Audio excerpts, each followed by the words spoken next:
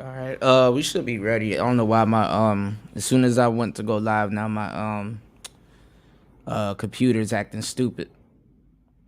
All right. We should be ready. I don't know now why it's still acting stupid. As soon as I went to go live now my and it's still acting stupid. Computer's acting stupid. And it's still acting stupid. We should be ready.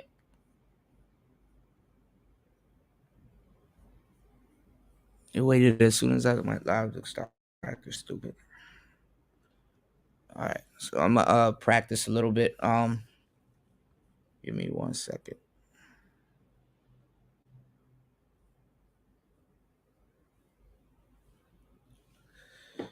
Um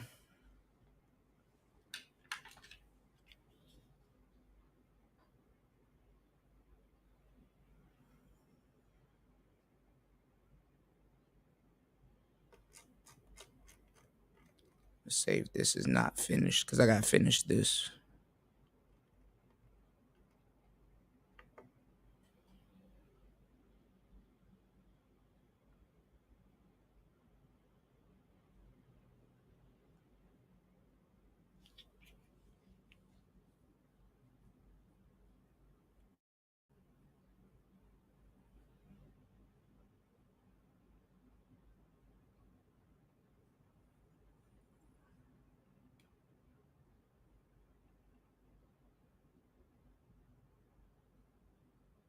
All right, hopefully this works.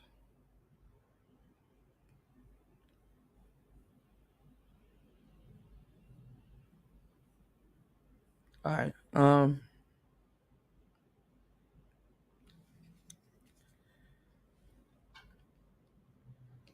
So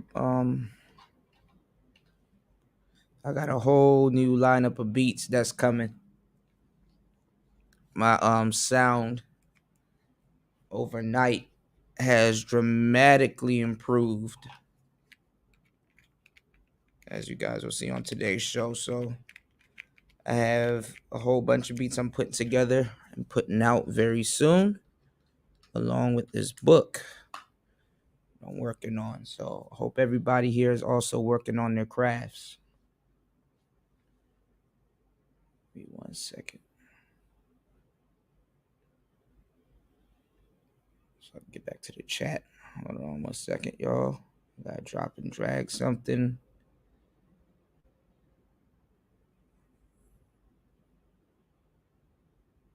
Hold on.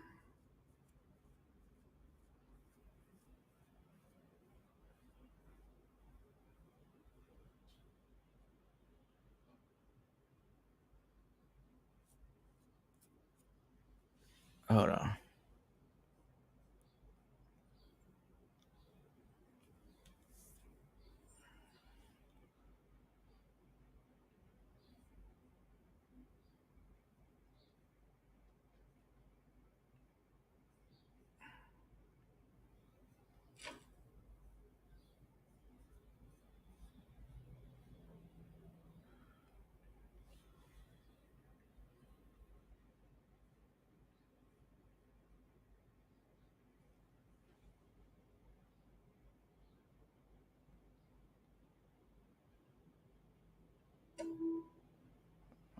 I gotta delete some more stuff.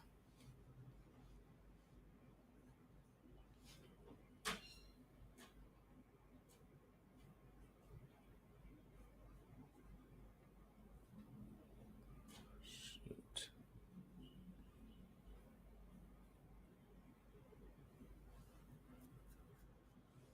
Let me see. Sort through documents. Documents. What is this?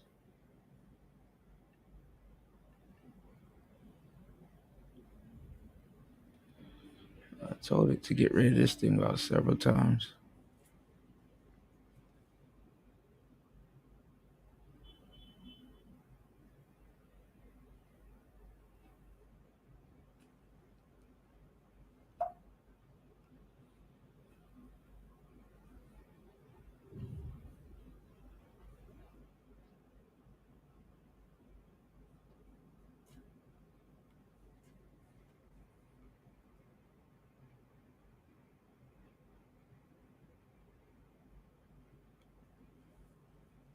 Good.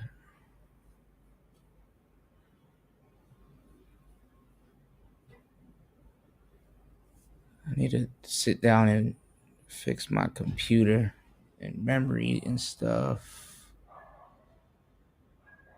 Damn, preparing a copy 1,618 items. Jesus Christ. Go back to documents.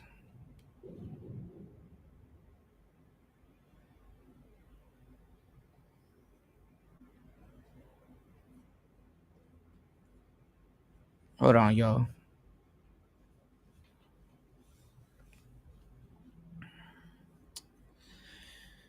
Oh, wait till I go live to do this. Should have just did this off another see iMovie.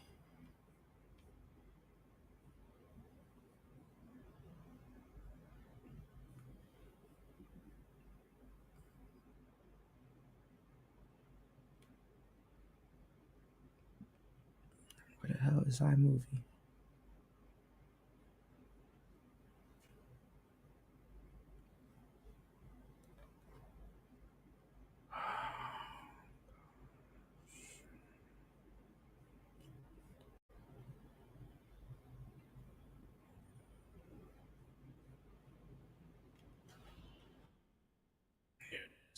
Hold on, y'all.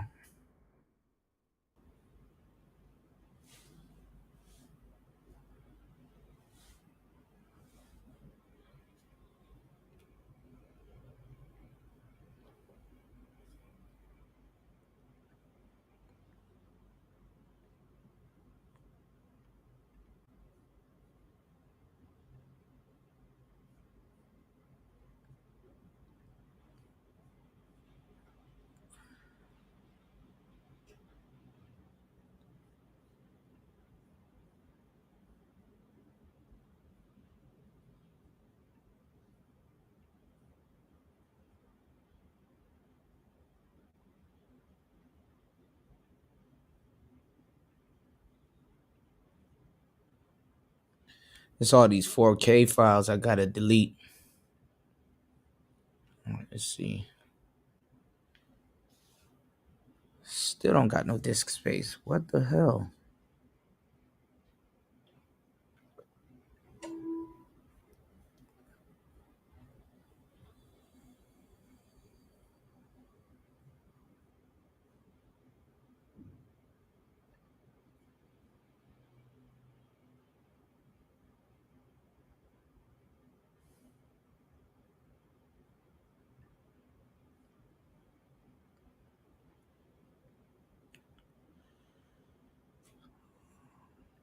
Documents.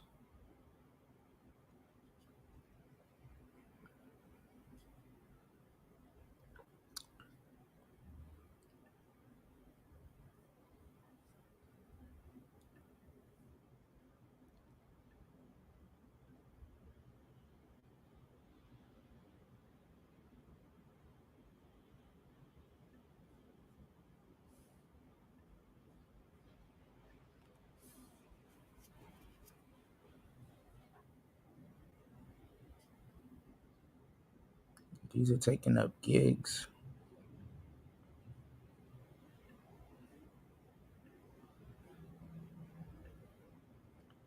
Why can't that be deleted?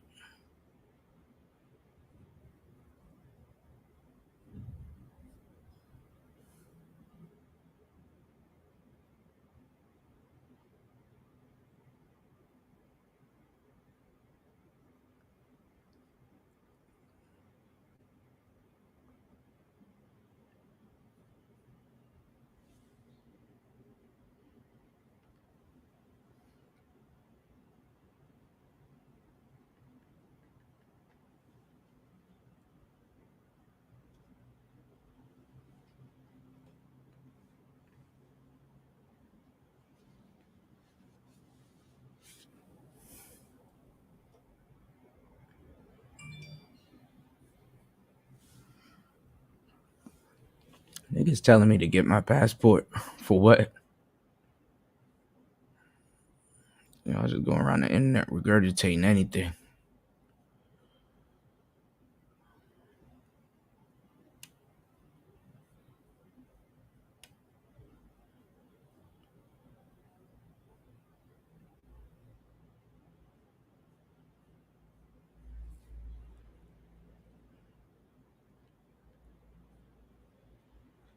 All right, let me try this again. I got to download one last thing.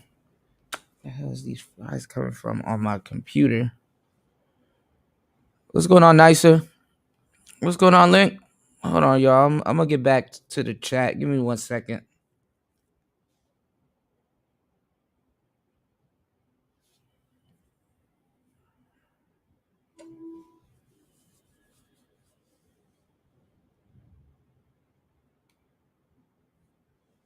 Let me see. What's this called? Ultimate Lo-Fi. All right. What is it asking me to get rid of? Hold on, y'all. This is annoying as hell, as you can imagine. Um,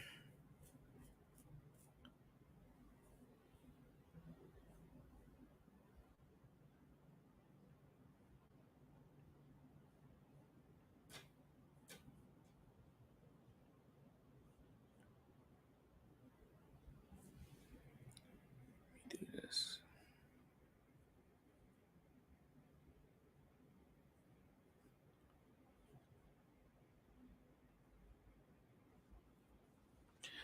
What's been going on in the manosphere lately? These people still talking about passports? I'm seeing people commenting on my stuff, get your passport and stuff like that. Like, nigga, who are you talking to?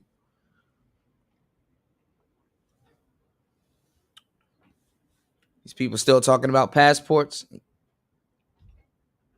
I'm telling y'all to get y'all passport. Why they don't own theirs? They don't have one?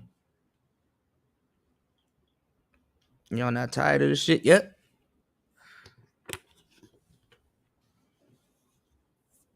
This shit ain't getting old to y'all?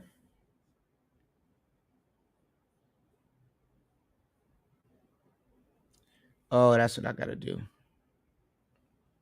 No, they're still telling y'all to get y'all passports. That's funny as hell.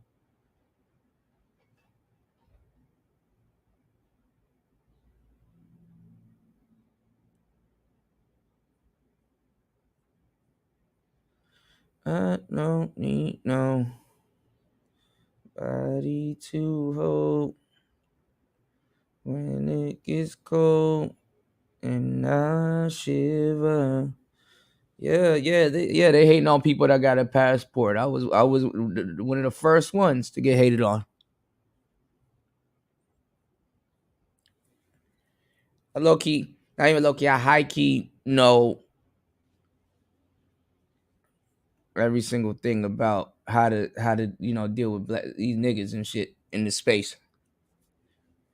If you're actually the person that they're trying to tell you to be, they get mad at you because that's not the whole point of the game. The whole point of their game is to talk about it instead of being about it. And then if you actually are doing that thing, you hold more weight than the person that's telling you to go do something.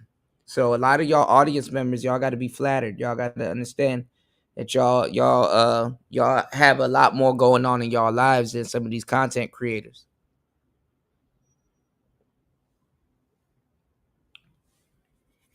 Niggas running around here telling people to get their passport, and it's like, bro, you late to the cookout.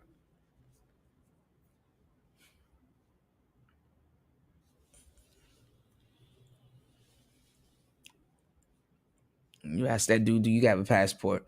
Nah, man. My joint in the mailbox. My joint about to be in the mail right quick.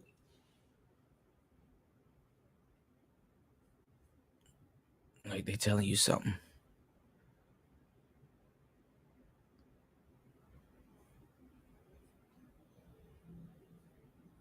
Hold on, y'all.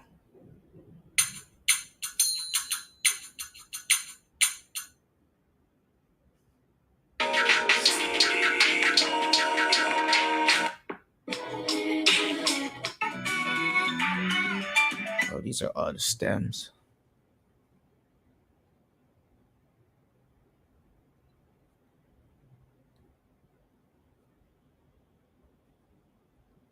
How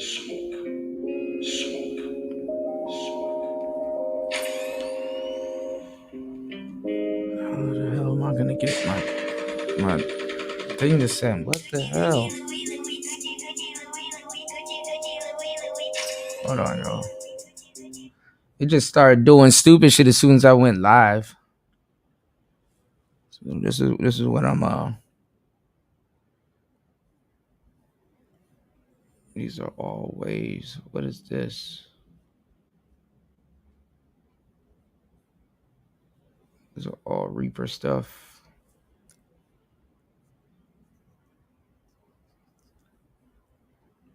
Stands. Look good by starting with distance. Okay. These are all audiobooks.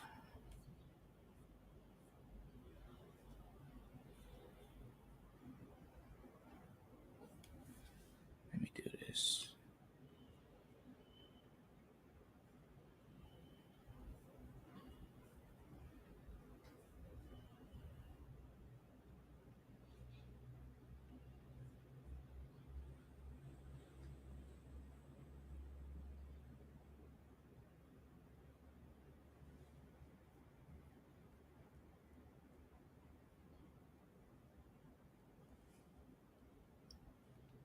I know, right? Nicer. 1 second.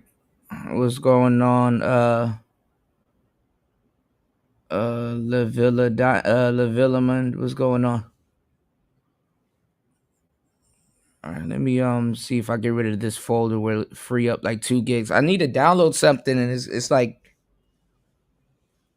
fucking computer's acting stupid right now.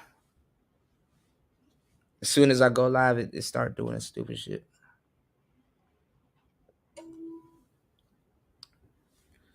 All right, so I'm going here. And that's what I do need to delete all of this shit because these are all WAV files. So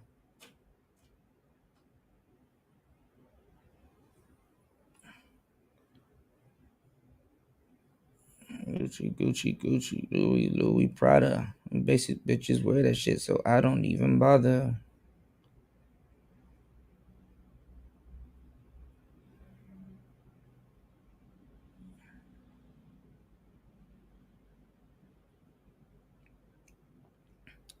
Well, that's the thing, Link.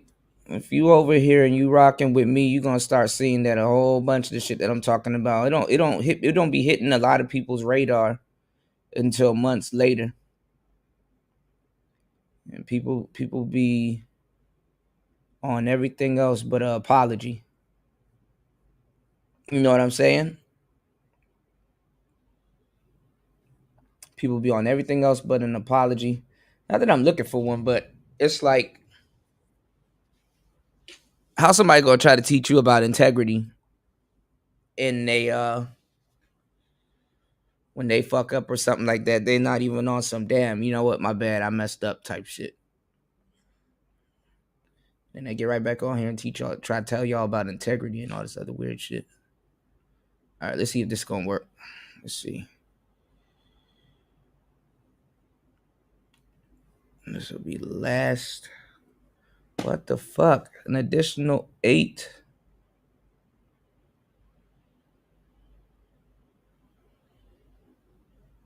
Manage this. How to clear up disk space then? What the hell is disk space?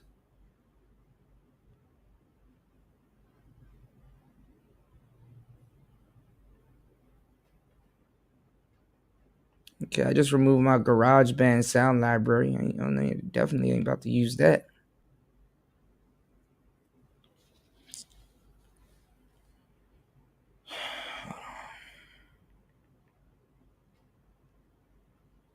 Hold on, y'all.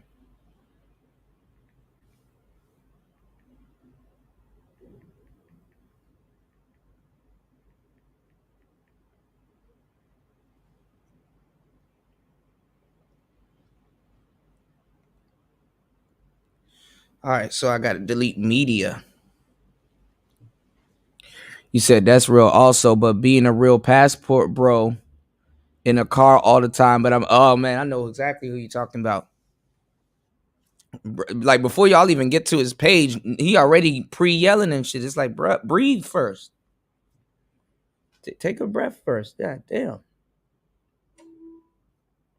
But did a passport ambassadors, as I've come to find out. They got all the answers.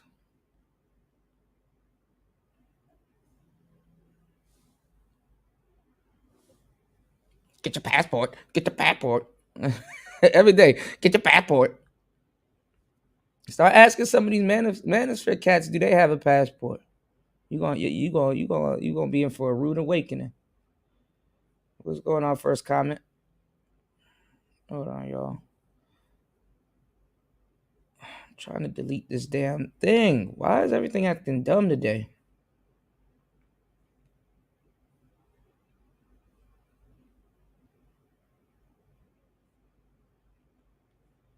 Just deleted a whole bunch of shit and everything's still here. I'm trying to transfer something from my shit at this point. Hold on, I think I know what I could do. At this point, I could just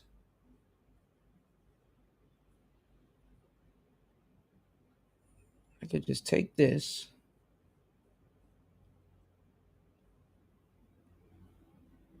Put that right there. Okay.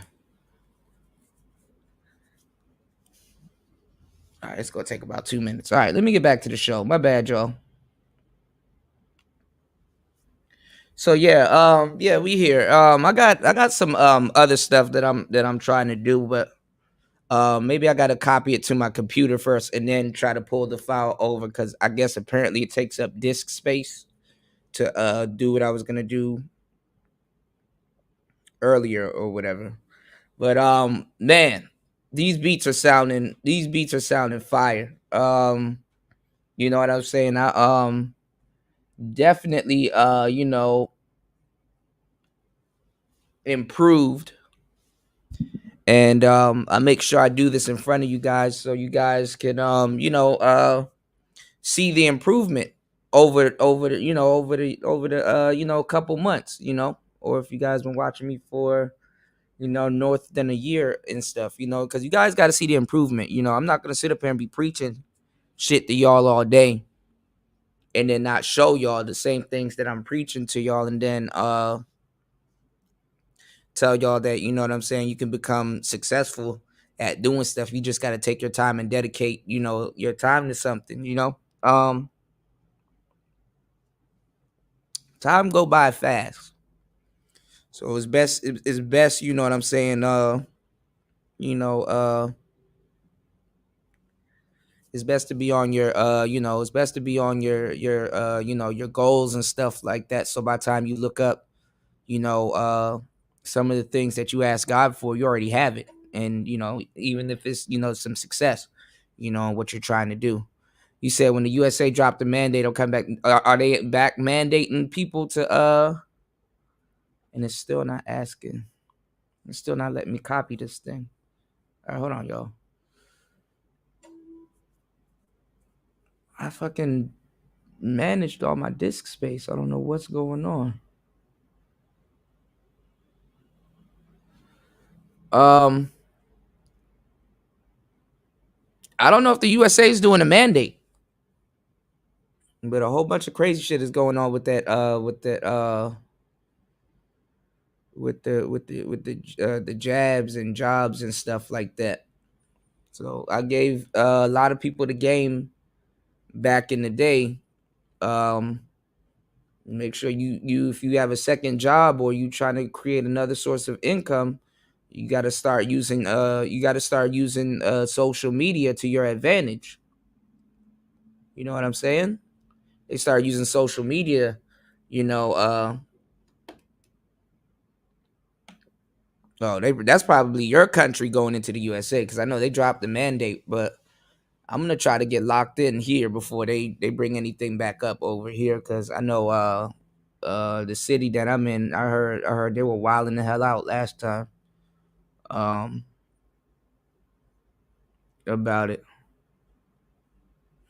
You said I sent the remix earlier. Let me know which version you like better. You sent the remix to me?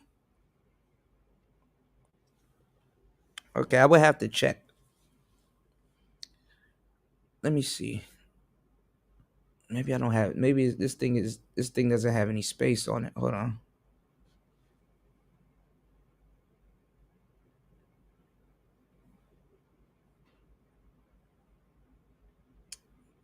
this shit is acting stupid. Let me take because I want to. I have my S. I couldn't make music right now, but I have my SD card in my computer trying to copy this damn program onto it.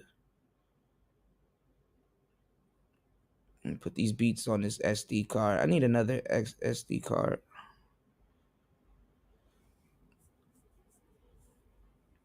Let me see how much space do I have on it. Is that's what it's asking me about?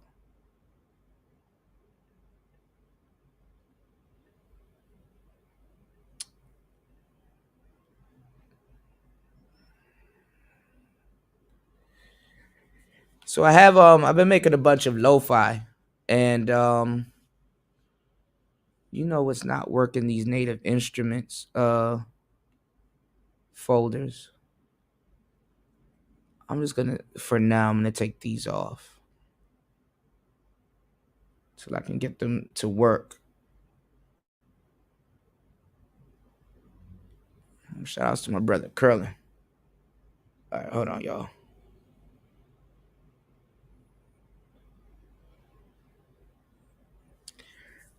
You said best headphones for casual use. I use a lot of inner ear headphones. So I use like Sony's, but I'm starting to get into overhead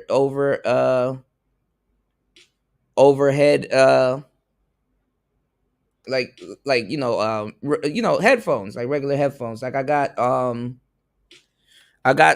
some Sony, the ones from the 80s, the MDRs, and I got some of those Sonys, and I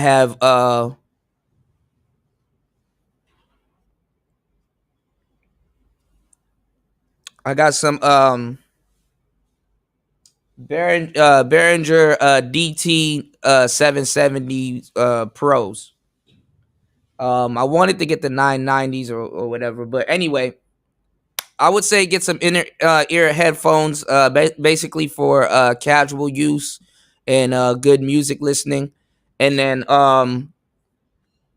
if you're gonna do what I'm gonna be doing soon, which is like mixing and mastering, then I would say get like those overhead earphones with like or headphones with like a sound stage, because most headphones, even the inner ear ones, but they just sound good. Straight from the music store. They sound good straight from the music store. Most headphones, you're gonna have to run like white noise through them, and the reason why you'll be running white noise through them is to break them in.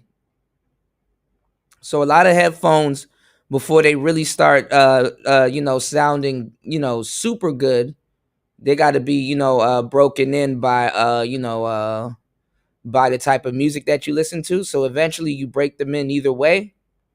But you want to if you get like some high quality headphones, you do want to run some white noise or some pink noise through it. I think pink noise is better. You want to run some white or pink noise through it for about like 12 hours starting.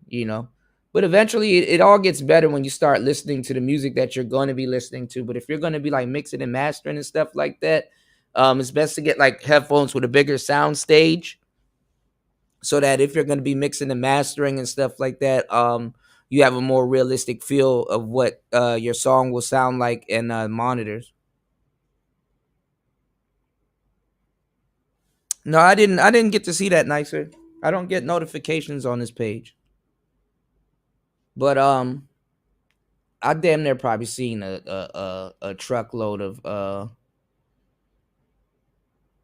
I damn near seen a truckload of those videos. But I'll definitely check. All right. Let me. I deleted a whole bunch of shit. I really don't know what this thing wants from me at this point. Hold on, y'all.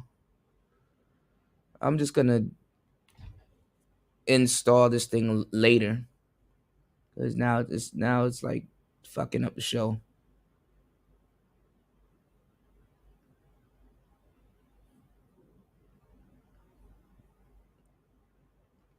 Beats by Dre. I think they're overrated, but I had a couple of pairs. I mean, they're pretty cool.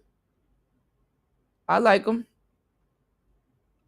It's really up to you, man. It's like you like what type of what type of listening do you like? I like stuff with heavy bass. So I get inner ear headphones where I can't hear shit outside. I'm being smothered in bass. You know what I'm saying? That's the type of shit I go for. But some people they like a different type of sound. I mean, honestly, too, these inner ear headphones have actually served me better than a lot of the stuff that I listen to. Like my mic sound better, like my voice sound better with these in on my microphone. I can really hear everything. Everything sounds good. I just know inner ear headphones aren't good for mixing, but I'm not gonna lie. Some of the stuff that I make is like, well, if I'm gonna be listening to it, then that's all I really got to worry about. It's me myself listening to it. All right. So this thing is not letting me clear up any disk space.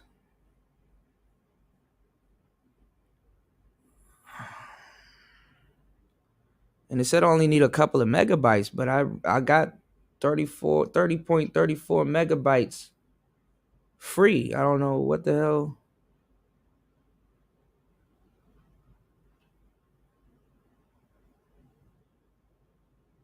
Hold on. I really don't know what the hell this thing want from a nigga, man. Somebody let me know.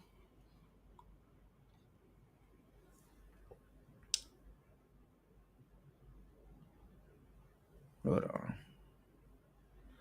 All right. Well, what I'm gonna do is I'm gonna fool around with this thing later, cause I gotta delete some stuff. More shit I gotta delete. So yeah, I mean it's up to you. It's whatever you like, and whatever you feel suits your listening. It's only you. You're gonna be the main judge, but honestly, just know if you're gonna be making music, then you got to think a little bit different. If those gonna be your main headphones while you're making music, then you gotta think a little bit different.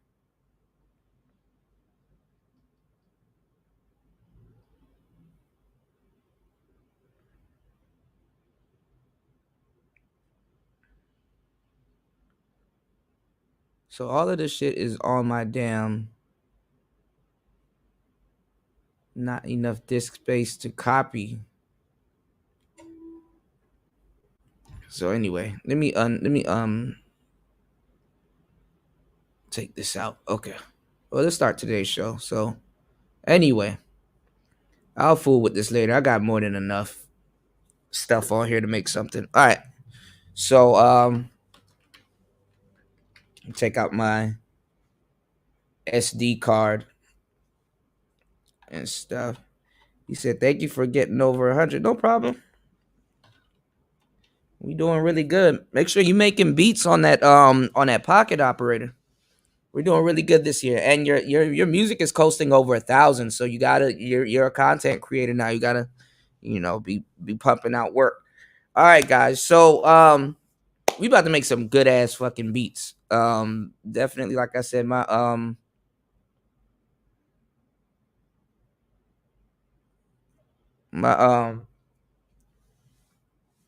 I got good. I damn near been getting good overnight. So let me pull up. Shit, I should have got my charger. There's always something. Always something. Let me go on mute real quick and then just start creating. Give me 1 second. So if y'all got any tech questions and stuff like that, definitely I would advise starting to do consultations, but always catch me while I'm live. And if y'all ask certain questions, I got y'all. But I would definitely be answering some tech questions. So if there's anything you want to know about certain items, music, things like that, if I know something, I'll be able to tell you. All right. Give me 1 second. Let's go. Let's get in the mood.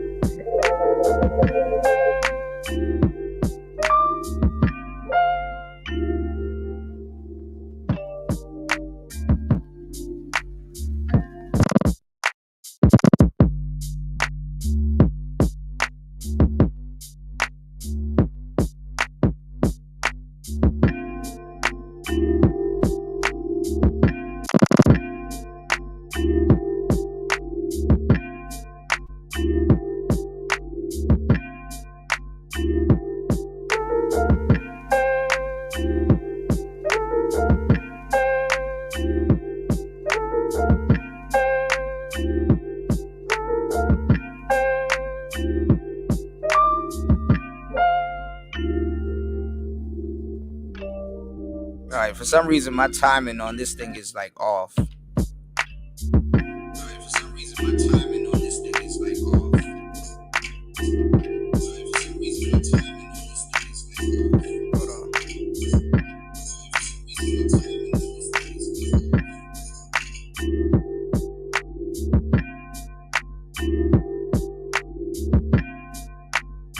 on. Y'all make sure y'all go check out Nicer's page.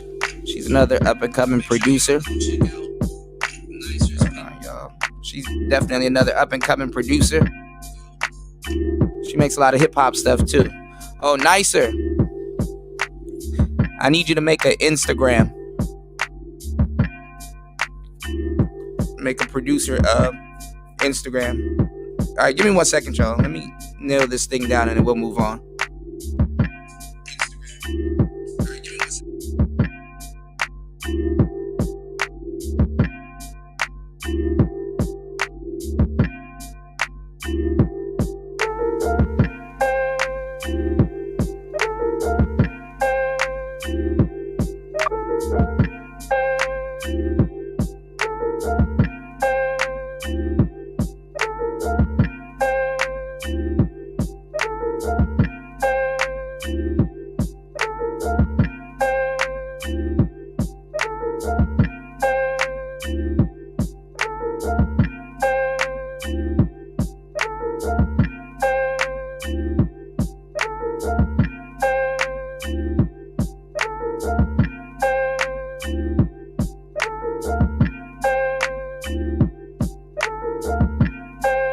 So what we're gonna do, I'm not sure if I want to.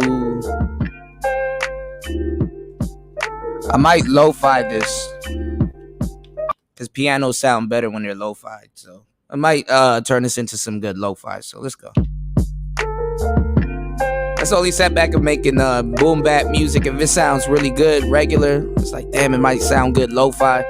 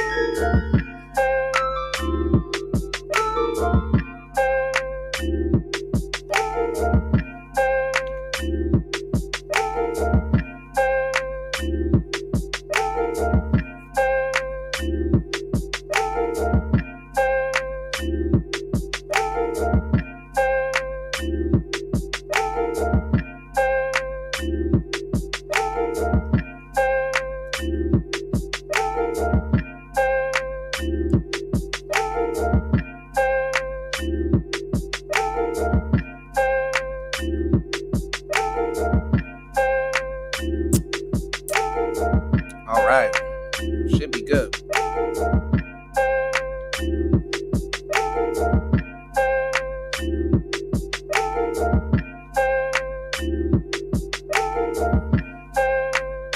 Perfect. All right, what we're going to do is we're going to lo-fi, or at least before we go any further, we at least figure out what the let's see if we can slap on some lo-fi, like a lo-fi effect on the piano.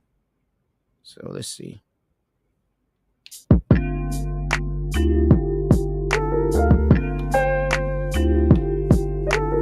Y'all know my favorite lo-fi plugin. You already don't know.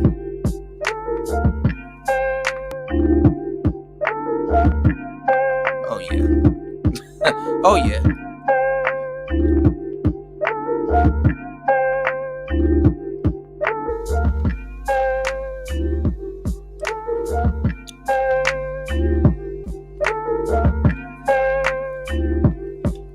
So I was watching this. I'm always looking at this documentary, and I've just been binge watching a bunch of stuff. Oh, also there was a dope ass show. I need to watch the whole thing. Av McCrary or McCrary, I keep forgetting how to pronounce his last name. Older NPC dude. Pretty cool brother. I like his stuff. Kind of got mad at it. All right, hold on. Now this thing wants to act stupid. They did there was a show recently. They just did an interview with Metro Boomin, and for some reason, I'm gonna tell you the truth. I'm gonna touch on this. It's always touchy on both sides when you talk about Fruity Loops. It's always touchy on both sides when people talk about Fruity Loops. It's touchy for the analog or the older cats, even if they use a computer. And it's touchy for the younger dudes, you know? And now I'm starting to see a lot of these hip hop producers creep into my territory, the synth territory, like the Dawless synth territory. A lot of well-known producers are now trying to use more analog stuff because and no, but when I say my territory, it's not just the Dawless stuff, it's the guitar pedals. Cause the Dawless dudes, us dudes that don't use a computer at all when we're making something, we basically, which is a whole new rabbit hole to jump down. It's a whole nother crazy ass rabbit hole. We're using guitar pedals basically as plugins, you know, because like a lot of people, they're using their computers. So honestly, people will look at music different. Honestly, the sounds they will choose are different. Some of the stuff they reach for, their kits, already prearranged kits and stuff like that. So yeah, the dudes making the music on the computer, it's a bit fun, and you can make a lot of cool shit very quickly. But the reason why I stick to not using a computer is because I saw this dude and he was talking about it too, and I got a show that I'm about to do on it. He was using this. They don't know shit about this. And shout outs to Hologram for selling their 10,000 microcosm. They're gonna make they're starting to make these. They're putting out a special edition of these in black. So hopefully I'm rich one day and I can get it. But me, I had to get in on the batch. My microcosm serial number is 4785. 4785. Those are actually my favorite numbers, 4, 7, 8, and 5. What's going on, Wes? So a lot of those dudes are trying to Metro Boomin was talking about it. We might go over that joint because that I ain't get to watch the whole thing, and Av was kind of getting mad about it. He said nobody in their right mind can explain why any DAW is better or worse than any other DAW, unless it has something to do with the workflow. Well, you know what, Wes? It's funny because I've seen people say Fruity Loops is the best DAW out there. Then that's a whole nother argument because niggas be like, nah, no, Ableton. Then some dudes be like, nah, Cakewalk. And then some dudes be like, no, Reaper. And then some dudes will be like, Pro Tools. So it's always an argument going on. You know, what's going on? UFO Kamikaze in the building. Little Shirley in the building. What's going on? So you got a lot of people, you know, you got the DAW wars, but now, you got a lot of different arguments going on. You know, so Av was kind of getting mad, not at Metro Boomin, but at the people that was interviewing him, you know. What's going on, you boy Kai? You boy Kai, what's going on? I'm about to turn this into some lo-fi. Yeah, FL is very powerful though, and then I see a lot of people compare FL Studio with Native Instruments with Native Instrument stuff too. So right, right. So I was watching what you call it I was watching the Wheezy out of here. That dude, I was watching him try to mess around with hardware synths. He got I do want one of these. I saw the boutique ones, which are dope. But was it a Juno, which is like one of the best synths you can get your hands on. I had to sell my Model D, but I got one on here, so that's cool. But he said he was using the OP1. I'd be like, see, I know what I'm talking about. You said I can see the comparison. They both have nonlinear workflow, so that makes sense. Yeah, and then I'm watching Metro Boomin use what you call it, the MPC 2000 XL, and that shit is just fire, man. Oh, what I was getting into though with these and the cassette workflow and stuff like that, I was getting into these DJ Quick interviews, and he was talking about like how and I was watching this old dude talk about it too, how a lot of stuff is going back to tape and magnetic tape. You know, he was like, it's like you stain the tape. It's like everything sounds good. You get an analog sound. He was like, it'll even catch the vibe and the soul in the room because of course it's electricity, but not electricity, but it's like magnetic. And your energy and things that you're putting into that, if you're using tape, like actual magnetic tape, it's is magnetic, and it catches the sound really good because you're basically introducing certain vibrations into it's he went into all of that shit and I'm like, damn. I said, damn. Dolls, you can capture a little bit of a soul, but that tape, that shit got a soul to it too. And then the crazy thing too, y'all, is that now everybody's paying all of this money to dirty their sound up. They don't want their sound to be clean anymore. It's that clean sound is not in. They want to dirty the sound up. So I was looking at an article also saying that some more new genres is about to come out. So rap is about to in the next couple of years. Rap, or right now, guys like myself, Nicer, West, and everybody, we're leading the charge. Rap is going through what punk rock went through, what rock went through, basically like the punk rock phase.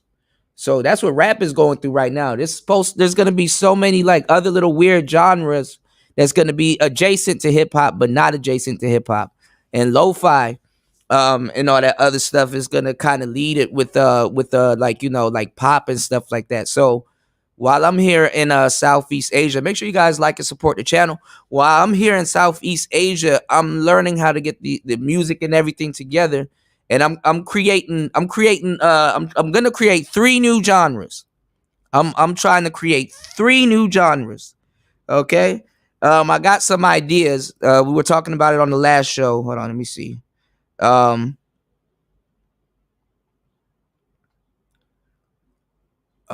me see.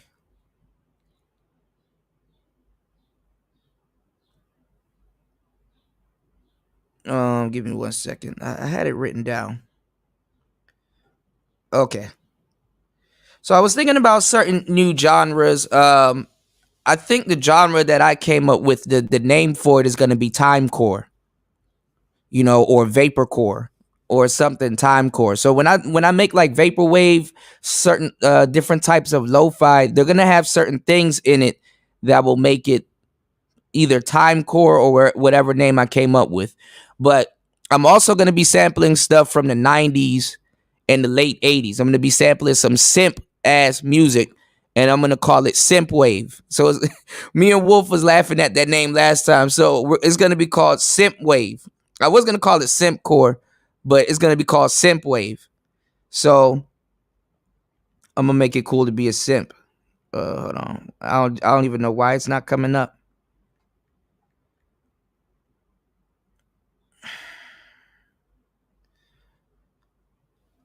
Some people they got like the Simpsons. Hold on. They got like a Simpsons aesthetic for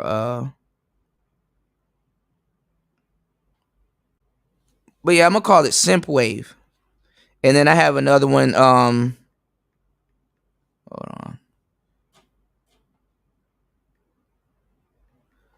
What was the three genres?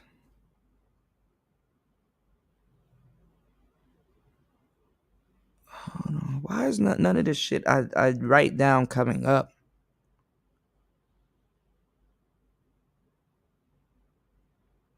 So I got timecore. I got I was gonna say sniper core too. I don't know. I'll have to pick something. I got timecore. I got simp wave. But where did I write this? I wrote this shit down recently, and I don't know where the hell I wrote it. Hold on, y'all. I'm discombobulated right now. Hold on.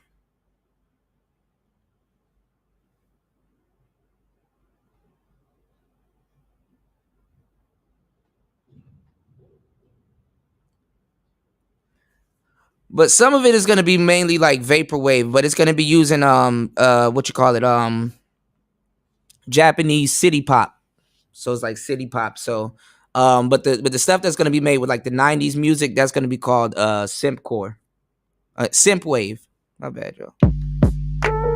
You say you've been watching, yeah, on that SP 1200. That shit is fire. You said I saw somebody printing masters to VHS sounds cool. To VHS sounds cool, but a waste in today's environment. Yeah. All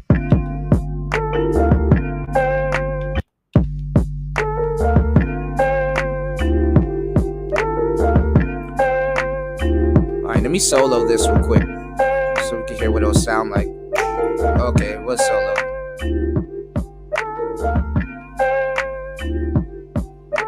Gotta get some warbly, like a warbly tape sound.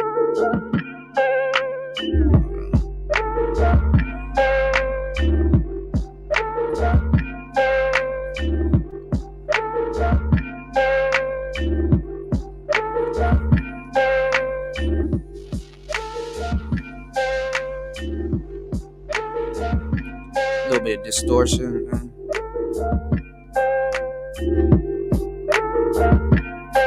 This is the SP 1200. This is what it will sound like on the SP 1200. Let me see.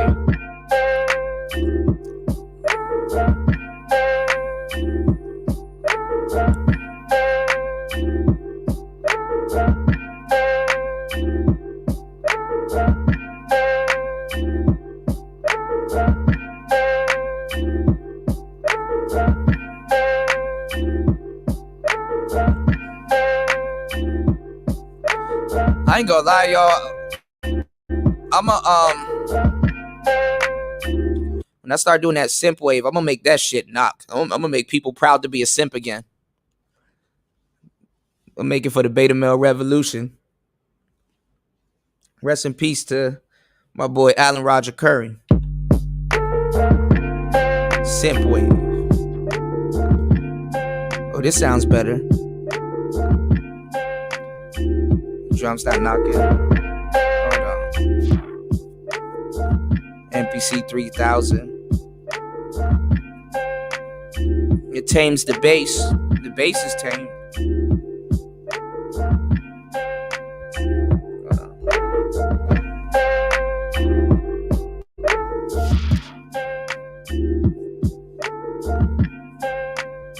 I like this. See what else we got.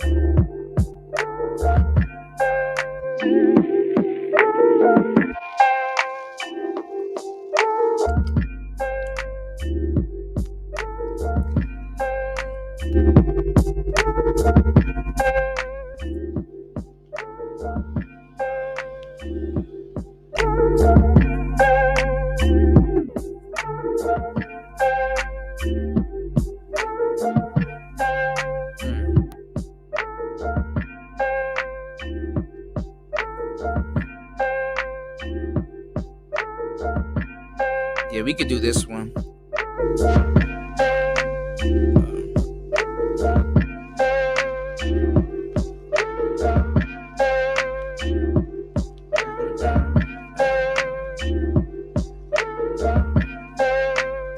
Yeah, we're gonna make this sound like real old school lo-fi. We're gonna do that one.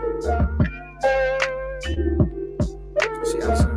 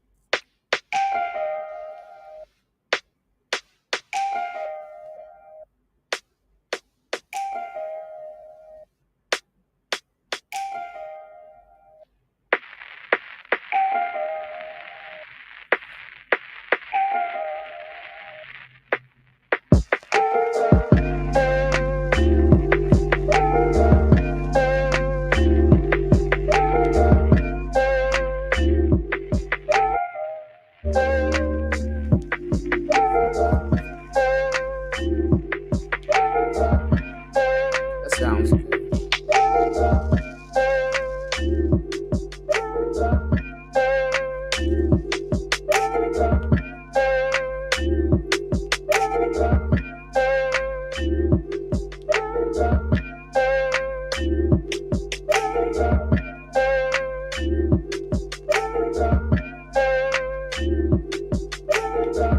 Alright, we'll use that one.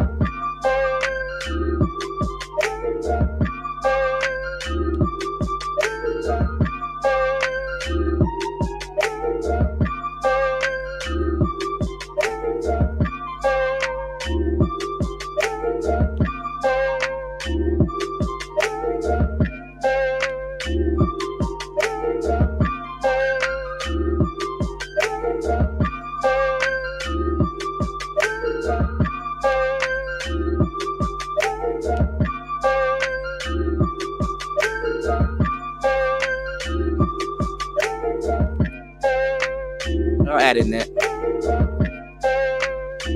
Yeah, that joint do sound a little fire.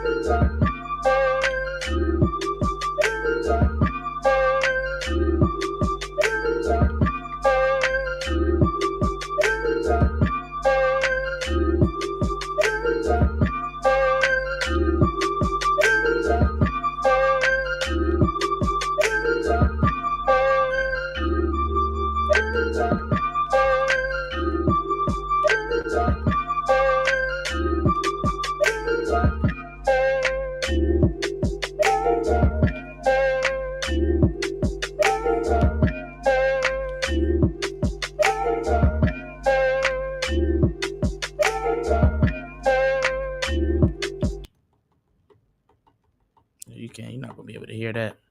That shit gonna be too low.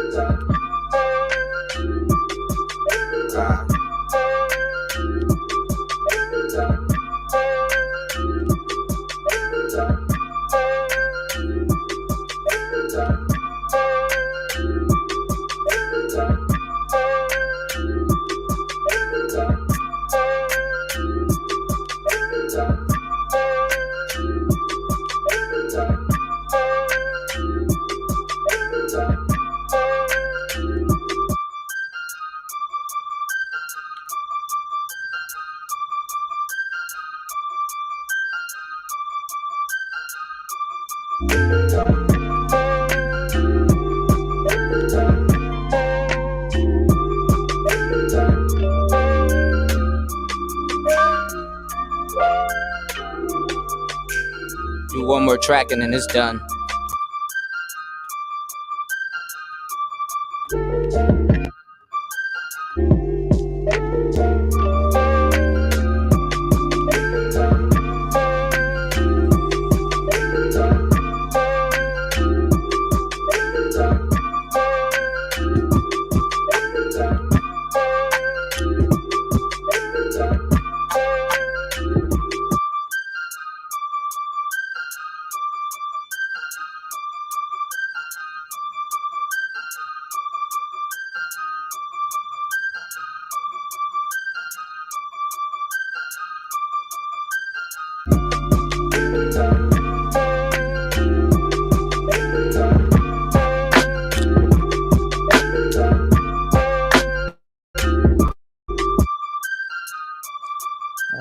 I was gonna keep doing that. Are you serious? Come on. Can't believe that recorded into it. Hold on, y'all.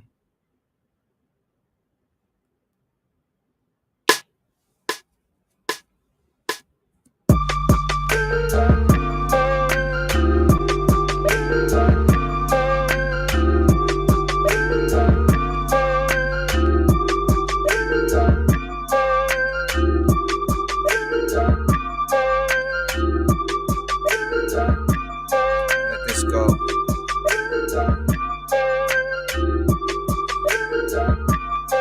Overlap it with another hip hop.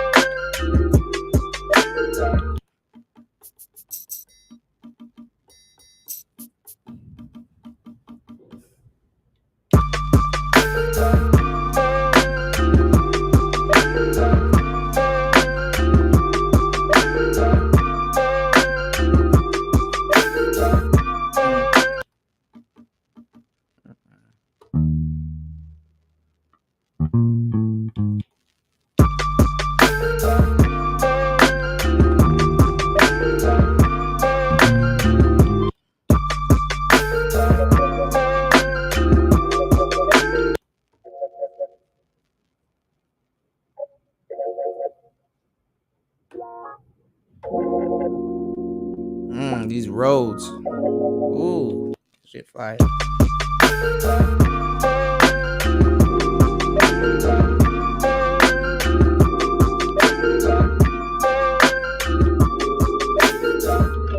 But we good. I think we done.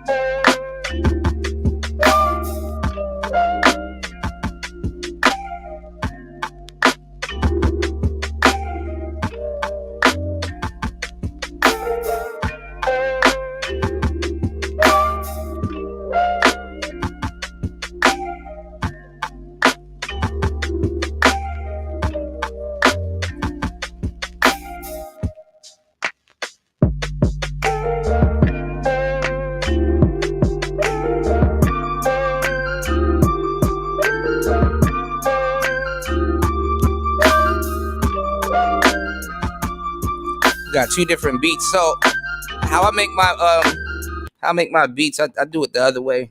I see people now trying to do the same thing on the internet. Cause I don't know how to I mean I do know how to use it, but I don't use all the sequences. So basically one sequence is my beat and my track mutes are my I use my track mutes as a sequence. So thank you to the OP1.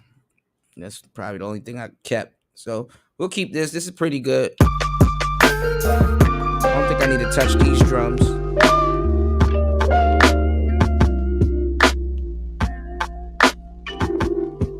These are actually okay because I do want a set of drums to stand out. So.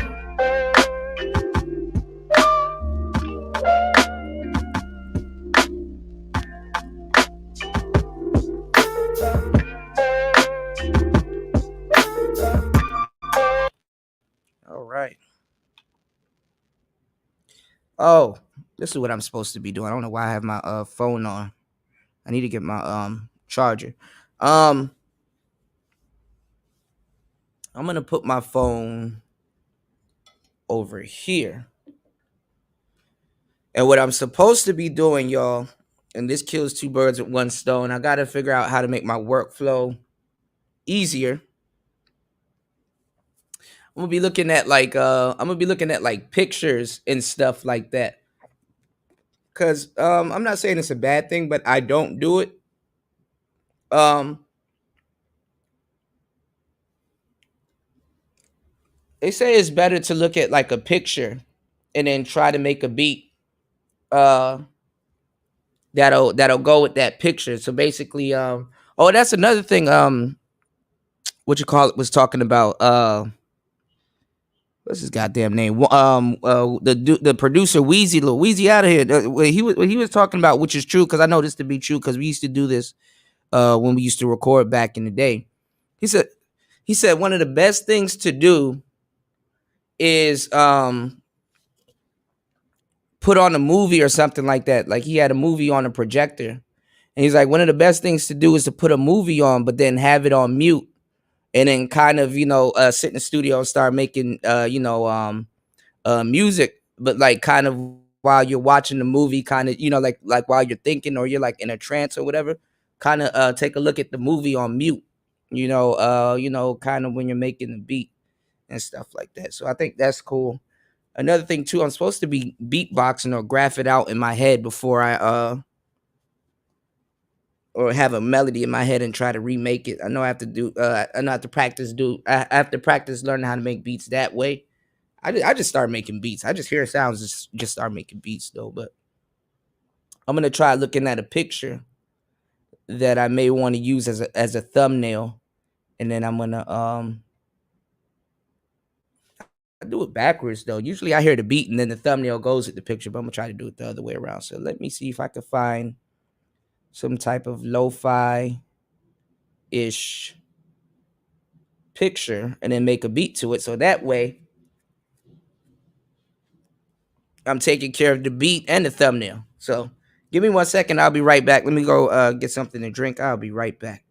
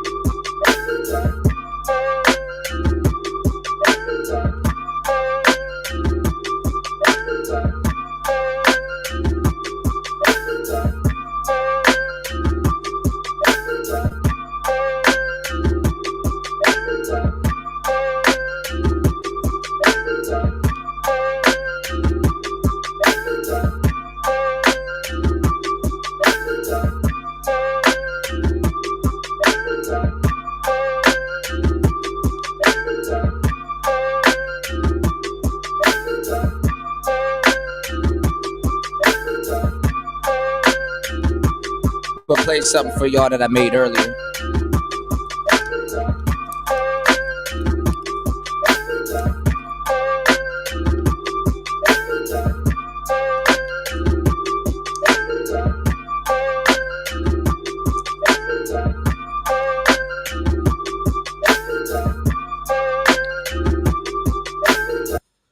Let me play something I made for y'all earlier. Well, not for y'all. I mean that I made earlier. And if any beat you guys hear here, if you guys would like to buy them, you guys are welcome to buy them also, because I'm about to be doing a huge upload to my beat store. And definitely once I finish and I mix all of this stuff and get it sounding better, some EQ or something on it.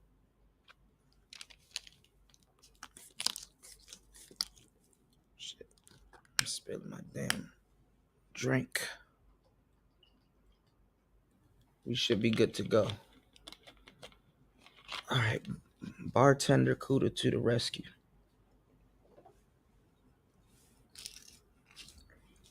I've been studying a lot, y'all. I can feel the growth.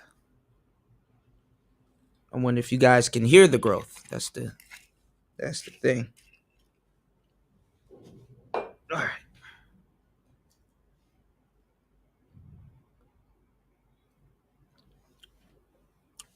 Oh shit, this drink strong as hell. God damn.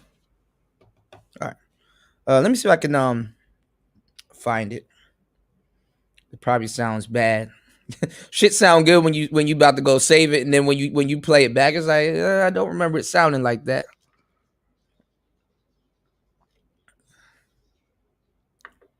I think it's called. Oh, I was supposed to finish this beat. My bad. It's called Finish Me. I was supposed to finish it.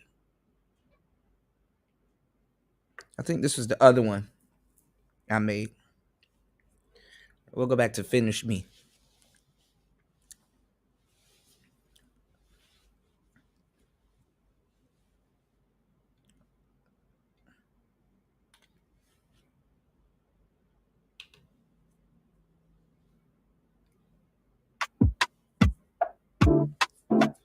So this is lo-fi also.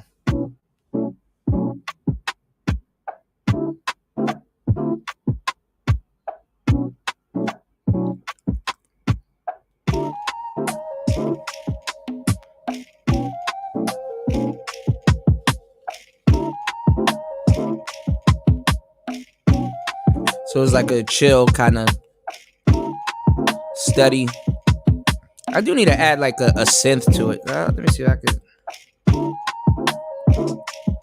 Like a slight melody.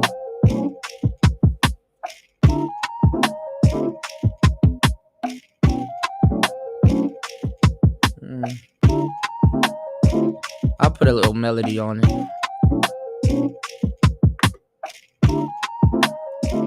Use the Selena.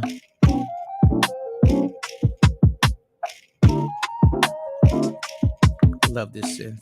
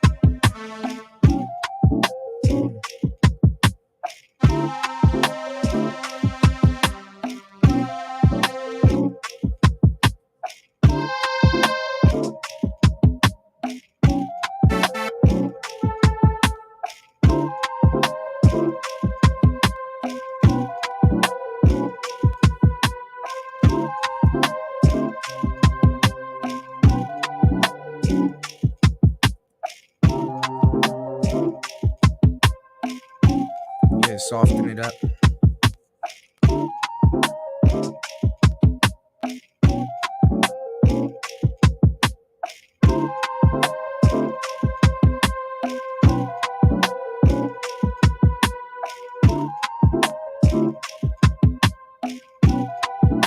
Yeah, have it low.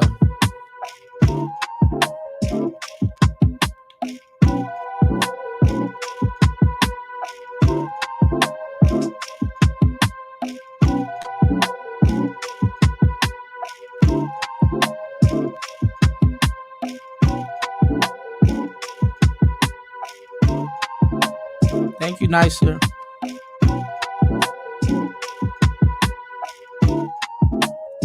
Shit.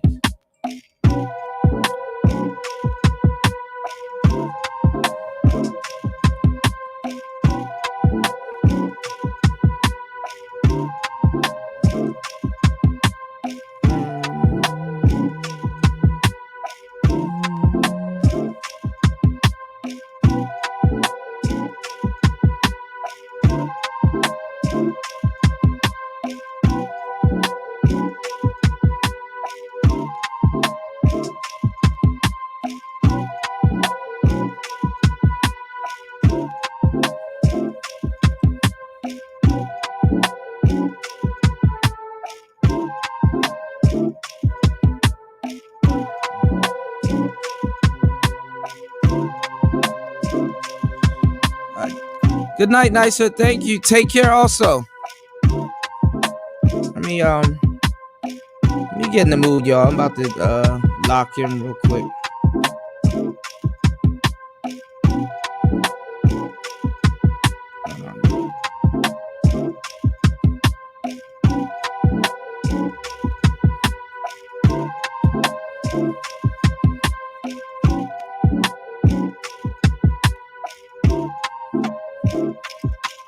Yeah, this is perfect lo-fi. Me nothing special. Let me just train this. Let me just train this solo, and we're done with this track.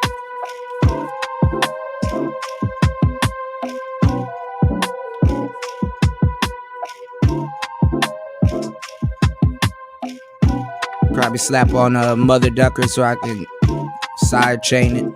Let's see. There we go.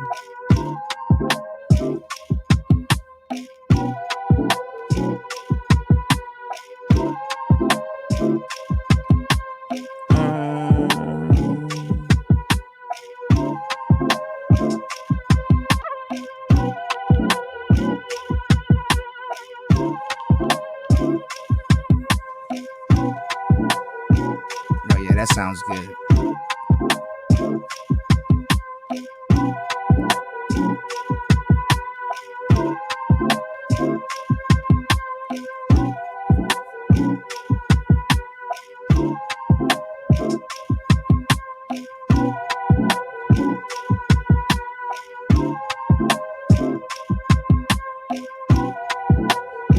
Drop out.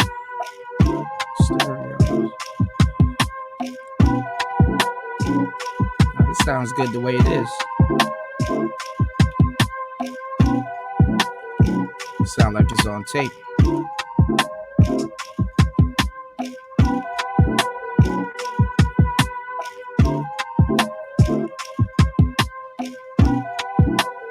Take it out. It's like.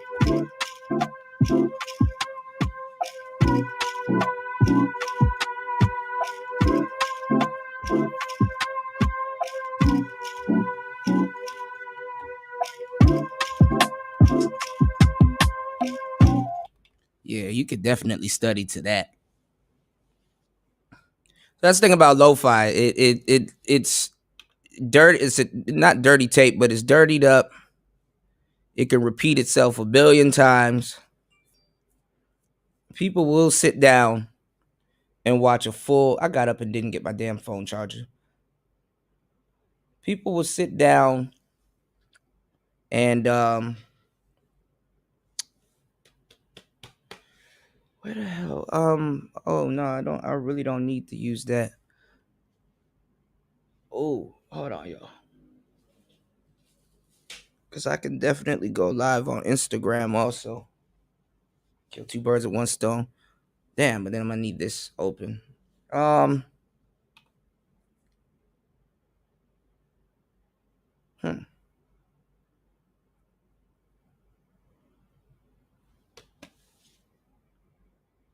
That's not gonna work. Hold on, y'all. I wanted to do two streams at once, but that's not gonna work. But anyway, let's make some more stuff. I had a track called "Finish Me." Let me load that up so I can finish it. Finish me.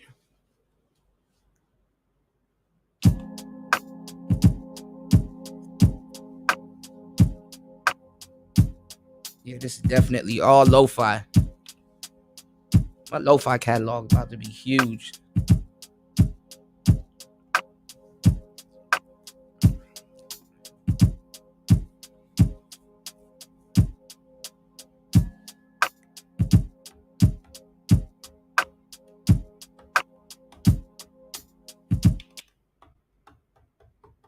Nothing loaded up here.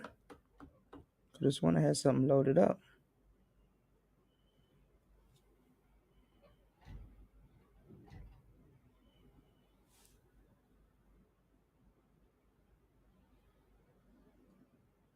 Did my window open up again? Hold on, y'all. What's going on, Red? Shout outs to you. Give me 1 second, y'all. Hold on.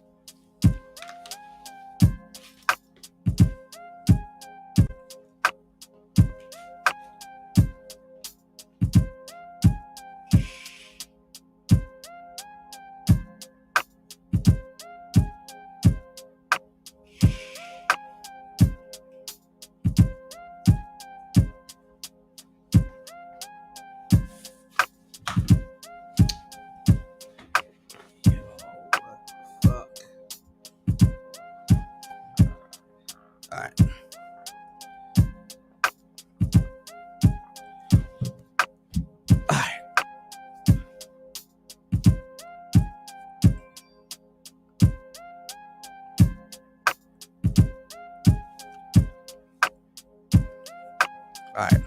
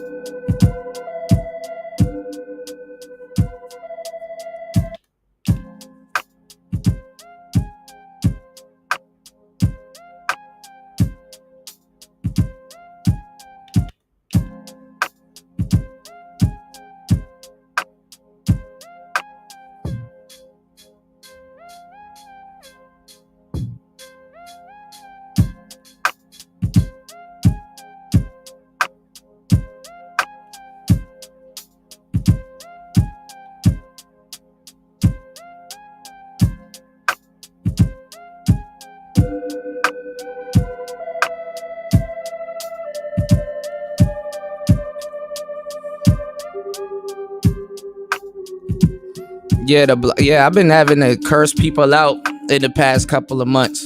So I'm like, oh man.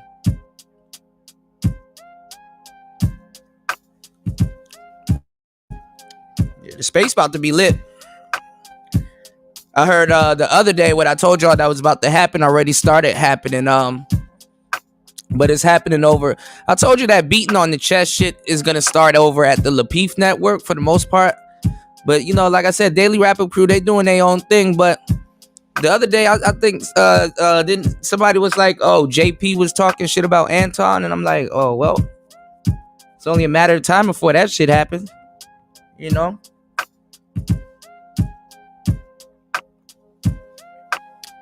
Somebody gonna beat on their chest and be like, I run this manosphere shit. I know Angry Man gonna say something, as he should. So everything's starting to get real weird. You know what I'm saying? Niggas getting real weird, real fast and shit.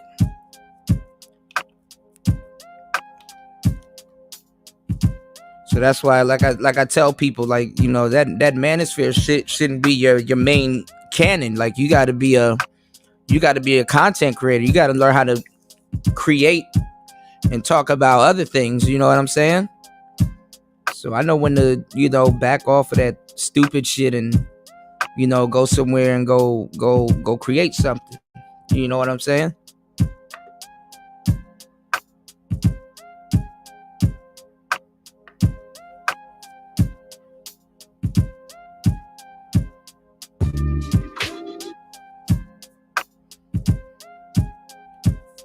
Gotta back up sometimes.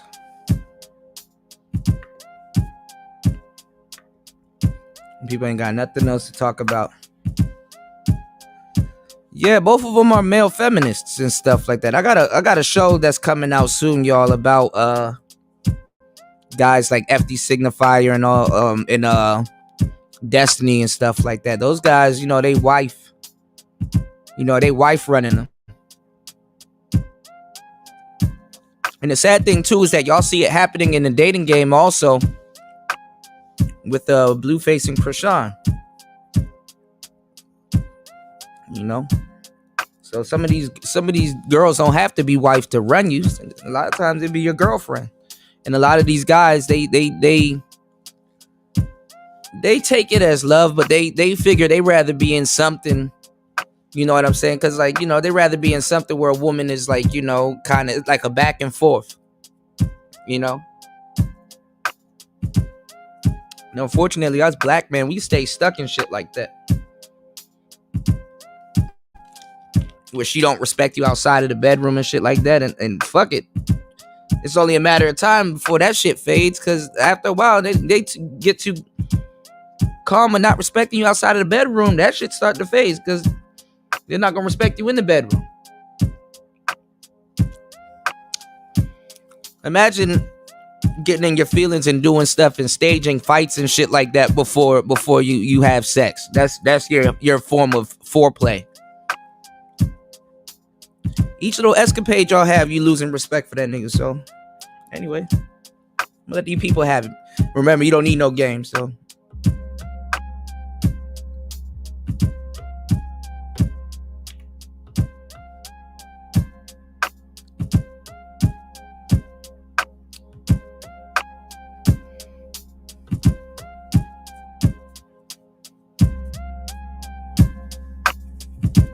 I like that drop.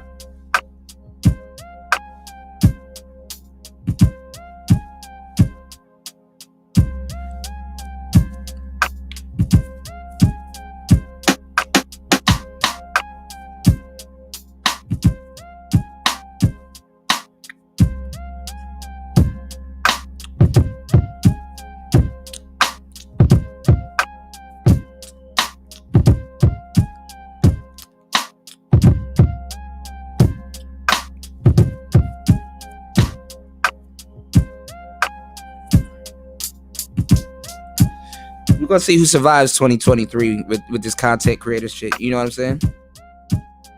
Hell no, I don't want their view count. The more people come over here, the more fake the show gonna start feeling.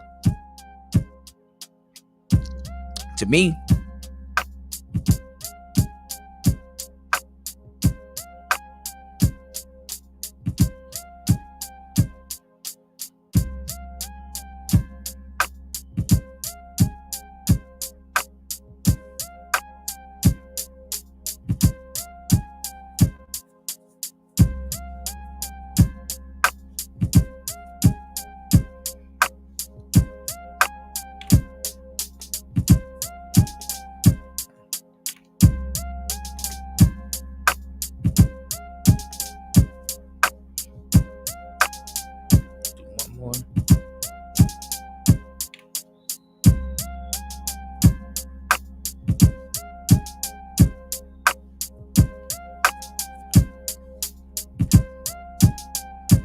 Yeah, you're gonna start getting that, man. Look, I'm gonna tell you, when people talk about, oh, you're a failed channel, this, failed channel, that, man, people, they never hate down, they hate up.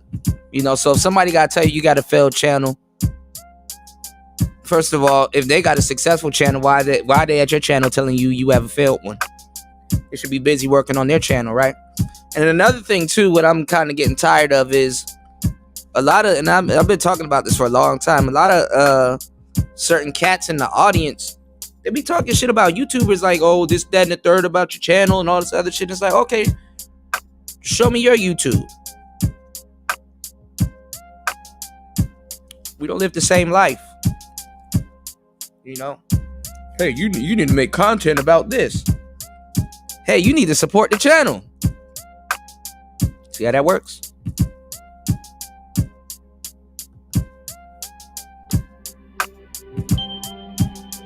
I listen to my supporters.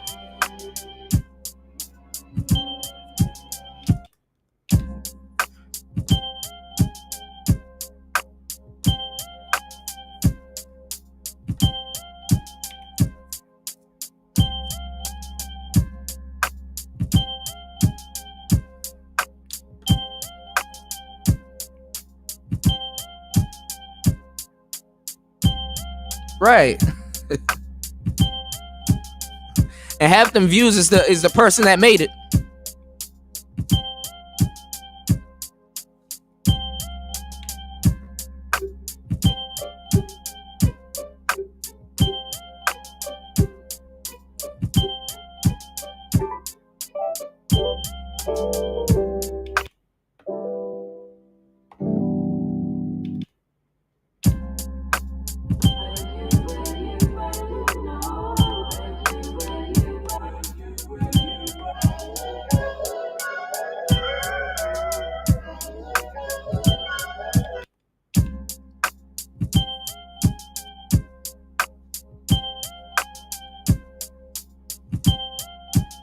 As you should.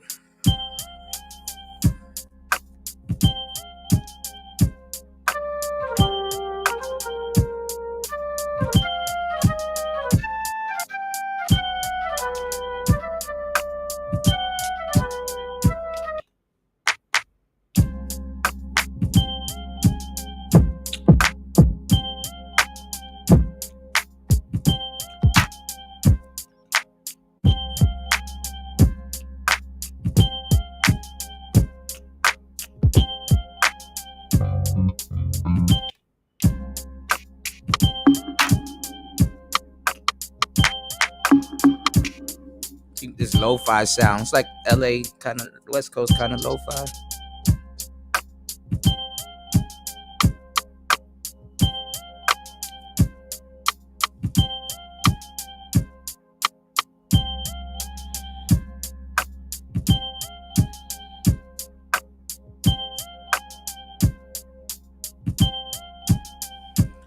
I got people telling me to go get my passport, and I'm doing full-fledged shows showing y'all mansions in penthouses and stuff in Laos. Somebody told me to go get my passport.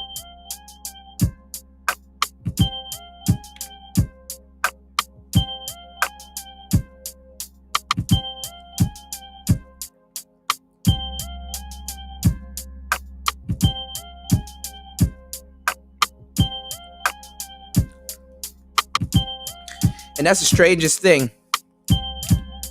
You have people that don't even have their passport in the manosphere telling y'all to go get y'all passport. Let's see when the manosphere actually get back to a real conversation.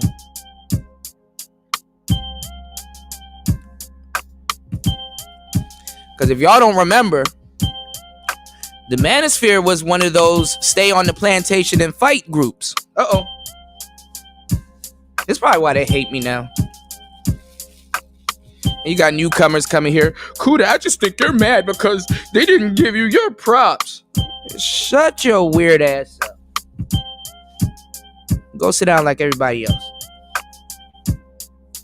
I don't need no goddamn props. Bitch, I am the prop. But you perpetuate propaganda. See what I did there?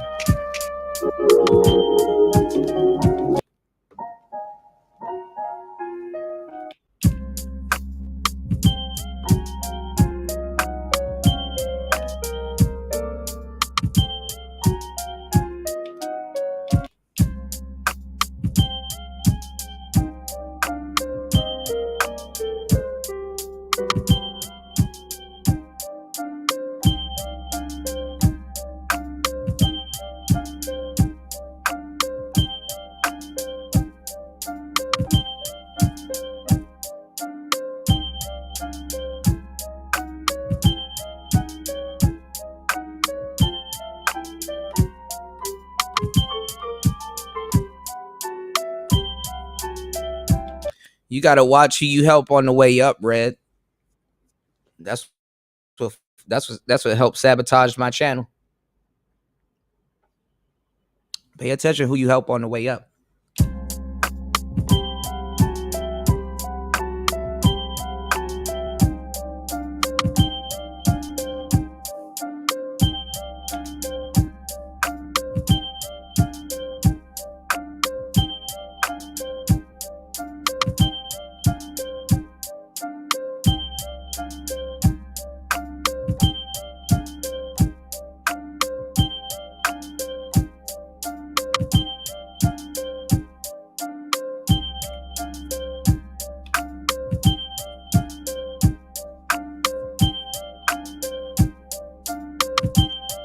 The manosphere was basically about staying on the plantation and fighting. These niggas done abandoned ship. These new niggas don't even remember that they were against the passport bros in the beginning.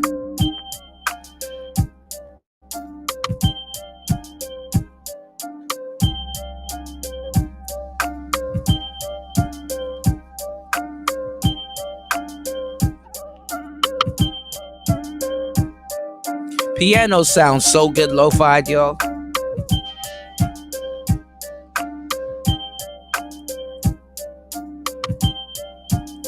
Yeah, I'm at least try to get the 5K before the end of the year. So I'm gonna do some subscriber heavy content on the YouTube Shorts side of the game. I'm gonna see what February brings. You know what I'm saying?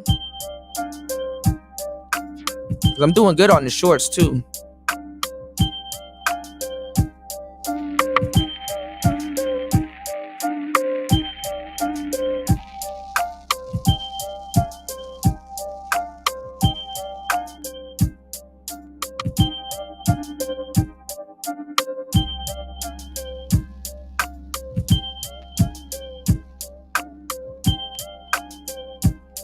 Yeah, this is dirty.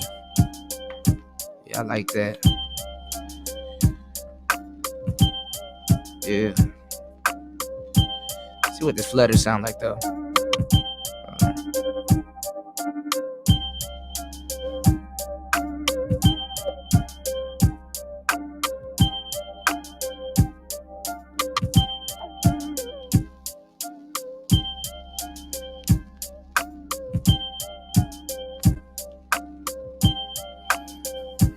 Yeah, most definitely. They're gonna start integrating people though. Some people gonna lose subs though.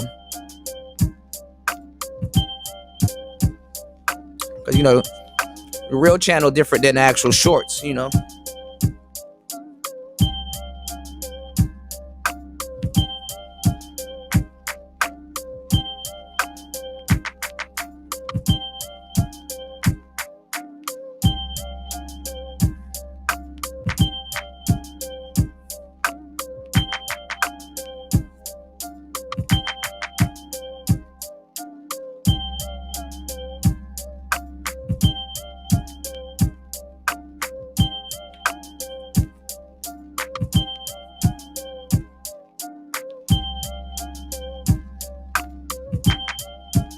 Ah.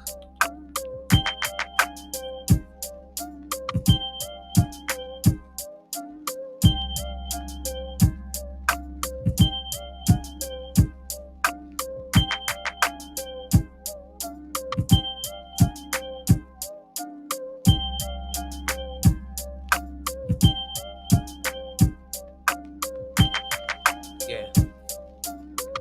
I like that.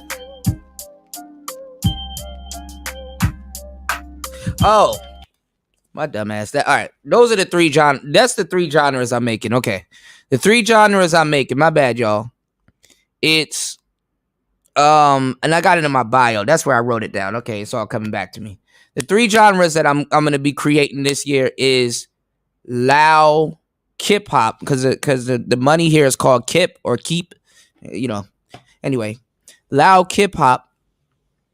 This I guess would be considered loud hip hop, and so that's one genre I'm gonna make, loud hip hop, and I'm gonna make synthwave. So synthwave is gonna have all of the great songs from the '90s pitched down, and basically either lo-fi or vaporwave. So that's gonna be called synthwave, and then one is the only thing I could come up with is time core or nostalgia pop. I don't know. Time core sounds better, but or nostalgia pop or aesthetic core. I don't know. Something else that's like more lo-fi ish, and then it might have like Japanese city pop music. So I don't know. But for sure, we're gonna do loud hip hop with a KIP, and we're gonna do synthwave. So.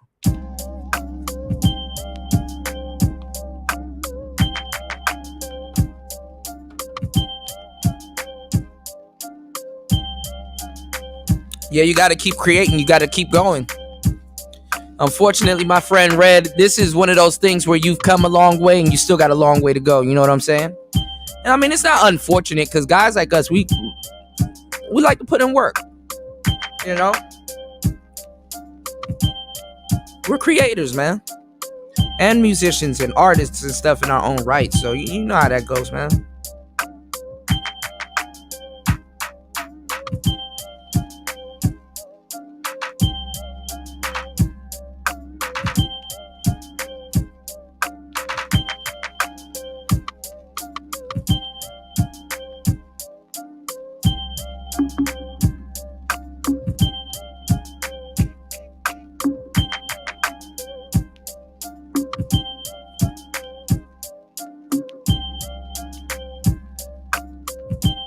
I'm gonna do it every 4 and 8.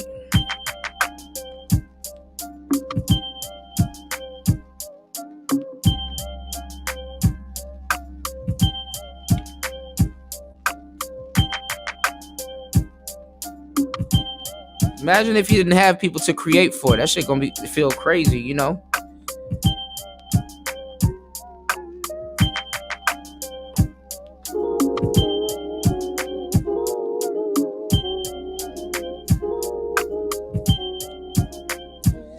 Yeah, I feel next month my shit gonna surge too.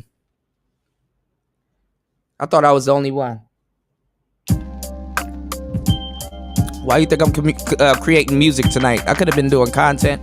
Well, this is content. But why you think I'm, creating music tonight? I'm like, let me enjoy my little vacation a little bit before I have to go back hard body karate. Even though I should be working my ass off right now, I'm like, man, let me just take the day and just enjoy it. Make some beats, run the streets a little bit later, and then come back and get to work. That's how it goes, man. NDO, no days off, man.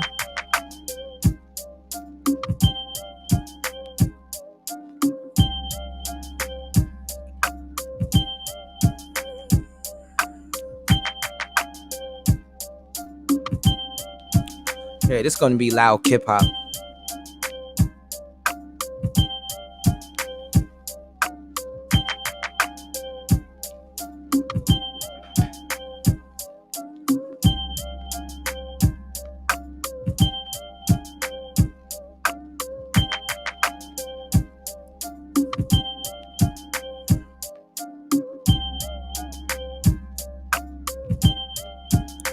Start labeling them.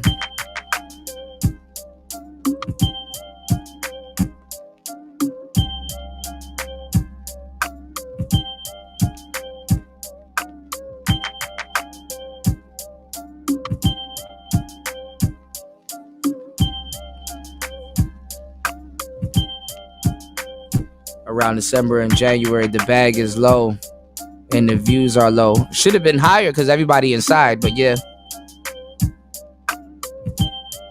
Yeah.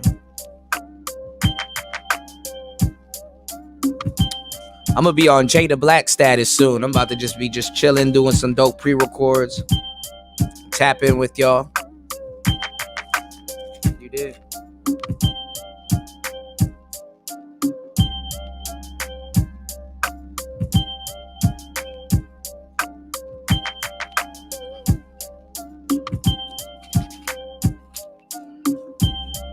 Yeah, this is fire. Red, I'm about to, you want me to make something for your channel? Let me make something for Red real quick, y'all. Let me make some lo-fi for Red real quick. Remind me to send it to you though. We will have to make something for you. Hold on.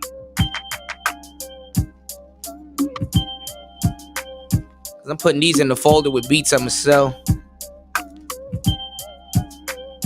Let me make something for my brother Red real quick. Let's make something for Red Sings the Blues. Let me make something for Red real quick. Let's make some lo-fi. Let's make something cool.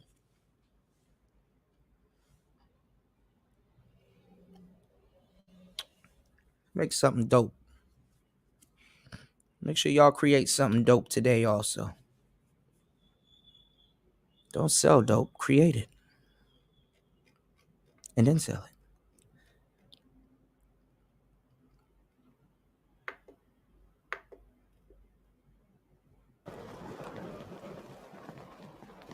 Ooh, these are textures. Oh, I needed something like this. That's dope.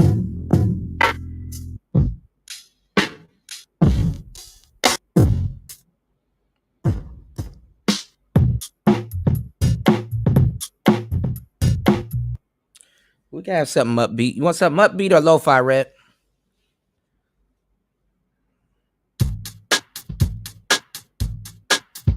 Ooh. I like these drum kits to start off with. Something upbeat or something low?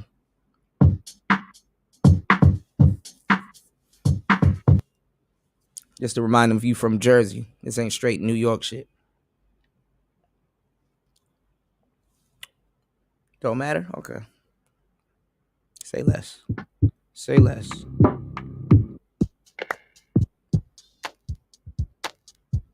Make something.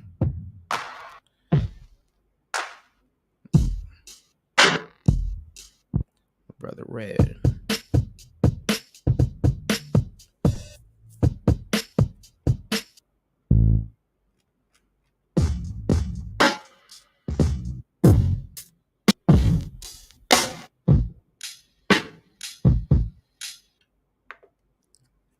favorite BPM, 88. These are going to be underlying drums because we're going to add some stuff onto it.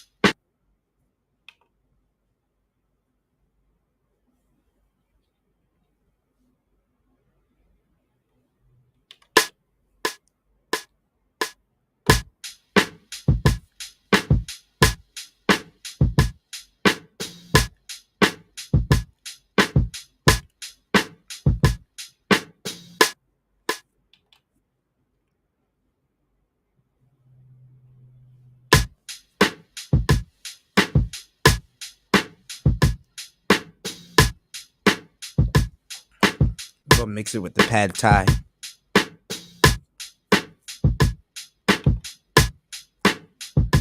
Mix this bad boy with the pad thai, man. We about to give you some Asian cuisine real quick, y'all. Pad thai. Mix it with the pad thai real quick. And get 2 kits from here. Make something for the brother Red. Sings the blues. Red sings the blues. Red sings the blues. Red sings the blues.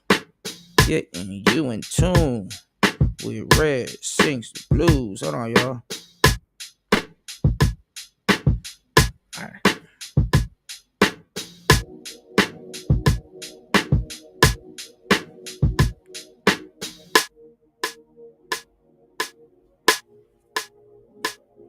Oh yeah, that's gonna be fire.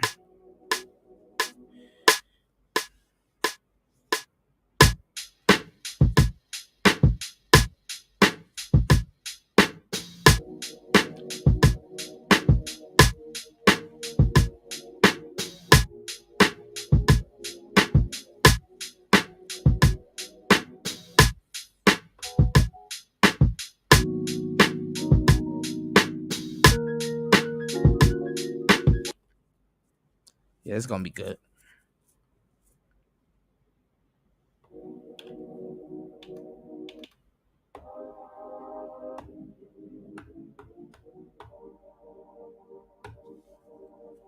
That's the one.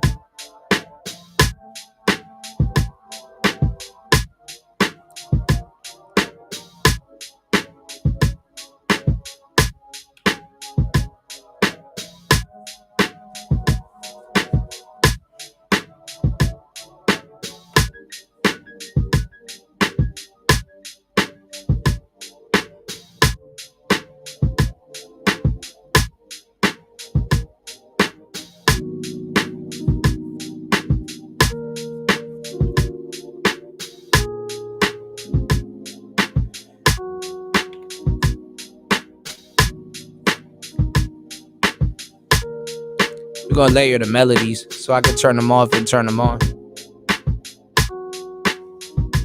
We're gonna get back to these drums.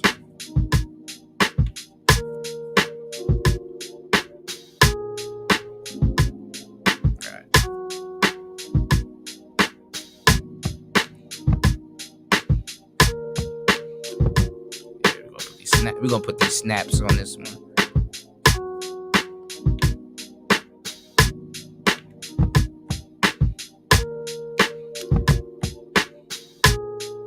Yeah, that sounds good.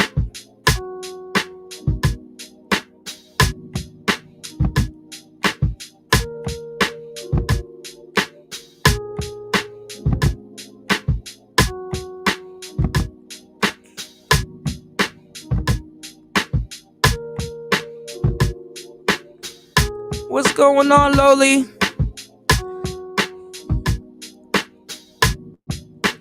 My lady Lolita is in the building. What is going on, Lolita? You know, I wanted to hear from you.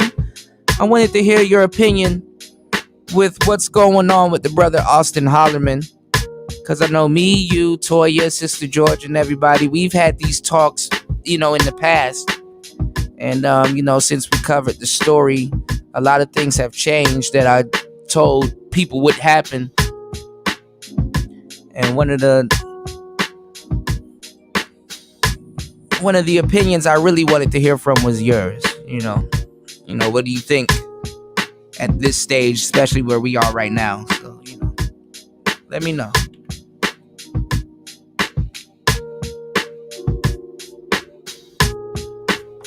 Let me finish building this beat for you, Red. Got you in a second. Hold on.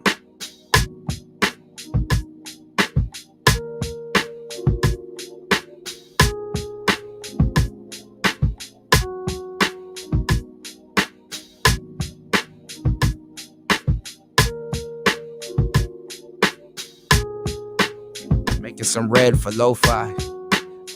I said making some red for lo-fi. Making some... Yeah, I can switch it up. Making some red for lo-fi. Making some lo-fi for red.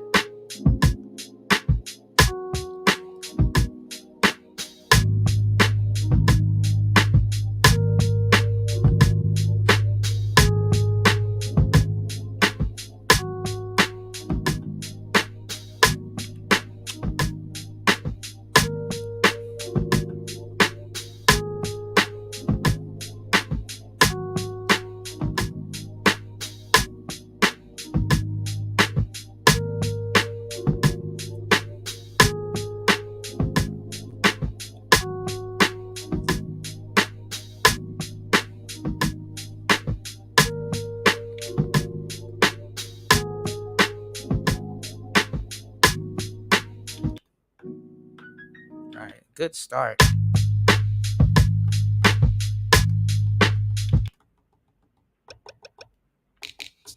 All right.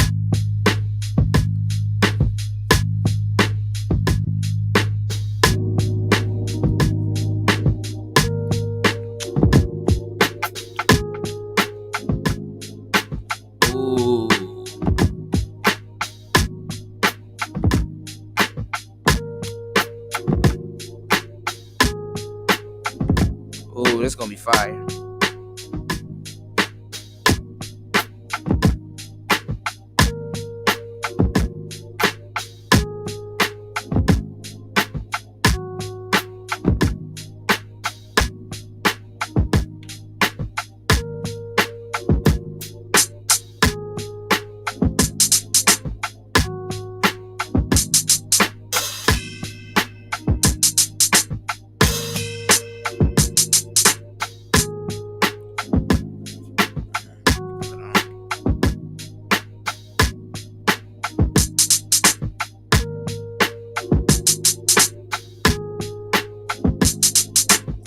Sway it.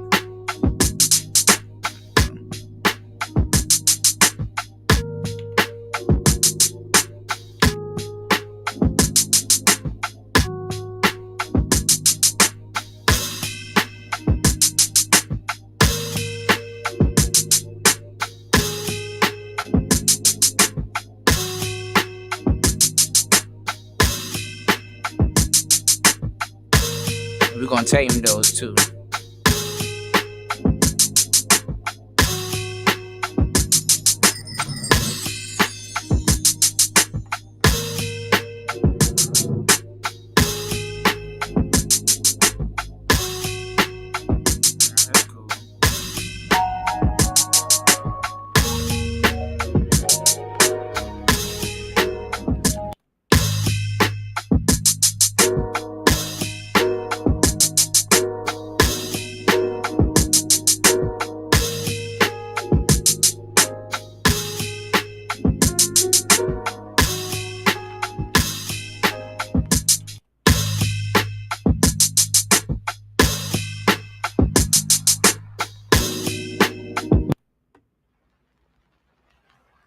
This is rain.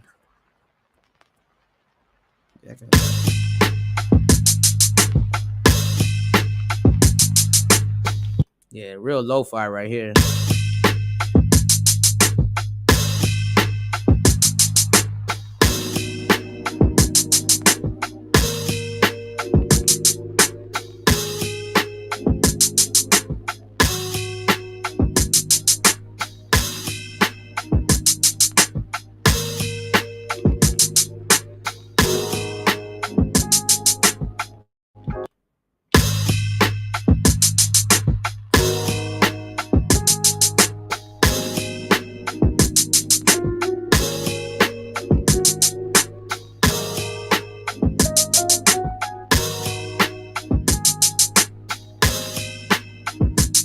I got you, Red.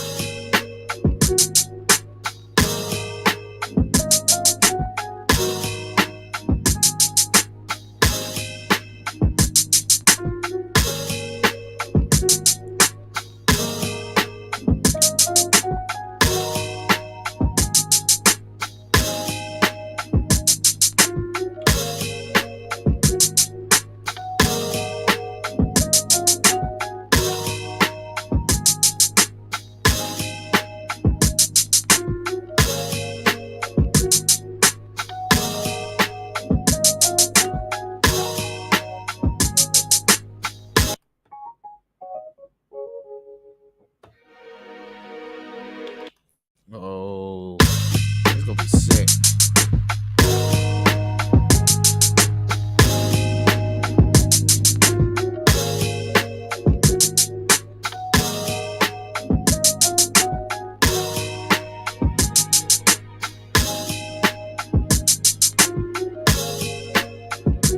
Put that on a different track.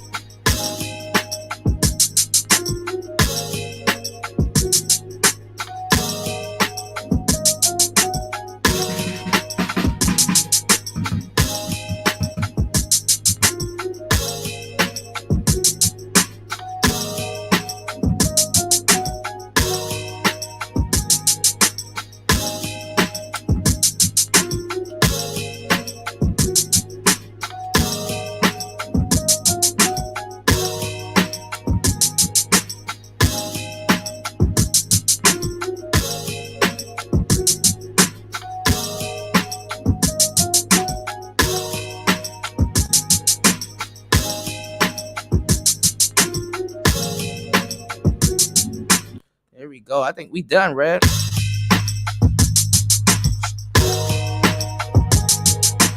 I can layer this. This shit has to be cold.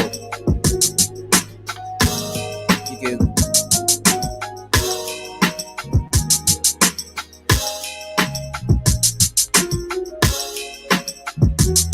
I should lo-fi it though, but it sounds good the way it is though.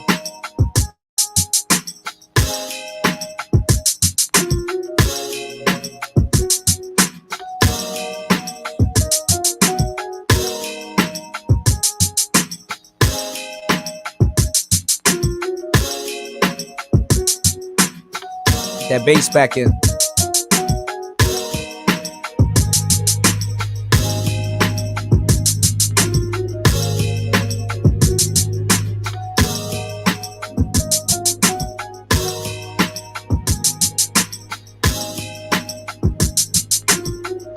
Lay them drums.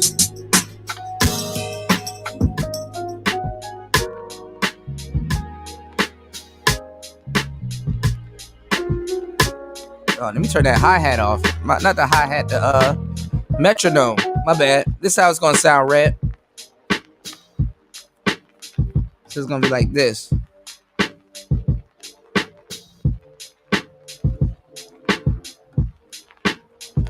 Got the rain sounds in the back. Build it up. Piano. Bass.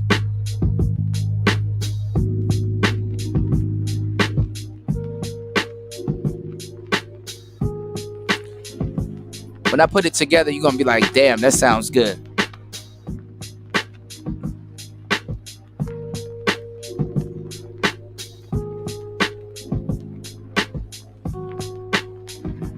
There you go.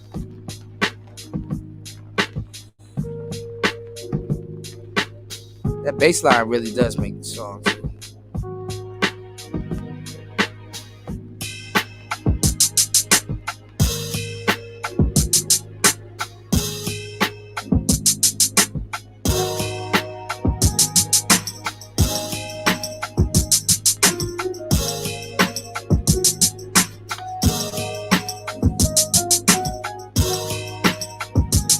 This will be the hook.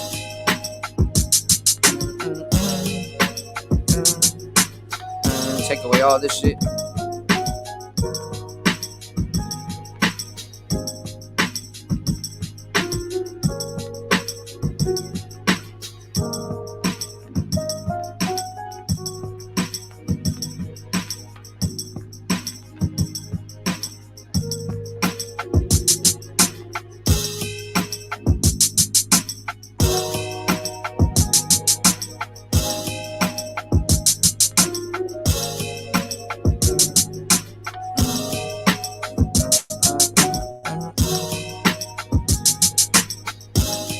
That shit sounds good. Damn, it's a good beat. Let me save what we have so far. I'm gonna slap a lo-fi filter on it and let's see how if it changes the sound for the good or the when I wouldn't even say the worst. It's hard to have what we have right here sounding bad, but let me see. Let me call it Red Sings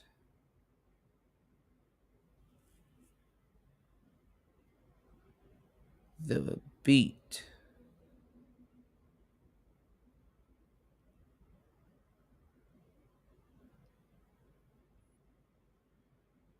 Save that. What's going on, Tony? There you go. Oh, I got a whole music series that's gonna be dedicated to you too. And flipping them keys, man. Shout outs to you. You said I'm proud of this nigga. Man, I'm up here choking.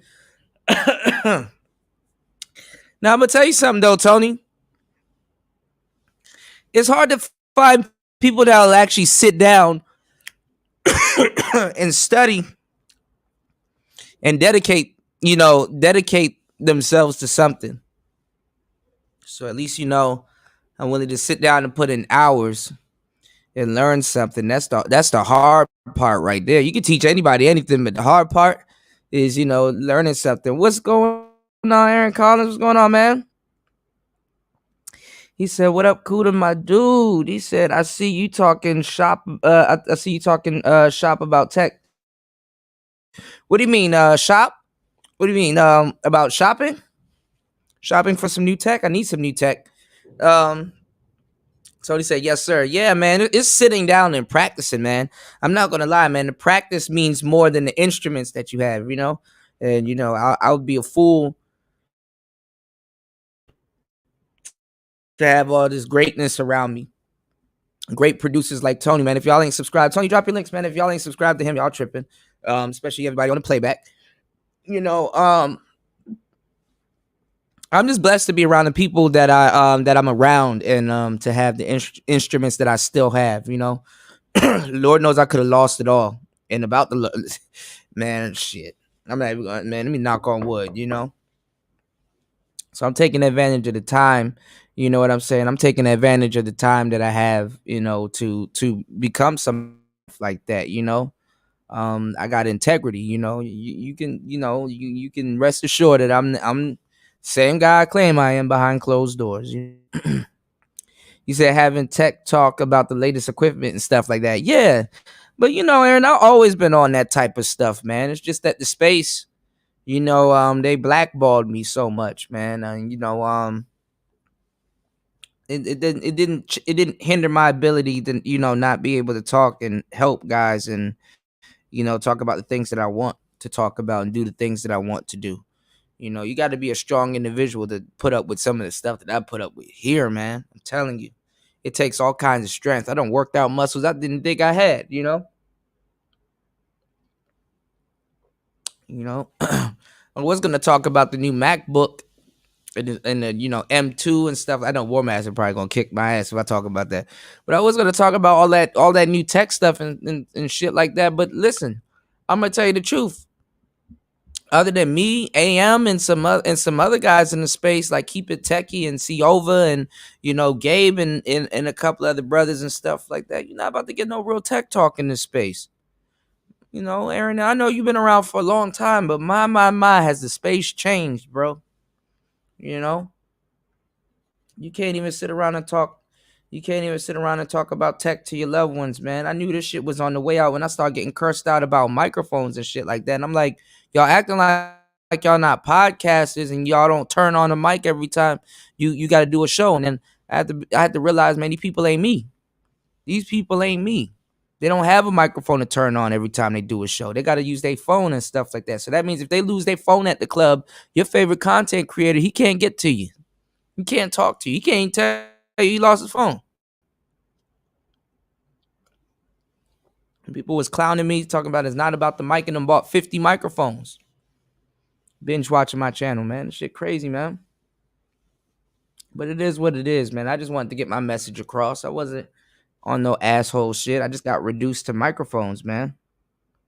I felt that was fucked up. You know. He said, I already knew about that, Good. He said, that's one of my favorite reasons to come to your channel, my brother. I appreciate you, man. And I know you've been around for a long time, so I know that, the Fugazi stuff that we could talk about that we've seen here, you'll be like, damn, you already know. You did. Yeah. Y'all sub to Tony's music channel, man. He's doing great. Nicer's doing good. I gotta get my boy Star P. Can't forget Star P. I gotta get my boy Star P in motion. You know what I'm saying? Get him to start putting some stuff out, and then definitely start pushing that too. You know what I'm saying? He trying to get an NPCX before the end of the year. We trying to get him one by summertime. So I'm gonna have to tap in with Star P and definitely, get that cracking.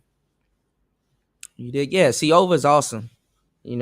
Some of I'm not gonna lie though, some of the stuff that technically that we talk about, we may disagree on, but honestly, anything that Ciova would recommend and anything that, you know what I'm saying, I would recommend, or, even Red got some good tech game on him too. So, anything that we recommend, is cool. But I'm gonna tell y'all though, before y'all spend your money, run it by me.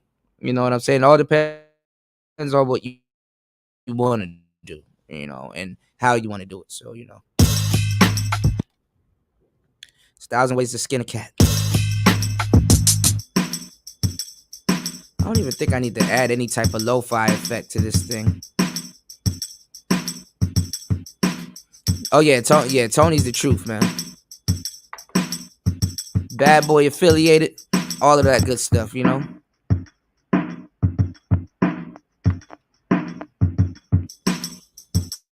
We try to make some music for Red Sings the Blues. I don't know if he left already. Oh yeah, Information Man is awesome, and he uses a beautiful mic. I really wanted one of those mics that he got. He has the Rode Procaster. That thing sounds amazing. I'm gonna get one this year. They're like 220 and stuff like that. And then they have a good filter that they sell it with, like a good pop filter. And you can take that pop filter and put it on the mic that I'm using now. I'm using the RE20, which I think is clipping at the moment. So let me turn this down a little bit. But it's the RE20.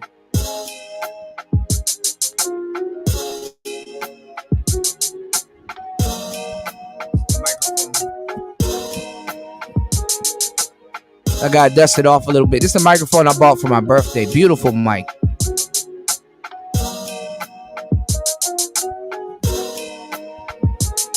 Shout outs to my brother Mace. Mace bought one of these mics. Really beautiful mic. Gorgeous mic, you know. I got mine's a matte black. So.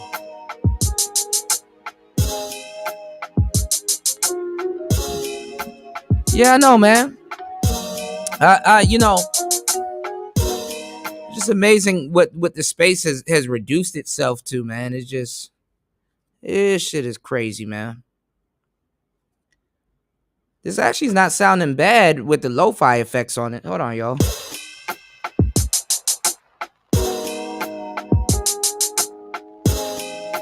I have to send Red both versions, man. I think Red already left, though. I'll get in touch with him.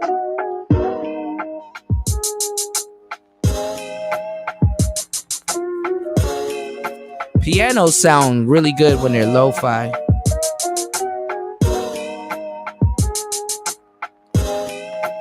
Yeah, this sounds good.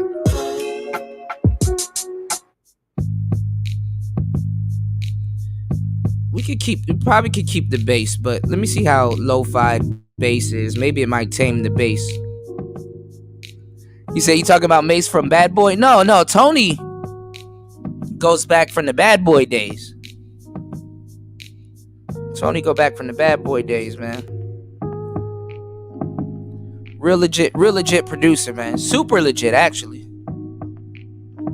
But you know how producers are, they like to lay low, especially from Tony's era. I mean, and his era is still today. Like, you know, it's not like he's not one of those producers that have like a dated sound. Like Tony, very talented, has a great sound. You know what I'm saying? He's very versatile. And hold on, y'all. All right, hold on. It's this bass that's like muffling stuff, but he goes back from that era where producers didn't really put themselves out there like that. Where producers wasn't that. I mean, people knew about producers, but like the average audience wasn't like, yo, who produced this? You know what I'm saying? The average audience just thought like, oh, Biggie sounds good. You know, not saying he produced for Biggie. I don't know if he produced for Biggie. I don't recall him saying that he produced for Biggie, but you know, he did some he got some placements, and he was around during some of the pivotal times of hip hop. So definitely a real pioneer, real stand up brother. We curse each other out. We curse each other out all the time. So don't be fooled. Don't be fooled. So you know what I'm saying? Good brother though, man. I appreciate him taking the time and patience with me, man. You know, I could definitely be stubborn at times, man. So make sure you guys sub to his music channel. I wouldn't send y'all nowhere bad, you know.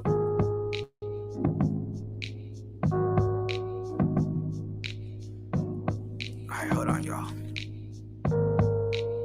See, this is the thing about lo-fi and the bass. The bass can drown out a lot of noises, but you kind of want that too. So see how it's a little bit dirty?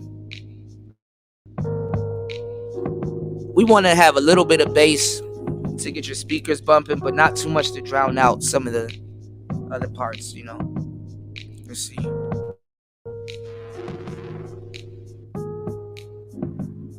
Oh, this isn't bad.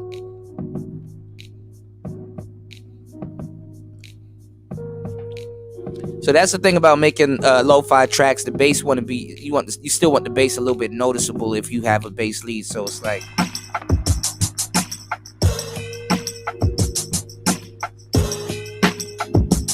now we gotta change this bass.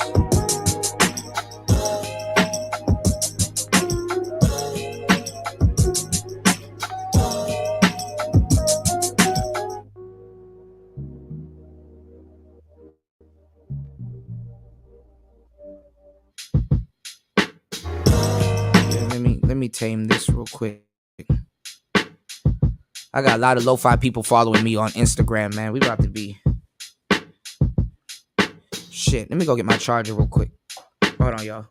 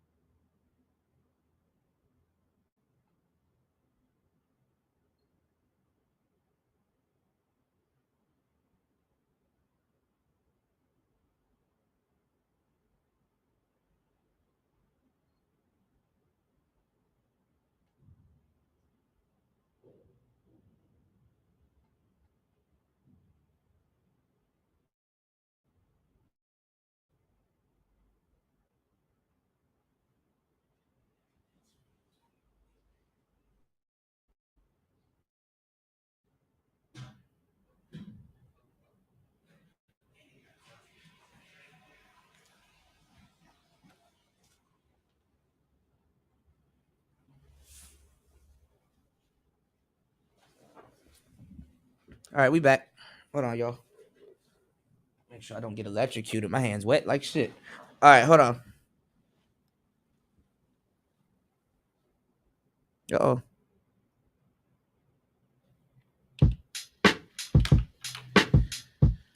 You said, yeah, producers like Dr. Dre, Battle Cat, and Beats by the Pound, Timberland. Yeah, definitely. I gotta do what Timbo say though. I ain't gonna lie. Trust any beat maker that's from Virginia, bro. It's rough as hell in Virginia. Trust me. DMV area, my specialty. What Tim did though, what my boy Timberland did was he got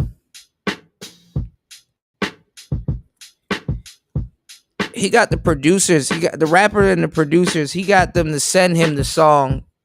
Well, he did the beat. And basically after he did the beat,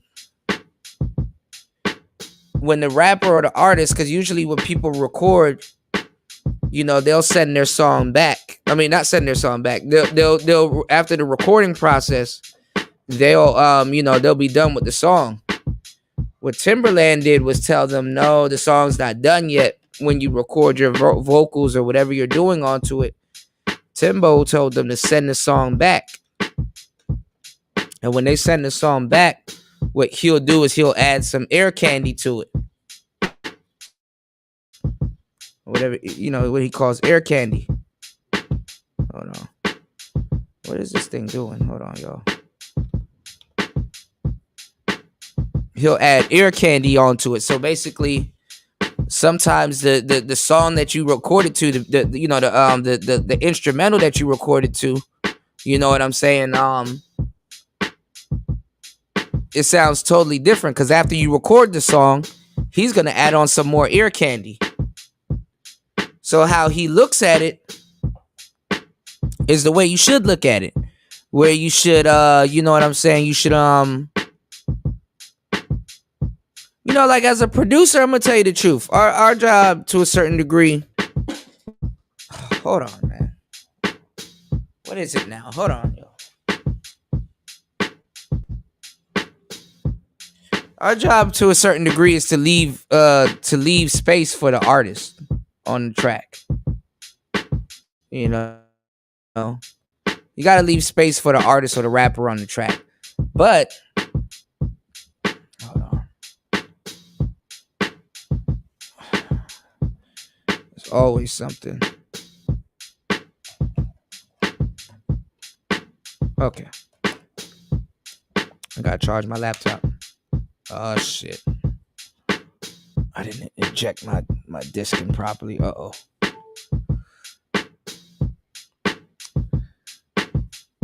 He tells them after they're done recording, send the beat back to him so he can add some ear candy on it. So after he had the ear candy on it, he just, whatever slot you took up, because basically a voice is still like an instrument. It's some tracks on a track that you made, but he can add some other stuff to it, and the shit just sounds crazy. So I think right there, that's genius before you put it out. It's kind of like another form of mastering when you think about it. You did? Send him the track back with your vocals and stuff on it, and then he start adding more effects and stuff on. Man, shit. That's beyond engineering, All right, let's see what we got with this bad boy right here. Probably slap the MPC 3000 on this. Get that lo-fi sound. Slap that 3000 on that bad boy.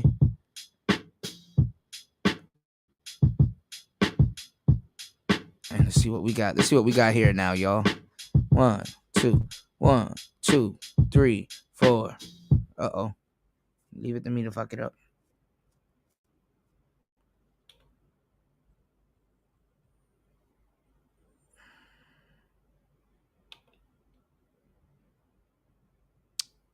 What the fuck?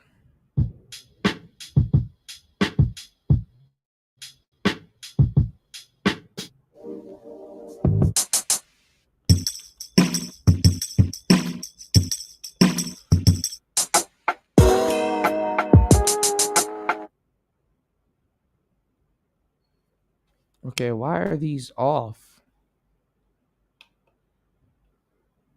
NPC, what are you doing? Unmute.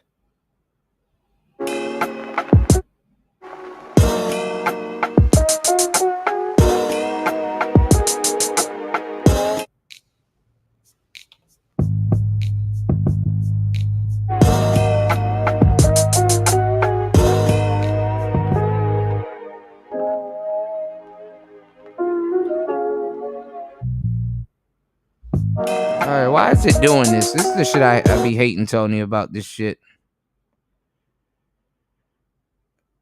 I unmuted these. Why is it doing this?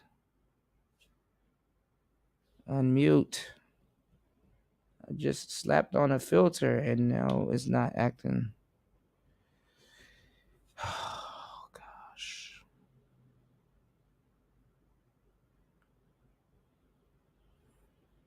Unmute.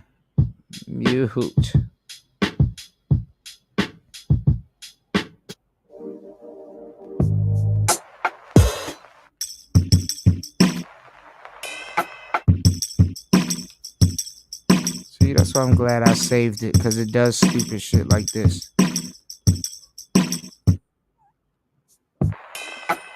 Unmute. Why is it muted?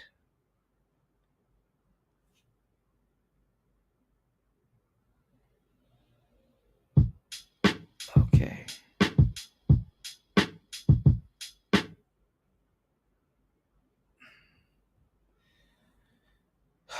What happened already, man? Unmute.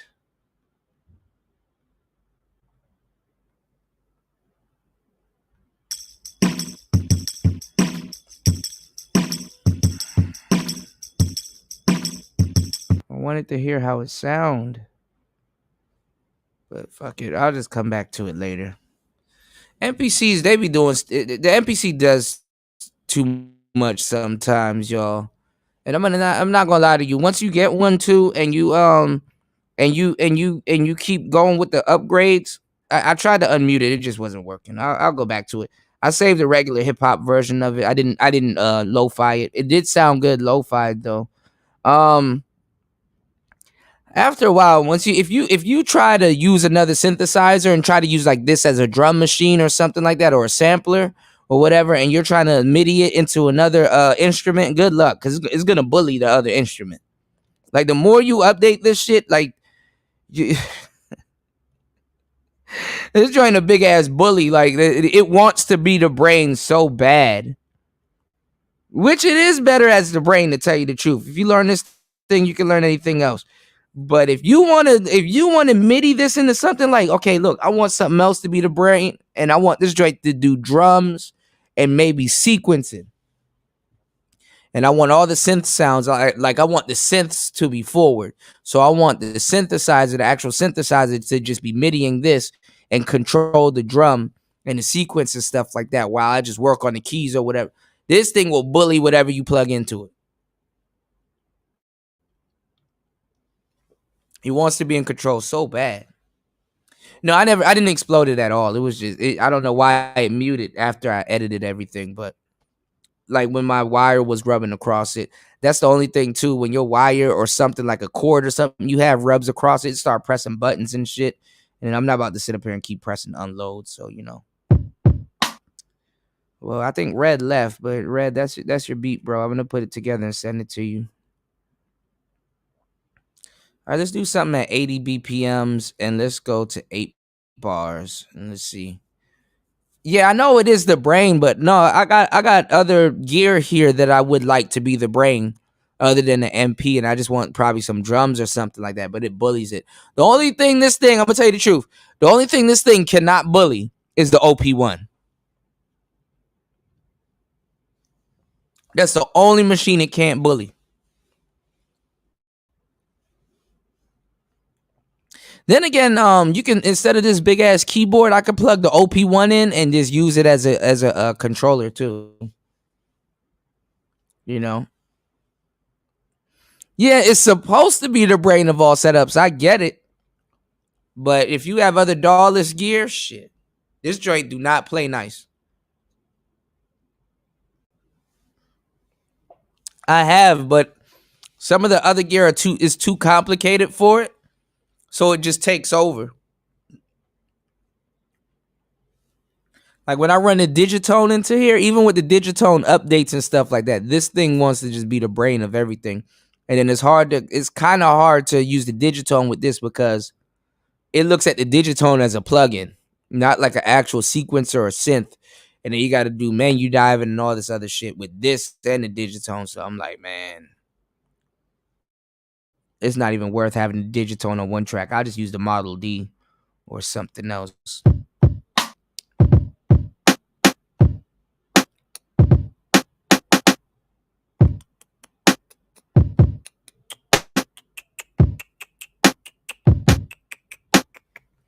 And then another thing I gotta do, which is true, I was looking at your boy Tony Popo, is to make beats with the metronome off.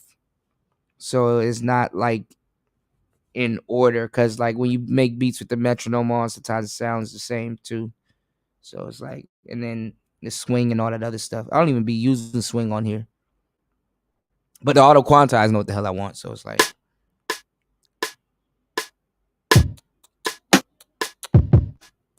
that's off. Yeah, for sounds, right. That's all you really can do with it, is use the synthesizer or something else. But the other gear, though, Tony, it'd be smart. So you would want like the other gear to have like another composition that is sequencing, and then this have a whole composition on top of it. So when you press play, both of them go off at the same time, and you could just mute the other gear and then put it back in and all that other stuff. This will do that though, but it has to. It's gonna bully whatever. It's gonna fight for control, even if you're using, MIDI out or MIDI in. So, this joint, the more you update it too, the less it plays fair. So if you on an older update, you're gonna you should be okay. But the more you update this motherfucker, it's not gonna play fair. It's not gonna play fair.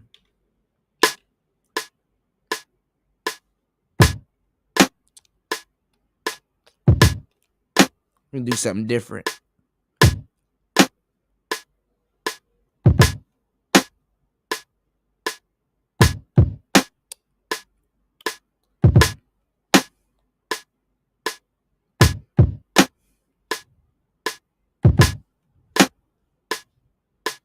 Mm. Mm. Mm. Mm.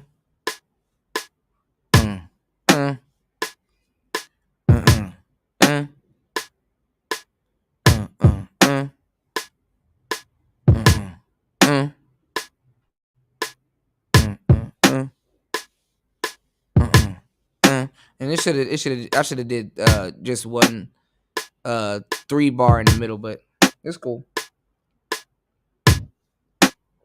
See what we come up with. You said you got to use the swing. Not using the swing on the NPC is like not using the trigger on the machine gun. Yeah. How do you do the swing again? I know I did it before. Don't you go to like track? Let me see. I forgot where you go to the swing. I've used it before on here though. Dusty. Let me see.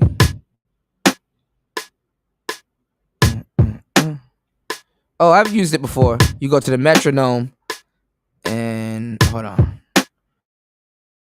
Where did Dusty say that shit is? Hold on. Where the hell is the swing? Hold on, y'all. I think you pressed this one. Nope. Nope.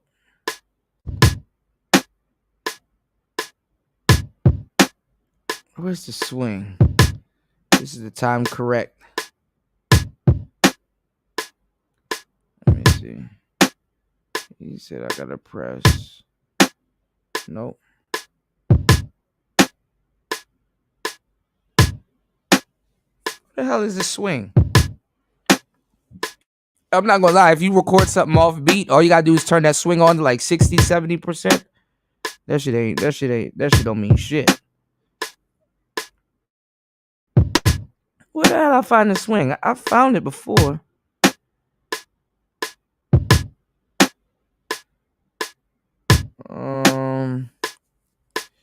You said lay down the melody to the metronome, then the drums to the melody. You should be able to drum in your own swing. Yeah, I've done that too.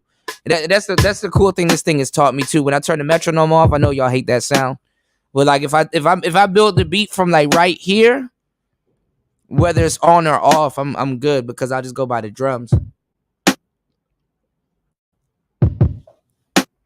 Wes, when we doing this this band lab show, y'all wanna do it tonight? Y'all wanna do it right now? In the wee hours of the night? That's how I wanna do it. No homo. Yeah, that sounded wild, homo. Like y'all. When you want to do this band lab show, bro?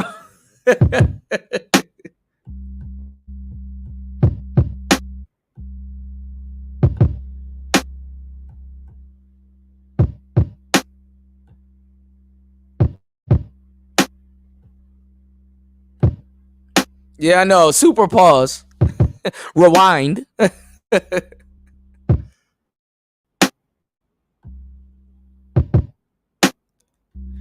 I be thinking about some of the stuff I said. I said, damn, that shit sounds bad, bro. Pause. Oh yeah, this would be perfect. Let me see.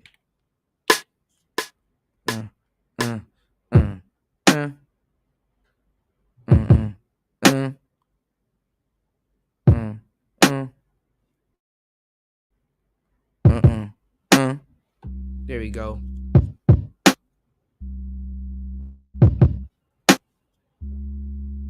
Right, Alt Control Delete.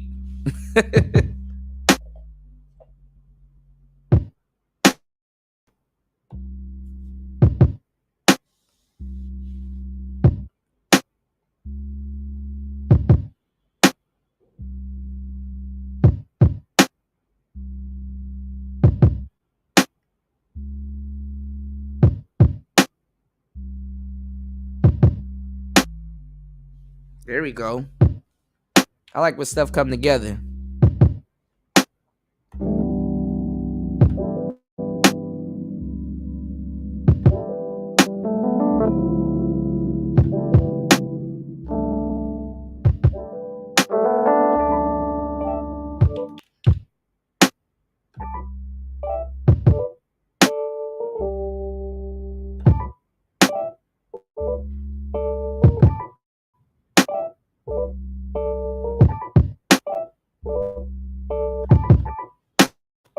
Let me stop.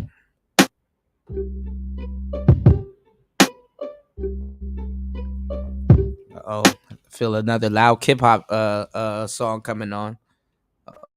Oh, let's go.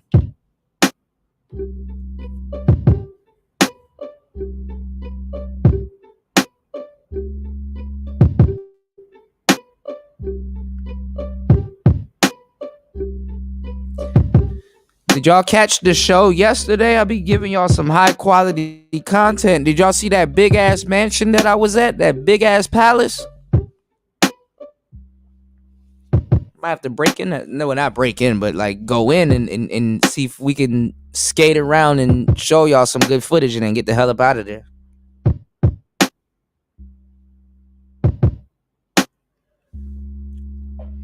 Y'all be worried about what Austin Hollerman doing, man. Y'all better see that big ass mansion that I was showing y'all the other day or yesterday.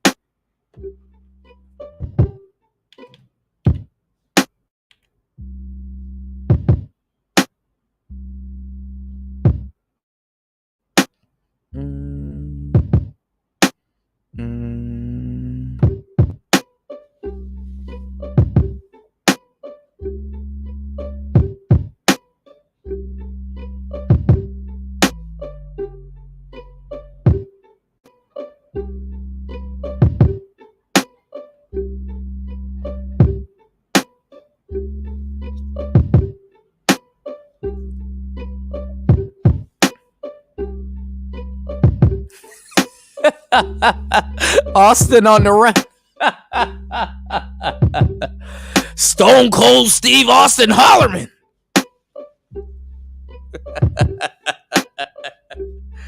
He gonna be in Chiang Mai soon. I might be able to meet him. I might go to Chiang Mai. I gotta do a visa run. I got cleared yesterday. They said I can do one. I'm saving up some money for my visa. You know.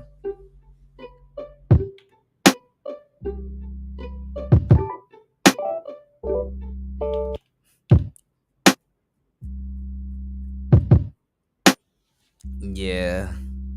I ain't gonna lie. We all the victim of that, though.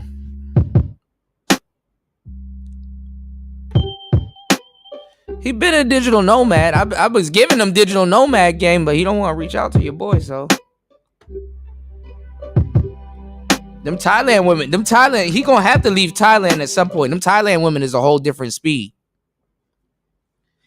Let me tell you something. Unless she in America, do not deal with a Thai chick unless you in your 30s. You got to be in your early to mid 30s to really put up with the type. That's the thing. See, let me give y'all some game that the manosphere don't talk about that. Some women are age restricted. And what I mean by, even if they're young, she could be in her 20s or whatever, no matter. Even if they're young, some women are age restricted. Okay? Some women are age restricted. Like, you're just not at her speed. And I learned that too, even being out here. It's like, why are these bitches dating these old ass niggas? It's like, okay, I know what she want. It's basically what she wants and what you will put up with. And when you're that young and you're putting up with her, it just ain't gonna work. You know. Oh, okay, I see what you're saying. So he was an expatriate trying to go to Brazil. It didn't work out for him, and now he on the run, and now he's a digital. Gotcha. Okay. Yeah, he should be good, but he needs to change his content. He needs to do something else on the side, like show cutting hair and do some vlogs and stuff. He should be all right. Yeah, I know, Tony. I'm just saying, though. Wes and Tony, do y'all want to come up?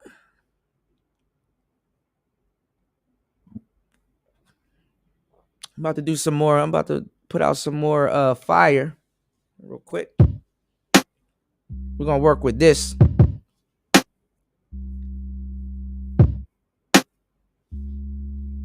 I would have went back to Brazil. It wasn't even that serious.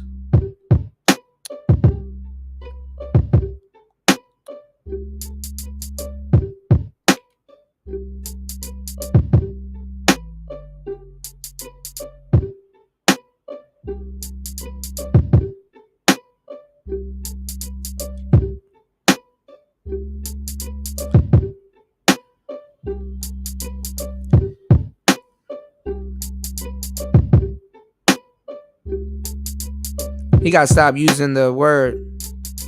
Ah, shit. He got to stop using the word cheap, too. I remember the first week I was here, the first couple weeks I was here in Thailand, I was in the mall with y'all, and I'm like, I don't want to use the word cheap. Cheap isn't a good word.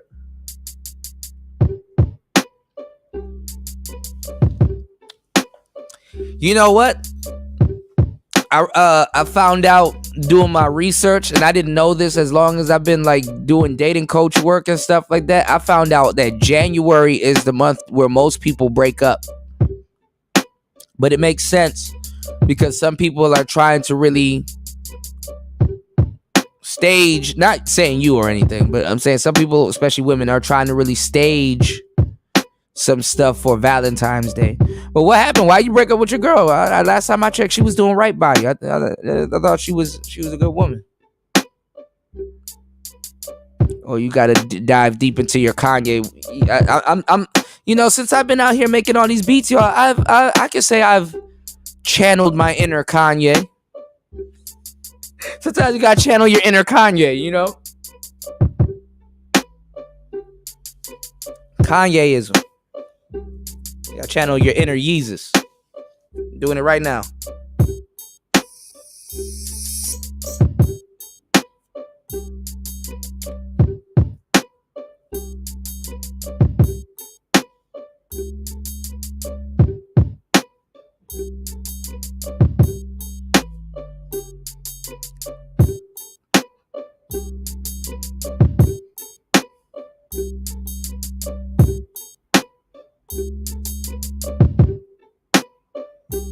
I feel you. I be like that. Hold on.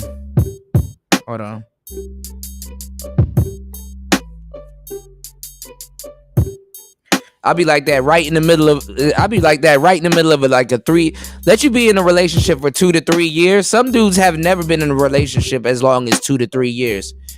Boy, me and the girl be like 2 to 3 years in, and she get on my nerve one week, or not even. We probably had a bad week and then a good week, and on the good week, I'm like, I just want to be alone. You doing good and shit now, but I just want to be alone. I got shit to do. So you got to get your fellas too. You got to get yourself a woman that has a life. Because if you don't got no job or nothing for her to do, she got to be able to do her own shit while you figure out some shit you want to do. So I don't see no dudes in the manosphere talking about that. But then again, those dudes don't deal with women. So in a lot of cases. So.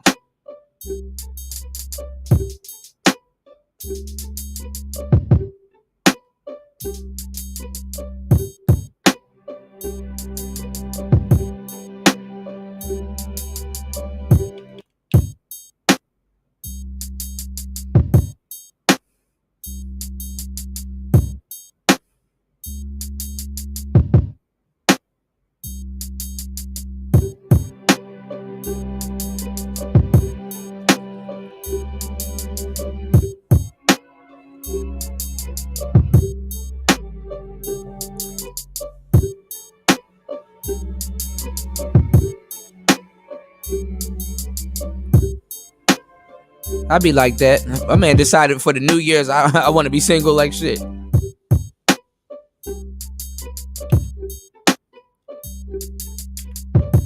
Nothing wrong with that. Something's off.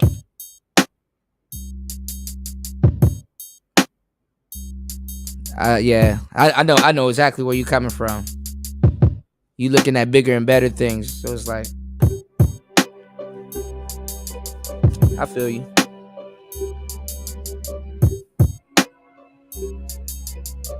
And if anything, you should come back around. She should at least be, because they always get on us for that shit. Especially when we selfish and we think about ourselves. She should be woman enough to wait for you to come back around until you want a relationship. We don't talk about that part though. Let me tell you something, fellas. Let me give you some piece of information you never heard in the manosphere before. Let me tell you some real shit you never heard in the manosphere before. This is why I like when there's less people in here, because I can give you some real shit, right? No, if you're willing to come back around, cool. You know what song I like? I like this song from SOS Band called "Just the Way You Like It." What'd she say? She was like, hold on, let me get the lyrics. These lyrics, nigga, when she was spitting this shit, I was like, ooh, bars. But let me tell y'all some real shit. If that girl was for you, right? Let's say you staged the breakup or whatever for the fact that y'all just split up or whatever. She gonna be single for damn near the next 6 months to almost a year on you. You know, now she might be. I mean, even I ain't even gonna lie to you, the right one. She not even gonna sleep with another dude for 6 months to almost a year. About you, okay? Now some might be still stuck on you, but don't listen. Don't twist the fact of sleeping with somebody and be stuck on you are two different things, right? Right. But if you want that type of compliance, you know, some girls might not even sleep with another. The thought of sleeping with another nigga should freak her out. Issue is really for you, you know, the one for you. All right. But I'm gonna tell some of y'all, giving y'all a disclaimer. Sometimes they'll have a one night stand or two, whatever, out drinking and shit, trying to get over you or whatever. But she's still gonna be stuck on you. Whatever. Yo, let me show you these bars of this SOS song. Hold on. It's called Just the Way You Like It. All right. Let me give you these bars, okay? She was like, I can sing it for you. I can't sing no shit, but she was like, you been single. I can't sing. Hold on. She was like, you been single for a long time. And I don't want to cramp your style. Don't want to cramp your style. Damn, dog. I don't want to encroach on you. Still, you insist you want to settle down. But I know better. You can't change the years overnight. Nigga, that's some real. I ain't gonna lie. When women really get it pat down being a woman, it's like, ooh, ring. You know, what y'all looking for when y'all come overseas and try to date different types of women? Y'all looking for gestures. Y'all not even looking for. I got this whole chapter in my book that's about to be out soon. Y'all looking for gestures. You're not even looking for feminine women. A gesture will be enough for niggas.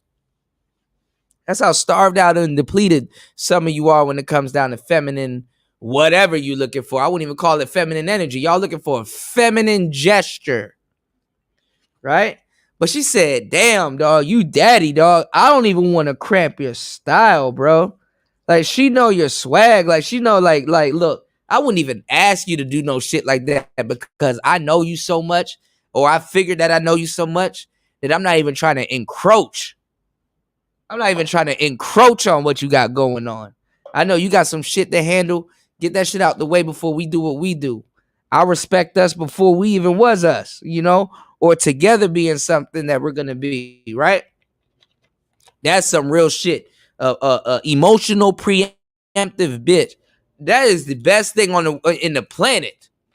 She like, listen, I see you, I like it, and I know how you get down. I ain't even trying to encroach on that. These hoes will try to get you.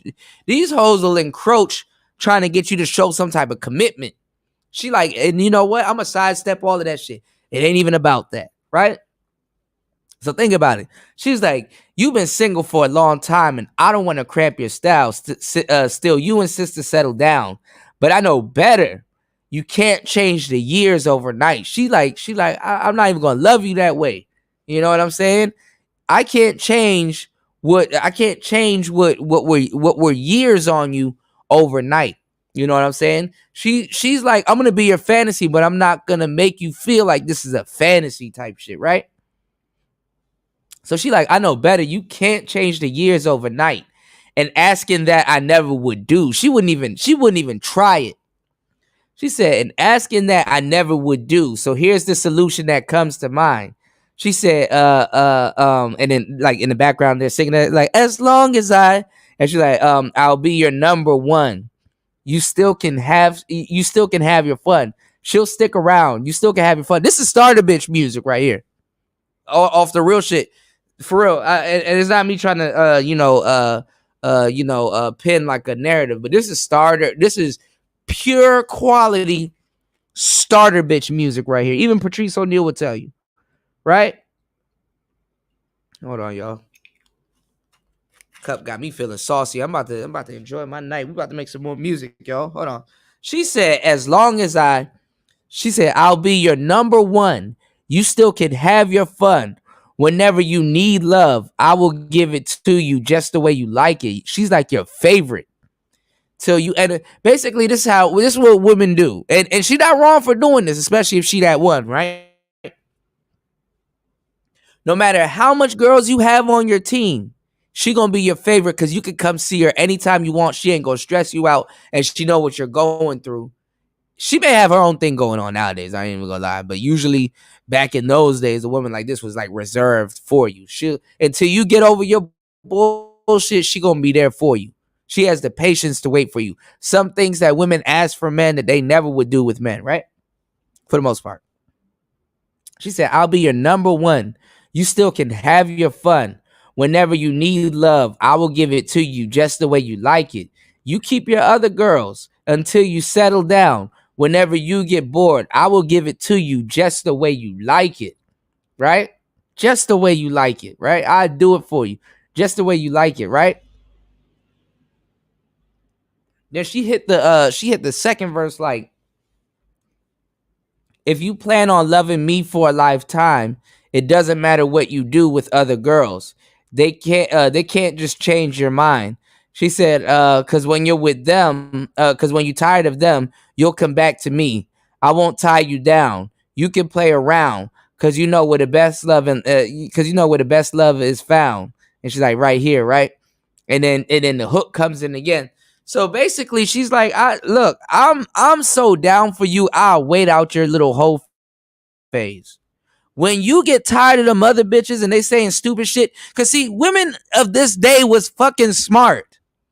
They knew bitches was around saying some stupid shit. They understand how genuine they were. And they're like, look, even if you don't understand how genuine I am, I'm so genuine, I'm willing to have the patience to wait for you. When them because they knew it was just a matter of time before stupid bitch will blow it. And after a while, like this is like when you get a real woman, I'm gonna tell you some real shit. When you get a wife or a real woman, it ain't about you being afraid of her and cheating on her and stuff like that. You don't do stuff for the sake of who she is. Look, I know my girl. She done been through great lengths and stuff like that. Baby girl, look, I know you throwing the coochie at me and all this other stuff, but look, like off the strength, I can't do that. I fuck with my bitch tough. You know what I'm saying? I fuck with my bitch tough. And I know she willing to do some shit you ain't willing to do. No matter who I try to mold you into. You know what I'm saying? No matter how sprung you think you are or whatever. A solid woman. Any woman that knows quality over quantity gonna be winning. Either way. That's why some of the best women are snatched up. Some of the best women are snatched up.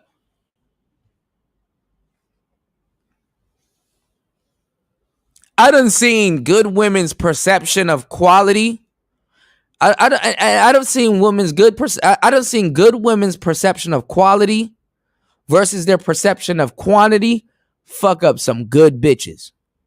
Especially in the DMV area. I done seen the city done swallowed some woman just because she didn't have enough patience to wait. That shit don't matter. It do not matter. Bitches got better, cost got faster. Come on, man. He said one thing I never been without is oxygen and a bad bitch. All my life, cool. There's literally nothing. I don't care. I feel you, bro. I know where you coming. I know how you coming too. Normal. You said some of the best P's had to fire that hoe. Yeah, she just telling you she a real one. She a down joint. She a bottom for you. Not a bottom, but yeah, she a bottom bitch. You know? When you holeless and doleless, she gonna choose on you. She'll let you see the error in your ways. Even if she a little starter joint, she don't look as good as the other one. She probably got a little body or whatever and stuff like that. She gonna be down for you. When you ain't got nothing, you can call her and stuff like that, man. She gonna be there for you. And then when you ready to come home and crown her queen, if you ain't fuck up that much and keep yourself intact, because I'll even tell a bitch, I'll be like, look, if you waiting for a nigga but he fucking up and stuff like that, you might want to think twice.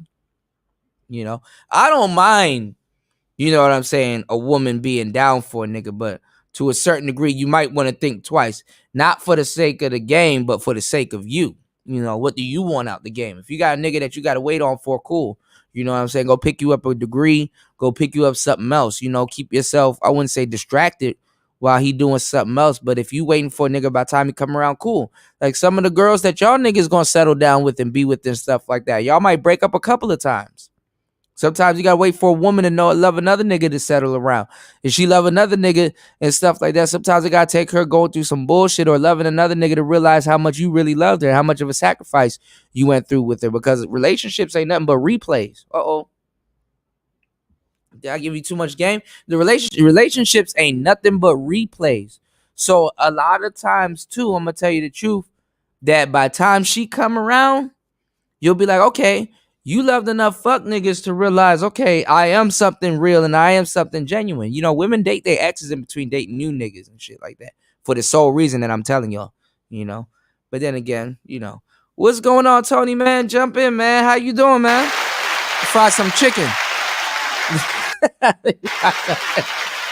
You gonna fry some chicken. What's going on, man? Shit. Hold on, let me get my mic up. Hold on. Yo. There you go. There you go. Get that gain up. What's going on, man? Shit, man, just chilling. I'm wondering why I can't. Hold on. I got my I got a little headphones. bit of an echo. You got a little bit of oh, you good now.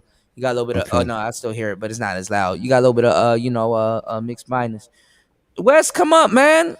I definitely want to have a Yo. conversation, man. Wes my homeboy, man. I'll be thinking of some shit. I'm like, man, Wes would love this. I'll be at like certain places and stuff. I'll be thinking of y'all. I'll be like, man, Tony would love this shit. Wes would love this shit, Yo. bro. Okay, there we I go. went I went I went to this um I went to this pawn shop in Thailand and saw all the old drum machines, and I'm like, bruh, how this shit would knock. I know y'all would know too. And like the drum machines, I gotta show y'all this place, man. The drum machines were in great condition.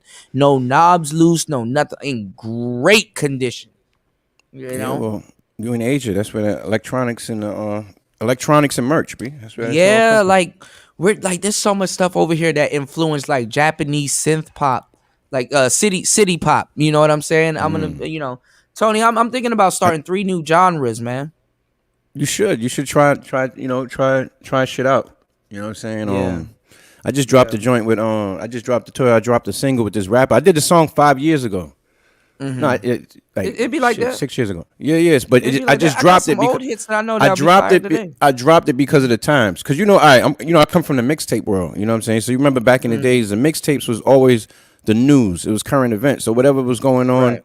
beef or this and that, whatever's in the When news. the rappers wasn't dropping music because they, Like 9/11, yeah. if you see like 9/11 or something like that, you know what I'm saying? The cover will have the 9/11 crash, or you get what I'm saying? It will have like the towers or something to because that's how we sold out No problem, the joints. Tyrone. Wes, you gotta come up, man. We gotta do a band lab joint. Nah, you're So right. with So so with the Tony gunner giving y'all the info. situation, Yeah.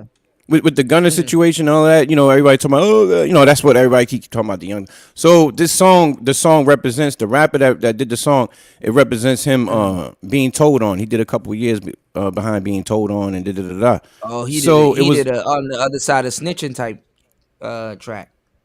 I was right, listening to right. the other dude that you showed me. I forgot his name. I got his tab up still. He been through a situation when he was he did time behind being told on or whatever, right? So Uh, the lyrics and the shit that he's saying in the lyrics, a lot of it is relatable. You know what I'm saying? All the dudes that did uh, time, da. You get what I'm saying? uh. Because it's the lyrics is like you have to listen to it carefully or listen to it more than 10 times to get certain things. You know what I'm saying? So that's what Probably I miss about. slid up under him, bit in a co-defendant, and snitched on him.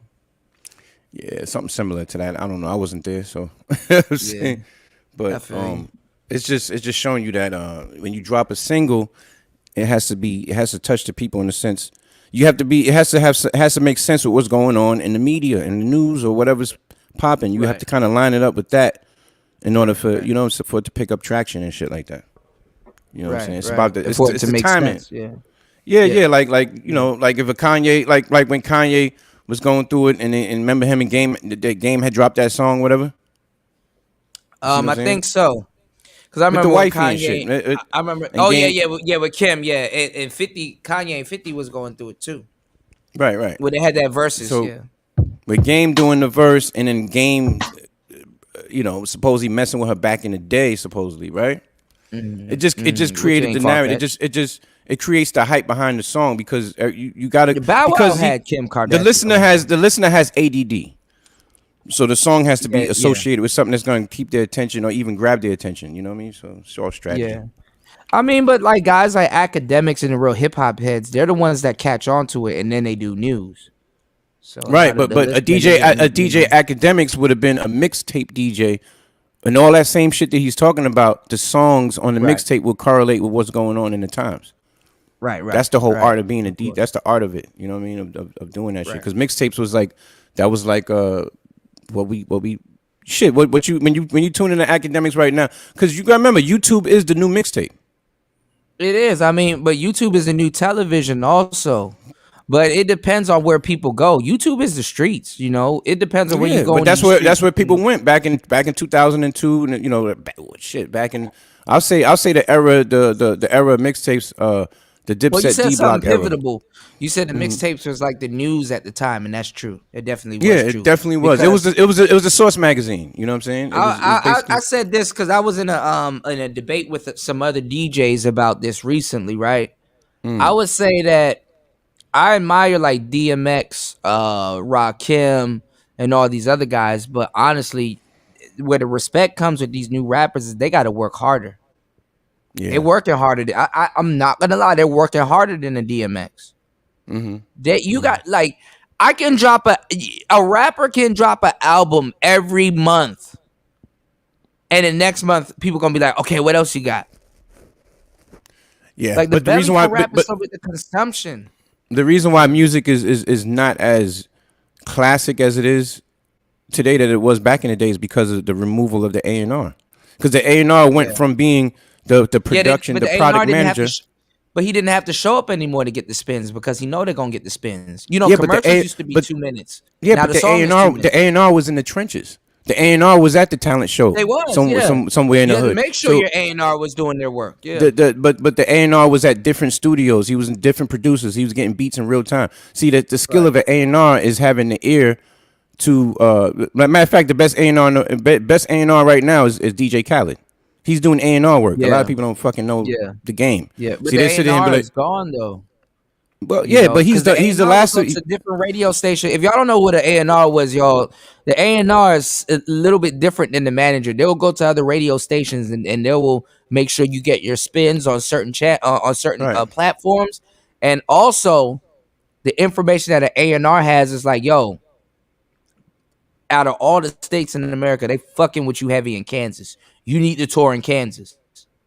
right, Then exactly. you go The tour in A&R is Kansas a and A&R is a yeah. combination of a producer and a manager because And the the A&R manager, usually yeah. has A&R usually has a background as a DJ or as a producer or something in that Correct. creative sort. It's a creative Correct. manager, more or less, you Yeah. know.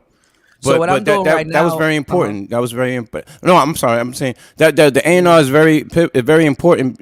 Even look, even as an independent artist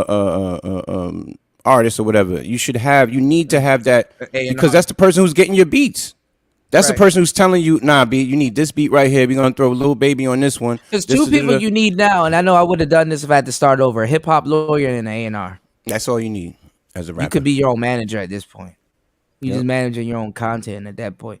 But no, I mean, no, what you're saying is correct because like now I know how to get at certain producers. I've been looking at bigger producers giving you the juice on how to really get in with certain producers, like certain beats that I'm gonna produce and put on Instagram. Now I'm gonna be tagging DJs and stuff in it. I mean, not Right. DJs, but like other beat makers and stuff in it.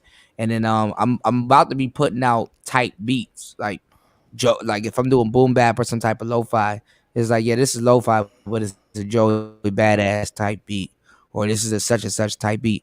And other artists that are on the rise, there's a bunch of them that I know. I'm gonna just say such and such type beat, even if it ain't that type beat. You understand Right. what But I'm but saying? It can but get this is their what you could do is attention or other people's attention. right. But here's what you could do as a DJ. If you do a little baby type beat, you take a little baby acapella and recreate that, blend it Right, up and mash it up, and right, then put it out. Put it out right, as then it'll really be a little baby type beat, and then you never know. Little babies, right. people might reach out, and then you never know. You could also spin it Yeah, on Lil your Baby might show. be on it. Or Right, and then you could right. spin it on your show. Then you could send it to all the underground DJs and the college, the little college radio DJs, whatever, and just get Yeah, that shit rocking. Cause I right. did something like that back in the day. I did a mixtape called damn, what's the name? Oh, Respect My Hustle, Volume 1, back Mm. when I was in Florida and shit. Oh, And you told me about that. I remember you told me about that. Yeah, yeah, you yeah. told me So about so that a one of minute the ago joints though. I did like an Akon mashup. And then what happened was that shit started getting played in the clubs and shit. Cause I was giving it out to the Hmm. DJs. And then that shit just started Sometimes rocking. the It was mashup rocking be the better mixtape than in the the club. actual fucking song too. That's the crazy part. Yeah, that do Yeah, be crazy. That's the joy of being a DJ, man. Blending and shit like that back in the days. Shit, of them blend course, tapes. yeah. Shit, Ron So G much was one people. of I used the to get paid best. for people to get me to spin their music in the club, and I'm like, damn, that was a good fucking hustle. You know. Yeah, it was. It sure was. I remember those good old days when I was a club DJ. Shit. How you think the That beats are looking? My beats are sounding a little bit better. This yeah, is still a yeah, no, much, project. much, much better. The one you was doing for Red was crazy. That one actually was really pretty good. I'm like, damn, I should sell this shit. But I'm like, nah, it's for rent. Try doing like Wes was saying. Try doing melody first too. I mean, when I first started, Yeah, when dude, I I gotta first do that started too. doing Yeah, beats. When I first started doing beats was on the Korg X3. So yeah, I was doing drums first because I had to drums kind of first. figure Yeah, out. I kind of to had be to figure out safe. my way. Yeah, Yeah, yeah, it's yeah, a way. yeah, It's just a way for you to kind of, you know what I'm saying. But then when yeah. you Because do if you got a melody good drum first, pattern, then you could put a melody and weave the melody in between the drums. true So indeed. But like I feel like the melody kind of sets yeah. the pace for the drum. So if you just experiment doing melody first, It and does. then It does because let that I shit made loop. songs melody first. Yeah. Mm. My thing though, so my problem with making songs melody first is that it be off beat. Oh, the Like the melody. melody be off beat. Yeah, but then certain things do work unquantized, but that's if you get it off beat and get it to loop correctly. You know what I'm saying? Then you can get yourself a gem that's technically going against the rules, but it sounds good.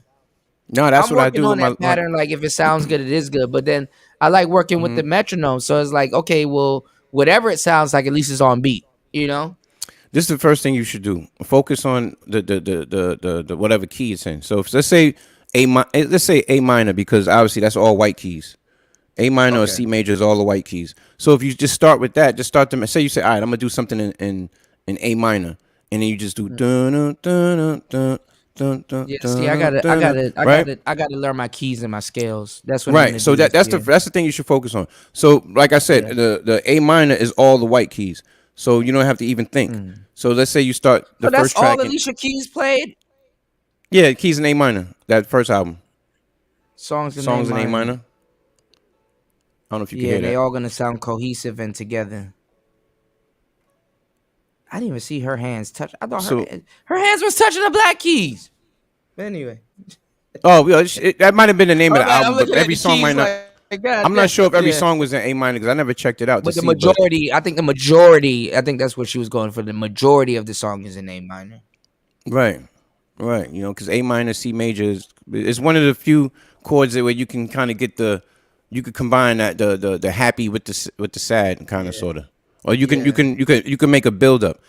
So Because I what I'm really want to saying do is chord progressions. That's why you so see me right. like kind of work on one side of the keyboard and like dum dum dum dum dum dum dum dum Use dum dum dum dum dum dum dum dum. Like, use the pad performance if you got to use pad performance just whatever make you comfortable. But what I'm saying, just say you yeah. start off with A minor and you do the first track, dun, dun, dun, dun, dun, whatever the melody you come up Mm, with.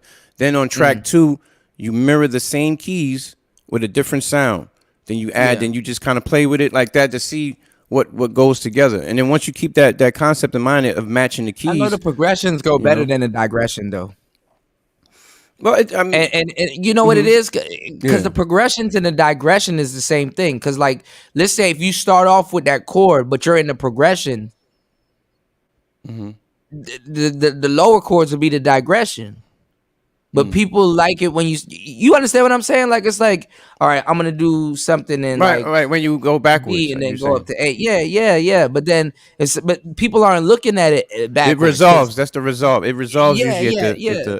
Like if you at have the something in key that you progression, start it with. is in digression also, right? But you look at it as progression. Yeah, it's like half cup, It's a cup, resolve. Right? half When you go empty, half filled. when you die. Well, it's a way to kind of it finalizes the progression and it brings it right back to the kind of to the Right, but beginning. it's a If that makes sense. digression too, though. because one chord is down and one chord is up. But see, you're going from down to up, so you say progression. But what if you're like, okay, I started with the progression and then I'll go to the digression, like a little bit further down.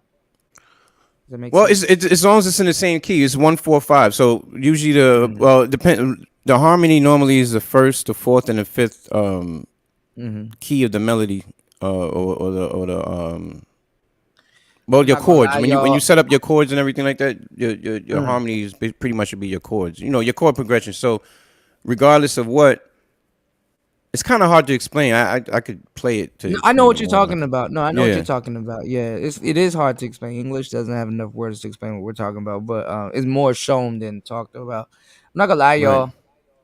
I really want to OP1 field, Hmm. but honestly, to say I wouldn't even get an NPC X, it don't feel right. I was like, man, I probably should Telling you just the get that the goddamn X MPC, like I said, and the X still is walk away with a thou wow.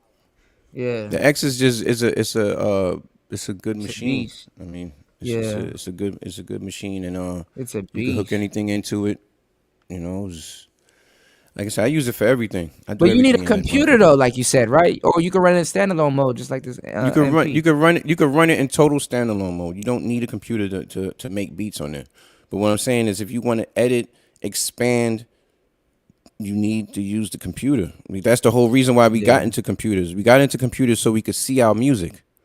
That's the whole yeah. point of going from DAWless to DAW, is so you can So you can see see what you what you're made. doing. Yeah, That's the thing yeah. about Pro Tools. I could So look at the so you would audio. do something like Hmm. you would do something standalone where it's like I hear it, I know what I got, but let me put it in the computer and see exactly what it is, what exactly Right, it is. because I want to. Sometimes I need to manipulate it. I want to fade the audio. I want to take that mouse and like say like in Pro Tools, right? So if Mm, let's say I make all the beats in standalone, right?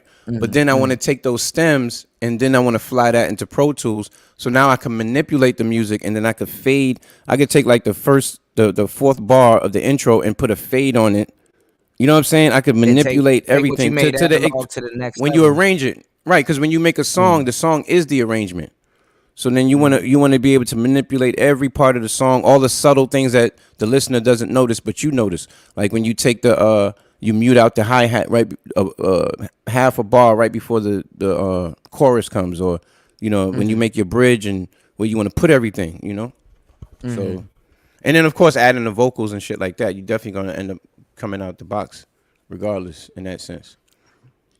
And Yeah, I then just know being you. efficient, just Uh, being efficient, be like for example, you mm, even if you use it in standalone, right? You might go ahead and mm. use the computer just to get your sample. So I might go ahead and use Pro Tools to chop my sample up into different pieces and stuff, and then I'll take those waves and then I'll fly that into the MPC and still take the MPC and use standalone with the waves, and then Mm. I'll take those wave files and then I'll manipulate them whichever way I want. You know what I'm saying? But the point is, instead of me chopping in the MPC, I could chop in Pro Tools and then take my chops and then use the MPC to play the chops.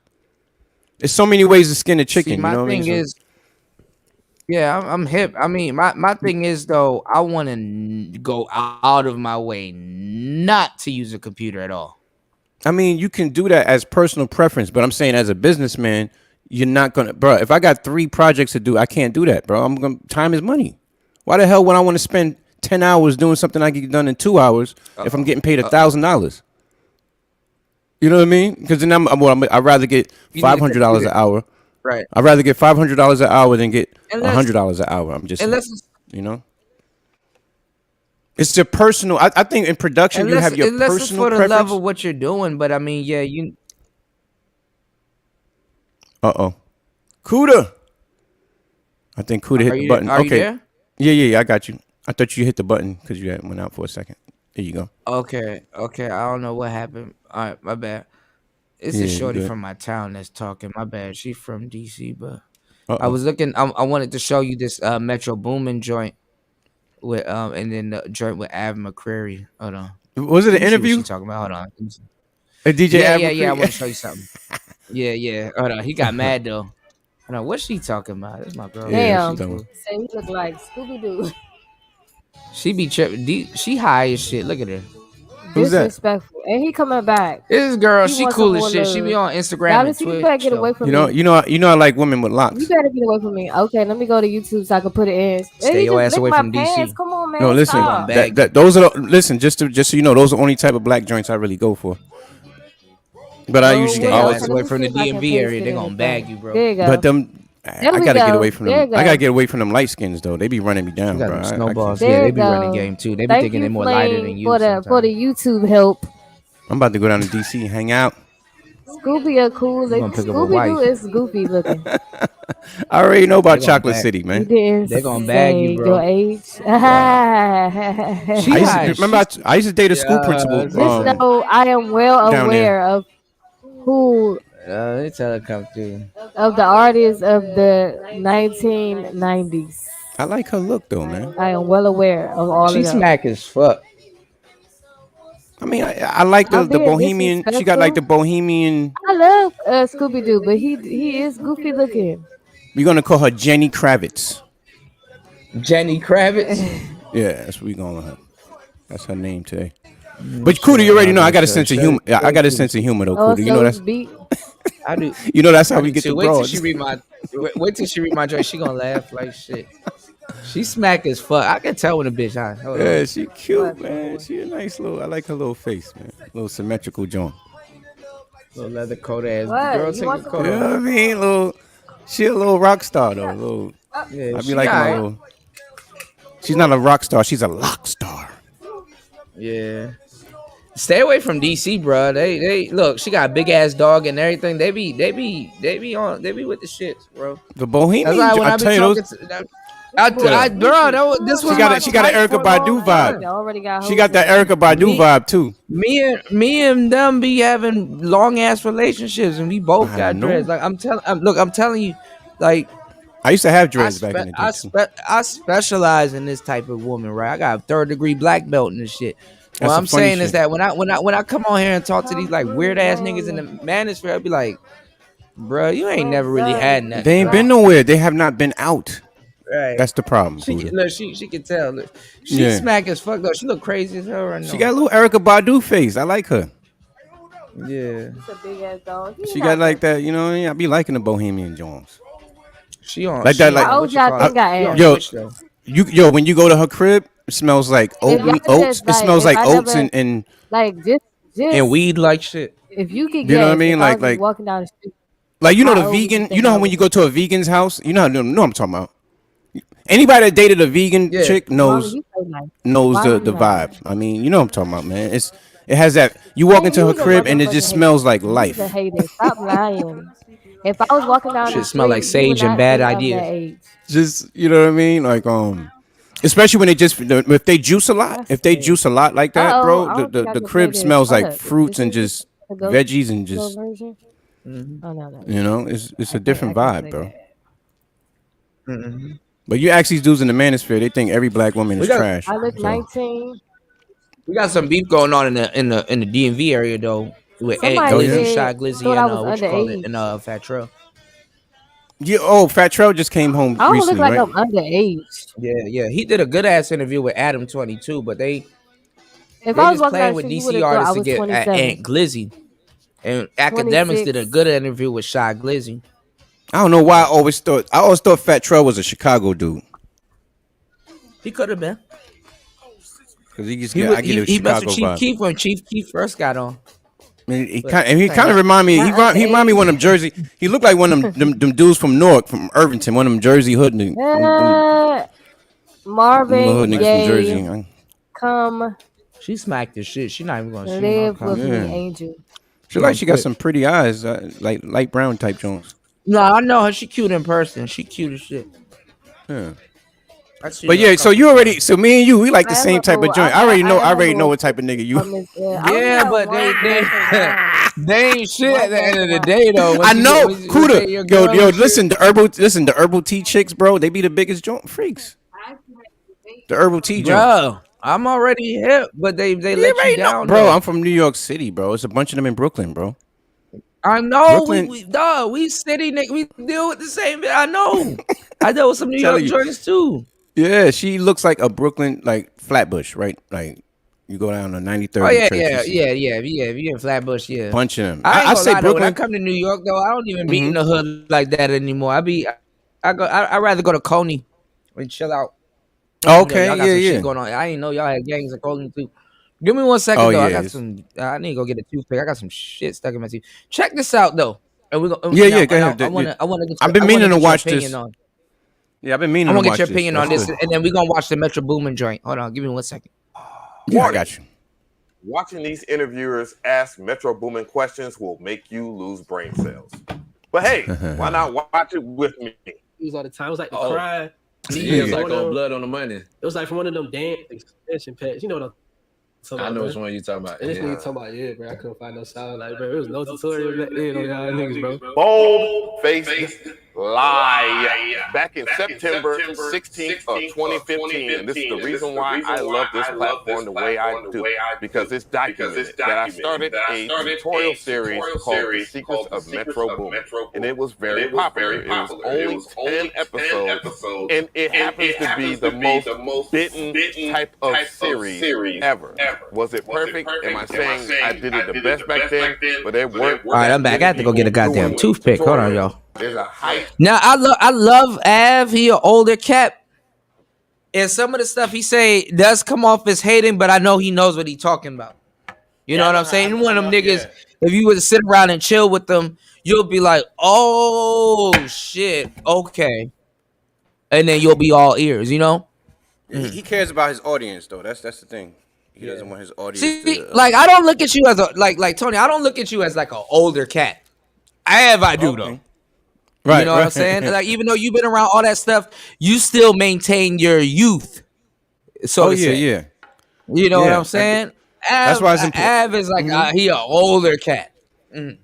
Like an older married cat. You get what I'm saying? That don't really get out much. Just kind of routine. It ain't nothing. Yeah, it ain't nothing bad about that. So some of the stuff he'll say about dudes using Fruity Loops, I would see that. You know, I know what he's talking about because it's like, okay, yeah, technology moves so fast.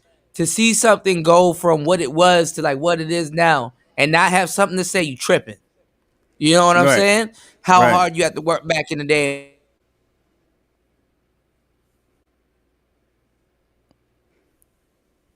Yo. You hear me, Kuda? Yeah, Kuda, I think you might have dropped out. I'm not too sure. But yeah, we in here. Hit the like button if you My bad. I'm back. Okay. I had to switch. I was holding. I don't know. No, this You know thing how to keeps hold it switching down. You to know I the was gonna hold it Wi-Fi. down anyway. Yeah. I was about to tell Ray to hit the like button and all that shit. I don't even know what's going on. This thing keeps switching to the Wi-Fi on the second floor, where I'm on the third floor. But like no, like what I was saying, like cats back in the day had to use magnetic tape and all that other crazy shit. It was to say they didn't have to work that hard to get simple shit done today, which I understand why people use a computer. Me, I'm just trying to be a purist. But here's the thing, Kuda. You're doing it right because you're learning. If you're gonna learn how to be a producer, you should learn DAWless because that's how we all started. DAWless. I started with a Korg X3, a workstation. You know what I'm saying? That's being a purist. Yeah. Yeah, that's why. Like, if you was to get anything else, I would say get the MPC, the keyboard version. Yeah. You could use that. You could use that as a workstation. keys, Is the best way to learn how to produce. Is when you have a device. If I like do I had standalone, that MPC 61 would be perfect. Yeah. Right. So what I'm saying is my Korg X3. That shit was like my bitch. You get what I'm saying? So you get acquainted with that one piece of equipment and you master it, and then everything else is kind of like you could teeter off into other. Well, other Loki, types this is my thing, and I think you already suspected this.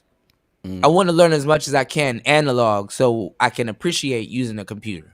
Yeah, exactly. And then on top of that, it makes your technique even more thorough because like the way I produce, I use old. You're the only person I told that to now. I would have told Wes that, but Wes, he's here. He's probably listening. So that's why I use. That's why I do a lot of hybrid shit.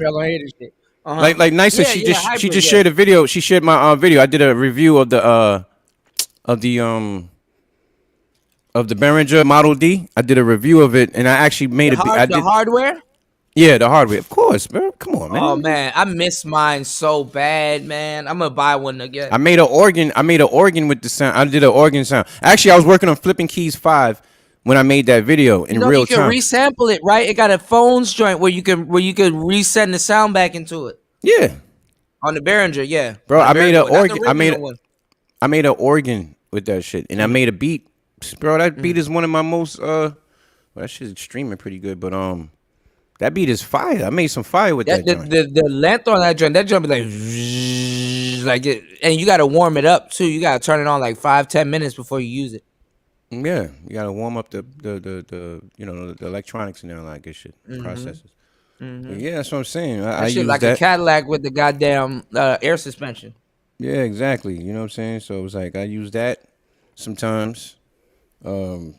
Shit, there's so many ways to skin a chicken in production. That's what I'm saying. I started with a Korg X3, and then shout out to Melodramatic. I just spoke to one of my mentors the other day, Mel, and shit. His kid got placements with J. Cole and shit like that. You know what I'm saying?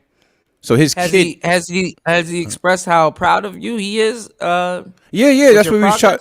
Yeah, we was chopping it up about that because I met him in 1995. I think it was 95 when I met him. Yeah, and he taught me how to use the ASR 10 and shit like that. You know what I mean? Damn, real nigga. Yeah, he had that. Young Lord is his cousin. It goes deep. Like Young Lord is a producer from Bad Boy. Like he did a Biggie joints, Big Pun. He got a lot of shit.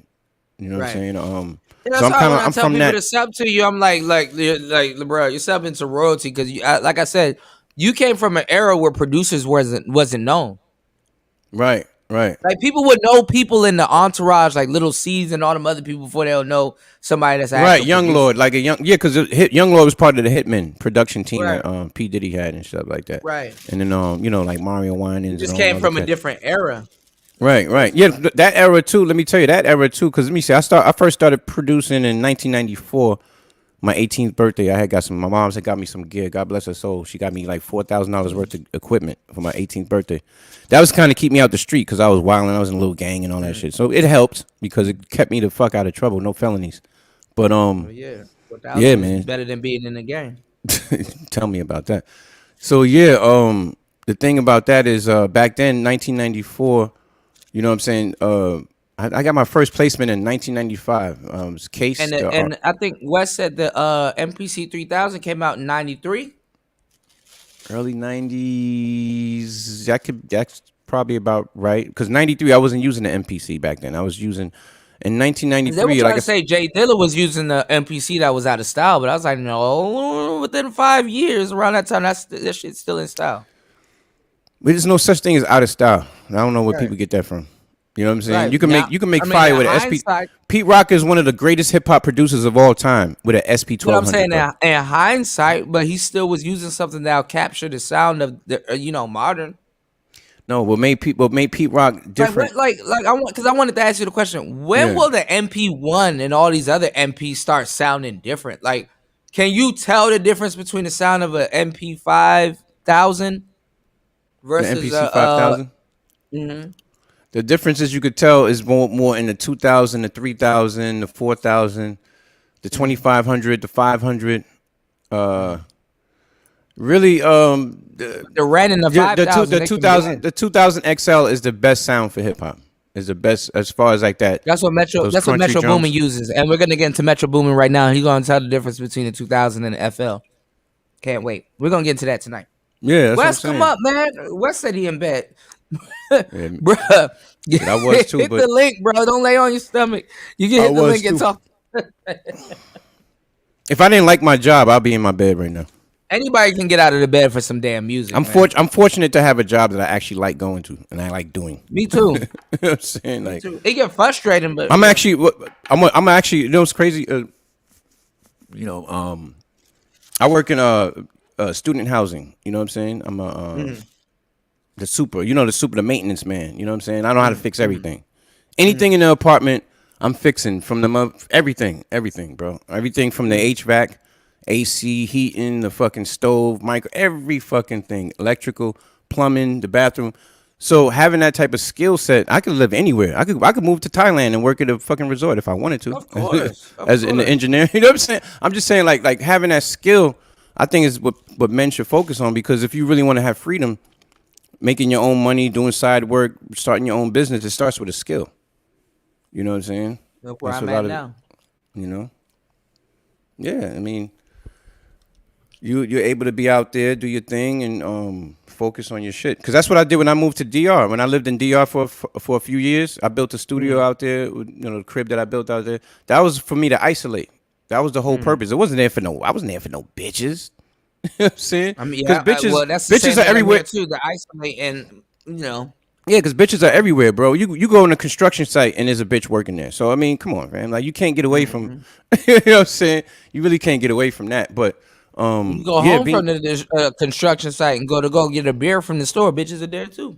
that was my thing about it's like because I haven't been out the country since the pandemic because I just it's just one of them things where I'm like I did so much traveling in my days, bro. I really gotta focus on staying home and making this music. That's why I've been so productive.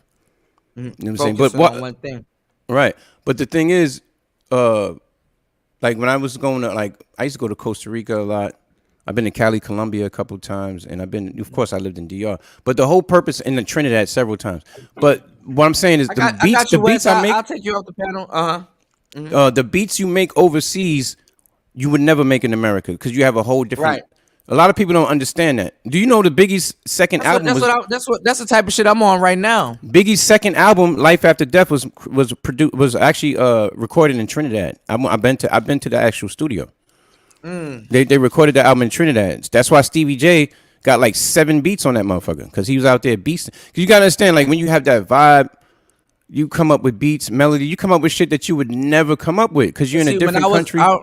When I was a rapper, I had a friend too, and I met him when I went to Honolulu. He could tell exactly where I'm from. I had a friend that produced for Wiz Khalifa named Osiris, and he went to Hawaii to produce his beats.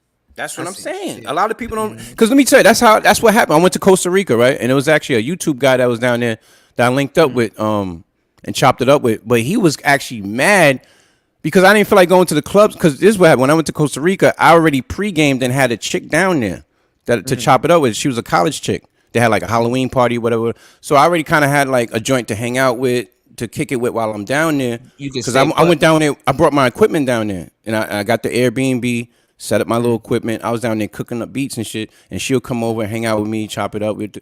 But so I was cool on it. Now he wanted to go down to the clubs and fuck with the hoes and all that, and I was like, bro, I'm trying to cook up. I'm good right now. So I curved him a little bit, and he took it personal. Was like, niggas is weird, bro. But yeah, he ended up trying to have a fake YouTube beef with me and shit. Shit was hilarious because I never responded.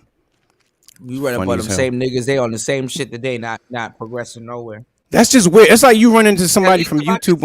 After I came out of this trip or this pandemic, at least I can say I picked up a skill. Yeah, actually, I actually created my website during the pandemic. That's the funny shit. Yeah, I created my website during the pandemic, and I invested about like maybe 10, 11 when grand. The recession has happened, that's when you need to be building. Yeah.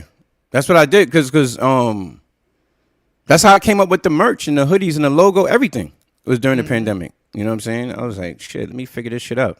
So I said, you know what I'm saying? Because that unemployment was shit. Nothing to do with this recession. Then you wasted the most pivotal part of your life. Yeah, the pandemic is a lot of things that was the reset. That was the great reset. If God's gonna judge you for anything, He gonna judge you how you moved in this damn pandemic. I definitely ain't take that jab. That's some shit.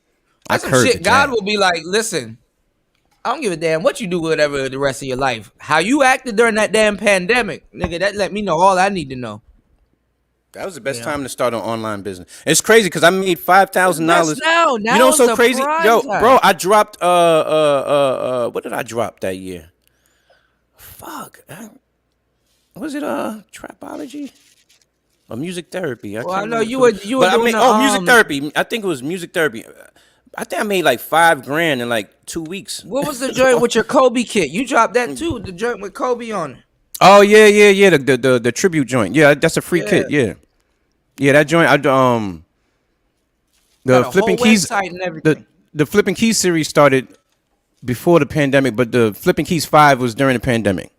Volume 5. That was a pandemic joint, and then I think music therapy came. I think I dropped it. Oh no, Smooth It Out. Yeah, that's what the one. I dropped that during the pandemic, and I ended up making like 5 G's in like a couple of weeks just off of downloads, bro. insane. Dollar downloads off of iTunes and Amazon, bro. I was killing it. I got a bunch of these these lo-fi cats following me on Instagram right now. All right. I'm about to be killing it on Instagram soon. Right. I I'm about to remember go live when I on first started doing Instagram. the mixtape shit. I remember because my mom used to complain about, like, when I used to make beats and shit when I was like 18 when she got me my first set. She was like, "What is this drum? These drums you keep beating?" Like, She I had was them like, kicks. That's I why. was like, "Ma, this is hip hop, man. This is just relax." And then what happened was, so when I forgot my first placement, I was like 19 and shit. I went to Def Jam. Shout out to Swigger. He brought me to Def Jam to meet Dante Ross and the A&R, legendary A&R, who signed everybody. You know what I'm saying? But and I got a remix placement with Case and Smooth the Hustler was a rapper at the time. If you could tell Dante about my ass, shit. Yeah, shit. Matter of fact, I need a deal. I need a got him deal, on Dante. Instagram. I still got him on Tell- Instagram. As soon as I get a deal, tell him I'll take care of the rest. Shit, Dante You know. Ross is chilling, man. He's Before we get into this, y'all, there's 8 people in here. Thank you. And it's early in the morning. I know not too many people are up, but I need y'all to do me a fucking, hold on. I need y'all to do me a solid. I need you. Oh shit. there Shit. we go. Damn. My bad, broski. I need y'all to do me a solid. I need y'all to do me a huge damn favor. Okay? Before we do anything, I'm gonna scroll down. I'm gonna need you to go right here. Where my internet kicks in. Hold on. Some overseas shit. Something that passport bros won't do. I need you to take your ass here on TonyAnthems.com. Oh yes, thanks. You hear? I need to take your ass here. You dig? He got everything you can need. Nigga, this is Airbit for one guy. You understand what I'm saying? Yes, some beats cost 100, but come on, man. Some go down to 30. And he got some deals going on. He be giving out, look, this beat Eastside for free. He be giving out free beats and everything in the chat. All right. I'm going to put a commercial together for you, too, because I got some other commercials that I'm working on right now. So I need. I'm gonna do one for you too. I'm gonna do one for you too. I just need your media so I can put it together. Yeah, I'm at all that stuff. If you could plug the other channel, Dallas Lo-Fi. You know what I'm saying? Okay. I just want, but that's the thing though, Tony. I just want y'all to know everything I did was no computer. You know what I'm saying? Yeah, so no, it's ambitious. Good, yeah, if it happened to sound ambitious. Good, yeah. You know what I'm saying? It's a certain level of ambition that makes someone great. Like doing certain things. I'm trying to think of a good example. For example, use the computer, I'm gonna reach out to you. You know what I'm saying? But it's just like for example, I have I like to ride mountain bikes. You know what I'm saying? Why? Because it keeps you in good fucking. People really don't understand how good of shape that shit gets you in, bro. Hell yeah, man. That shit. Like, them gears are made for working out instead of actually climbing hills and shit. Right. The bike gonna climb the hill regardless. Right, exactly. But I keep my shit in mid gear. I keep it in mid gear and never change it. So that way I could just, man, I'm telling you, man. It's a great way to do your cardio thing. You could run errands, throw in a little backpack and go run errands, go to the post office or, just your little whatever and still get a workout in. Yep. It's so easy to, I think the best thing, when my 40th birthday, bro, I told you, when I hit 40 years old, I was like, you know what, bro? I need to lose a couple pounds, bro. I was like 227. Yeah, that real nigga weight is a real thing. Yeah, so what happened was I bought a basketball and a mountain bike, and that was it. You know what I'm saying? Everybody's all trying to figure out diet programs and this. I said, bro, all you need to get to is a basketball. Play basketball, ride a mountain bike, and you good. If you get a basketball, ride a mountain bike, get a kettlebell, and shadow box with them 2-pound dumbbells, you straight. Yeah, that's it. And I got the pull-up bars in the bedroom, and I got pull-up bars at the job. Yeah. Those are always good. You know what I'm saying? So that's like, shit. I've been filming some of my work I do at my job because I have another channel called Creative Real Estate. and that channel is gonna be all about like property management and maintenance and stuff like how to repair leaky faucet, how to do this, how to do that. Mhm. You know, Like the Negro home ec type. yeah, Well, you know not what I'm saying, Negro, but yeah. how to change out the thermostat on the water heater. I mean, Mhm. that's evergreen content. You know what I'm saying? Mhm. Mhm. Because people are always gonna need to go back to refer to it, and then it's like, so Or can I learn kind of something from it, a point or two, even if you've been doing it for years. like I said, the first thing I did was how to pass a drug test with your best friend's urine. I got 200,000 views on that one. I'm not gonna lie. I took my friend's brother, his urine and stuff like that. They were like, you passed." He said, but there's a problem." I said, "Okay, what's the problem?" He's like, "You're 8 years old." And I was like, "Oh shit." Oh shit, that's crazy. I used one of my friends urine. He played in the NBA, so I ain't about to put him out there like that. But But you're pregnant. he was a basketball player, so the nigga never smoked weed. You know what I'm saying? And the funny shit is, as soon as he retired from the NBA, that motherfucker's getting high as hell on Instagram. Hmm. Yo, he has such a clean image his whole career, bro. Well, the thing is, they're not looking for weed. I mean, even if they find weed, they can tell the levels if you've been around it, but not directly smoking it. Yeah, yeah, of course. What's going on, nicer? But Hmm. nicer. Hey, This is a Kudo, thousand. what's up, Tony? This is Hey, the 1K girl right here. 1K. yeah, yeah. Nicer, That's her. nicer, nicer's the That's her new number. Have you seen her shit? Her beats been shooting. Yeah, I She got successful yeah, ass channel. I told I, you. I and was I in the want her to comments. realize this too, because it's like people be like, "Oh, subs this, subs that," and be trying to tell YouTubers how to run their fucking Nah, channels. Like, shut the fuck up. You don't have a successful channel. Nicer is getting quadruple than her subs. exactly. That's like my music channel. I got 51 subs, and right now I just hit 2,700 on that one beat. Man, come on, man. 2,700. Think about it. 2,700 views with only 50 subs is big because Yeah, you but got to. some asshole gonna try to tell me and use that as a bar medium, like, "Oh, you're failing." You're Man, for somebody that got red pill content, I'm doing fucking well. It's about how you leverage, because like I Yeah. said, if you have you get Then I'm blackballed by the manosphere and then YouTube. oh damn, You know. blackballed by the manosphere. Hell yeah, the manosphere been blackballing me. Oh, I didn't. That's why they fucked up right now. Hell yeah. Damn. I went through all of that shit. I've been blackballed. Hey, sometimes As you soon should. as I start spitting the game and telling them, "Yo, you need to step your equipment and all this other shit," man, they've been blackballing me since. And they fucking up because they didn't step their game up and didn't have their equipment. I done seen it. They wanted to sit around and talk about bitches all day. Okay. So Oh, I see what you're saying. As far as the branding, yeah, I'll take the long route. I don't give a fuck. Y'all see in the end. right? Yeah, you think I get it down? Most of them channels ain't even around no more. Who's still around? That's true. Eight people in here. I bet you all eight be entertained. That's 8 million to me. Yeah, that's crazy. Yeah, I mean, like I said, I use this to leverage. Shit, I got consultations of shit. Especially this one girl, I'm teaching how to make beats, and I charge That's $50 an good. hour. She got the MPC one, and Same we one. go up in StreamYards, and Oh, I got some drum kits and stuff to send you that I got today. I just got to make sure I can get them on my shit. I got some stuff to send you, bro. oh shit, you know what? I got a couple things I gotta send your way too. Actually, I got some drums. We gotta start upping the gigabytes on our memory card, bro. Cause I got some shit to send you. Damn. I got like almost 19 gigs worth of shit to send you. Separate. Do you know that? Do you know the acid from ketchup can remove the paint from the. Let's see what part of this. From the stem of the microphone. Oh, I didn't know that.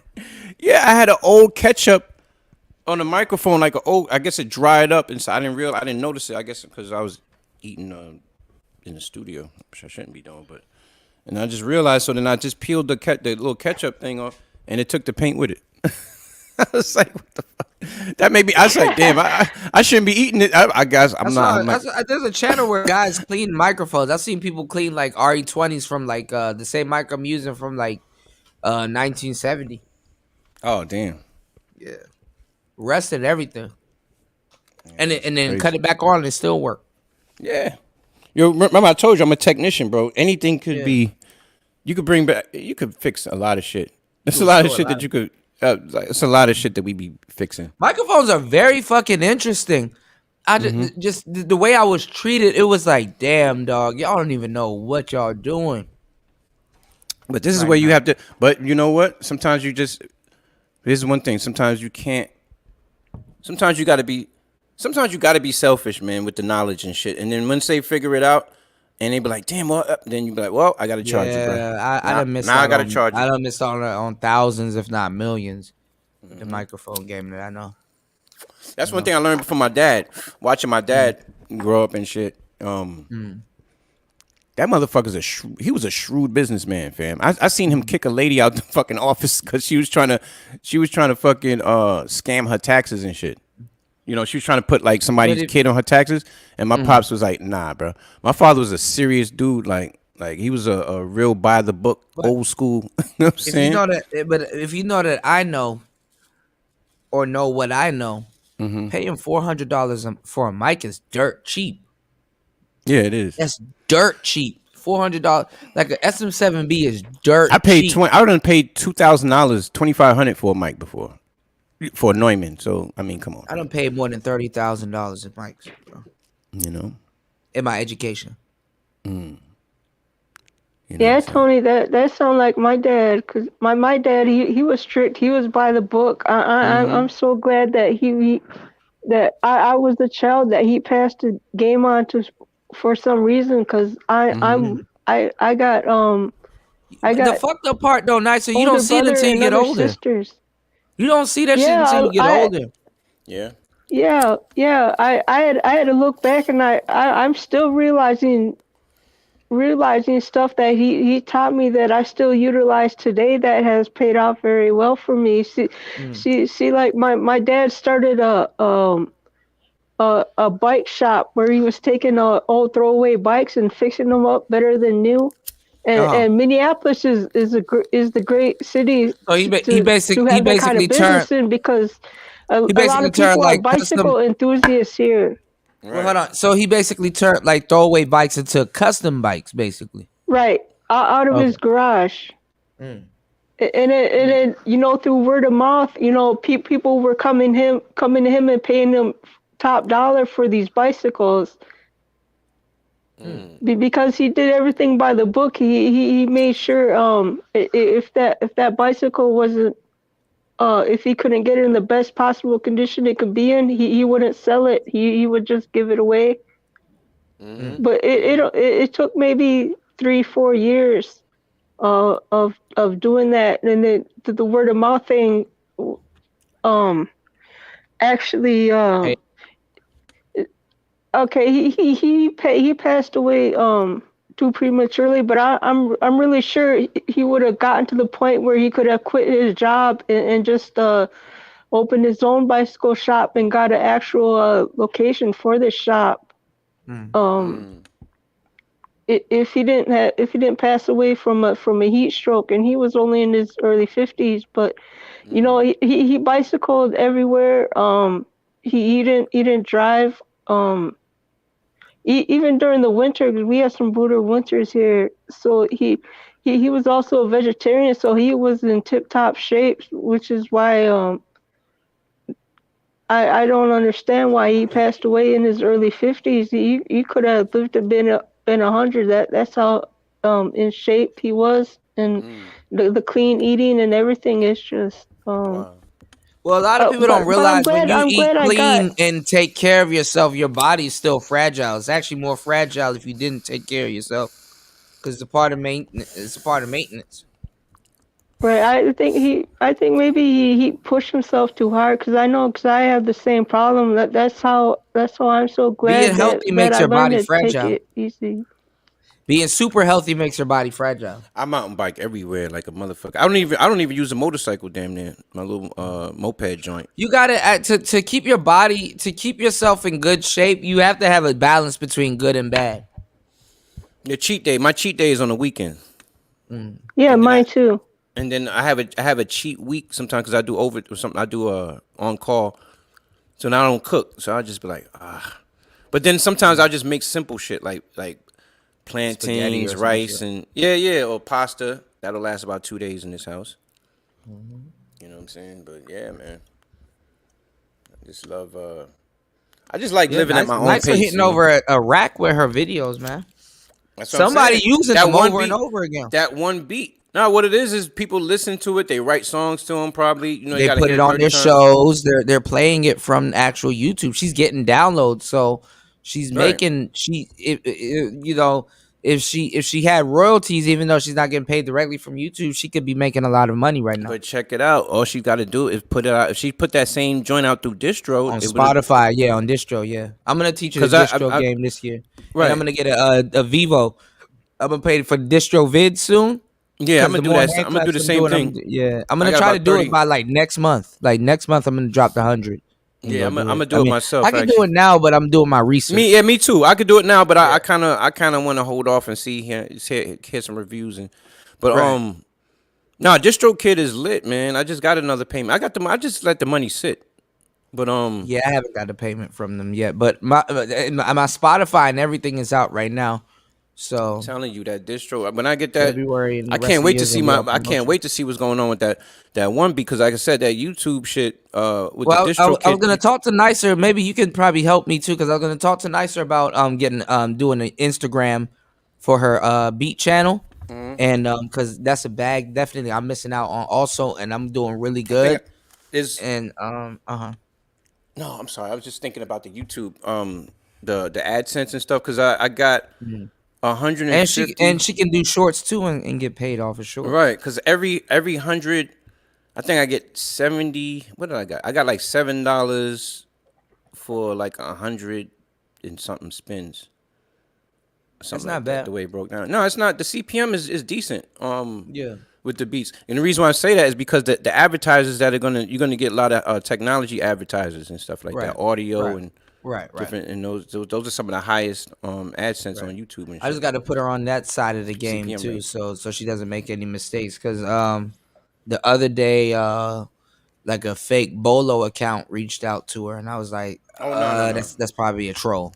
You know, not saying that Bolo wouldn't reach out to her. I would never, you know, No, but no, put no, her in position to say, no. your There's beats the isn't good. We wouldn't scammers. reach out to you. No, No, it's but the really more scammers just so. they Yeah, mirror the pages. The scammers yeah.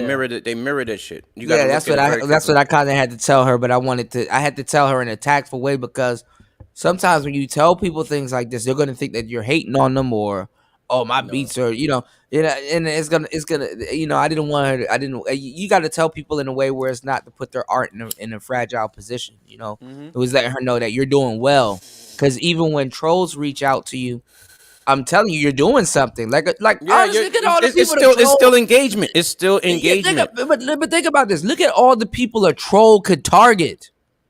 That's what I'm saying. That means you're Because doing something good still, because it's like I said, I because look, every beat that I make at this point, it's a process. I make the beat, I publish it through BMI and everything. That way, I got my IP numbers, everything's legit. Boom, boom, boom, and then I upload through distro, so that way it goes out. The beat is already acknowledged. It's in the system. It's an actual joint. So that way, I'm not worried about nobody stealing the joint. You know what I'm saying? Because it's already everything is accounted for. And then I got the publishing with Sony Music. So then every beat that I make, matter of fact, you just reminded me, I got to submit my song for. So with Sony, Have you messed with United Masters or Thule? I seen United Masters. I didn't mess with them, but I seen them. They're pretty popular. For what for distribution you talking about or Yeah. yeah, I seen those.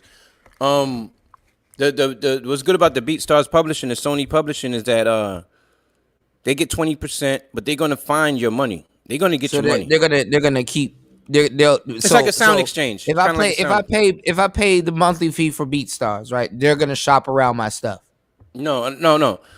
You pay the monthly fee to BeatStars for the professional page, right? And then it gives you access to sign up for publishing, right? So you sign up for the publishing, but before you, but you have to have your songs got to already be out there in So is it Spotify. better till I have like a good lucrative distro kid, and then the money I make from distro kid I can use that to cover the BeatStars? Exactly. You can do Okay. it that way. You can funnel it that way. You know what I'm saying? All right, so I'll just do distro kid and distro vid. Yeah, that's what I'm saying. The if, as far as having a pro page on BeatStars, that's if you want to have your website laid out a certain way. You want to sell merch. You know what I'm saying? But There's see, I different got things Gumroad, so I can always sell my beats independently on Gumroad. you can do that as well. Yeah. You have your independent. You have your website. However you want to do your website through Gumroad, or you want to do however you want to do. It's going to cost $20 a month regardless, because of server space. Even if you get an independent, even if you get your own web, because I've done that too. I started off like that. TonyAnthems.com Well, the was a Gumroad, website. it doesn't charge you monthly, but they do take a cut. So, like you said, it will equal about $20 a month. Yeah. Right. So, When you start seeing right, some because the success. BeatStars is 20 a month, but then you got to look at it like this: you have access to certain things, and you could sell your items a certain way. Because right now I'm coming up with merch for my single I just dropped. And distro just did some cool shit. They sent me like this thing in my email that I saw when I was doing the hand clap thing for Nicer. They sent me like this promotion thing where it's like your basically your album cover on like a cassette tape Oh yeah, and all yeah, that other and the train, the subway shit. Yeah, yeah, yeah, yeah. yeah. So y'all look out on my timeline. I'm about to have some stuff on So, there to so lead what me I out do to my with that? Spotify. So what I do with that is I take that, I screenshot that, I cut it out, carve it out, crop it out, and then I upload that on TikTok. And then when I upload that on TikTok, I take the actual music from TikTok. And this is the reason why you got to put your beats out on distro, because that way all your beats are on TikTok. So when you upload on TikTok, It's you gonna type be in wherever DJ you send Cuda. them. Yeah, it's Right. gonna be wherever you send the You link. search DJ Cuda, and then now you can advertise. Now you're Why getting does they paid. keep doing this? Now you're getting paid pretty much to like for instance, when This I thing work keeps out. putting my damn ex as my damn background picture, and I deleted it several times. Oh, that's My crazy. bad, man. Yeah, she trying to pop back in. She Trying trying to to hoop. creep. Look at She trying trying to to give you that. creep. She trying to Trying to give you that. creep back in my life. She trying to hoover. She trying to give you that hoover. Trying to suck you back Tony. in. You have She a trying to baby. Leave me alone. she trying to suck you I'm back not in. baby anymore. But so crazy. I don't have any kids, so it's very easy for me to walk away. I don't either. Yeah. like me and my ex don't have no kids, so it's not like, you know what I'm saying. So it's easy to be like, you know what, you want some bullshit? I'm on some bullshit. Let me be on some bullshit by myself. Yeah. You're childish. Okay. Let me be one. Oh, shit. Tony, I have a question. Yeah, what's up? Okay, about the copyright process. When you see, I joined ASCAP, but does ASCAP and BMI, do they copyright your music for you, or do you gotta do it yourself? Yeah. You have to. Yeah. Well, look. Let me answer. This is what you got to do. All right, you register it through your ASCAP and everything like that, so you have your IP number. But you still should copyright your stuff through the government, right? Yeah. And what They you can can find do it. Services can find it for you, but you have to go around and make sure you're getting your money too. Right. Well, there's three steps to this. Okay, you got you get your publishing, right? So you publish everything that you produce. Your copyright now, you're gonna make a playlist, and that's why I do beat albums. And people don't understand every beat album is, you know what I'm saying. So let's say you come out with let's say you got a joint called Nicer Beats Volume 1. Right. It's It's all in one. It's all in one place. Right. So Nicer Beats Volume 1. Let's say you throw 10 beats on there. So you take those 10 beats, Nicer Beats Volume 1, and you pay $45 to send those MP3s to the government, so that way all of that stuff is on file with them. Right. And then it's now all in one place. You won't have any Right. Lucy's running around. Right. So then you just say, all right. So every 10 beats will cost you, say, $40, $45 to copyright, to protect yourself. Now, as far as legally, you legally don't have to do that in order to sue somebody, and so on and so forth, because number one, you have the files. Number two, once the file is created, it's technically copyrighted. And number three, you have Your masters are your copyright. right, and you if you publish it through BMI, it's an actual product. It has an IP, which is an intellectual property number. So that's your shit for that date that's set. So anybody that does anything after that date, you're already gonna win. You know what I'm saying? So you're good there. Because once it appears on the internet, it's a digital asset. Right, and then step 3, you get either a sound exchange or you get an administrator for your publishing, Right. which would be Now the person that's notice gonna. what Tony's saying. He's giving you the game, the date. Mm-hmm. You need to pay attention to the date that you put it out. Right. Okay. You have the date of the file on your computer, which could be in September, but you probably put it out in November. Mm-hmm. But that November date is what they're gonna go off of because that's the published date. But you can already prove your case still because you have a September file also. Right. You got the file. Proving that it's yours. Yeah. You It's got the that date. file. It's that date that really that's that. Anytime somebody copies something or does something, it's that date. When you look at like an NFT, say if you put out your music as an NFT, you want to know how they track all of that stuff because people are like, well, can somebody screenshot it and do this? Yeah, if you want, but that don't mean you own it, and don't mean you can sell it. That's where the blockchain comes in. The And here's. blockchain is like who bought it, when did they buy it, how much did they buy it for, how much is it currently worth now, and stuff. That's what the blockchain is for.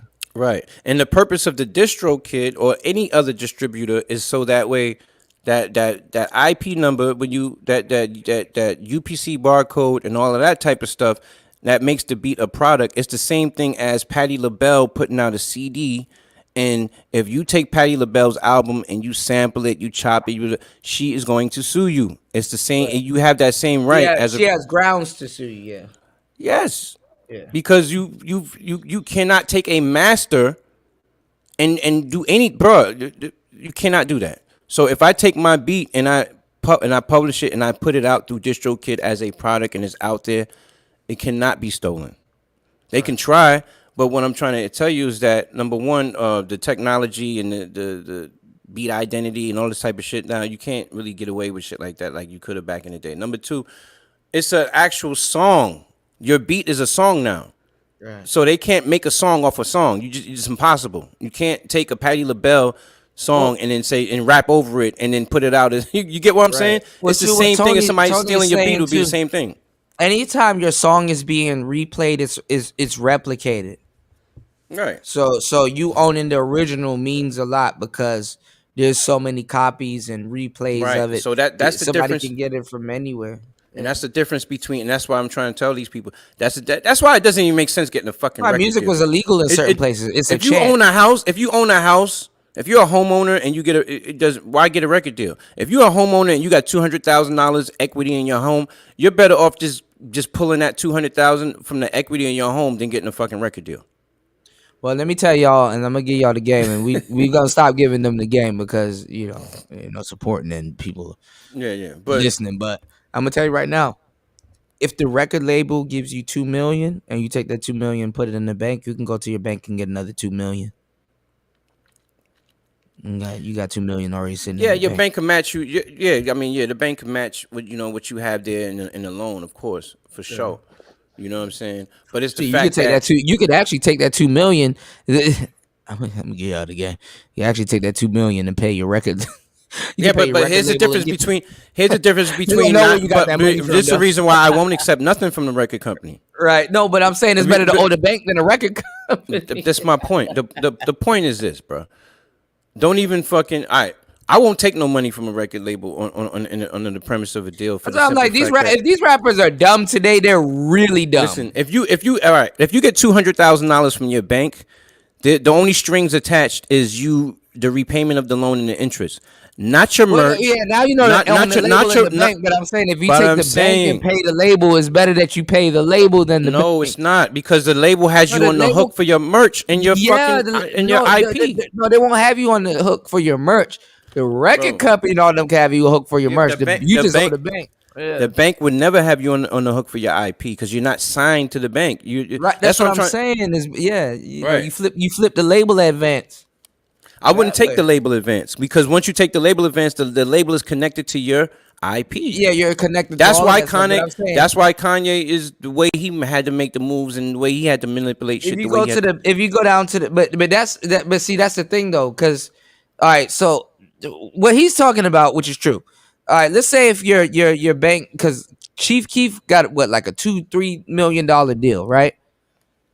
Your label, the money that your label gives you It doesn't matter if you pay them back. As a matter of fact, they're not looking for you to pay them back. Not like that. Not immediately. Bro, because the You know? payback is the IP. Your Right, IP. right. As long as you have your IP Right. and They you're own fucking more. and They you're own breathing, more. Right. Exactly. They own more than the money that you gave. They gave you. Exactly. That's the whole Right. point. If I take But they're better $200,000, to pay back than the actual bank because the bank can't really take or seize anything from you like that. if I go to right now, I The qualify for bank some of already the shit. spending your money. Boom. If I go to I'm a veteran. If I go and I get a VA mortgage right now, go to a VA loan, I get a I get a fourplex. I live in one, rent out the other three. Okay. So now that fourplex is Wes know paying what me. I'm talking about. That fourplex is only not only that I live there, it's paying me an income and I'm paying the bank back. And then when the fourplex comes up in equity, I'm gonna take the money out the fourplex, put that into whatever my IP is, and then build. See, once the label is connected to your IP, you're now a slave. Right. You're a slave to the rhythm. Right. And then You don't need their money. They know everything you got going on too. You could be a 9-to-5er. You could be a 9-to-5 guy. You know what I'm saying? 9-to-5 guy with You got wrestlers that have been getting good credit, money in merch, making bro. You could more be a money 9-to-5 guy. merch than wrestling. Right. You could be a 9-to-5 guy. And the wrestling company owner. You could be a 9-to-5 guy with good credit. You know what I'm saying? And that's another thing too. If the record ownership. company, you know what's fucked up, and a lot of people don't talk about this. If you took your money and damn near got your logo, or the record company gave you your logo, I mean the wrestling or the record company gave you your logo, oh Nick. And you say, yo, let me slap this on a shirt and sell merch with, oh Nick. Bruh. I can give y'all so much game. The fucking importance of having a logo before you do business with somebody. The game is, the whole game is, you have to be an entity before you do anything with anybody. So when I was talking about the manosphere, them niggas could never catch what the fuck I was talking about. If you had a logo coming into the game, and you like, okay, I don't care what you do. I'm feeding off the popularity that you put me in, but if I was to slap my logo on some merch and sell it, you can't get none of that. That's my point. That is the whole point, and that's the whole don't even point. Understand? That's Bro, why. That's why the manosphere is fucked up right now. But taking it back, I come into it's like a marriage, bro. Whatever you come into this joint with, when you sign that contract, it's like a prenup. I say go independent. Fuck everybody. I don't give a fuck if you and just get like distribution. That's all. I don't listen. Even if you if you make, I don't give a fuck if you only make $49,000 a year independent with your music, nigga. You doing all That's right. good. You know what I'm saying? You doing great. Damn good. You know what I'm saying? Because it's your shit. You know what I'm saying? And if you can could have made zero. Right. So what my point is, it doesn't make any sense in this day and age to sign. That's why the manosphere is suffering. There was people like myself that was around telling them, and I hate to say it because I think some dudes over there are gumps other than my boy, but the Brain Trust was telling them. I can tell you right now, if you sell 1,000 beat albums per quarter, that's 40,000 a year. Yeah. You know what I'm saying? And that's not, and that is very. Heard of. You can sell 1,000 and people still don't know about it. Bro, it's not hard to move 1,000 units. Yeah. On iTunes or $10 a pop. That's $10,000. That you put the time into it. Hell yeah. That's 10,000. You do a nice little ad, do a nice little Google ad, run that shit $5 a day. If you sold one beat in 10,000 hours, you still did good. Yeah. Listen, it takes 5 years to get anything good off the. It takes 5 years to get anything good off the ground. Right. You know what I'm saying? This is why I stay with a little gig. You know what I'm saying? Since I've been a musician, I always had a gig because that's why I went to school for audio engineering. That's how I got my ass in the studio. That's how I even got to be working for Bad Boy because I went to fucking school. I didn't know though, between the producer and everybody else, the engineer is something completely different. You know? Yes. Yeah. I mean, until I start rapping and dealing with the engineer by myself, it's like, damn, this person. Some engineers end up being a producer though. I'm gonna give y'all the game. Some engineers end up being a producer, but most engineers ain't producers, and most producers, they can engineer, but they don't. They let the engineer do what the engineer does. I started off as a DJ, then a producer, You're then like, an yo, chop it up engineer. and send it to me. You should be able to know how to do that. You an engineer. My shit was deep. My shit was DJ, producer, engineer, Yeah, and I my think shit is DJ, a little bit of engineering for myself, and then producer. well, engineer. And being an engineer will make you the best producer because now Yeah, I think you're yeah. Because if you're a DJ, you could the play DJ around. too. Everything matters because I But did I'm saying everything. I would have rather been an engineer than a DJ before I No, got into no, producer. Cootie, you're tripping. Me being a DJ, especially look, I was a club DJ in the Midwest. I was in the military station in Fort Well, I Riley, mean, Kansas. if you're talking about developing an ear, but I'm talking about like arrangement and EQ and all That's that the other shit. everything, no, Cuda. You got to think about the DJ is the controller of the show. It So is, as yeah. a DJ, you see, let me tell you from my perspective, because I was a club DJ for years, all right, and I did it in the Midwest, and you got to And I'm gonna understand. ask you another question. Would you Yeah. rather be a drummer, a guitar player, or a pianist before you got into music? I played the trumpet personally, but I'll say the piano. I would say the piano too. Yeah. I'll say the piano because the piano No, is a but drum. but no, The but drummers. piano, the But piano it is the depends on piano your, is, it but the depends on your piano is workflow, a. though. But you gotta understand something. If you're The a piano drummer, is the piano if is you're percussion. no, The but see, piano but is if percussion. but think about it this way: if you're a drummer and you get a groove box that's solely based on samples, you gonna be straight. Whereas Right. if you're a pianist, right, and you did what I did was try to get my hands more so on synthesizers. That's what the other dudes were talking about. They were like, I ain't never I played around with controllers, but I ain't never had a synthesizer that when you press something on it, it make noise by itself. Right. You know?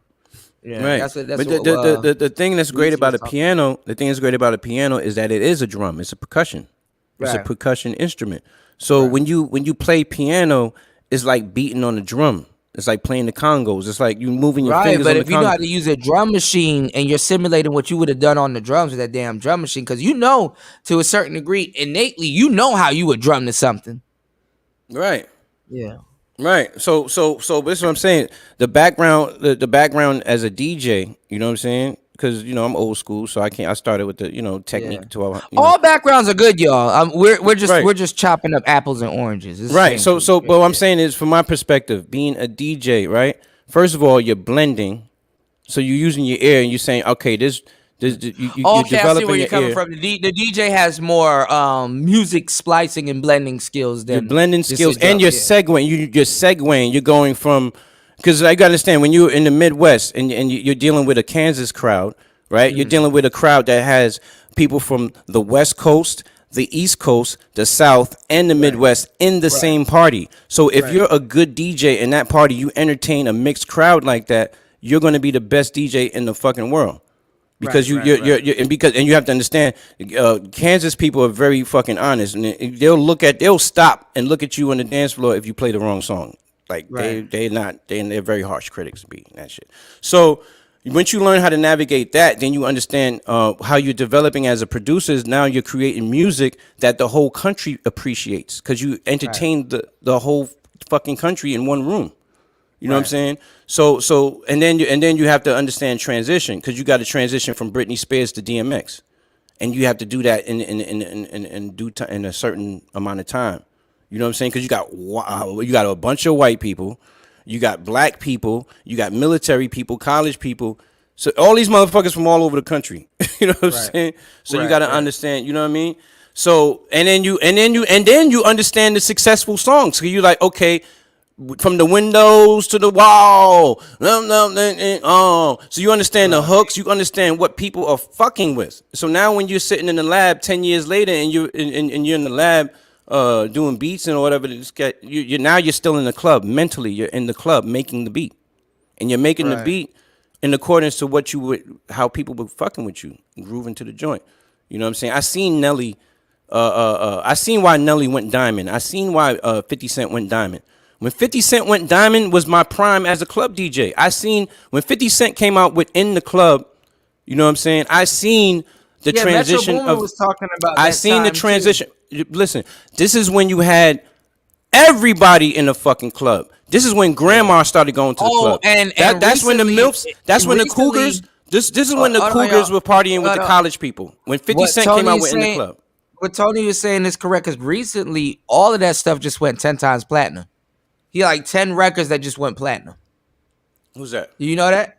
Who's that? 50. Oh, you said 50 just recently Like went. this year, Uh-huh. recently, hold on, let me see if I can find it.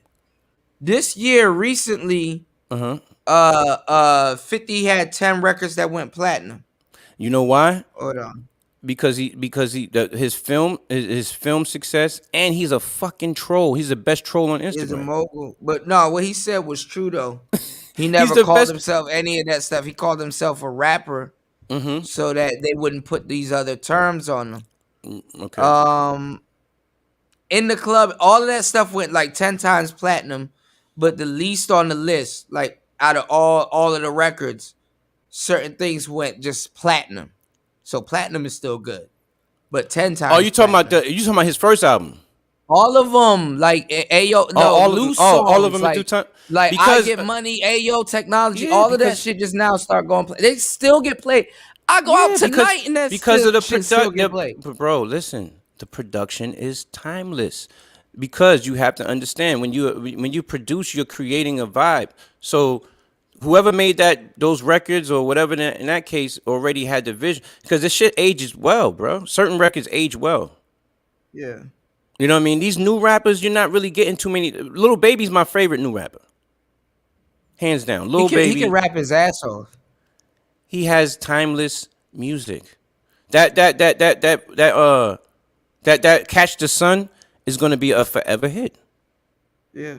Any nigga who had a bad bitch in his life and it was me and you against the world, bitch. If you had a vibe like that with any bitch in your, then you know you could relate to that song. That song is like the epitome of the Bonnie and Clyde experience. If a nigga ever had a Bonnie and Clyde experience with a bitch, a down ass bitch, then Catch the Sun is the vibe. You play that shit when you know what I mean? When you riding with the shorty, you throw that joint on. And that's what I'm saying. Music creates the vibe. Music makes a bitch wanna give that pussy. You play the right song at the right time, pass the bitch the blunt, man, listen. It's vibe, man. Everything is like, you know. But I'm telling you, like, the engineering experience too will allow you to be one of the best producers because you're learning how to manipulate sound. You know what I'm saying? I'm already hip. Yeah, that's why I kind of was really mad about. I was really mad about the time that I spent in the studio doing dumb shit when I could have been learning. Mm-hmm. So that's why I think that's what alludes to me. I was chasing broads and I'm bugging. I forgot doing I was a all rapper in kinds of high school. shit. I did No, but rap I'm in high saying school. I I'm was tripping. chasing broads and doing all kinds of debauchery and shit Yeah. around that time. Like the me today would have been. I wouldn't say I would be disgusted with myself from yesterday because I was still getting. But In you the was a game and rapper. learning You was a stuff. rapper at the time, so you had to go through the rapper Yeah, journey. You know what I'm saying? The rapper journey is I was a a lot diva different. though. I hung out with the engineer. Right. I really was really serious about my sound, and then until I learned how to sound good on my own. I'm talking about the far as the Cause bitches. The rap. I'm talking. because I'm saying You you get have what I'm some saying? people, you have The some rappers. entourage. No, but listen to what I'm saying. You have some Yeah. rappers right now that are multimillionaires. Yeah. If they were to go in that studio by themselves, they wouldn't sound like that. They have, bro. They have to have their engineer and they Listen. DJ around them to sound like that. Right. But this is what I'm trying to explain to I you. don't have to have none of that shit. Right. That's my whole point, Kuda. Back in the day, And right? if you're a great producer, then we gonna sound good as hell. Kuda. But let me tell you something. Everything that I got into was out of necessity. You know what I'm saying? Like getting into producing, I started off as a rapper in high school. But we used to go to the studio with the big black couch, and it was just crazy. It was so many groups trying to get recorded, and then Pete Rock had the basement. You know what I'm saying? Everybody's trying to get in Pete Rock's basement to get a beat and everything. A lot of times, the frustration from being a rapper, it was like, well, fam, I'm gonna learn how to make beats myself, and I learned how to make beats. And then what happened was I started making beats to the point where I started making beats for every fucking body, and I never got around to making beats for myself as a rapper. So I just turned into a producer from rapper. You know, I started producing in 1994. I was in 12th grade. You know what I'm saying? So you know. Yeah, but I would feel scared. I would feel bad as hell if I was going around somewhere and I'm like, damn, I wouldn't sound like what I said. Like But singers, they got to be right, crazy. I know women can do that, but singers, they got to be crazy to be like, yo, I know when I'm going to the studio, I'm bringing a brand. I don't have to rely on the engineer. right. As a matter of fact, right now, I'll be if you're an engineer, and you don't know what the hell you're doing, or we can't mold a sound together. I'll be your worst nightmare, and I have been the worst nightmare on certain engineers because I'm like, Exactly. nigga, I know what the fuck I'm talking about. You don't. Right, right. So listen. Let me explain to you now. Now, as a producer, I started going to the. As a producer, I learned how to produce, and then now I'm going to the big studios in Manhattan where you had to bring your fucking damn keyboard to track your beat. That's another reason why I'm trying to tell you, cool. Yeah, that dollar shit is cool, nigga. But I've been through the dollar struggle. No, I know what you're talking about. But right. But no, I want you to learn. Listen, I want you to learn dollars. Hold on, I want you to learn dollars because I had to do that. That's how you're gonna be a great producer. No, yeah. But I'm just on letting the you know. right track. I just want you to understand the dollars struggle that I've been through. No, I'm on the right But- track. No, and but- I appreciate you. Look, Look. me and you done got into several arguments about this shit. but look, so look, I you want you. know I I'm want hell you. on somebody that I don't know. Listen, I want you to go And through I'm the. paying? I want you to Oh, go through the shit. dollars shit because that's how you pay homage, right? I get Yeah. you. It's just like an electrician. I'm If you doing want it to be, right, if you Tony. I'm a Right. purist. I'm doing it right, bro. I'm just I'm gonna give you hell about that computer shit. It's just right it's just now. like an We electrician. just If you in want those years if you want to right be now, an that's all. electrician, if you want to be an electrician, Kuda prefers to use a shovel to dig for his wiring. He rather uses a shovel instead of a backhoe. Okay, I Yeah. get it. I got you. Now, but Yeah. look, now my journey as a producer. Now, when I'm going to You're the more big about efficiency. right, exactly. It's all right, but that's experience makes you that way. You know what I'm saying? I know that, yeah. Right. But that's But- what I'm gonna but give you look, hell let me- about in these years. But let me explain your point. Like you were saying, the producer now. I'm going to the studio as a producer. I'm not an engineer at this point in my career, right? I'm just a producer. So now I'm going to the studio, and I had a record called "In the Bronx" with Hostile, right? And I'm vexed as a producer because the engineer, I felt like he fucked my record up because I brought the beat. You know what? I want to talk to you about Right. that because I don't know So- about somebody buying my beat and then they're like doing some like Playboy Cardi shit, some other shit. I'm like, what the fuck? No, I could 'cause have look, put an as a- instrument on the beat. As if you a gonna do that. producer, you track it. Boom, you make your beat. You take your beat to the studio. The Yeah, but engineer's if gonna somebody track out your pays beat. you, you have nothing else. You put it up for sale. If somebody pays you and does some beep bop, skibbity beep bop, I don't shit give a on fuck. top of I your mean, shit. I'm gonna be honest with you, bro. I don't give a goddamn. I wouldn't have came out with a website with $30 beats if I gave a fuck. Oh, what I'm people. gonna ask nicer. What the hell she gonna think about? Somebody, she'll put a lot of Yo, she'll put Kuda, a lot I of didn't- work in her beat, and then somebody beep bop, scoobity beep. yo, it don't matter if they paid for the beat. Hey, so be it. Yeah, it's like if And you guess pay what? for the beat, it's like they did pay, so all right. If they yeah. paid for the beat, right? Somebody else, it's a lease, so somebody else might do Right, something better. it's a beat lease. Cause look, let me tell you, I remember this one dude sent the joint back. I think he was German.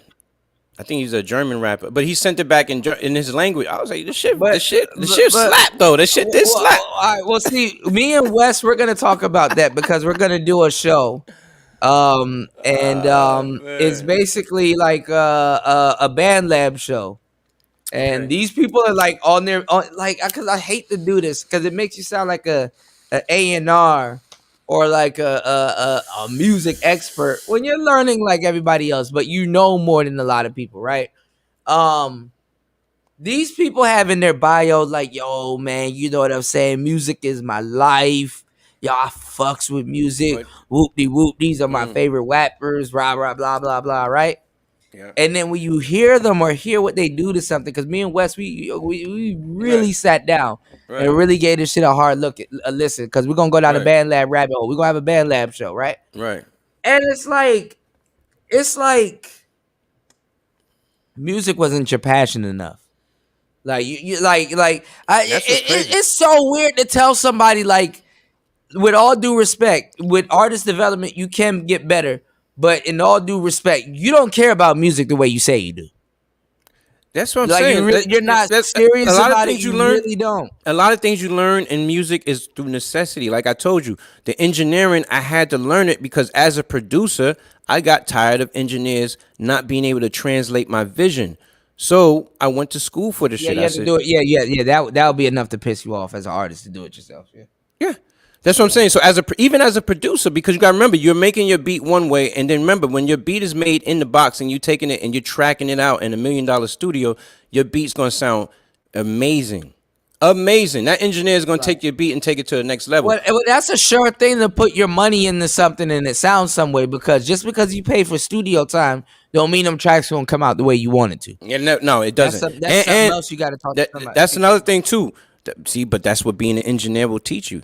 You don't necessarily pay for quality. Quality is really the work that you put in. So that's why when I'm gonna be saying and some of the stuff Wes gonna be saying on these music shows, and you guys, because you guys are gonna be with me nicer, Tony. But what I'm saying is that some people don't give a fuck about music the way they claim they do. No. They really don't. But like I said, learning is often necessary. Because even if you listen to it and you're not good, that don't mean nothing. You give a fuck by knowing that you're not good right now, and you go through artist development. I would respect somebody that'll be like, listen, I love music and stuff like that, but I'm still a work in progress and I'm still learning. Instead of somebody saying that they're a subject matter expert, and then Wes got a comment in the comment section and said it sounds like he don't give a shit, and I'm laughing my ass off. The rapper, because I know it's true. So you saying the rapper did like a horrible all song? All of them. There's this Holy Ghost girl and some other stuff. We got, man. Wait, just so these people, I don't understand. Do they have music out there? Because these assholes are trying to record through BandLab. I've seen like the girls that I'm using. I've seen her made a beat with it. BandLab ain't bad for making beats. I've seen people make some cool ass beats on BandLab and stuff like that for DAW. I just don't do it because y'all know I don't fuck with DAWs. Right, but I didn't even know what that was. I wouldn't record in that shit. And then the thing is that on the internet, if there's any place, I mean, I see YouTube. YouTube, you can do whatever you want because it's all different kinds of content. But on an internet site that's directly dedicated to this thing, and if any A&R or artist or record label had to hear you doing anything, this is the place where you have to bring your A game. You have to have your best tip top production. I know people are like, oh man, this BandLab. Yeah, BandLab can still get you signed because that's still a platform where you can release music. Understand? SoundCloud at this point to me is better than if anybody cares about their music, they're gonna spend. You know how I know? I know you care about your music if you fucking invest in it. If they're not investing their money in it, they're not serious. But that's what I was doing with the Manosphere. That's why I knew them. That's why I could call the Manosphere on his bluff, hook, line, and sinker. They're using their phones. Okay, you can sound good recording in your phone, but get some quality phone recording app or something to help you. Right, but you know what?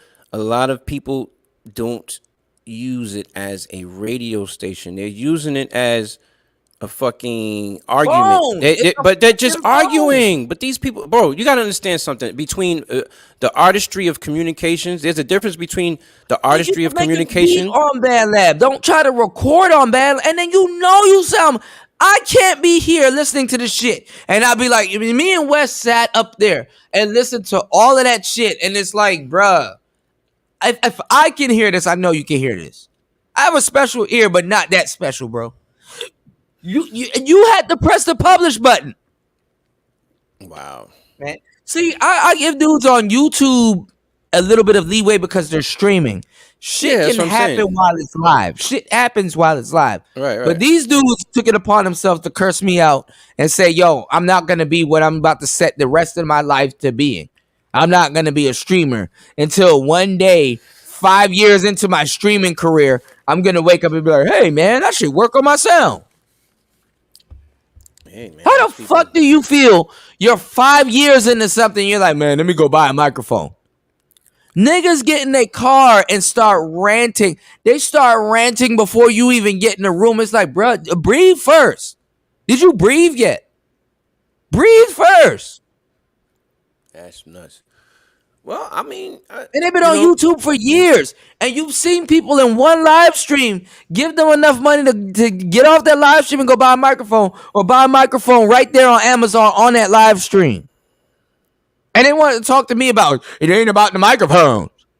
Look at you now. It's better to lead by example and just be the example. The microphone is the bane of your demise because people can't hear you. Yeah, but sometimes, Cuda, you can't school the competition. Let the competition fall to the wayside, fam. I did my job trying to school the competition. I school people No, that you could don't that could have no. possibly be better than me, and No, they my did, point and they is used me. don't school the competition. Yeah, Fuck I know schooling the that. I know that. competition. I know that now. But You but you you if you you're in a place where you're like predominantly you want to help black people, shit. nah. That's between. Fuck that. I ain't That gonna lie. tribalism. One thing I learned about Look, my one thing I I'm gonna learned from tell you my some real shit. pops. Any work I put Fuck that in. tribalism shit. No, Fam. but listen. Any work I put in between the black manosphere and helping and putting so much content creators on their feet that y'all know and love today and support, and I can barely get support. That's between me and God. Cuda, it's a fool's errand. There's rappers out there that, bro, that I've done been in the man. I don't even want to get into that. But like I said, it does. It's a fool's errand. This is the reason why I went. Look, this is why I told you I went from full. Listen, I took the engineering shit so serious to where I neglected myself as a producer because I was so I did too. all right. Because I'm recording everybody's song and mixing and doing this and doing that. I'm not having time to even make my I beats. spent years holding the door open that I could have Okay. opened for myself. So then when you get building on- then you get to the point where you're saying, okay, look, I'm just gonna focus on just making my beats, mixing my beats and putting my products out and creating my brand and my products and putting energy I made into sure that. people were successful before I found success myself. Well, but sometimes you have to see the process in order to know That what too. to, and then you go through the door even more deeper than they have That too. because you see exactly Okay, how far they Tony. went. You know. Yeah. Can I ask you a question, Tony? Because a moment ago you were about to get into the importance of investing in yourself. Yes. Can you talk a little bit more about that? Yeah, so investing in yourself as a musician, you know what I'm saying? Because the gear costs money. So, like having But to that's the go. thing about the gear though, and I talked about it several times. Like you can get gas, but the gear ain't gonna make you a better producer. No, listen, You're the but ultimate groove box. right, but you have to invest in yourself, meaning going Right. to school. If you have to take a class for this Or motherfucking sitting shit, down for hours and learning. Yeah. you know what I'm saying? I did a little bit of everything. You know what I'm saying? Going to school because I can only speak for myself. So I went to school. I graduated from the Institute of Audio Research, and that's how I was able to land an internship at Bad Boy, and then eventually work as an assistant there and stuff like that to get my feet wet in that sense, right? But also investing from a young child. You know what I'm saying? Putting my money away and working hard and working. You know what I'm saying? Working hard jobs. Construction and shit that I probably didn't care to do, but it's like, fam, I need to get this money so I can get this piece of gear. You know what I'm saying? And then setting a goal for yourself, saying, all right, if I come out, like when I started coming out with mixtapes was, I think I did my first mixtape in 1999 when I was in the military. And how long were you a producer before you did your first mixtape? 5 years. Jesus.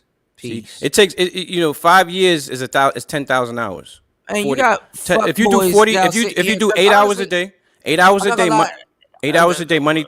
No, I'm just saying. I'm sorry. 8 hours a day, Monday through Friday, No, for but 5 years is 10,000 hours. even Exactly. during when Drake came up and stuff like that, I'm gonna tell you right now, Yeah. for you to guarantee, even back then, for you to guarantee be successful, it took 2 years Mm-hmm. of you grinding very fucking hard. 2 years. You know, Yeah, because I now started it's taking the average person about 3 to 4 or 5 years, and then right. if you get into in and out of relationships, that can delay No, it even more. but back then you gotta understand. In 1999, it took 30 minutes to burn one CD. You know what I'm saying? So You would set it on and then leave the house or make sure it's doing something. bro, Then you I had to leave burn. and I then come burned back. CDs. This is how I did my hustle. Let me break it down. So the first so I first started doing beats in '94, doing beats for everybody, right? Boom, boom, boom, doing songs for the hood, everybody, right? And then in '99, I was in the military. So at that time, I was in the military station with dudes from all over the country. So I did a compilation album called The Midwest Terrorists because I was stationed in Kansas. So that album had dudes from New Orleans, DC, Virginia, New York, Cali. It was a crazy combination. So what I did was I got this CD burner. It cost me $500 for a rack CD burner. And you burn one CD for 30. It takes 30 minutes to burn one CD. So what I did was Monday through Friday when I'm in the military, I'm having that shit burn all day, every day. I go anytime I could just change the CD, boom, change the CD. Then by the Friday night, club night, when it's time for us to go out and party, I got about 100 something CDs burnt. I'm selling them shits for $15 a pop back then. Cause that's during the DJ Screw Yeah. era. That's how when Nipsey did that 100 a pop, that shit was crazy. Yeah. Oh, that's incredible. But yeah, 15 a pop out the trunk. I was killing them. You know what I'm saying? That was my first. That was like my first joint. Like, you know, and then after that, you know what I'm saying? That was like an album. It was actually a compilation album. But then like the first mixtape, as far as like a CD on the Oh, I street. see what you're saying. So you would have like other people like Lil Flip or bigger artists and stuff on the album. No, but it it's was like all army niggas. Nope, all military niggas from the barracks. damn. Damn. I made that album in my room, in my my little studio, the little studio apartment in the barracks. Yeah, I made that shit in the crib. Grassroots. Dudes came through, I had a microphone, everything, recorded, mixed everything, and burnt the CDs. I'm not gonna lie though. Nowadays, because we're gonna get into it when we get to this video real quick. Nowadays we are privileged. Before you do that, can I say something? Yeah, hold on. I was gonna finish. What I was saying is like nowadays we are privileged to come up in this era because now is the best time to get into music. You jump in. Okay, Kuda, I just want to add, because I can hear the frustration when you talk about your past experience when you're trying to help people. But Yeah. look, you made it past all the BS, and you're showing that you're investing in yourself because you actually moved to a place where you can actually sit down and focus on your craft and get your skills up Yeah. to the point where you can actually start seeing monetary success for the work that you're doing, which is something that you love doing. Yeah. So it really isn't like work at all. That's just what I wanted to add. That's why I always be telling you that I'm proud of you, Kuda. Yeah, I appreciate it. And nicer, it doesn't go unnoticed. I appreciate everything because it's like the thing that you claim that you like and love, you have to be able to preserve it even for yourself to be able to practice it. You know, if all my synths got taken away from me today, I'd be very sad. I'd be very sad. Yeah, equipment. If I was in Shit, a I done. position right. Yeah, If I was in jail right now and I couldn't make any type of music, I would, man, I don't even know what I would do, man. I can't even, words can't explain. I don't even know what would happen. I'd be very sad. Like even I if know there's what I a, would do. I yeah, would try to figure out a way to break you out of there. right, or at least sneak me a synth.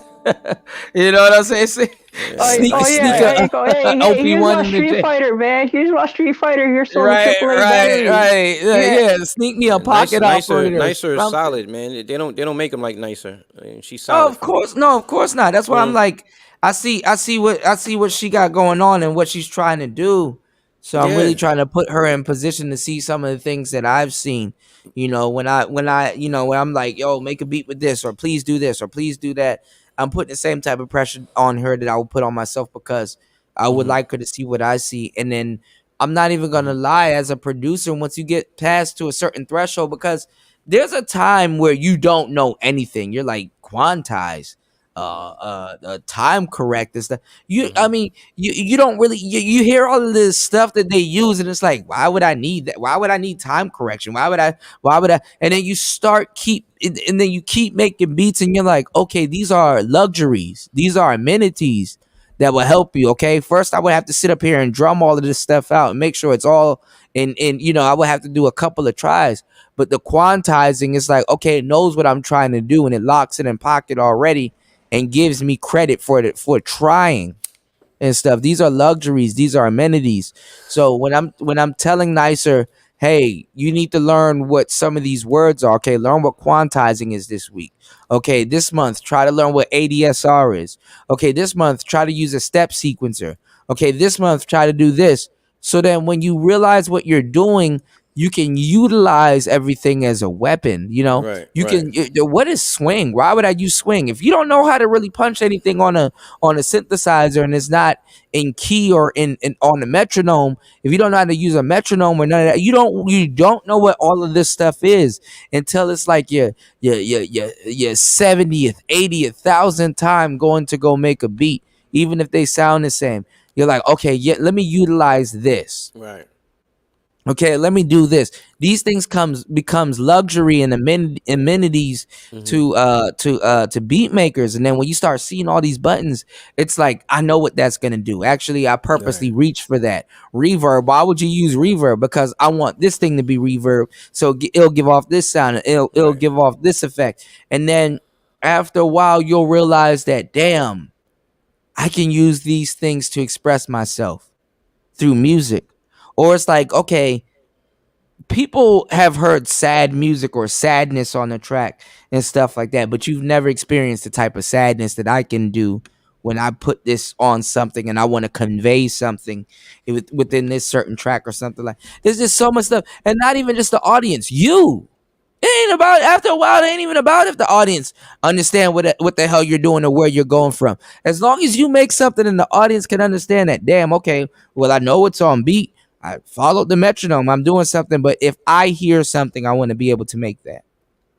And if they Right. and if they fuck with it, they can hear it too. And then at best, if I keep doing this, I'm creating a sound, Yeah. which is creating somebody else. So somebody will be like, "Oh, nicer, you can be the next ninth wonder, or you could be the no, you can be the next nicer." Because Nice. sad to say, respectfully, nicer Her can make nickname more money than ninth her wonder. nickname Nicer is can do. her nickname is Yeah, go ahead. Nice Wonder. There you go, or Nice one. something like that. Yeah, nice one. I No, but I'm like that. saying she can do more. And then, Right. what a time to be alive and then be able to make music. She can do more now because you're able to do all of this stuff with music now. It's You like I know. said, but she had a question about investing in herself. Investing in yourself is like creating investing in your skill set. Like I told you, I started off DJing with the turntables and stuff, like doing little parties and stuff when I was young, and then from that, going in the studio and then trying to rap and learning how learning production and stuff like that. But Yeah. you have the equipment right now. What you working with? You got a sequencer, a drum. What you got over there, Nicer? Nicer has a I bunch of got I stuff. got the Magic's music maker. I got the Spark 2 She controller. also has a P4. She has a Okay. worker B. Right. She has a studio. She has a full-fledged studio. She has the Okay. KO. That right there in itself is a full-fledged studio. She Okay. has a computer with the DAW on it. She has like she I'll can say I'll say turn out. investing in yourself from what you We're got right now. My we're advice to gonna you, my advice mm, to you is to get acquainted to that motherfucking piano. And I'm gonna tell you, Kevin Cooper, who was actually a manager, production manager for Rough Riders. I remember I was like 18 years old. I remember I was like probably 19, whatever. And he said, "Man, you need to make love to that keyboard. Like that shit is your last chance."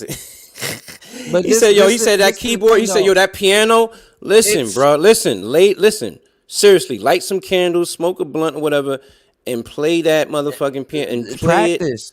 Practice that shit and massage That's that why fucking I'm piano. trying to Massage push the Nicer to keys. practice as much as possible. Like even Right. these practice sessions that I'm So when you doing, ready to make a I hope beat, that she's on the other side right? of her phone or her laptop It's a muscle practicing. memory. It's muscle memory So too. it's like Curlin told me that FL Studio is like $150. We're gonna try to upgrade Nicer from Magic Studio to Fruity Loops this year. And the same thing with her I want to get. I want to get you nice know. on that. I want to get nice on that MPC software, B. Yeah, that's what I'm saying. I'm gonna try to get. She wants to be DAWless, but she has a lot to learn before she can go super DAWless. But definitely, If anybody wants either to way go it goes.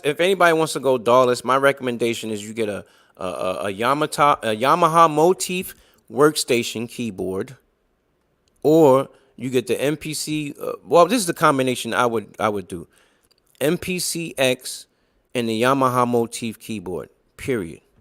Yeah. That's absolute the But fuck. what I would do this year is just at least try to get her at least same thing with the pocket operator. Try to get her Fruity Loop Studio, and then some Dawless gear, and then just pray that she puts in the work, and then that's it. What she's doing right now. So of course. yeah. Yeah, so Well, that's what I'm saying. When not you got upset. you got the gear, you know, just Yeah. put your time into. But like I said, that piano is everything. Period. Music. Yeah. That I mean, not even. I mean, anything that you music have. theory. Like, if you have a groove box That's that's not. I hear that's that, like the but shape of a listen, we're calculator, talking just about use it. you're talking about gear. We're talking about air. I'm not Yeah, talking but about gear. the gear Kuda, can you're not talking enhance about the ear. Kuda. We don't give a fuck about that. All I'm The talking gear can about, enhance the ear, bro. bro, we're not talking about that. We're talking It's a about different playing. day We're than talking music. about, bro. We're talking about performance.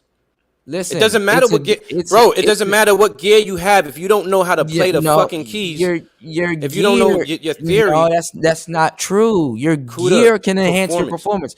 No, I've seen dudes rock out a fucking show with a pocket operator. That's Kuda, not true, bro. That's not my It point. My used point. to be true, but it My is not point. true. My point that I'm telling the young lady is finessing the performance of the sound, how you play, She how you can use a perform. pocket operator. It doesn't matter what she uses. I'm not talking about the gear. I'm talking about the performance, how she moves, how she grooves, bro. But Playing whatever you're you're playing, bro. I'm listen. talking about the You're sound, you're the you're sound, you're not the paint. gear. You're, I'm not talking about the gear. I'm not I'm talking about the talking. piano. I'm talking Oh my about God. what you're playing. I'm Your talking about fingers, how your fingers are gear. moving on the gear. It's not even that. Your gear is the paintbrush, because you can do stuff on a pocket operator. But You can't right, but do on the I'm talking piano. about the stroke of the fucking paintbrush, not the goddamn brush. No, you need to have a good paintbrush. Okay, That's I gonna get that's gonna that, enhance but your you have to know how to performance. stroke it, motherfucker. You gotta have the gear to stroke it. That's what I'm telling Okay, you. but I get that. Like Now saying, that you that's have like the gear, saying, okay, but now that you have the gear, that makes no sense. yes, it does make Okay, sense. Because now guys, that you please listen, now stop. that you have the You're gear in your confusing me. listen, now that you have the gear in your possession, Kuda, right? The pocket operator, right? If you know how to play a piano, it doesn't matter if you have a groove box. Kuda, not the physical, Because you don't know how to play the groove box. You know how to play the piano, but not a groove box. bro. I'm not It's talking about the gear and how you play it. Forget about the gear, Kuda. The No, performance. the gear is what Kuda, you're listen talking to about. what I'm saying. You're talking to a hardware. The No, I'm gear not. is Forget about the piano. damn Forget performance. about the piano concept.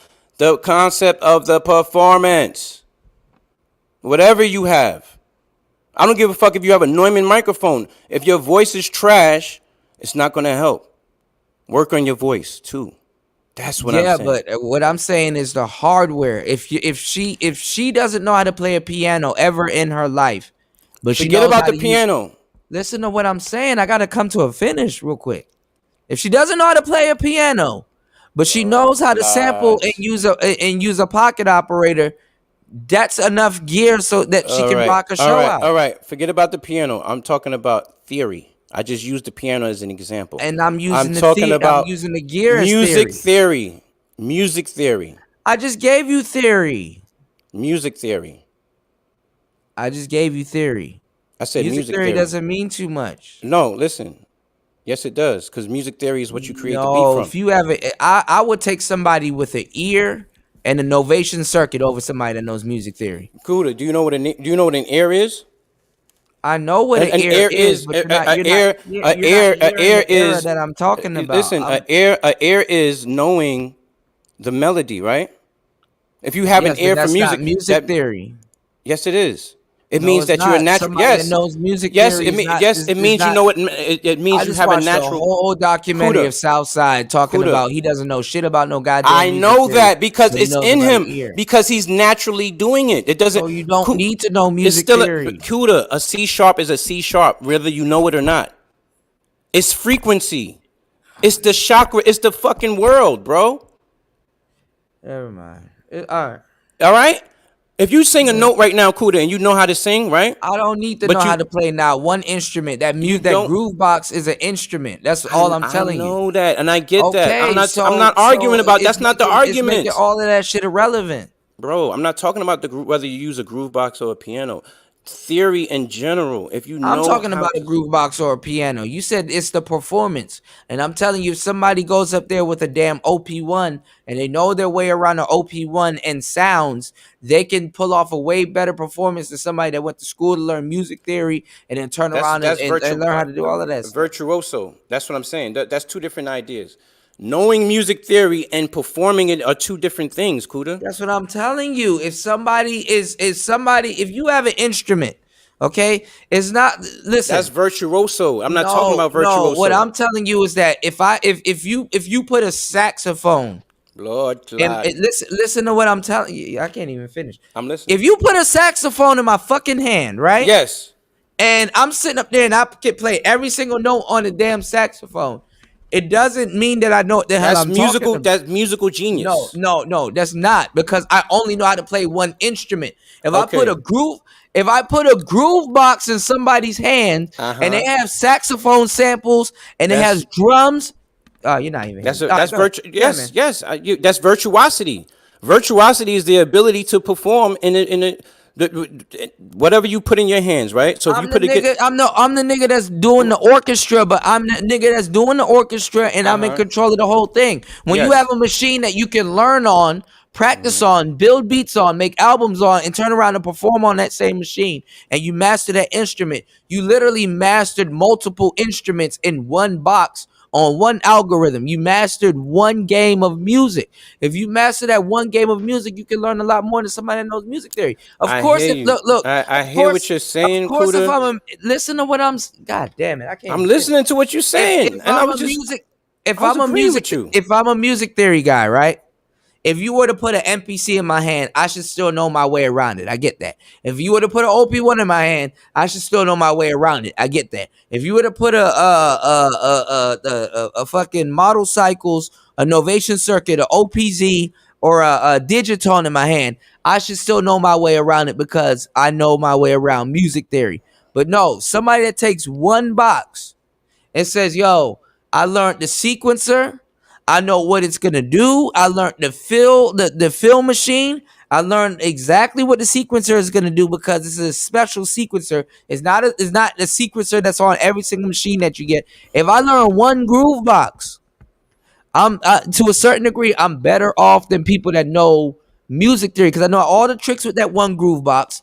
Anything I want to MIDI this groove box into, I can turn that groove box into a brain, bring whatever other machine that you can bring to me into its universe, and manipulate that other machine with this one thing. Like, honestly, you just really need to learn one groove box really good, and you're good. You become damn near at that point the damn MIDI controller with that damn groove All box right. because anything. All right, go ahead. Again, You know better. Oh, good. do you have a MIDI key? Do you have a MIDI fucking piano in your setup? Yes, That's my fucking point. I have God damn two it. of them. Okay, that's my fucking point. I had three My of them. fucking point is, if you have a fucking piano that's in your goddamn setup that you're playing to make the goddamn beat, part of You it, don't- yes, you but have the groove. Ah! you But let only me taking fucking one finish!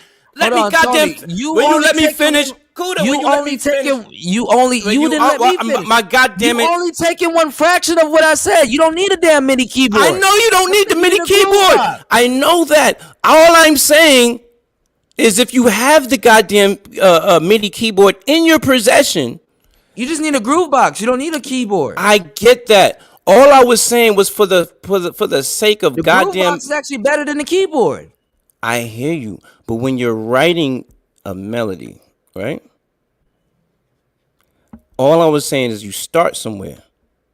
You might start off playing the keys just to get your first little groove in. Whether you use a groove box or an MPC A MIDI or whatever for keyboard your. has nothing against a groove box, bro. No, we're not talking about the MIDI keyboard versus the groove box. We're talking about having them all together in a setup. This is not a competitive. What's better, the Yeah, groove box better than the piano? That's how you're looking at this. That's not what I'm saying here. That's what I'm explaining to you earlier. You said that you need Kuda, to know how nobody to is not perform. knocking the groove box. I don't give a fuck about what gear you use. Kuda, you can make a dope ass beat with a rolling fucking R9, R5. You can make a beat with an SP12. It doesn't matter.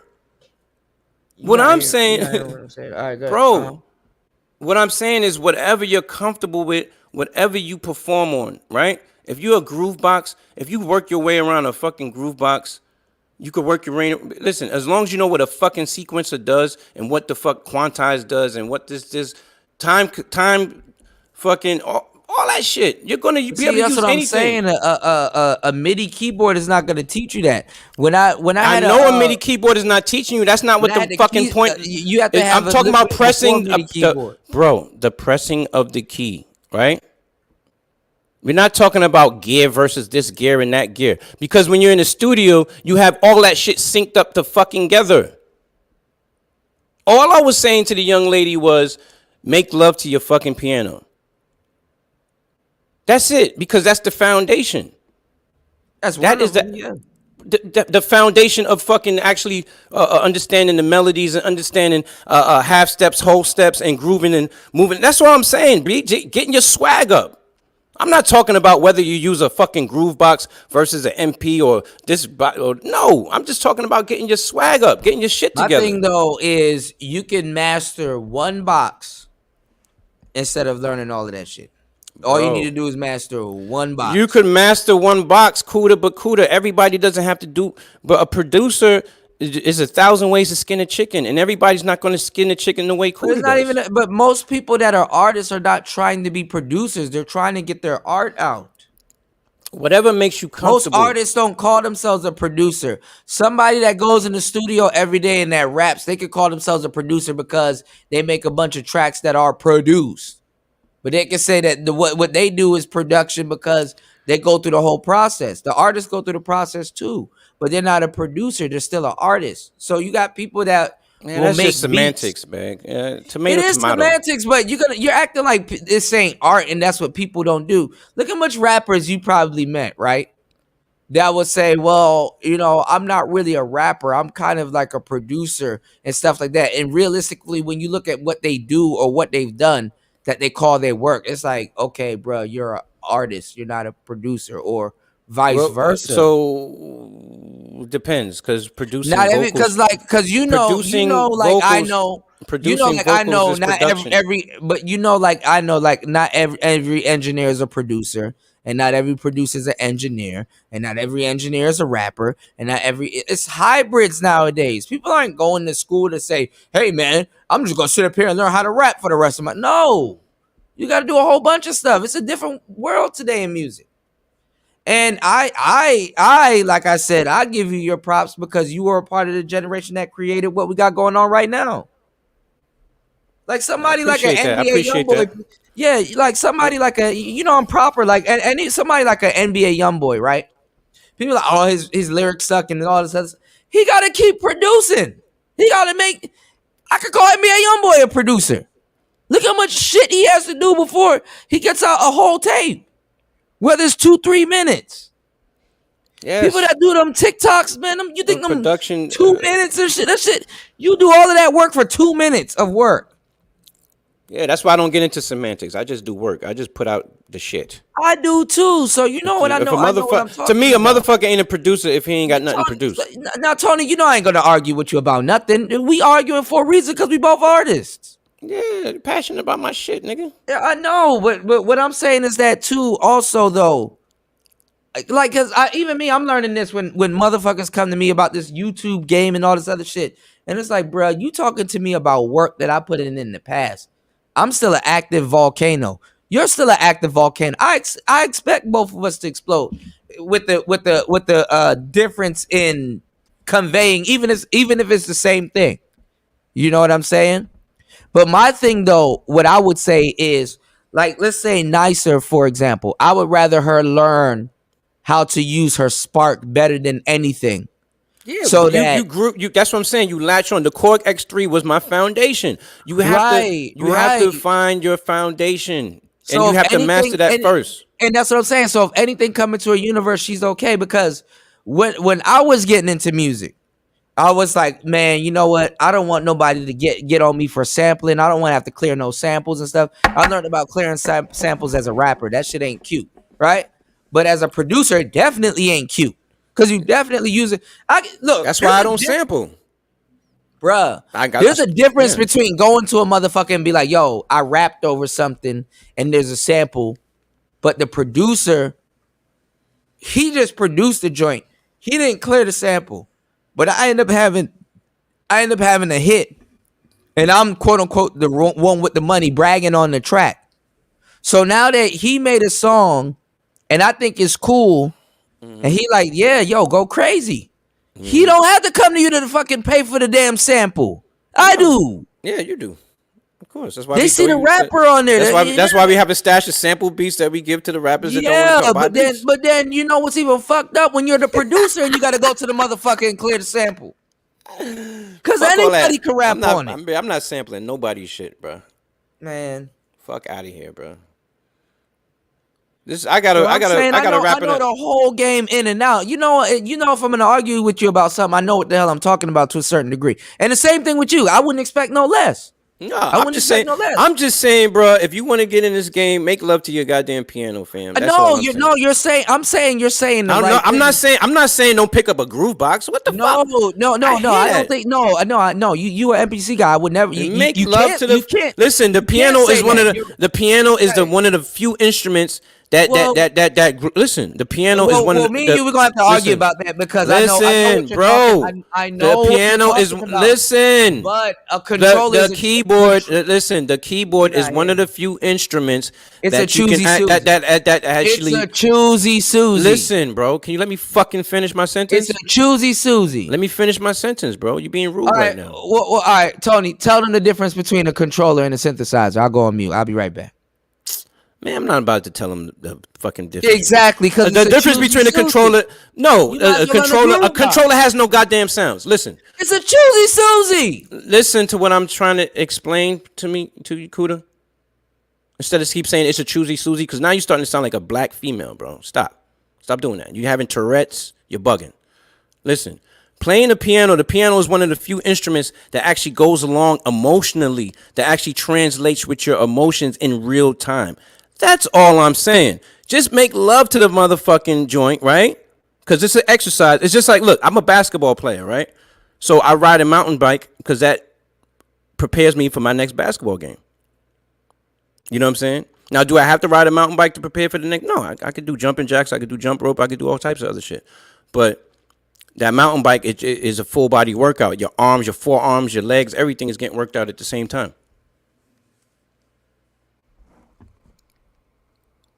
Right. You see what I'm saying? And it's also a vehicle. So that piano is like a mountain. Plus. Right. You know what I'm saying? So that piano is like a mountain bike. Yes. You see what I'm saying? Thank you, Tony. So yes, what I'm trying to teach you. I'm trying to teach you to build your muscle memory, because production and making beats is a muscle memory. So that piano is kind of building up your muscle memory with your timing and your coordination of making your melodies. So now when you go to a groove box or whatever instrument, you decide to get on the guitar or whatever, or a groove box or whatever type of other thing, you're going to kind of still have that same momentum with your, you know what I'm saying, with your coordination and your timing and everything like that. You know what I'm saying? It's going to translate. I got it. Yeah. So when I write, so when you said you said you recommended a keyboard earlier, a Yamaha something. Yeah, the Yamaha Motif. The Yamaha Motif is a good. Yeah, that's a good joint. About how much is that? The Yamaha Motif. Now let me see. Let me look. Hold on 1 second. Let me check that out real quick for you. I think it should be about 1,500 or 1,000, somewhere in that range. Let me see. Yamaha Motif. Motif, because it samples and everything too, and it has built-in sounds. Right now you get the Yamaha Motif. Let me see.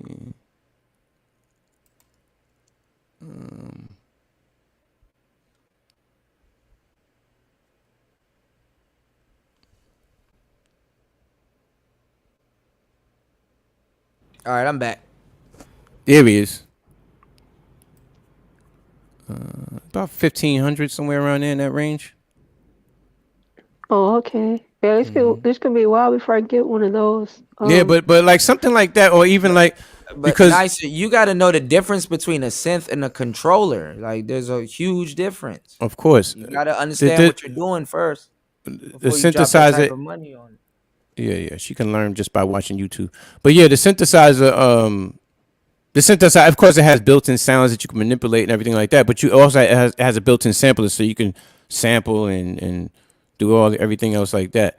But it's an environment, it's a workstation, so it's gonna, you know what I'm saying, you kind of killing everything with one stone just to get familiar. But you don't have to jump into that like that. You know what I'm saying? I'm just saying you could at least watch the Yamaha motif on YouTube and stuff like that just to get the I'm trying to concept. simplify it. I'm trying to simplify it for everybody, but hey, it is what it is. Bro, it's not a bro. If you're into sports, right? If you're into basketball, and you really I know like what you're talking if you're about. listen, if you're into music listen, is not gonna know bro, what if you're you're into talking about. basketball, right? You're gonna watch tapes, right?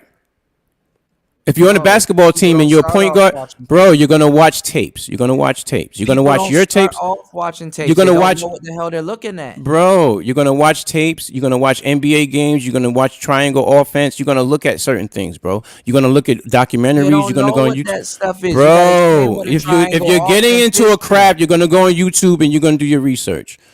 Most people don't. Regardless of what gear you actually have in your real life, Y'all you're gotta gonna, understand. You're talking to a YouTuber. I do YouTube. I know most people don't get on YouTube and learn that shit because I'm the source of why people bro. learn You some of the shit. research, and learning.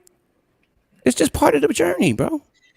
People aren't gonna do that. Are you a control freak of some sorts? Are you trying to control people? I will do it. No, I'm not trying to control people. It's not even about controlling So people. what's the big deal? What my is the thing big? is, Why is it a problem? What's the problem? No, the problem is you can't control. What's the people. problem with What's the problem with somebody learning about a Yamaha motif? Actual Well, go ahead. If you an got instrument. if you got the money, go ahead. Spend You it. don't have to buy it. But Right. why not do a little Why not? research and find out about it? Certain instruments you do have to buy it.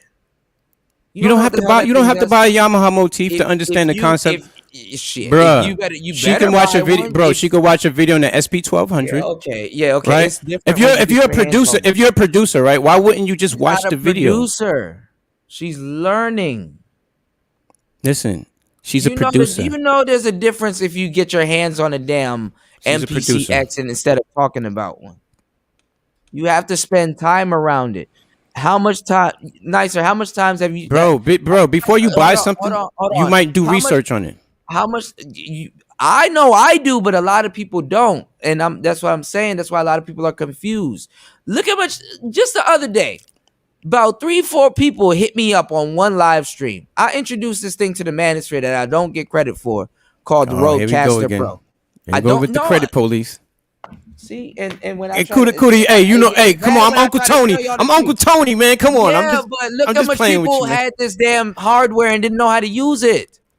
Because they didn't. Within a series of 10 minutes, Yes. 3 people came out But the that's woodworks okay. and was like, "Yo, what is That's that? okay. How do you But use Kuda, it?" this And is they the got reason set why. wrong. This is the reason why you turn DJ Kuda into a high ticket item. But this is the reason why I exist. And when I This is tell the you reason that- why you give them price and, point. And when I tell you as an advanced teacher of some of this stuff, I know where people's mindset is at. This is not against them. This is not against their. Kuda, you have to learning. charge for consultation and be but glad. Listen, Kuda. You know how many? I am hearing you, Kuda. You know how many consultations I did as an A&R? Consultations with people trying to put out a mixtape. Bro, I make money off the ignorant. Are you curious? Are you fucking serious? I know that, and the fact is, Why would I spend my time trying to correct that? Okay, but this is the thing. They This gotta is pay. when you tell somebody that's like, hey, they gotta pay. That's somebody that you don't know, or that's somebody that's a customer. When you're teaching somebody that you got love for, or you're like, yo, Bro, if they have love for out you, so they're gonna don't pay. fuck yourself up. Man, Well, let me tell you I something. mean, you Let me tell you something. Let me tell you something. I got family blood that bought beats off me. Okay. I understand that. If Because somebody that's gonna make a just mistake, because it's business, bro. That shit is never personal. If somebody gonna make a mistake, they're gonna make a mistake. But if you're trying You to gotta teach somebody something, You have to All right, charge. man. You have to charge. I know. Because I if they're serious about learning, they're gonna pay. No, but there's a difference between people that can. We're dealing with hardware. People can rack up a bunch of stuff they're not going to use. It's But if they need to consult, if they need some type of advice and consulting and direction, Kuda, you got to charge an hourly fee. Yeah, but I wouldn't go looking for a Yamaha motif if I don't know the difference between a synthesizer and a controller. That's how you learn the difference between the synthesizer and the controller, because you learn to see Yeah, what a but you learn synthesizer it before does. you go buy it. You don't have to buy it. I'm saying, I'm talking about doing Oh, research. Jesus Christ. And I'm telling you that Me and my people go and nephew buy always it. going at it, man. I'm telling you that people go and buy it, and I'm not taking it personal, Nick. And you Now, kind of really don't know the no, conversation we're having. no, me and Cool are cool, man. This is love Yeah, right here. yeah, This, yeah. I'm not taking it personal. You don't know the conversation that we're having because yeah. No, this is a grown man. most people don't know that. I was just watching one. This is Right? barbershop. This is like the barbershop when we. Yeah, It's like talking about sports. Yeah. We will argue like this in the studio Yeah, too. it's like We're the people same talking thing. about sports. Yeah, yeah. But no, but like this is what I'm sports talk. saying. You know, Yeah. because he doesn't know the difference, and a lot of people don't know the difference. Most people don't know what the hell we're talking about. But Right. I got you. what I'm saying is that I was watching Wonder, right? Produced for all these people, win Grammys and stuff like that. And he's like, man, I didn't know you can go buy fucking, he got a Juno, right? And you know, Oh, everybody man. they get a Juno as soon as he's like, oh man, I didn't know you can go buy a Juno, and then when you try to play it, it start making noise and shit like that. And it's like, yes, because you need to know the difference. But see, that's No, but crazy. see, he learned. But see, all of them. I'm about to show you something, and we're gonna have a different talk. You're gonna be like, I'm about to okay. package. I'm about to start a whole business for you. I hope you know that's what I do. I know. No, but we're gonna have a talk because I'm looking forward to having this talk with you because you're gonna be like, okay, cool. I see what you're saying now because what they're doing is the software, like even just you could, and this is what Av McCrary is talking about. Is like you can learn a bunch of software Ab McCree. and he comes off as a grumpy old head, but he knows what the fuck he's talking about. Yeah, he is. But now Me too. I'm a grumpy old head too. No, I get it. know this is why we're arguing about it, but I'm trying to keep up tradition, and you're trying to introduce me to the new shit, even as older head. And that's why this is my problem. This is why I'm gonna kick your ass. Hey, I'm still. Hey, listen, I'm still out here smashing bitches in their early 20s, man. You got to pardon me. Listen, this is what I'm saying. You got dudes that know, and me and Wes has talked about this too. You got dudes that know about all this stuff, but can't grasp the concept. Right. You know damn well software and hardware are like two different countries. It is two different countries, yes. I love. But yo, this is the thing too, man. I love see, the thing is, I started with a Korg X3. It was a workstation, so Right. it was everything. It was the sequencer, the synthesizer, all in one. You know what I'm saying? The drum machine, you know what I'm saying? The drums, everying I had was all in Right, one. You know what I mean? right, So that's just how I started. No, but you SP gang, so like I'm saying, like you be knowing what I'm talking about. This is why I'm gonna kick your ass, because you know what the hell I'm talking about. And you see like I'm crazy. I'm just saying. If I show you some shit, you're gonna be like, I agree. Listen, I'm about to go run and grab something to drink. I'm about to play this for you. And then we can have the conversation, and then you're gonna be like, okay, now I see what you're saying. Because it's it's hard to explain it to you, but you know what I'm talking about because you know what I'm talking about. It's a difference now explaining to you music then now, and you know because you pioneered some of the shit now. You understand what I'm saying? Mm-hmm. So that's hold on. Why the hell is it doing this? I moved down south and had to start doing trap music. That shit was crazy. I already look. I'm already. Yo, and then I fell in love with trap music, and it was crazy. I was a reluctant. Why the hell is this shit doing this? Yo, bro, but you gotta understand. Me and J Arms. Shout out to J Arms and shit. Everybody knows J Arms, the instrumental king and shit. Listen, me and him damn near stopped being friends over the dollar shit. Okay, let me tell you something. When he first introduced me to Pro Tools, Yeah, I know. I was about to curse about the other day where you like he introduced me to Pro Tools. Like, yo. He introduced me to Pro Tools in I think 99, 2000, and something I think it was 99 or some shit like that. Bro, me and him stopped being friends for 2 years behind that shit because I refused. Yo, bro, I refused to make a beat with a mouse. I swear to you, I was just I just refused. I know what you're trying to do, but I'm going through my. I refused it. This is when the concept was first introduced. Can you imagine? Know this. So but now it's introduced and it's evolved into something else. We're not having the same argument that you had when it was introduced. Do you understand what I'm saying? We're having that advanced argument because now we're arguing after the fact. We're not. You were arguing during the fact. Your argument to him was his argument to you at the time because you were dollars. His argument to you was at the time was like, "Yo, I'm telling you, this shit is getting better."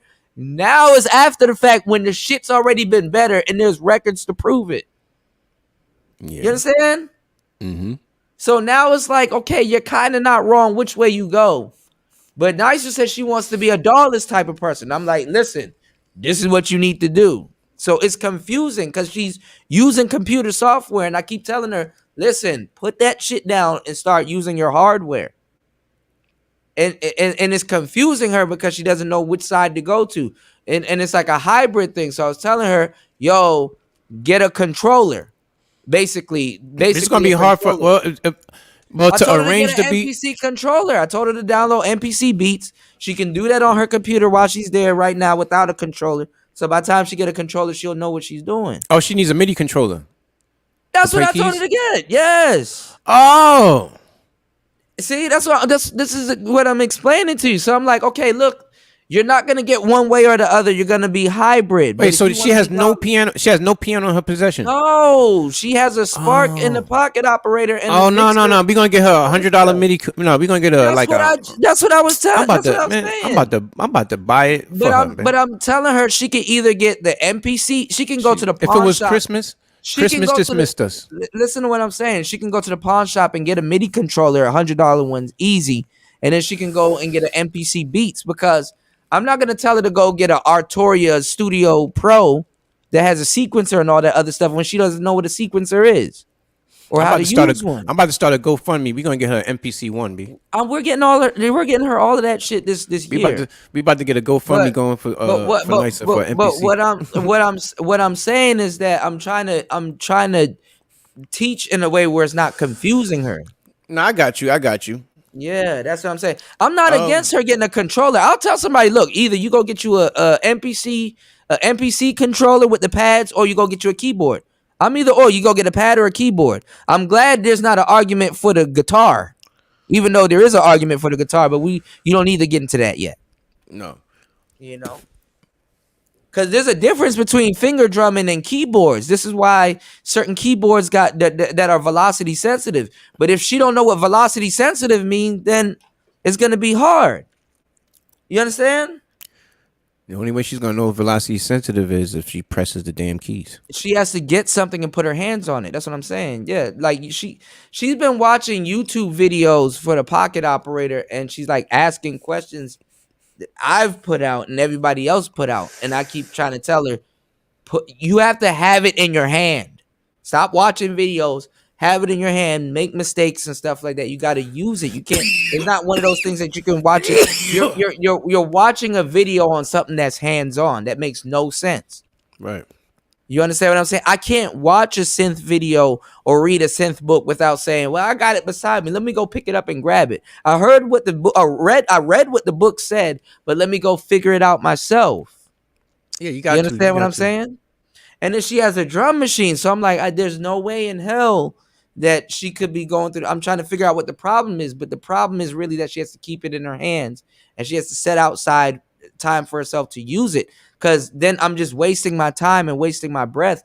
There's no point, in explaining nothing to her until she puts it in her hand and actually sits down and use it. I can't do anything at that point. I can just keep saying stuff and I can tell her to learn pop words and stuff like that. But until she does it, that's the only way she's going to learn. She's not going to learn any other way. And for somebody that doesn't know, this conversation may seem offensive until they learn and they're like, oh, damn. Oh, and I don't want her to be the type of person to learn and to be like, damn, I've been wasting my time this whole time. You could waste a lot of time watching YouTube videos. You could waste a lot. If it's not in your hand, you don't, So that's why I'm encouraging her to have it in her hand a little bit more. So she kind of doesn't see what I'm saying now, but she'll see it later on in the future. So that's why I'm not trying to, confuse her. I said the same thing with Star P and stuff like that. When Star P was like, oh, this doesn't work because you can't do this and you can't do that and stuff like that. And I'm trying to do certain shows where I'm like, okay, well, I need Nicer to learn and I need other people to learn and understand what I'm talking about. This is why I spend hours and hours also on end with my equipment so they can do the same. I don't want you guys to watch me for hours after a while. I wanted to encourage you guys to pick up your own equipment and do it. You know what I'm saying? I'm teaching you how to express yourself at a later date. So I'm making the sacrifice now and seeming like this asshole or this person right now to teach you a little bit later. You know, you're not gonna understand until you pick it up and then learn something and be like, damn, that's what that does. You want to learn your instruments to the point where something that you thought was a limitation is actually a luxury. You know what I'm saying? Because your music is gonna grow beyond what you think is a limitation. But give me 1 second. I'll be right back. We're gonna get into that. Give me Warning. 1 second. Watching these interviewers ask Metro Boomin questions will make you lose brain cells. But hey, why not watch it with me? I was like cry. Yeah, it was like on Blood on the Money. It was like from one of them dance expansion packs. You know what I'm talking about? I know bro. which one you talking about. And this Yeah. nigga talking about, yeah, bro. I couldn't find no sound. Like, bro, there was no tutorials back then on y'all niggas, bro. Bold-faced lie. September 16th of 2020. Boy. Why I love this platform the way I do, because it's documented that I started a tutorial series called The Secrets of Metro Boomin, and it was very popular. It was only 10 episodes, and it happens to be the most bitten type of series ever. Was it perfect? Am I saying I did it the best back then? But there weren't that many people doing tutorials. There's a high chance that a lot of people seen it. I don't care what anybody say. I'm going to get my flowers for doing a lot of the work, the hard work. I will give myself my flowers myself. I'm just saying, bruh, give me my credit. Not saying I'm the first person to do it, but I was one of the few to do that. And despite the terrible quality back then, because computers weren't all that great, technology gets better. And what I messed up at was not rehashing all my content that I already popped and mastering it. I did a video where it talks about the presets, even presets that we use as a production team known as Trap Camp. And Metro Boomin's name was in there, and all of his presets from Nexus were too. Right. Remember we used to be in high school? Bro, we used to goddamn go through 10 laptops because we don't put a virus in our shit trying to crack Nexus for the crime lead the nigga used to use. Homie don't self-snitch. I don't want to hear nobody say that I'm the person that be getting people banned and all This this. nigga Say snitched stuff on himself. like that on your own platform. Crazy. Niggas finna be like, but like that's what it's there for. Like I'm not trying to. I want to do my part in service, like even to producer community, and just offer as much information as I can. Like I'm not trying to like hoard no information or like insecure about a nigga might come. You know what I'm saying? I feel like the producer community. I feel like it'd be a lot of that. It'd be too much like What? you know, just the It be mentality open now. It's more like the industry guys. Damn, look how eyelashes, yo. Exactly. Older guys. Yo, look at the lashes on this joint. Why is it that the young producers Bam. blame the old heads for everything? Like it's always our fault when none of you guys want to listen to us in the first place. It doesn't matter how successful we are. If we say something about All right, I'm back. My bad. What were you saying? Did you say something? Yo, her eyelashes was crazy. The chick in the joint. Yeah, her in the back of her hair was crazy too. Yo, damn. Her ponytail was coming out. That's But, wild right there. But see, this is the thing, and this is why it comes off as bad when you give off music advice, because you're teaching people how to, I wouldn't say necessarily carry their art, but you have to carry an art before you can carry your art. You know what I'm talking about, right? So it's not about like what we're talking about is like people think because the torch got handed to them that they're doing something new. It's like, no, we're teaching you how to handle the fire, how to conduct yourself. If you're running and that flame goes out, you don't have no torch to pass. Right. So we're teaching you how to keep the fire lit and even amplify it before you pass it to somebody else. Yeah, nobody man. talks about that. You're like, okay, yeah, but while this fire is in your hand, I gave you a well-lit torch so that through your journey running with that motherfucker, it won't go out. So you teach people how to keep that fire lit, well-lit, and amplified so that the next person that's going to hopefully be running faster than you, the flame won't go out. So I don't, it's the same thing in the black community. I don't mind anybody that's saying, hey, you're doing this wrong, or hey, that's not the way to do it and stuff like that. If I don't know, but that's what I'm talking about, I want to be the type of person that I do know how to use a computer. If you do put me in the room, cool. But I want to be the type of person that I know how to use magnetic tape also, Like I or said, that's or very knowledge. ambitious. That's ambitious of you. You're not gonna find nobody doing what I'm doing right now. This is why I built my brand around it. Dolless lo-fi, dolless music, But like I everything. said, I told you I'm I going do out of my both. I way. do both. I do a I hybrid. know, I could yeah. go either or. Admit. But see, because I do this to get money. So I'm a hustler. So Right, you know what right. I I mean? Like understand like that. like a Yeah. lot of producers, they argue about the Mac versus the PC. No, Right, nigga, I'm a hustler. I got both of them. right, What the fuck am I right. gonna? Why would I have a Mac versus Well, PC well, well, well, me mentality? and you gonna have to argue about that too because No, no, there's I a got thing that, both. that I says got that both drum. because, I know, bro, if I'm you, hip. I know yeah, you if got you both. hustling, What you I'm gotta have saying, both. you got dudes that believe that the PC hit harder than the Mac and then all this other shit. I don't know, but I don't believe none of that shit. If I you don't ain't I if you don't don't either. know if you don't know how to motherfucking mix, then your shit ain't gonna hit. Period. Right, I don't right. give a fuck Depending on what what you're niggas talking saying. about. Niggas Um, retarded. Nicer. I need you to be asking the most questions out of everybody. What do you perceive this conversation as going into it? Because it's gonna get a little bit more open. You mean the we about to get to some conversation real you and Tony are conversation right now. having? So we're gonna no this whole thing that we're talking the Man, whole shit because we're about to get into some deep conversation right now. It's gonna be very sensitive. could gonna get me back for So all the trolling I be doing in the chat yeah, boxes. hell yeah, we about to yell at each other like a motherfucker. It's all it's all this is what we would do in the studio. This is how Man. this is how we do. But Tony, you're starting to get to see where I'm coming from now because what I'm saying is that it's different now getting into music because you have so many options. That's So true. that can fuck. That's the whole fucked up part about the computer. This is why I It's went just to like it's the dollars same. because It's the same you have thing with. endless It's like the tracks. social media. It's like social media and the Right, dating right, apps. right, right, You know right. what I'm That's why saying? I It's was so asking many. about it. It's like a Yeah, meat yeah, market. You know what I'm yeah, saying? yeah, There's yeah. so many options Yeah. out there But that you know. I know we both real and we both hunters and what we're doing. So we're it's iron sharpening Yeah, iron. I like It to ain't do a personal. lot of things when it comes to making a beat. I told you I will go outside and You're resourceful. I'll record rocks rolling down the You hill. can that's what I'm saying. You can take a You know what Zoom I'm saying? recorder and find a waterfall and a fucking knock a stick against a pole and some other stuff and take all of that shit and make something with it. But Yeah, I'm I got saying we did a actually we did a percussion kit like that. but that's what I'm saying. Like Yeah, from outside shit. the musician that's getting into that shit now don't have to do none of that shit.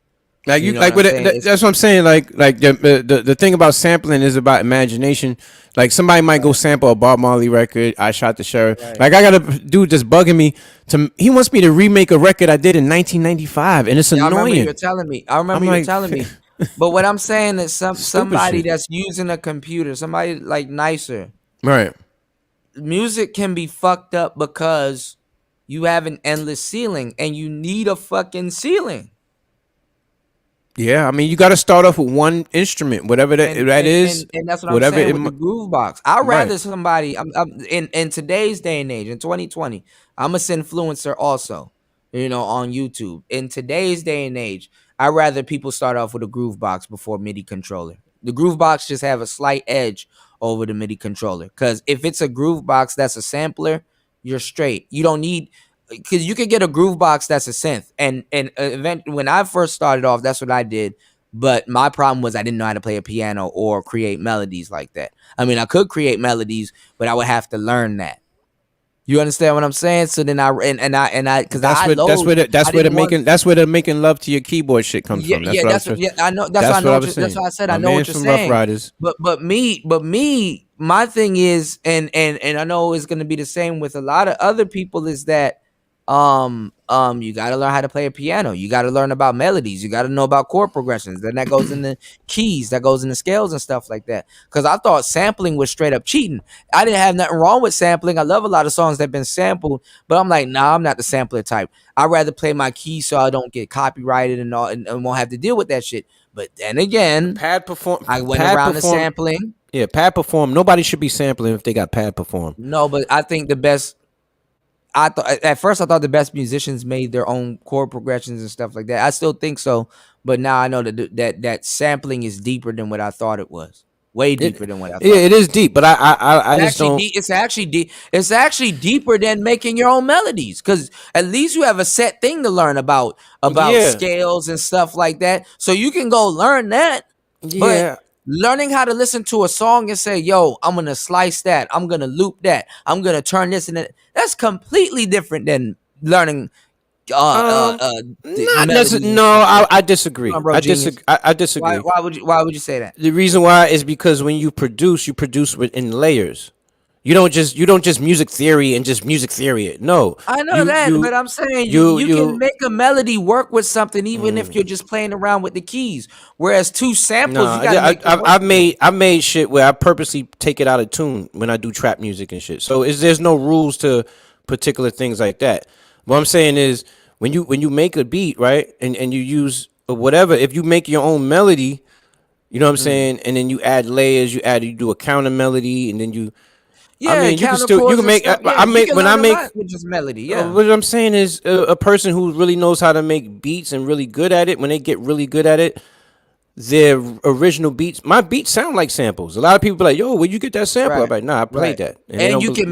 can mimic a sample with your own melody and don't have to Yeah, get a yeah. but that's the whole thing That about was my thought ambiance. process. But You know now what I'm I'm saying? learning, even now that I'm learning on both sides of melodies and samples, now I'm learning that damn, sampling is more deeper than I I thought. sample voices though. I use the like the But only thing I really. it also comes down to what type of music you're doing. What's going on, CJ? What's going on, Broke Genius? It also comes down to what type of music you're going to be doing too. Yeah, that's true. Because I like the Because I EDM, I could melody all fucking day. yeah, because sampling is an art. You know what I'm saying? So what I'm saying is I Yeah. done sample with the ASR 10, which what I really enjoy about making beats with that is because I'll take a vinyl record and I'll take a classical sample of a string of some sort.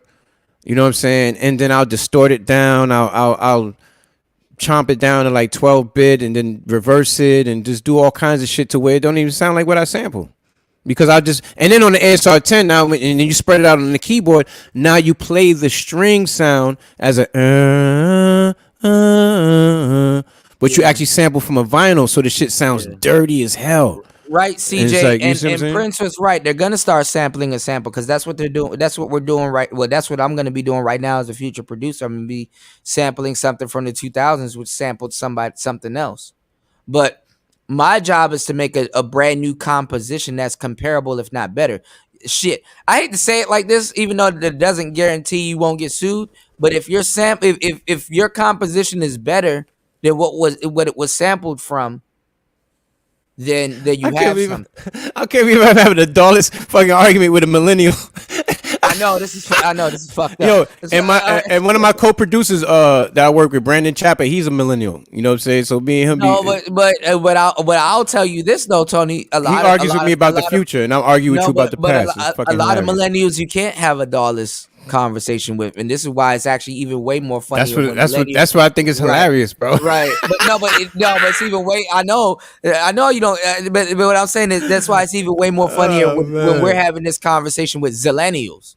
Oh my Because they're not goodness. even because at least you can say millennials But the aren't part of the Zillennials is conversation. ill though, because my nephew's a They're Zillennial. ill. Yo, They're ill, but bro, it's he not like woke up they're one day. He a woke up part of the conversation. my nephew, shout out to him, right? College little Okay, I'm kid, gonna right? look that up, Broke Genius. Uh-huh. He woke up one day and decided to be a rapper and got 40,000 views on him actually trolling. Yeah, you could get all that shit on Like he TikTok. You like can get no, a he literally, million. bro, he trolled. He wasn't serious about the shit. He's a fucking wrestler. He's like a number two in the Okay. nation or some shit like that. This motherfucker made you know how people really seriously try to rap and really like yo, I'm gonna do this rapping shit. Like he literally trolled, put a joint out, and this shit was hitting after hit. Like he was fucking with that emo shit, that Make sure emo y'all rap like and shit. subscribe and support the channel. The 12 emo, people in yo, here. he Just hit a gotta get at lick. least He hit a lick off 3 the emo, supporters. that emo rap shit. He hit a lick off that, and the bitches was loving it. The little fucking bitches with the blue hair and shit like that. You know, Right. he was really fucking. He had a wave for a minute. Spring break. You know what I'm saying? He went out to Mexico.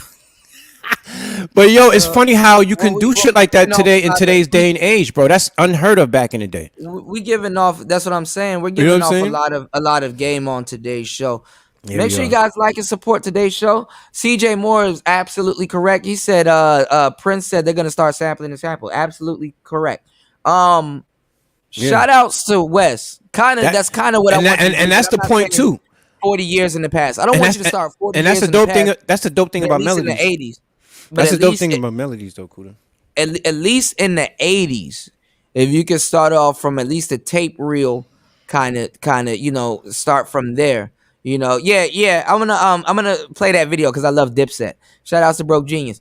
And then we're gonna get into the Metro Boomin joint. But yeah, definitely 40 years in the past. Not 40 years, but like at least with the tape stuff. Yeah, He 40 said, years is 82, yeah. 83. I mean, if I was in the, I ain't gonna lie. If I was in the 80s, I would get an MPC other than a MIDI keyboard. I'll get an MPC before a MIDI keyboard. There was no but MIDI keyboard back then. There was no work. That's what I'm trying to there explain to you. In was my one, but yeah, bro, there wasn't big. no, Yeah, nah, they bro. wasn't It was controlling workstations, everything. bro. Yeah. Everything was synthesizers and workstations. What are you talking about, bro? I got my I'm first. hip. The synthesizer Bro, when could you control. what year were you born, Kuda? 89. I understood. Okay, I know. So when you were I grew up with Kuda, that shit. Kuda, when you was 5 years old, I was shopping for my first the Korg X3. That's all. I'm just giving you some I know, perspective. I did my history. I understand. I know, yes. Kuda, you was one of them. You was one of them So- advanced. You was one of them advanced. That's what I'm trying electronic. to. Listen, I'm trying to I was say. the kid. Let me tell you, I was the kid that Okay. broke the radio and fixed it. And my mom used to Listen. whoop my ass, bro. I get that. What I'm You break the saying shit, they is- whoop your ass, and guess what? Not hear me right What? now. What you saying, Kuda? Now, if you were to get into music now, there's so many wrong turns you can take. What's You're gonna but have look, to- a VST and a MIDI keyboard. Wes has a good point. Listen, there was no such Because- thing as a VST back then. You didn't have a choice. God. My VST was the Korg X3 and those little fucking You discs. didn't have a Yes, choice. we It was did. hardware. Yes, It we was bro. dollars. No, you don't know. No, chill out. You was 5 years old. Shut the fuck up. Let me teach you was something. dollars. No. Let me teach you something, bro. Never mind, Can I man. teach you All right. something? All right, let me You was play 5 this years video, old. Give me because some respect, B. You're not listening. Listen, bro. You was You 5. didn't have plugins back then. Bro, I was 17. You was 5. Relax. Hold on. Let me tell you something. Listen. Weak ass plugins. That was your whole No, computer. that's not what it was, bro. Let's chill out. We had the workstation, right? We had the synthesizer workstation, and guess what our VSTs was back then? It was the discs, the floppy discs, and we used to pay like $100 for a blue floppy disk with a bunch of It's so sounds in that irrelevant shit. right now. No, it's not irrelevant. It is irrelevant. I'm telling you about the dollars. That's the dollars lifestyle, All right, bro. what do you think is the hardware VSTs of today? Go. You said what's there's no Yeah, such thing as a yeah. hardware VST. Do you know what a VST stands for? Go ahead. It's a virtual instrument. It's not hardware. There is a hardware equivalent for a VST today. You're not into that type of Equivalent. stuff. The hardware Yes. equivalent for a VST. I asked you what's a hardware VST of today. Nigga, I don't give a fuck. I use an MPC. I know you don't give a fuck. That's what I'm trying to tell you because you're the MPC guy. I'm a dollars guy. It's called a guitar pedal. God damn. Nigga, I got guitar pedals. Nigga, I got called- guitar pedals. Nigga, why you? Yes, but you Bro. have old school guitar. You don't have the newer guitar pedals. How you know what I got? You in my living room? I know what you don't have. We would have already you had a crazy. conversation about it. No, Nigga, tripping. you don't got one of these. You definitely don't have one of these. You definitely don't. don't have a rooms by Deaf by Audio. You don't have one of these Tell me why I need it. Sell it to me right now, and I'll buy one. because I got the money. Why do you think this is $500, $400, $600? I have no idea. How much things do you think it clears on your pedal board? On my pedal board. Yeah, do you have a pedal board? Most dudes don't have a pedal board. You don't have to have a pedal board because you have an MPC. Right, I got you. Okay. You see what I'm saying? I got you. I'm trying to tell you. I'm trying to learn from the younger niggas, man. I'm trying to learning teach. from my nephew taught me I'm how to thorough. listen. I My know nephew, what I'm talking my about. nephew taught me how to flip Jordans. Okay. Listen. I was the old nigga. You could have learned that in the 90s. Listen. No. Listen, yes, you could. He taught me how to do it on the internet. That's my point, man. You could have did that in the 90s without the internet. Listen. Stop. You want to have like 15 of these? Do you want to have like 15 of these or No. Or because I keep No, telling I even don't. Reg the bad guy, I keep telling him, I'm like, bruh, you have a whole guitar pedal. You got to get all the wires. You got a daisy chain. You got to do all of that stuff when you can have $500, $600 and have a smaller guitar pedal, less real estate, and do everything that one guitar pedal can do and then some. This is a guitar pedal of today. This is a fucking computer. I can show you another guitar pedal that has an SD card and a computer screen. I can show you a guitar pedal that's a synth, Okay. a guitar pedal, and a mixer. That's great. And I want to listen. Let me tell you something too. That's what I'm trying to tell you. I know what I'm talking about. I'm Today, glad you trying to- do. Now, trying what to I'm help you saying, out. All right, now I got it. Now look, you got you got the MPC. Let me help you out. All right, so you got the MPC, But I right? can do So what I'm when you doing right now without this. blood I've been doing it clot, before the pussy MPC. oil boy. You, All right, look, you got the MPC MPC. saved a lot of niggas. Yeah, what you mean? I'm You don't need I'm an feeling NPC I to feel do all of this attacked. shit. I feel attacked. I Hold know on. you feel attacked because I used to go at it with the NPC dudes. Hold on, hold on. Do you know? Wait, hold on, hold on. don't I feel didn't start. attacked. I didn't start MPC. I didn't start off MPC. I started off with the know you Korg didn't- I X3. know Have a you little didn't start respect. off Have some MPC. respect, bro. I got some respect, but I'm telling you, the MPC saved niggas. I can entertain this guy. I got placements before that, way before the NPC, I bro. can show you. I can show you. Bro, a I made hardware a- it's gonna bro. cost you some money. Nah, but bro. can I show made you a lot of hardware money setup before that I got will an replace the MPC. I Bro, can show you my a first setup that MPC. will I got my replace first the MPC in 2006 or some Okay, shit. but you're a 2005. diehard. Oh, Jesus, you're not getting this shit. You're a diehard MPC fan.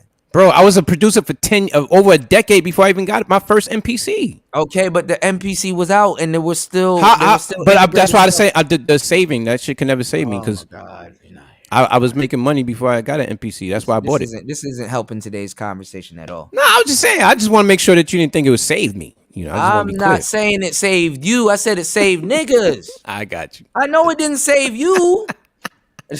Yo, Neff, this is what I'm saying. If you get on YouTube, there's always some big weird ass nigga that's like, you know how I arrange my kids' ears.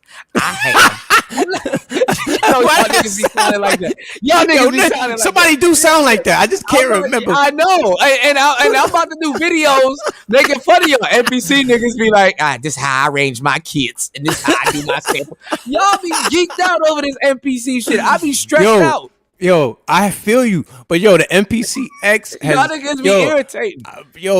This shit is making money. Like, shit make niggas bread. No, but I don't get mad at niggas that went with NPC because if you stuck with NPC, they took care of y'all niggas. Nah, honestly, you know what it is too. I think when a certain machine feeds you, bro, you have like a certain amount of loyalty to that motherfucker. That's you be like, what I'm saying. This shit bought me a car before, B. Like, that's what I'm saying this whole time. You be like, yo.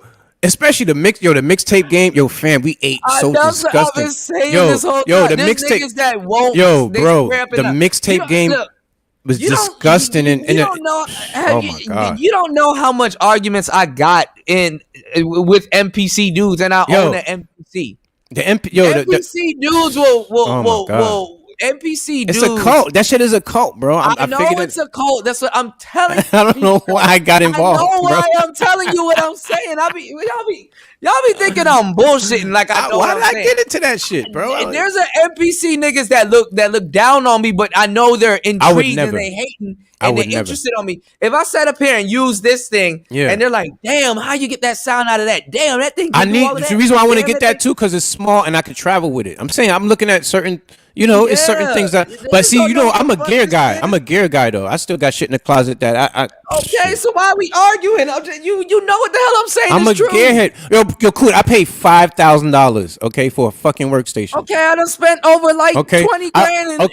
That shit. You know what I'm saying? And that's why, like, because I'm an old school. You know, I'm old school, kind of like Caribbean ignorant when it comes to like relationships and how I do. You know what I'm saying? Bitches would be like, yo, this nigga, he just spent $5,000 on the keyboard. I know what the hell I be talking about. Bitches be like, yo, this nigga's crazy. I spent $600 for something that looked like a damn remote. Yo, fam, and bro, some chicks don't understand. They be like, "Yo, fam," but yo, you know the best, and I can tell them the best tricking you could ever do is tricking on your goddamn self. It's called shining. I trick on my goddamn self in a heartbeat. And when and it's actually attractive because chicks be like, I'm a simp for my damn self. I know for real. what you're talking about. It's shining. Attractive to women. They love to see like your selfish side and how you take care of yourself. They like that. So I know what I'm talking about. So that's what I'm saying. I don't know why you taking me lightly in this conversation. I understand. No, the Digitone. I'm gonna check it out. You got me curious now. You got me curious about the joint. It's not even a Digitone. I can make the other box that I had that I sold before I left. The analog heat. The analog heat. Oh no, that was nice. That was nice. I like that joint. I see a lot of people running stuff through the MPC into the analog heat before they produce it. Oh, they do that? Yeah. See the thing is cool. Let me tell you something.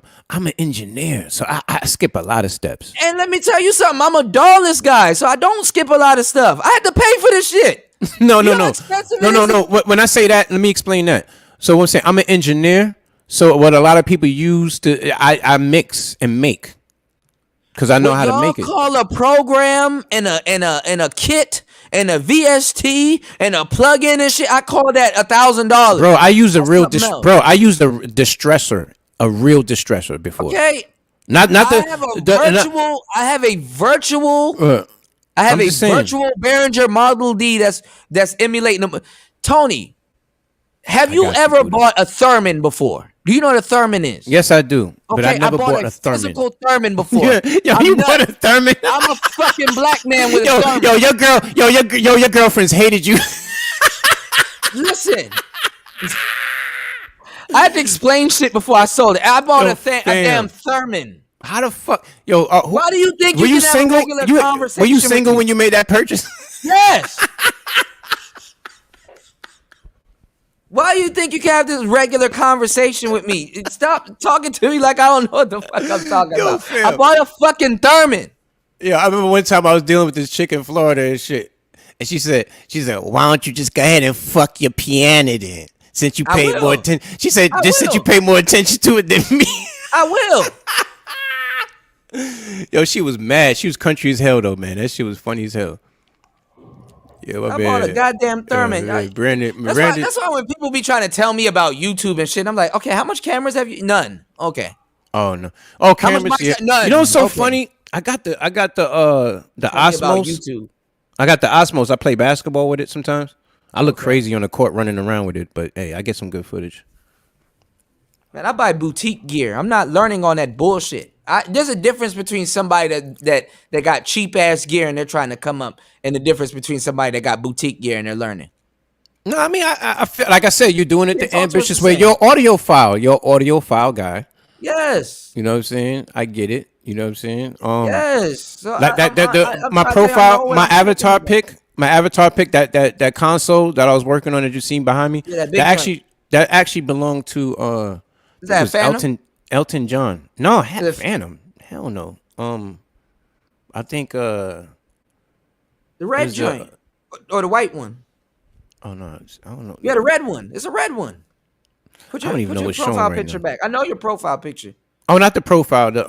Never mind. This is when I was working at Fat Planet Studios in Orlando, Florida. I was an A&R there for a while. Yeah, but a lot of people don't know the difference between a controller and a fucking synth. That's sad. I mean, And when but y'all really need to start worrying about me you is when should I do get into fucking you should do a Eurorack, 'cause I'm about video. to You get should into Eurorack. content The strategy. MP You should do a MPC video saved me. called the controller versus the synth, like a versus, and then do an I'm not gonna example lie, of the each. synth is always gonna be better because you can Of still turn certain course, synths into of a course, it's gonna controller. be better. But you know, the VST guys are gonna argue that. No, because there's some good controllers. Like I had an Arturia Keystep Pro that took up this whole desk. That's what I and it got. had a But sequencer. Yeah. bro, I got the Arturia key step. That's what I work with. I got that, and I got the. No, but you know you have the other one. You have the Arturia. What's the I one got a with small the one. pads?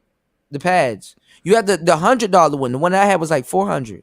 Yeah, you got the other one. I got the $100 one, Pro, and then I yeah. got that, and then I got the Akai And that shit joint. was a MIDI mastermind too. I got the They got- Akai MPK, that Yeah, 25 joint. I got this one, the MPK. That's my MIDI, other which is the setup. same thing, but you got to use I got 3 the studios, box. bro. That's ignorant. I got 3 studios. That's I so had fucking I had retarded. in my heyday I had Makes 5, sense. but you know, You know what I'm Buddha? saying? yeah. Is the MPK, is that the $100 keyboard that you're recommended to me? Yeah, but That's what I should get next, right? no, you wasn't listening to anything I said. Don't get this one. Get the new one. The new one you can MIDI into everything. This one is USB. You can do a lot with this one, but get the new one because you can use that USB and you can MIDI it into something. Yeah, get the MIDI joint because the MIDI Yeah, that's still don't relevant. get this one because if you good. get I this remember one, you telling me that. Get the new one. Okay. yeah, because if you get this one, you're gonna have to get a MIDI host, and then you getting high can before I MIDI go it to into work. something. Ain't that a shame? I'm getting So high that's what I'm before I saying. That's what I say. Either that or get an God damn it, Cooter. Arturia. Arturia got better keys, by the way, too. So that's what I'm trying to tell you. Nicer, It's an Insomnia podcast right here. Nicer. What's the difference? Because we've been having this conversation for more than an hour. What's the difference between a MIDI keyboard and a synthesizer? Hey, you know what? You guys lost me when you started That's arguing, what so I'm I can't saying. answer that question. You got to know the The difference between a MIDI synthesizer has keyboard and a built-in sounds. synthesizer. Yeah. The synthesizer has built-in sounds, and the controller requires Built-in software weed. Oh, the weed. or another Oh, the component. weed. On Oh, the weed. yo, this Blue Dream, Oh, the weed. Oh, the weed. this Every Blue time Dream Tony is say hitting. it, I'm about to. Oh, the weed. This shit good, bro. That I vape, know that it's good. medical vape. They just made it legal in my state. Where I'm at right now. It's like a crack pipe. You could take Yo, a crack pipe, this shit smoke is. everything with it, and the vape got built-in. Built-in weed.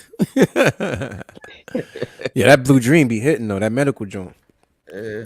Yeah, I love But it out no, here, man. so the difference between a MIDI controller Yeah, and a synthesizer is a synthesizer has a built-in synthesizer inside of it. Some synthesizers though you can use as a MIDI controller, but a synthesizer is its keys are dedicated to the synth that comes with it.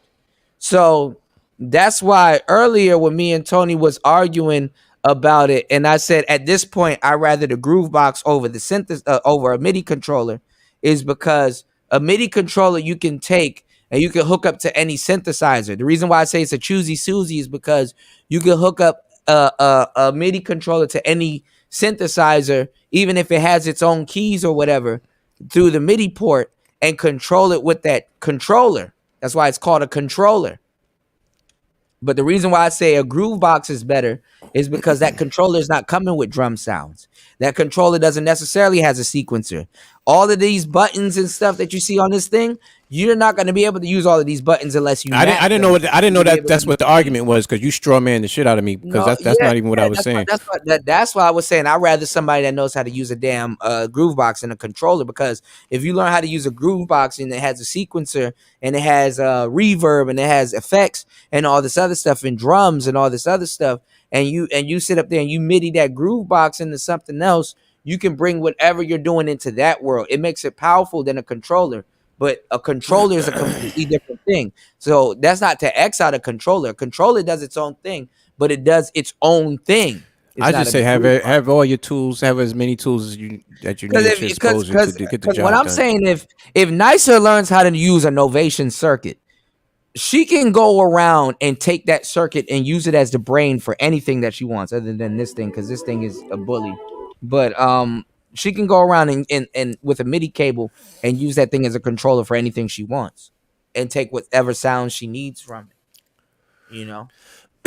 So that's what I'm saying. So that's what I'm telling Tony, because we grew up in a Yeah. different era and stuff. And let me tell you something. Yeah. Depending on if you're out there buying hardware, but more people buy software nowadays. I'm If just you're going. not up to I date, don't if you're fuck with not up to software date like on that. hard, no, but this is what I'm saying. If you're not too up to date on hardware, because like honestly, to tell you the truth, you could buy an MPC-X, and to tell you the truth, you're not gonna have any interest in anything else. If you get a MIDI controller and an MPC-X, or what he said, like a big joint, a Roland and an MPC-X, Yamaha, like a yeah, the motif yeah, and the Yamaha, MPC. Yamaha, yeah. If I you have think a the motif. synth I think that, the motif is going to actually be my next purchase. To be honest but with what you. I'm saying is that if you make a big purchase like that, honestly, it doesn't matter when new hardware comes out, unless you can integrate it into what you got going on. You're not gonna care. Yeah, I don't give a fuck. I You're make gonna be, sounds. I'm a sound designer. that's what I'm saying. You're gonna be so deep into your That's own that's the music, thing too. I'm so you're deep. not I'm gonna so care. knee deep in this production shit that I none of that know where shit. you are. I don't even listen to That's what I'm music. saying. I know where you are, and it's a blessing to be there. But what I'm saying is, like, Yeah. there's new stuff that come out right now. There's Right. new stuff that's out And right I'd be like, now. cool. I make organs. Like I don't But that's care. what I'm saying. As musicians, we're in our own world. We're not Yeah, worried and you get about your what the own. new kid has on the block. Plus I don't. once you develop your own sound, nothing matters out there because you're so That's what I'm far saying. left field. Like You're focused into your own thing. yeah, I don't use auto tune at all. But there's a brand new auto tune out right now, and new auto tune users can argue with the old ones. Even though I personally will prefer the old one than the new one. Even though the new one got pitch correction and stuff like that. But then Oh, wow. that comes at a sacrifice. right. You 'Cause know, sometimes you not might every want iOS update is better. sometimes you want the auto tune Got to be bugs. dirty. Like if you want that real ATL trap house sound, Yeah, like now that's what I'm you know explaining what to I'm y'all. saying? I and don't need you no gotta. computer to clean up my damn sound and make a clean, polished production. To a certain degree, yeah, that's cool. But I can make stuff sound dirty, and the machine sounds dirty on purpose. So it's like a clean, polished, dirty production. Yeah. That's been my stick for the millions. That's the hybrid, Right. but that's the Right. epitome of the hybrid setup, and that's what the hybrid setup And then that's the does. thing. You can stay in an era like Like Jay I, Dilla. They were like, oh, he used old gear. He kind of really didn't for the time that but he was using it, if you look but at, it captures a sound. If it's that's true your because sound, it's your I sound. got a beat called White Wine that I made with the Model D, and you could tell the difference in that. You could hear the warmth. I can hear the That shit difference is like, between the MPC Model D and my real one that I had. yeah. I got the Model D, the actual. Yeah, I Straight. had the actual one too, and I hooked my MIDI up to it. And I hooked see what my you're saying. MPC Right. to it. Yeah. It's the warmth. Yo, the Because warmth. When you hear the that real beat, one, it can detune itself and get a whole different sound. when This you one put that can't beat, when the detune beat itself. drops, it sounds like you just put your head in the oven. Like that. That's literally how warm that shit is. And especially if you use it when it's not warmed up. Like if you turn it on and stuff like that, it's not going to be as, you know. Yeah, my shit is So going on, you fam. got to figure all of this stuff out. That's why I was telling It's Nice. crazy Like, because I made that shit in you gotta, yo, that, you gotta that's you crazy. stop watching videos. You gotta have the thing in your hand. You gotta sit down and you know and mess around with it. Y'all don't see nobody on the internet doing what I'm doing, other than Polly Popo. He probably go to work and take his ass home and play with his MPC all day. I'm up here doing other shit, making He got YouTube a nice, he content and got a stuff. nice setup. I like his setup. He do, and I bet everything in his room smell like smoke. But he in there going crazy and learning shit. Right. He's a genius in his own right. Yeah. I fucks with Polly Popo. Because he lives a simple life. Yo, a simple life, you know what I'm saying? You got your wife, And a your kid, you know what I'm producer. saying? Right. You got your wife and Right. your kid and all that. And then you got the basement. You got your man cave. You got your YouTube, you know what I'm saying? You're a YouTuber from the man cave. Wifey's Right. cooking dinner and you down there doing, I mean, shit, that's a good life. Right. You're not harming no, you're not in the street shooting nobody. Yeah, for what? You know, you making music so somebody else can go shoot somebody else, but still you're making music and stuff, you know. So, you know, you mind your damn business. I make elevator beats now, so you know what I mean? Nah, I heard some of your trap shit. You trying to make somebody else shoot somebody else, bro. Don't let him lie to Yo, you, that bro. joint that I ain't gonna write. Body count This is nigga lying. crazy. He got I just some dropped a crazy song called. I just dropped a joint called Body Count. No, I listened to one of your beats and I thought about shooting somebody. I said, "Oh, this nigga a demon." Yeah, I'm telling you, demon himself. It's crazy Anyway. because I don't even have a lane. I got shit that sound like Sunday morning, and I got shit that sound like No, Saturday night. you're versatile. Nah, you're versatile. I can't even take that from you. You know what I'm saying? Good looks. Yeah, definitely. We're gonna play the Dipset joint too, y'all. Oh yeah. But nicer too, and everybody here, I want you guys to kind of be in on this conversation because Tony is still the bridge. You understand what I'm saying? Like me and this nigga will still have this argument too. Like I will argue with him about some shit too. The same thing I'm arguing about with Tony, and it's just basically showing because I see what the old like. I don't use Fruity Loops, right? But the stuff that I get told and the stuff that I know when I did use Fruity Loops and the stuff that Wes tells me and stuff like that and stuff, it checks in. So like it's kind of like we all know the conversation and it's kind of like we're huddled around. This is the funny thing about music, y'all. It's art, it's math, it's expression, it's division, it's a lot of different things doing Culture it. too. It's culture It is because you dress culture, like yeah. it, you eat Certain like it. sound, right, You know what I'm right, saying? and it's history. Terry Lewis and all them other cats. It's life. Honestly, you know, that's why music was illegal in certain places. Like they didn't want people to. Of course, it's a chant. You know, chant. It was even the news at one point. That's the only way you knew what was Yeah, going on in certain yeah. It was places. the news. Yeah, that's why they took it away from black people. But even disco. Like without NWA, we wouldn't even know about like the gang culture in on the West Coast like that. KRS-One and all them what I'm other saying? cats. What I'm saying is that it's a lot of different things. So this is why we will argue because we get passionate about it, right? But we'll call each other ignorant. But one thing we'll never say is that you don't know what the fuck you're talking about. I mean, that's the first thing we will say before we say we're ignorant. Right. You know what I'm saying? About a certain side of music. Because that's the first thing we go say, man, nigga, you don't know shit. You don't know shit. You know, but in all actuality, we're all learning still because we all don't know shit to a certain degree, you know. But like shout outs to Wes. You know, Wes went to school for it. Some people go to school for it. Some people Yeah, man. don't. I think Some that's people, honestly we that's the best all, thing that I could ever have done in my career was go to school for the shit.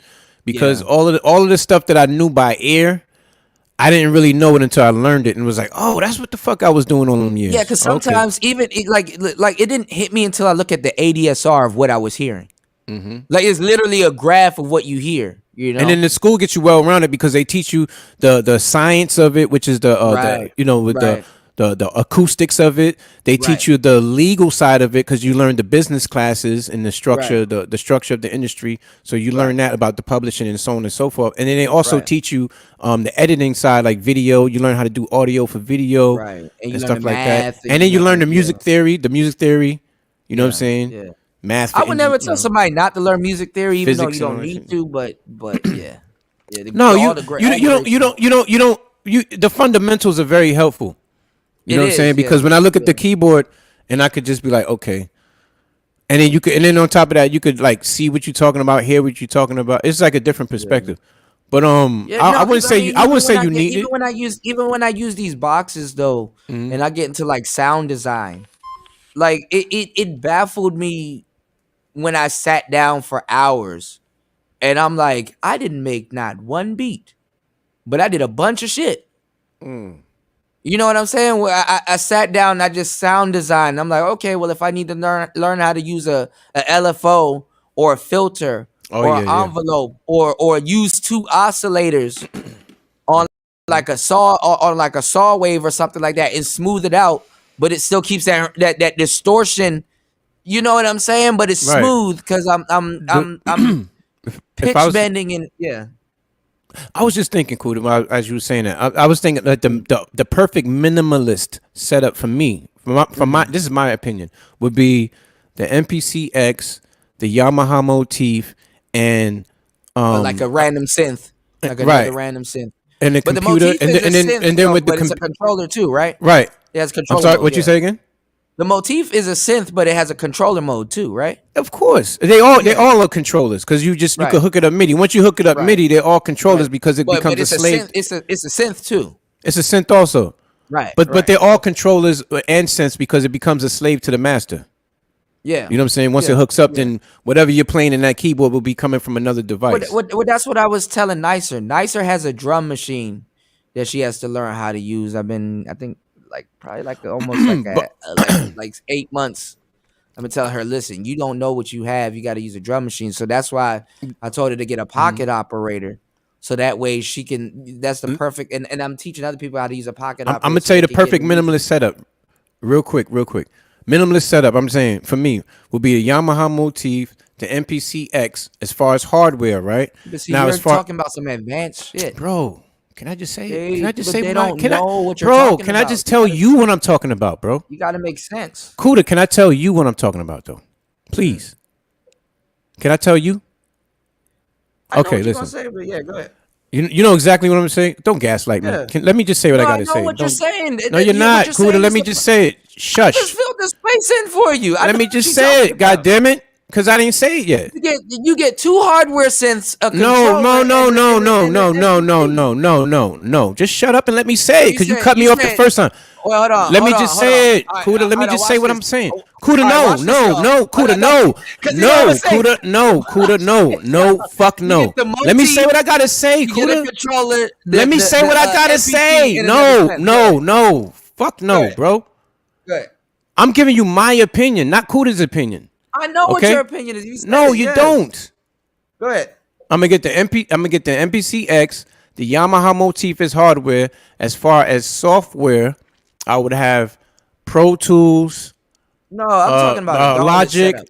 What's a DAW Listen. setup? As far as You listen, doing- no, God damn, I said the ultimate Flawless. minimum.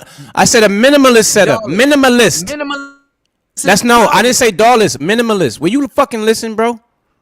Now, as far as the software, Minimalist DAW. the way the software would correlate with that hardware, the best software to correlate with that hardware not would minimal, then.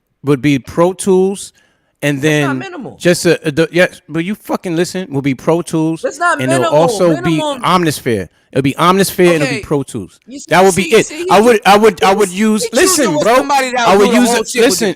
That's not No, minimalist. listen. I would Listen, it is minimalist because, has a bro, no, Kuda, I have $20,000 worth of VSTs It in my doesn't computer. matter, and that's not minimalist. Would you agree that minimal? But that's what I'm saying. So listen, as far as software is concerned, the big three. If I had to choose three for the software, can you listen? If I only had to if I only had to choose 3 items for a software, it would be Pro Tools, Omnisphere, and the Waves plugins. That would be it. And none of that is minimalist. Whether you think it's minimalist or not, whether you think it's minimalist or not, 3 money and you items, have a good setup. 3 items. Those are the 3 items I would use. Whether you want to use the semantics of what you think a minimalist is or not, I'm saying that those are the 3 items that I would use in a computer. Just those 3. Minimalist is literally a computer and a mini. Well, all right. Whatever you feel minimalist is, I agree. This nigga said the most. Well, whatever you feel minimalist is, I agree with you. Okay, so that I just deaded you on the minimalist talking point. No, you what I'm didn't. saying is, What I'm saying is, if I only had to choose 3, whatever the fuck you want to. If I just only had to. Omnisphere. Yeah, Omnisphere. I use Omnisphere. Your computer gonna crash if you talk about minimalist. You tripping? Nah, Omnisphere, bro. I would use Omnisphere with the Pro Tools and the Waves plugins, and that's all I would need. Anyhow, minimalist. That's what I'm saying, Wes. It doesn't mean poor, but it's minimal. It does exactly. That's minimal. Exactly. No, you talking some poor shit. A dog is not minimal because first of all, it's an bro. Minimalist is 3. If I had to only had to, bro. Do you know what I mean? You know how many items they have out there for software? I'm saying if I'm only using 3, bro. Out of 1,000 items, I'm using 3. The shit he's saying sound good, but as soon as you load up Omnisphere, all the fans on your computer about to turn on. Nigga, get the fuck out of here. Then you just got a cheap ass fucking studio. If your computer crashes off of Omnisphere, your computer ain't shit. If your computer crashes off of Omnisphere, your computers ain't shit. You said minimalist. If your computers crash off Omnisphere, your studio ain't shit.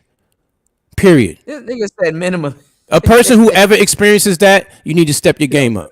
I'm gonna have a minimalist car setup. So first, you need to go to Micro Center. You need to go to your nearest Micro Center and get you the newest computer.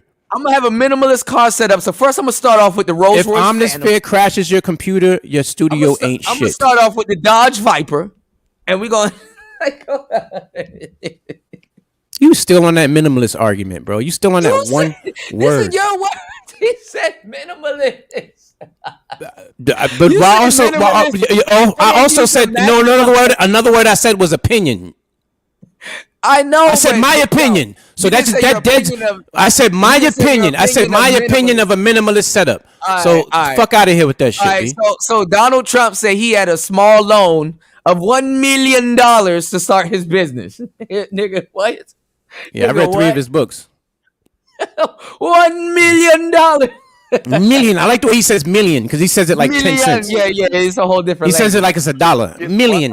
Million. 1 million. I give you $1 million. Fall short of I won't even make it plural. I was $1 million. What's not cool is the fact that you don't want to work for it. The next thing she's gonna do is she's trash, bro. For her wearing snuffleupagus eyelashes, slick down baby hair, and about 30 inches of hair weave down to her shoulder. It's not our fault. That part of it. It'd be the industry. You know what I'm saying? Yo, man, I be seeing how everybody. He's never gonna get on their show at this point. These chicks, they looking like drag queens at this point, man. That's straight RuPaul looking ass bitch, man. Get the fuck out of here. Security. What? Nothing's more insecure than the FL studio. This what the youth be chilling with now? FL gang is so damn insecure, it kills me. They brought up an old interview of DJ Khaled talking about Fruity Loops, in which he brought up Logic Pro X as too easy. And FL Studio, FL gang gets so butthurt that they even mention you, though you're using an MPC these producer beefs are fucking ridiculous. XL right now. Bruh, that's insecure. I didn't see Logic people go at DJ Khaled. I'm just saying, call a spade a spade. And what do you think someone like a Timberland would say? He listening to this on his creativity DT. Is creativity regardless. Like, you do need your own creative process. Now, let's be honest. Producer beef is ridiculous. Where's the creativity in this generation if almost All right, every Kuda, Tony, now that you guys went back into your respective corners, I'm going to say, I can't get going. Y'all can't hear it? Can y'all hear it? The Spins 808 because the Spins 808 is king. Where is the creativity? I'm not referring to Metro Boomin because he understands the creative process. DAWs does But kill I am creative questioning processes people. too. Leave a comment below because I know you're going to be spicy. Where is the creativity if everybody's using the exact same techniques and the exact same sounds? I want to know. Remakes, like, Yeah. you ever listen to your remakes on YouTube before? for They sure. not Yo, the our exact Lashes same got personality, bro. At all. Like I was for the day before yesterday, I got All right, we're gonna get back into this because he is talking about creativity. That DAWs does kill creativity, which is true. What were you gonna say, Nicer? Kuda with the shot. Kuda's a fucking DAWs stabber. does kill creativity. He just said it. Kuda's Very a Nicer. oh man. Kuda, it's funny though, man. But hey, you know, I don't take a, like I said, I've been here before, dog, so I don't care. Go ahead. I mean, I think it's funny. It's just hilarious. watching all Nicer, this shit are you unfold. there? No, she said she Yes, had to I'm go. here. Oh, okay. Yeah, go ahead. What was the question? No, you were saying something. No, you were saying something, Kuda. Oh no, I was say I was about to go. Are you? Have you paid attention to what we were talking about? She thinks we were What, arguing. when you and Tony were arguing? We were talking about something. You gotta. Do you? It's all right. What happened? She got the gist of it. No, I don't think she is listening. Yeah, she does. She understands. No, she doesn't understand what we're talking about. It's confusing. No, she understands the concept of having a hybrid. You know what I'm saying? Having both. She doesn't know what a hybrid is. Yeah, having outboard gear and having the She computer. doesn't know what outboard is. What do you mean? Do you know what outboard is, Nicer? Exactly. No, I don't know. Okay. See? Well, outboard gear would be like an actual compressor. The actual. She doesn't know what that is. I'm teaching her. It's like having an actual compressor versus having the software or VST as a compressor. You gotta tell her As what a a sound compressor effect. is.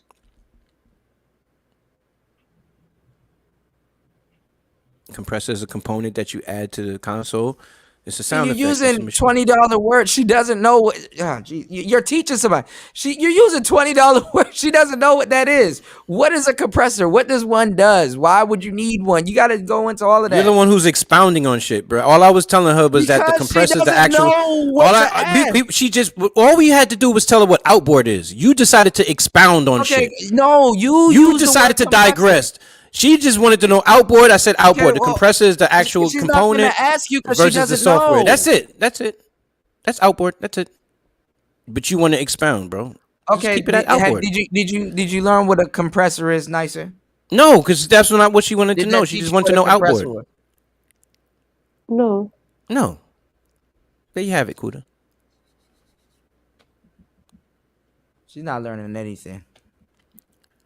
Outboard is No, the not like actual this, the actual like that. instrument. The outboard is the actual component, the compressor, Well, you gotta ask versus questions. having I the guess- I virtual guess- I instrument guess- in the computer. So, because I kind of know where you are, but so I won't be speaking for you. We're gonna need you to ask the questions and so you can get the answers, because it makes no sense. Because me and him we're gonna be arguing all day, and we both are literally saying the same shit. Yeah, Okay, Kuda's so into what's an semantics and outboard? shit. So you gotta start asking him, so you'll know. So So, I won't. she wants to guess know what is. you don't know, and guess what you Okay, do so know. you want to know what is outboard? Okay, so outboard is a term used for having an actual component, which is like the amplifier, the compressor, the turntable, the She doesn't know actual what an item. amplifier is too, bro. Right, so outboard gear is the actual gear in the studio that you have physically in the studio that you physically touch and turn knobs on. That's outboard gear.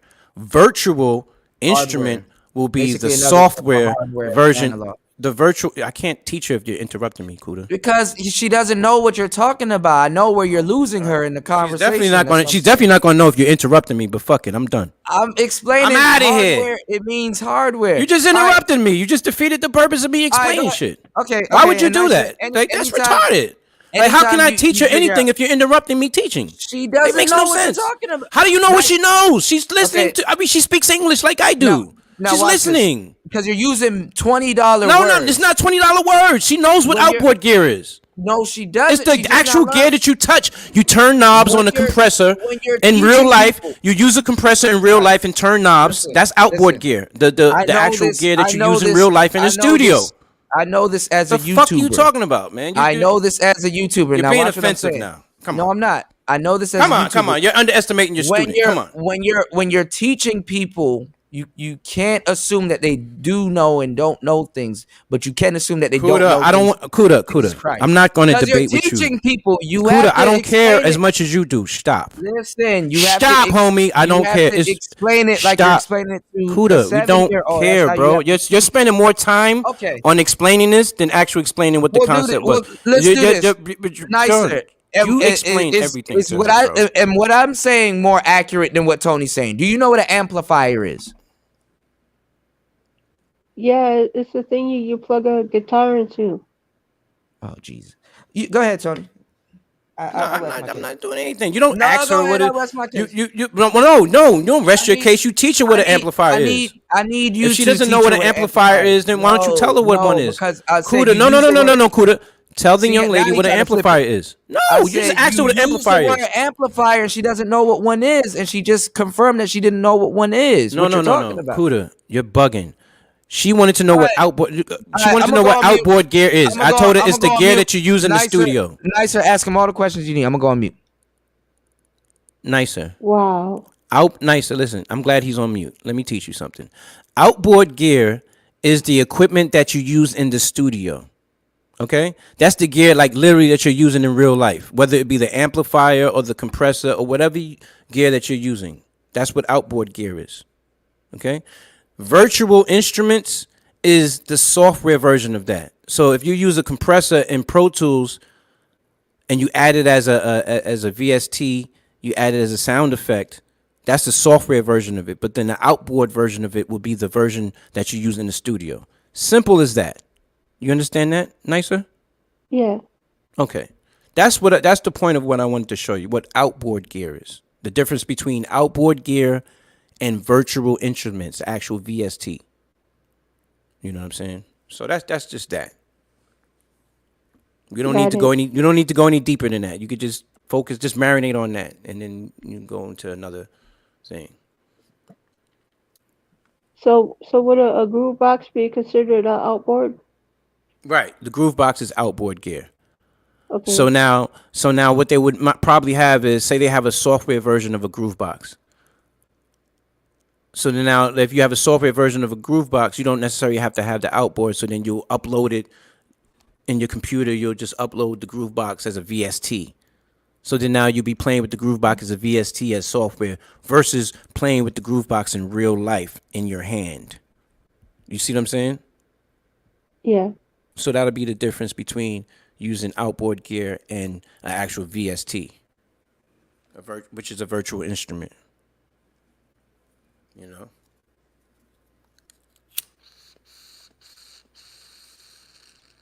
Okay, so I've seen Wes's comment earlier when he recommended getting a MIDI keyboard and a VST. Is that what you do? Yeah, so basically, like, you have a laptop, you have a computer that you operate on. So basically, when he said that, when Wes was saying that, he was saying that, like, you have a MIDI keyboard and then you have software. So let's say you got Omnisphere and you got the MPC software and you have a MIDI keyboard. So now you're using the MPC software to sequence and you're using Omnisphere for the sounds. That Omnisphere is a virtual instrument. And then you could actually use it to create sounds.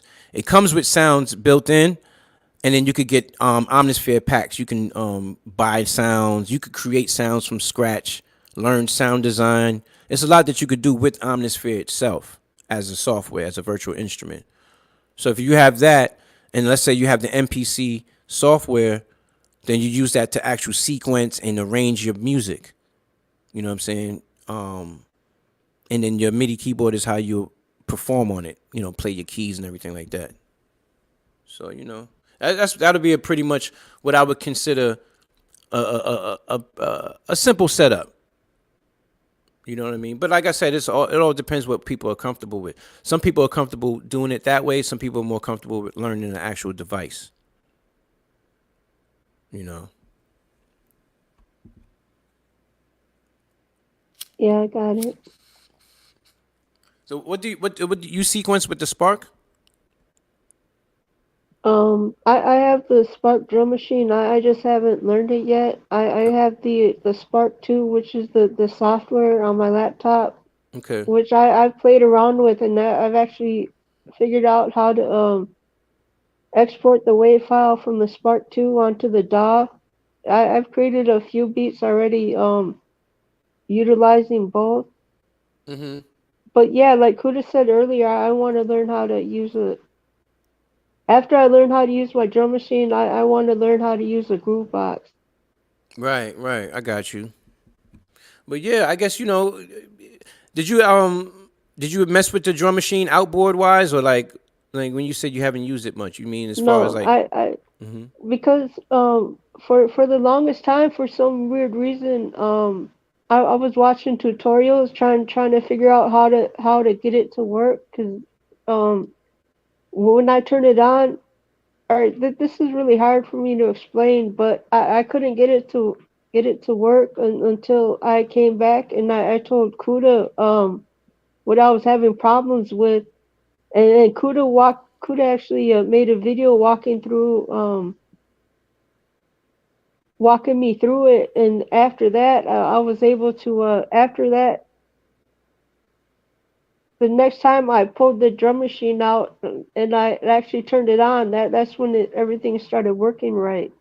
I mean, cause before I would turn it on and I would like hit the pads and stuff, but no sound would come out and it wouldn't light up like I would see in the tutorials until I came to Kuda, and I told him I I know I wasn't explaining it right, but Kuda understood what the problem was, and he walked me through, how to get the drum machine to start working, which it started did.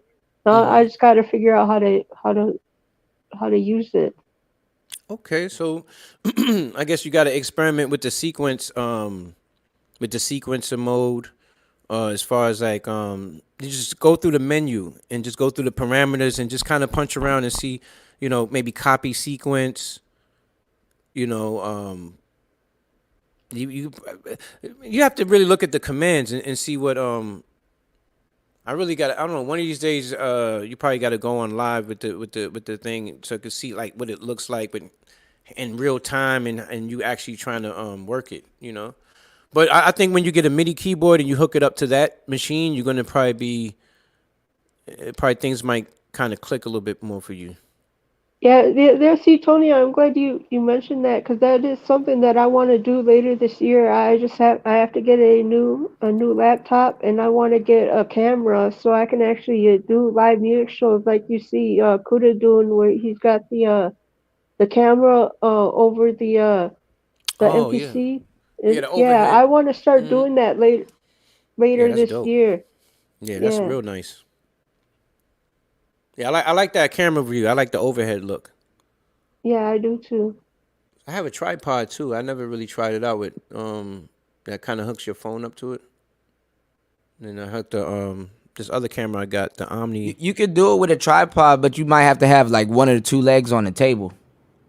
Yeah, I was looking at that, and I got the way my the desk is set up because I'm gonna do some rearranging, I bet I'm back. and I'm probably gonna be able to do that. Tony was telling you the right thing too. Yeah, you probably could hook the controller up to your Spark too. If you like look on the Yeah, back, I it think is. it does have It a is. MIDI It's port. compatible with it. Yeah. Because Yeah. I asked the Arturia tech guy that I was talking to at the time, because he said that he said it was compatible with the Spark drum machine, even though it was a, what do you call it, a vintage drum machine. No, but see Because that this that's why I said it was perfect, because the thing is, if you think about it, right? If certain machines are dated and they have a limitation, at least you can learn that thing at least up into its limitations, so you're learning. Because once you master that thing, then you're like, okay, it was a point where I didn't know this thing at all. Now I mastered it. Now I needed to do something. Honestly, I'm gonna tell you the truth. When you have hardware, it's different than learning software because no machine has a limitation. Because if you work it up to its limitation, there's always workarounds, and then you can always MIDI something else into it that can do what you want it to do. Does she have the Spark or the Spark 2? She has the Spark, but she has the Spark 2 software. Yeah. Software. Okay. Let me see. Okay. It's on YouTube. There's a bunch of videos on it.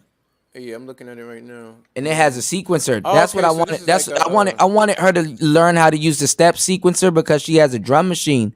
So that's why I was telling her to get the pocket operator, because the pocket operator is step sequence based. So once she understands how a step sequencer works, she should be good to go. Once anybody understands how a step sequencer works, they can make a beat. If you can make 16, if you can make a pattern of 16 do what you want it to do in loop, you're good to make a beat. Let me see here. Because then you go up to 32, and then you go up to like 64. Yeah, Kuda, that's what I'm trying to figure out right now. Like I Yeah. sampled a bit of that song from the system called "Don't Disturb This Groove." Uh-huh. I got the sample part right. I just want to turn it into an intricate beat. The only on thing my, though, I piano. gotta figure it out because they say it does have it. I don't know if the pocket operator has a metronome. You gotta learn how to use a metronome. That'll definitely help you out when you're using your drums. Because at least you know it's on beat. You know what I'm saying? Yeah. So Well, if you watched get like the tutorials. lyrics to something and you know the BPM and you want to sample something, you can at least sample it at that BPM. So the only thing you can worry about is like worry about the drums for the most part. Yeah, I was just about to say because I watched several different tutorials on the pocket operator, and not one of them said that they had a metronome on Yeah, I it. don't think it So has a metronome. Yeah. yeah, I don't think But the so thing either. is that it's lined up. Like everything is in a line, so you really don't need a metronome. If you put everything below each other, it's gonna hit on beat anyway. So like the way it's set up is basically a metronome, but it's like a metronome physically, and you can eyeball it. It's like an eyeball metronome. I don't know if there's a feature on it that goes doop doop doop doop doop doop, or when you speed it up, But it does have a complex BPM system. Let's get back into this. He's kind of laying into Metro Boomin. At the gym, I was watching. Might have been yesterday. I think it was yesterday. Some white boy. Shout out to him. And I done watched a few of them where they done made like And that's the plus side of doing type beat videos. Like, there's no way around that. Like, you have to abide by the rules of the algorithm, to be honest. That doesn't mean you have to copy someone else's content, though that happens a whole bunch. All it means is that Does you that help, have Kuda? to I meant to play ask you into that. it a little bit. And that's good that you see that someone like Metro Boomin. Does that help? What's that? No, I was just saying. I mean, interrupt. I was when people do tight beats. I never did a tight beat Yeah, before. I'm gonna. You know what? I never done don't. it before. I don't put out tight beats. But I Okay. got a batch of beats that I made, and I'm gonna put tight beats, and I'm just gonna throw all kinds of names on it And see what that happens. I can You know what? see I and never see what thought. happens. Yeah. Yeah, that's a good. Because I was gonna talk to you about that with your lo-fi stuff, because like I was gonna do like a Joey Badass type beat or Pro Era type beat or something like that, since you're doing boom bap, because there's really no type for lo-fi, even though a lot of people do kind of still do lo-fi. Right. Um, J. Cole probably. you're using their name as a clutch, so their name is kind of like a tag word in the algorithm, Right. because if let's say Joey Badass is trending or something, or 6ix9ine is Right. trending or something, yeah. So you're using them as a, and then the cool Timing. thing is that they can see it and then buy it from you. That's what makes YouTube the new mixtape. Yeah, Because when we YouTube were doing been like mixtapes, that. in the early 2000s, that's what we had to do. Everything, our CD Yeah. covers had to correlate with the current events. If something happened in the news, our CD cover would show it, and then Well, that's I was how we telling were you- able to get I sales. was telling you earlier what the producer was telling you guys how to get placements. I was giving y'all some real game. You gotta tag a producer in your stuff, do certain type beats and stuff like that. You're basically tagging people. Somebody gonna see it if not that person. People do search their own name. people do look. You understand? Yeah, You know of what's going on, course. Chris G? I was telling Nicer too. Yeah, you can put out the name of the beat, but you can put a such and such type beat or such and such type beat in your title. It's not gonna. It's not gonna. It can't do harm. No. You understand what I'm saying? It Yeah, can't do harm. I just never thought about doing it because But some people put free. Because I name because I always come up with a name because when I do my beats I come up with a name It's for the hard beat. to turn a lo-fi beat into type stuff though. Trap beats are easy and some other stuff. Lo-fi is like lo-fi. I try to just focus on the name of the beat and then come up with the video footage to kind of give it and a the narrative. thumbnail and stuff like that. Yeah, just to give it a little narrative and You can name it, but you can put such and such type beat. You know, it's crazy. Some people put multiple people like Sir type beat or let's say Trina / Meg the Stallion type beat. You know what's going on, Toya? What's going on, Chris G? Yeah. Right. So you know it doesn't hurt. Yeah. I'm gonna try it out. I'm gonna experiment I'm about to one do day. a whole about the next batch of beats I'm doing. I'm about to do that. Yeah, and I just can to see report what to you happens. and see. You know, it doesn't hurt to try something different just to see the results of it. And shit, I'm gonna do it even if it doesn't have nothing to do with them people. Shit. Right, just to see how the algorithm, because You're like you using said, a name for a head up, but let me tell you what you do. What you do. There's a lot of artists that I know that are on the come up. You when they're on the come up and you want to attach to them, like I'll put out something. I'll be like Lil Tyler beat. Y'all don't know who Lil Tyler is, even though I put out some of his music. Y'all don't know who he is, but I'm a DJ. So you're a DJ too. So we know people that people don't know, but they're on the come up. They're gonna be somebody in the next 2-3 years before these people know them. So you can that's just you doing your A&R work right there. Yeah, you can capitalize off of that. Yeah.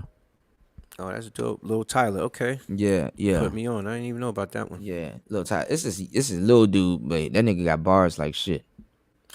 Lola Monroe, Lola something from Brooklyn. I met She's her, fire. bro. She was bad as hell. No, she's not from. No, Brooklyn. not the one from DC. Not the one from DC. I'm talking about the rapper. Because I know the one you talking about. She Ethiopian. No, it's one from Brooklyn. I met her at the height of my Ethiopian. Your face. I met her at the height. Yeah, I met her at the height of my Ethiopian face, bro.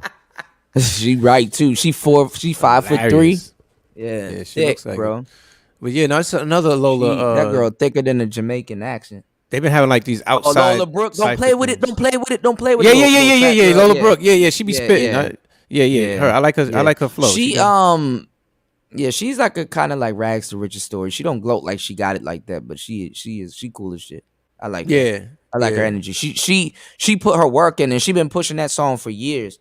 I like when I hear like Fetty Wap, he been pushing Trap Queen for years before it got on. So that show you that person was grinding. I like people. Yeah, that grind is for real. Story, yeah. Even Nelly was on the grind. Honestly, if you put money behind one of your singles for honestly, come late February, I'm gonna start putting something behind his Tay Brooks song, that Elated song.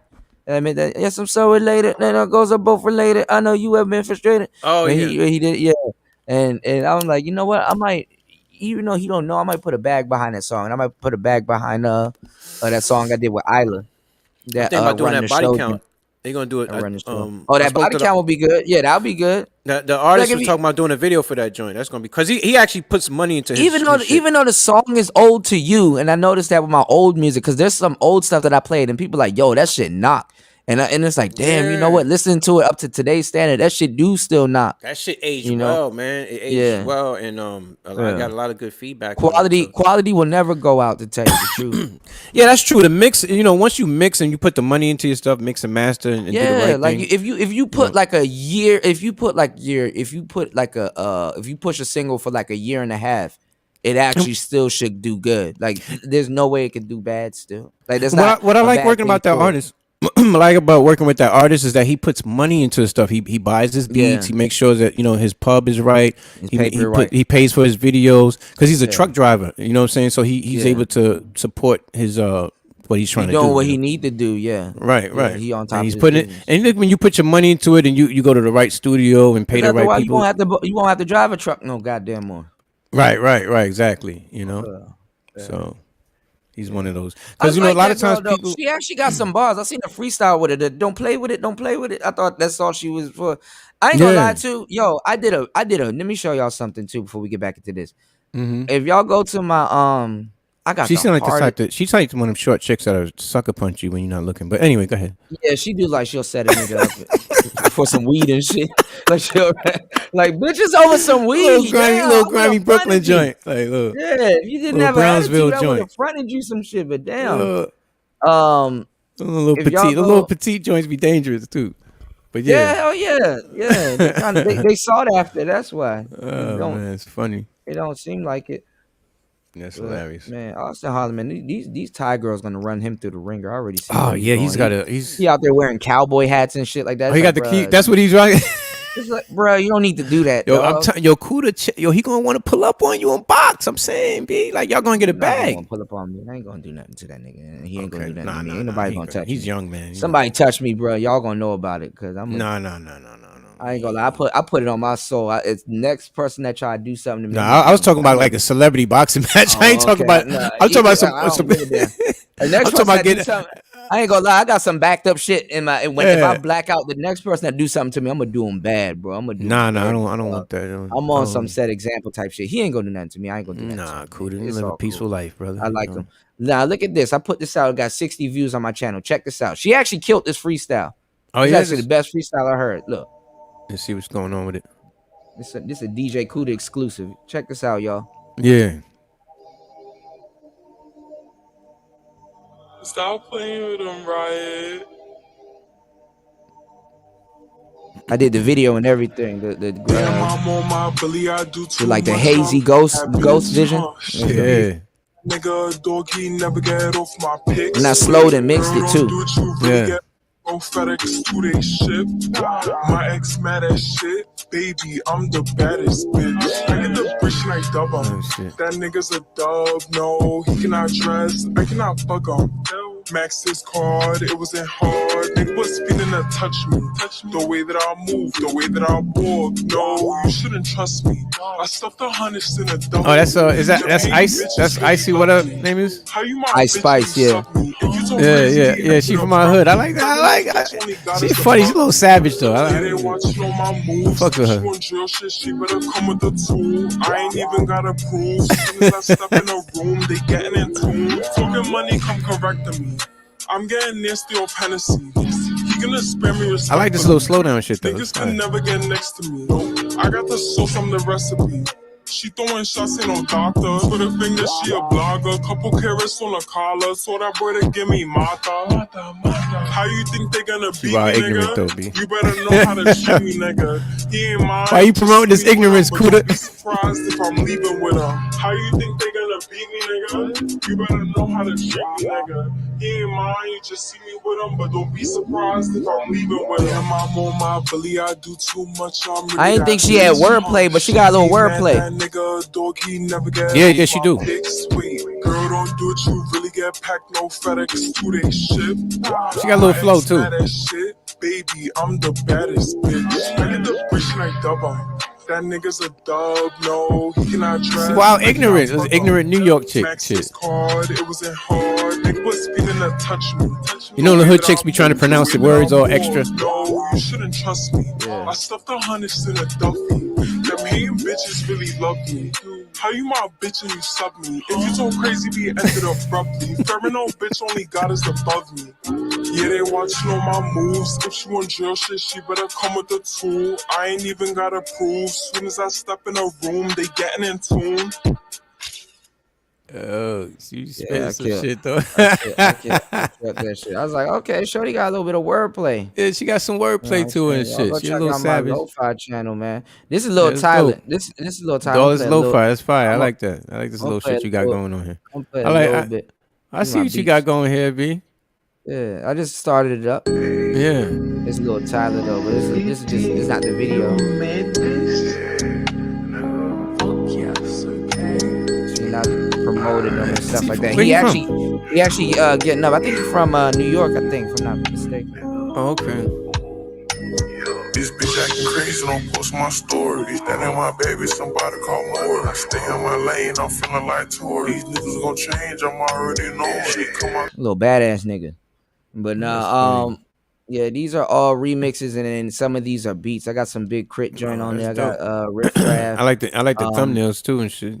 Yeah, I got some You other stuff you the on there thumbnail too. champ and shit. Yeah, all of these stuff on here are hand claps. Like this is some beats I did. This joint called Dubstepper. This joint actually dope. Check this out. It's some lo-fi slash freestyle type shit. I see you got the MPC for the clickbait. Well, it was made with an MP, so Yeah, I know. You trying to get your money back? I feel you. MP60.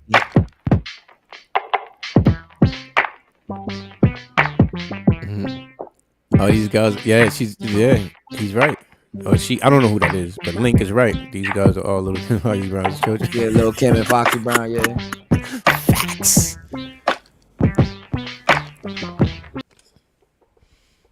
That's a fact.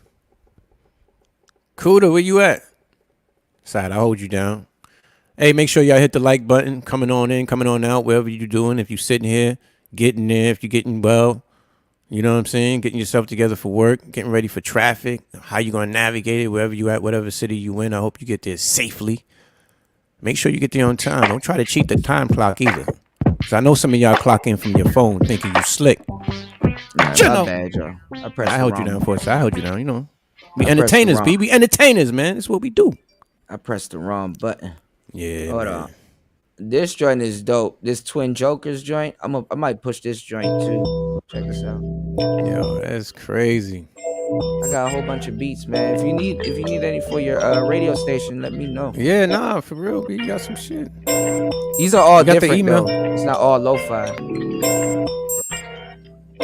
This is the nice chill shit right here for overnight. The overnight crowd. It switches up though. That's why it's called Twin Jokers. It's like a bipolar beat.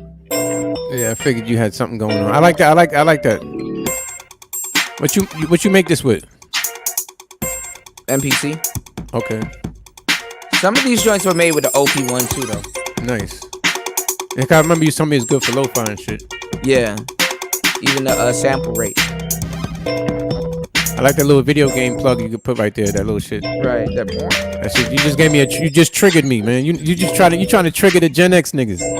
Well, what I'm doing is none of my beats. I mean, you could probably tell my production style. I probably can't hear it, but none of my beats sound the same. Yo, that shit you just took me back to like Atari or some shit with that little right there. Like yeah. I was like, oh, they took me back to Mario, the original Mario Brothers. But see, if I wasn't using the Dawless MP, I probably wouldn't have went for that sound. Right. So sometimes you use the sounds that you got. Oh, I see you saying it forces you to experiment. Yeah, I wouldn't have reached. like that's why I don't use a computer, because I probably wouldn't have reached for that sound. That's what the ASR 10 did for me. Remember I told you I learned the ASR 10? Right. That's the ASR 10 turned me into a sound designer. That's why I first learned how to be a. But see, that's why I'm watching all the NPC dudes now try to do Dawless, and they look stupid doing it, and it's funny because I'm like, damn, I'm new and I can tell.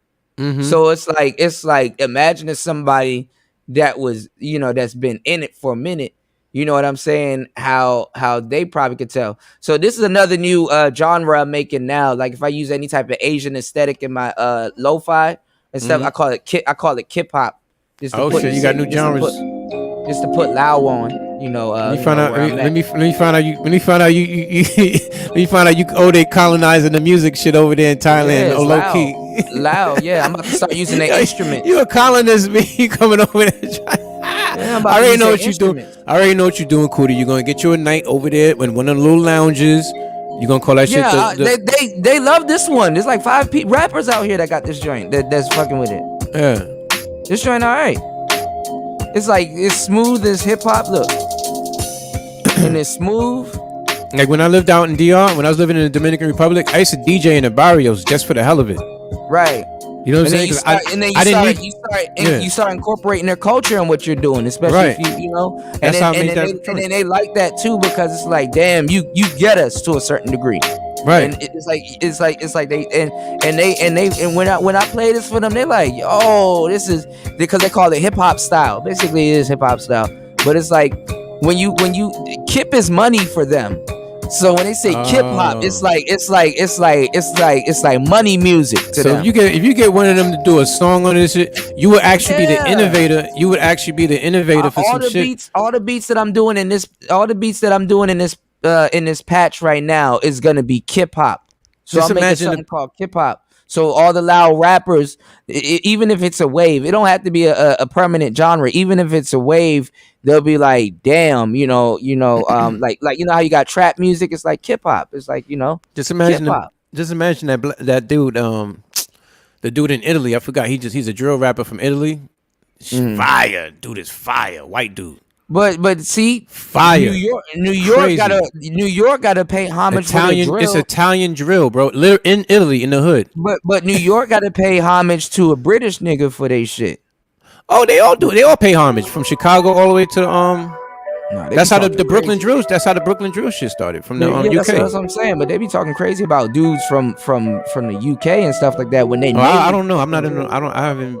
Them woo niggas be talking wild. Oh, I don't even know, bro. Them niggas is my homies' kids. This a joint. This a joint I made for War Master, which is dope. And I got another joint coming. I got a Robert Benjamin one. I got another Back to the West Part 2. I got a Nicer series coming, and then I got an RG3 series coming. This. I got a bunch. Yeah. Freestyle. I get ready for work. I got to get these boots and jeans on. I got to get my greens on. These beats are for lease. These ones are for lease. I'm working for some of the ones that I want to sell now. This is fire right here. Yeah. I got DJ Cookin in the background explaining the sound. We had a debate, a little argument that's listening to sports in the barbershop. What do you think about the sound? You think the sound is sounding good? Because I don't know. I think the sound sounds good. It got me freestyling hood. Understood. I'm just going off. I like it. I like that shit. That's some Pete Rock shit. You gave me a Pete Rock vibe. Bro. You bugging. Yeah, I'm just going off a straight ear. Listen, that last joint. That last joint had a Pete Rock vibe to it, bro. You tripping? Yeah. You might have been listening to the let me find out you was listening to the Main Ingredient album that day or some shit. Nah, I wasn't listening to that, but I flipped the sample and I did my drums on it. So that's what I did. These are just all samples that I flipped and I did my drums and some other stuff and like pitch certain things up and down. Yeah, this is real laid back. This is it's for kicks. I did it for kicks. This is But me personally, I would take a Future acapella and make a Future joint and Drake. I'd take some old Drake and Future verses. So what you're talking about is putting out beats, but put out mashups over your beats. Yeah, put mashups out because you're a producer. Okay. That's what you're doing. You're producing.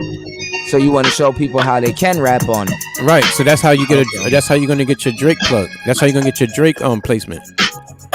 So if Drake hears a mashup and it's like, oh, I like Drake is one of the few rappers that really has his ears to the street, man. Like Drake is one of the few niggas that really still go to the hood and people call him a culture vulture, but I ain't gonna lie. Even if he was a culture vulture, you have to be talented to do what he did. I think people use that word a little bit too, like the see, because we in the SJW the SJW generation, like this so everything is culture appropriating and da da da, and it's like, fam, do you realize that it been in hip hop? I mean, you had all kinds of people doing hip hop back in the days. You had white people. I mean, you been had white rappers. Right. That's not nothing new. Eminem is not new. Right. You know what I'm saying? We got Third Base. Third Base was, come on. I ain't gonna lie, man. You get on YouTube, you see nothing but white rappers teaching people how to rap and shit like that. And I don't have no problem with I don't have no like Rob Love and all them guys. I don't have no problem with that. But let me tell you something. Music was meant to be. They're gonna be like, that's not how you rap. And it's like, bro, you're a guest here. Music is like food. You know what I'm saying? You can't stop me from eating Jamaican food. I'm not a Jamaican dude, but you're not gonna stop me from eating jerk chicken. I'm sorry. You know what I'm saying? But what I'm saying is like, music is like food. It's to be shared. Everybody, like, you're not a successful musician unless you got everybody liking your shit. No, but see, this is the thing though. If you don't, you know what I mean? You can't limit your music to a race. I might look at myself. That's crazy. I took this picture out here. I might. Like, it's art at the end of the day. It's the human. Music is the epitome of the human experience. So humans are supposed to connect with you. You know. I might not look at myself as a successful musician until people start buying and recognition and stuff like that. But I am a successful musician. It's just people ain't buying, and I'm still at the bottom working my way up. Let me tell you something. You're a successful musician once the song is recorded successfully. That's what I'm saying. What I'm saying That's is success. that's what I'm saying. In my head, I might not seem like a success, but that's not true. This is always the goal. I always made music for myself. You make it for yourself. And like the guy that goes to law school, he's not like the best doctor on the planet, but he is an actual doctor. It doesn't take a certification and a piece of paper to say, hey man, you're a doctor. If you get up and you practice every day and you've saved some lives and stuff like that, you're a doctor. You made some mistakes.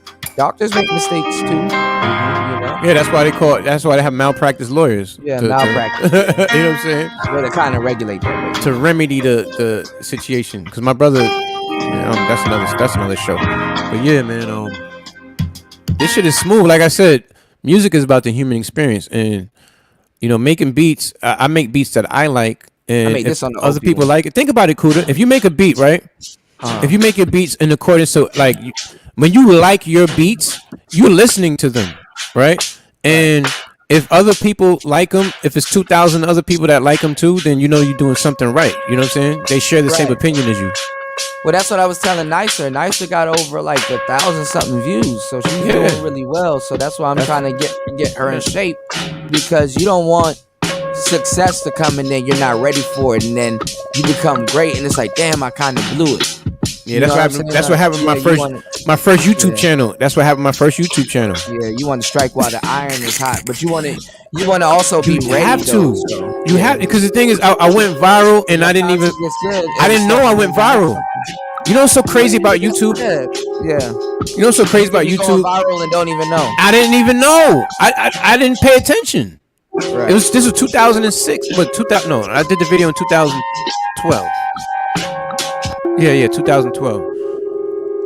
And I didn't know. I made this on the OP1. I checked that shit one day. Shit had 100 something thousand views. I said, what the fuck? Then I was scrambling. I was like, oh shit. Well, you know what I'm saying? And then, I mean, because if you were okay then, if you happen to get good later on, then you're gonna be like, okay, I'm good. Come back now. But you know what's different about later on with this new channel that I have? I only have 100 subs, but I've been able to steer traffic. People, but that's the thing. I've been steering traffic and converting. I keep telling y'all, I convert with this. I convert. Stop worrying about the subs. No, I'm not. I'm not worried about the subs. Because my monetization comes from my music channel, which is the DistroKid channel. Unless you're monetized, if you're over 1,000, you're good. But yeah, I'm already monetized. But what I'm saying is that most people don't sub to music channels like that. They just don't. Right. And I'm not worried about the subs. The music channel is already monetized. I'm getting paid every time somebody clicks. You want to worry about the subs is if you're climbing to 1,000. If you're climbing to exactly. My personal YouTube, I need 1,000 for the personal YouTube to get monetized. But I don't care about that because the personal YouTube pushes that algorithm pushes the algorithm in my monetized YouTube. Right. Because they're both the same name, Tony Anthem's Topic, and then the same other. So it works out for me in that sense. And I'm converting, you know what I'm saying? Because like I said, if you sell a little merch, I've been selling kits. You know what I'm saying? Yeah, I sold a couple items in your chat. I gotta get the kits. And then when I look at my views, a lot of my views, I only get my views are only 20% subscribers. 80% of my views come from people who not even subscribe to the channel. So that subscriber shit don't even matter. If you look on your analytics, it probably says browse feature. They probably search or hit the links. Exactly. So at the end of the day, yeah. So pushing the algorithm for the monetized channels always. Because my DistroKid, my first year, remember it takes 5 years for something to really get to where it needs to go. I just finished my first year DistroKid. I just hit the anniversary a couple of days ago, my first year anniversary. That's good. The numbers now, compared to my first upload and when I upload now, major difference because of the consistency. Right. I'm trying to really put out 10, 20 and then just I ain't gonna lie, just flood. Yeah. whatever it does. But sometimes And it's then now better that I too got the publishing, it's better. It's better too to sometimes to strategically release 20. here's the thing though too. This with DistroKid helps because when you put when you distribute and put your music out, and then you got like say you got your sound exchange set up, you're gonna start getting monies on the back end every 3 months that's coming from like the Ukraine, India, and places where you wouldn't be able to get it because these companies, that's what they do. That's what you're paying them for. Or if you got like the admin, the publishing, like with Sony Publishing, you pay them 20% of all the shit that they retrieve for you that you wouldn't have been able to get yourself. So a lot of people don't realize they got money out, especially if your shit is pubbed, like you actually put your published your shit. You gotta go find it though. You gotta some. No, they find it. They find it. You don't got to do Oh nothing. yeah. DistroKid finds it for you. Hell yeah. No, not DistroKid. No. The Sony like either a music publisher with the admin deal, or Sound Exchange. You know, you pay $100 a one-time fee, and then I know. You know what I'm saying? I know. TuneCore been yeah, because that's because the identity thing. But they take 20%. That's from the YouTube revenue. TuneCore does that. Or you gotta have it set up with CD Baby every time you do an upload. But it's with them it's a la carte. It's a la carte, so they would say. But there's certain things that you put out a la carte, like a single. You might put it out a la carte through CD Baby because you want everything covered for that one song, and then you might put out an album on distro. You know what I'm saying? Because you don't really care. It's coming. You know, it depends on how you're trying to get your money and be accounted for. You know. I was just gonna anything I made, I was just gonna let it sit in that account and just build up, and then anything that I made from that, I would just either pay for another subscription or upgrade, and then just let it sit. Yeah, just keep putting out. It's a numbers game, man. It took over 100 beats for me to actually get the first one to go over 1,000. That's good, and because that sounds about right too. That's what Mr. Beast was saying. Like your first 100 YouTube videos, he said, don't talk to him until you put out 100 YouTube videos. Then exactly. I'm at 197 right now. Yeah, cause like, what was I about to say? You got to get in the algorithm, number one, and then you know what I'm saying. Like the numbers gonna have to make sense first, you know.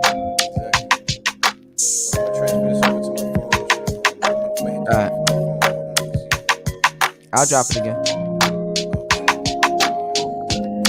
There's some Final Fantasy music right here.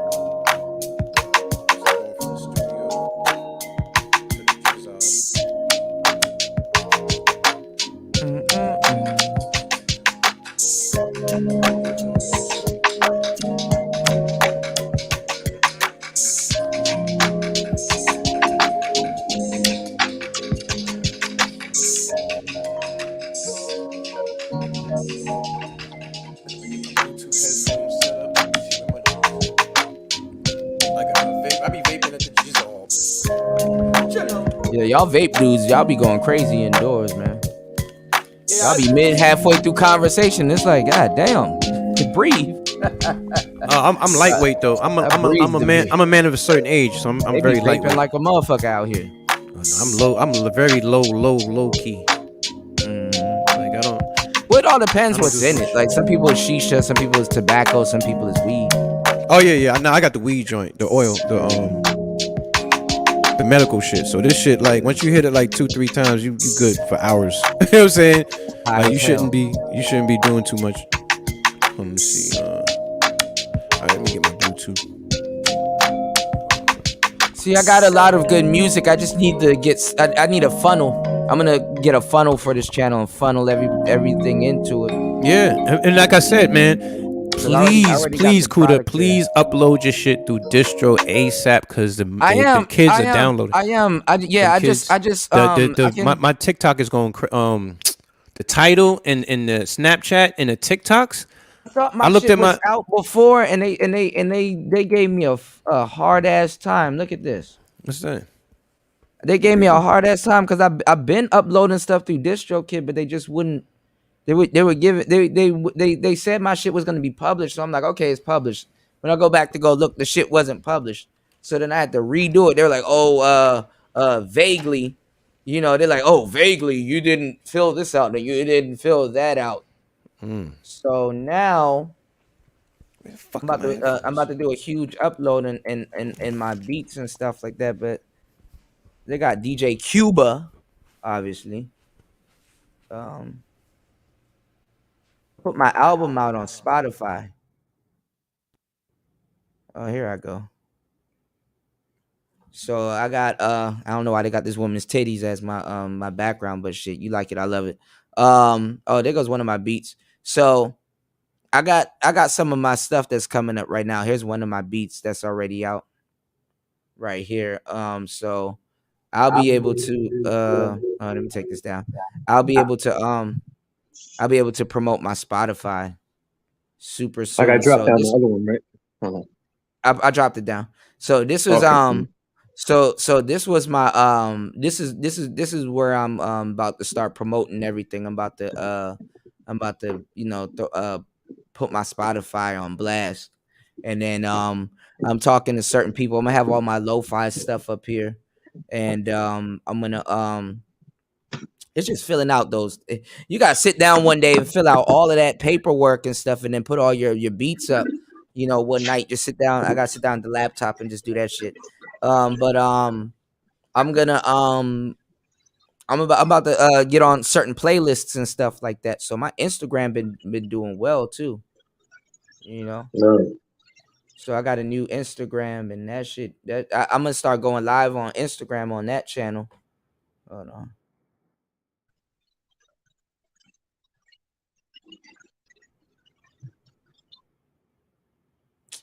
Why does this thing keep logging me out?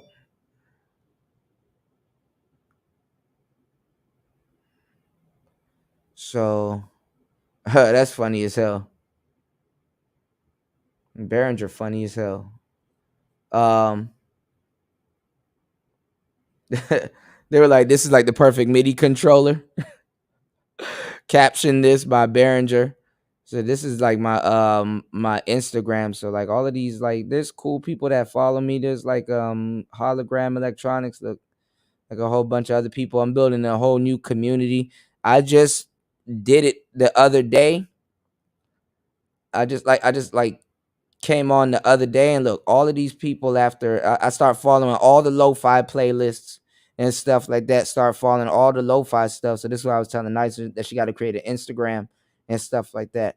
And like in less than 2 days, I got 46 followers and stuff like that. And I turned it into a professional channel.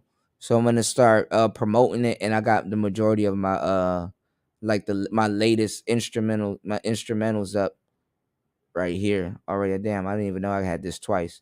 But I got like all my instrumentals and stuff up. So I got some reels too.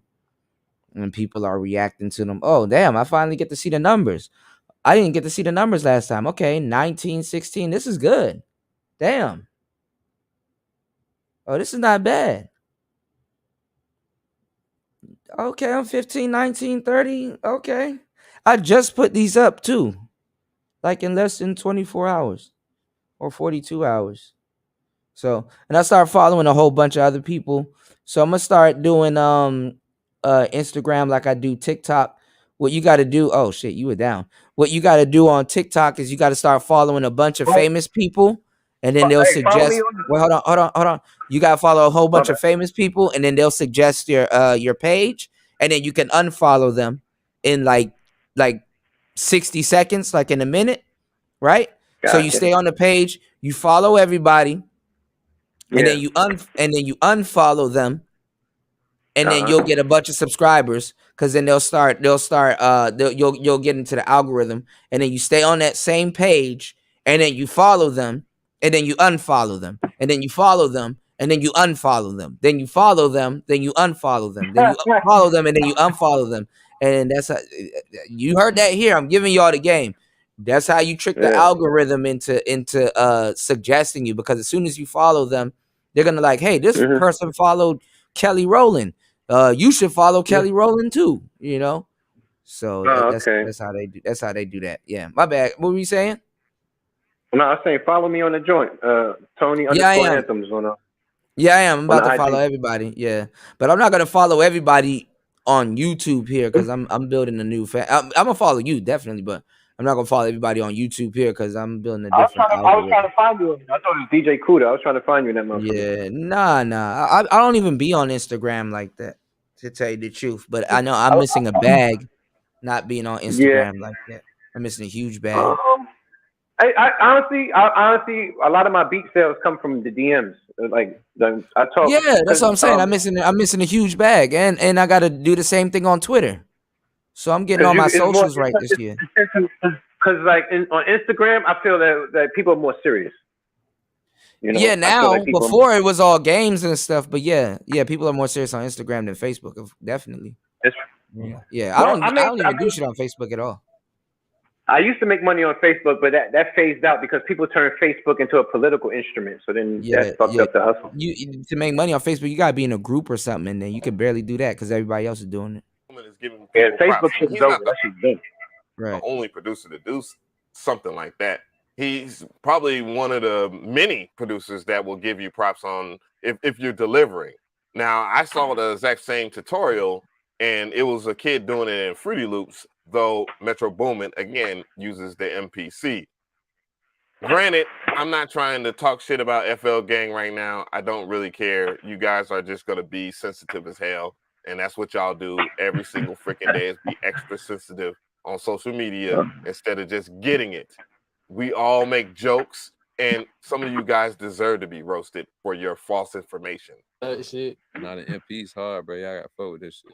Nah, I fuck with it though. Like we was going to Guitar Center and just, they be having one. You know how they got a little studio set up? Yeah. We'll just be in there just playing with the shit when we would not buy it. Yeah, you ain't gonna get it because you can't pirate it like ReFX Nexus 2. Yeah, I got hella simps. You be fucking with analog gear? Yeah. I was fucking with analog gear before the MPC. I feel like that's what pushed me. Right, and actually, let's keep that done. I ain't even gonna lie. Av is actually right on that. He said, "Yeah, you can't buy none of that shit because you can't pirate it." Whereas on Fruity Loops, you can pirate a whole bunch of shit. Exactly. You can pirate all kinds of plugins on the internet. He's right. And I ain't gonna lie, that's like that's cheating yourself. Even with the MP, I gotta buy these damn kits. Expensive ass kit. Coming up, we had to spend money. It was really expensive when we was coming up, man. Yeah. That shit was a luxury. I'm not even gonna lie. Like certain things, okay, yeah, you get a deal, but I ain't gonna lie. I spent so much money on music and my education with music that if I got something free, it's like I earned it. It's like, all right, yeah, you done spent $1 billion on this. We'll throw this in. You know what I'm saying? Type shit. The best feeling is when you wake up and you got a little something in the PayPal. You be like, okay, that's why I do this shit. I gotta wait for that feeling.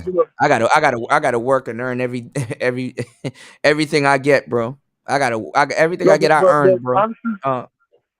Once you get that DJCuda.com, it's over because that will open up like that direct to consumer relationship. Yeah, like go skip the middleman and all types of shit. That's true. Right. Yeah, because I'll have it, but I don't know if I want to do like GoDaddy or I gotta just find a domain. Fuck did I go through? I went through. My original one was GoDaddy, but Google Domains is good. Yeah, actually. I was gonna probably just do a phone app. I know somebody that could develop a phone app for me, and I think people like a app that doesn't take up much space on your phone, and anytime I release something, you can just get it on the app. So you know how I started? What I did was I bought my TonyAnthony.com. You know what I'm saying? First I purchased that, and what I did was I got a BeatStars basic account, and then my BeatStars link, because you get a free account at BeatStars, but you can upload up to 10 beats. Like what I did was I used to rotate the 10 beats out. Like every month I have another, and I just keep rotating them. And then once I started making money, then I got the pro account. All right, I'm gonna put 10 beats on mine and rotate them, and then once it makes enough money to take care of itself, I'll do that. Right, because that way you got a DJCuda.com, and they could go directly to your beats, and it's just a different effect.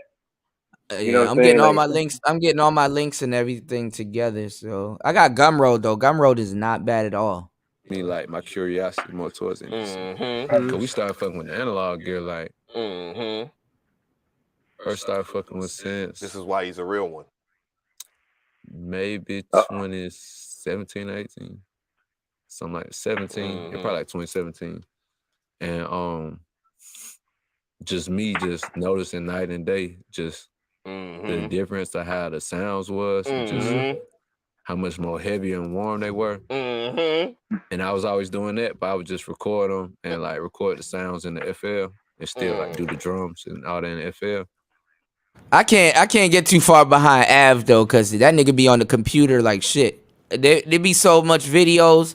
I'm like, oh yeah, I want to learn how to do this, and then they bring up FL Studio. I'm like, and then I turn that shit off. You know what I'm saying? There ain't nothing really on YouTube for analog guys. All of y'all are using computers. You know, and then and then when you find an MPC guy, this is how I keep my kits. And I take them all together, and I put them in a single row file, and I put them all together. And it's some weird black dude. You got to go through some weird shit for some black dude to tell you, yo, it's your boy such and such. You know what I'm saying? And I keep all my synths in one folder, and I menu dive every single day. Like the niggas can't tell you shit. I ain't gonna lie. One day I almost cursed Polly Popo out. I was like, nigga, you wasted all my time to say that. Well, you didn't fuck with what's his name? I'm gonna do a skit where it's like NPC producers be like, You should. This is how I keep all my kids, and then I do my samples. Huh? You know what? I never take the NPC slander personal because I didn't start with one, so that's like right. I NPC slander, but I know what it's about, but it's funny as hell. Yeah, that shit funny as hell. It is funny though, man. And the funny thing though is you laughing because you know it's true. You ever go look up an NPC? That's what they be doing. That shit gonna piss you off. But that's why I put out so much content. Like I put out so much beats because I just let the beat speak for me. You know what I mean? Like every other 5 NPC videos, you'll find what you're looking for. If you can stand the person. Right. If you can stand that, don't forget that part. If you can stand who's doing the damn tutorial, you know. Which was still hard. But I was like, whip the sounds just from the hardware and the drums too, like what that shit with. So that's what made me start fucking with that beat. Metro Boomin, congratulations. You became a real man. Welcome to the tribe. So tell me how you feel about this video in the comment section. I definitely want to hear from you guys.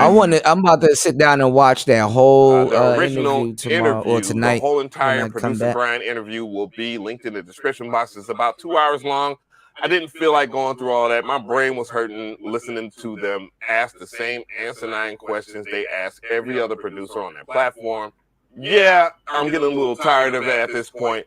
But to the right of me, I have some more videos that you should check out. And I want to say shout out to Metro Boomin for following me on Twitter. And if you want to do a real interview, holla at me and we can talk about some more. He throwing shade. Yeah, he throwing shade, bro.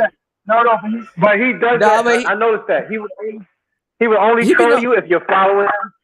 Yeah. Or if you got some type of connection. I noticed that everybody he trolls, he has like a connection or they collabed or they did something. He like, hey man, you know, he like, oh, this motherfucker. Like, you know what he's talking about though. Yeah, he do, man. It's funny. But I like his music, man. He's real good. Actually, you know what's funny? I haven't even really heard any of his beats, to tell you the truth, other than the ones that's on the show.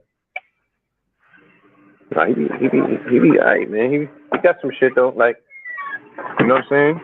He got his own little he's in his own universe.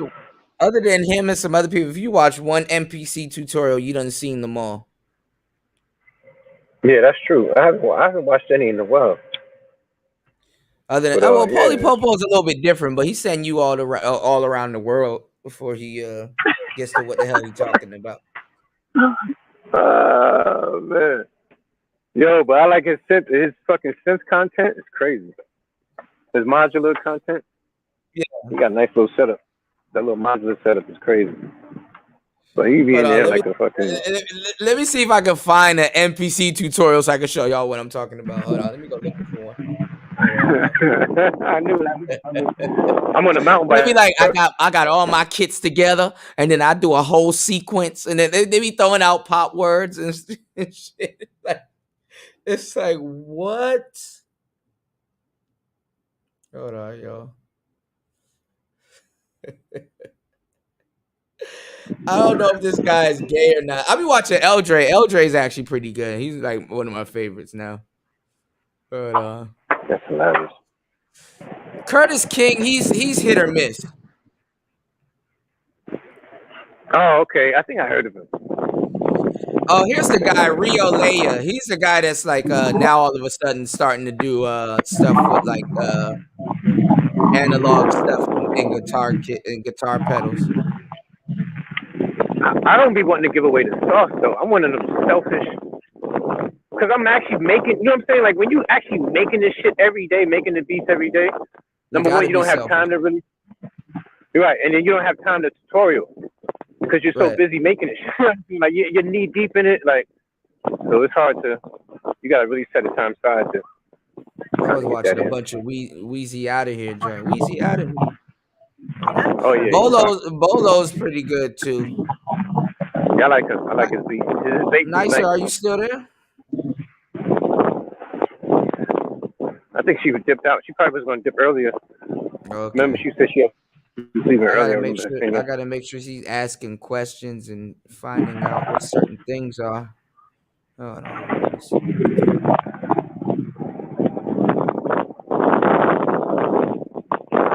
You on a motorcycle? God damn.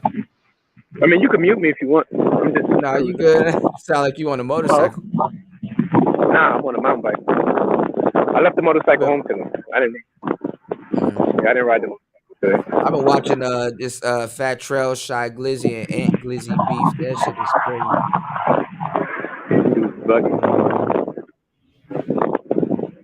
Now when I'm looking for this damn video, I can't find it. That's some new. They lost me with the hip hop. Lost me once they started saying glizzies and this and that. I don't. I'm done. I'm lost. I'm a grown ass man now. Now you think it's a hot dog? That's why, because they call it hot dog.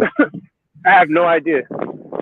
I've been going after this dude. His shit is good. This guy named Tube Digger that got like these workflows, these sequences, these NPC workflow sequences, which is cool. Oh yeah, those always help.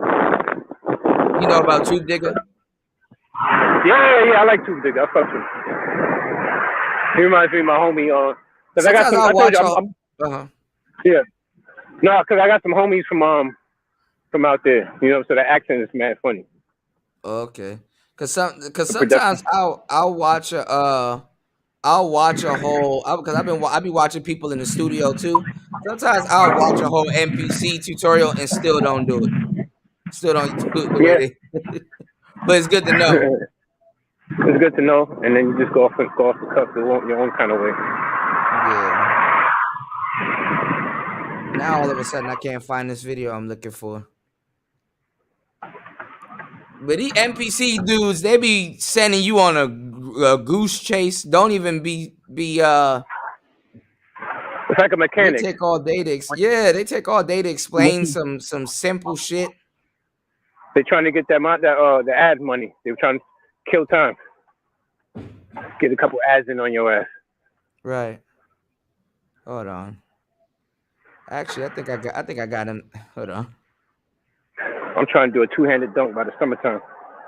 That's why I'm working these legs up all winter. All right, I found it. I found one of the niggas I'm talking about. Hold on.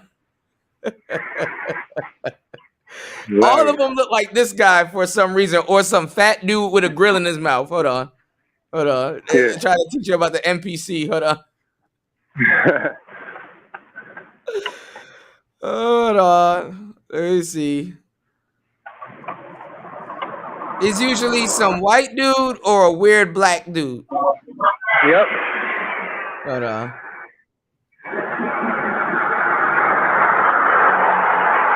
There you go. There you go. Hold on. You're hilarious. Cootie, you gotta get into comedy. This is what the average NPC nigga and tutorial look like. Everybody's doing well today. I go by R2G2. I'm a music producer. And I have right here in front of me the Kai MPC-1. And I wanted to show you guys how to edit your samples, more specifically how to do time stretch, pitch adjustment, reverse. Because I know when I sample, you know, Like, how are we supposed to see what the hell he's talking about? where it sounds like my own unique original sound, and I like to make it where it's not really recognizable. I know sometimes if you sample something like a TV show or video game or something, you kind of want to have it where it's recognizable to where people, you know, you get that big crowd reaction and whatnot. But you know what I'm saying? Most of the time, I just, you know, let me go over to a whole different diatribe. My own unique original thing. Yep. They show you, they got videos on how to chop and how to sample directly into the MPC, you know, recording from a vinyl player or, you know, recording from your phone or whatever, and how to chop and fine tune your chops and stuff like that. But nobody showed how, or I couldn't find how to do pitch adjustment, reverse, time stretching. And that's another thing why y'all confuse people. MPC lingo is different than other Groovebox lingo. You know that if you want to chop, time stretch, it's like you got to explain to these people what the hell a chop is. What do you mean by chop? What are we chopping? You know, you want to splice this. What do you mean by splice? Yeah. We dealing with genetics. What do you mean? And those kind of things. So I'm going to show you right now. Your boy got you. You know what I'm saying? So stick with me. We're going to do this real quick, and then we're going to make something great. So let's go. All right, so yeah, we got the MPC-1 right here. And another thing, when people show how to sample, they show how you can record from a vinyl player or from your phone directly into the MPC-1. I'm gonna show you how I normally do it because I get my samples from tracklib.com. Yeah, his pads ashy. Y'all gotta clean y'all pads. I be thinking my pads look ashy and shit. I don't want my pads to be ashy. What's going on, Antisocial? And I put it into my SD card reader, and I have created 2 folders. Like I said, I created a splice folder and a tracklib folder, and I save it directly to the SD card right here. So what I normally do when I get my samples, he couldn't be serious. You can't see shit. I go into browse right here, and then you can go up here to places. I named my SD card MPC-1, so we're gonna tap MPC-1, and I got a bunch of different folders on here, different sounds that I get from different things and different places. So I'm gonna go into tracklib right here, and then I'm gonna go to this distant memory. I'm gonna do some GoPro footage. We can hit low, or you can tap on this right here. So this is how all the MPC stuff looks like. You might as well just do it yourself because you're not gonna get no type of help. Well, this is the reason why. See, because he's giving you dollars help. If it was me, I'll have the software on and share the screen with you so you can learn. But he's trying to be ignorant and software. You can't really learn from software neither. You gotta. It's really about explaining because people are gonna be like, okay, where's your mouse? What are you doing with the mouse? Why did you do this? Bro, Kuda, you know what I do? I teach people how to use the MPC in StreamYard. It's $50 an hour. You know what I'm saying? Like I have a you use Beats or software or the software. Bro, do you realize that the MPC software is the same screen that's on the MPC dollars, right? It's just a screen. Yeah, the Beats. The MPC Beats is a little bit different though. I don't fuck with MPC Beats. I'm talking about the MPC software that correlates with the hardware. Yeah, but a lot of people are going to use Beats because they don't have an MPC or they have a controller. This came with the Beats.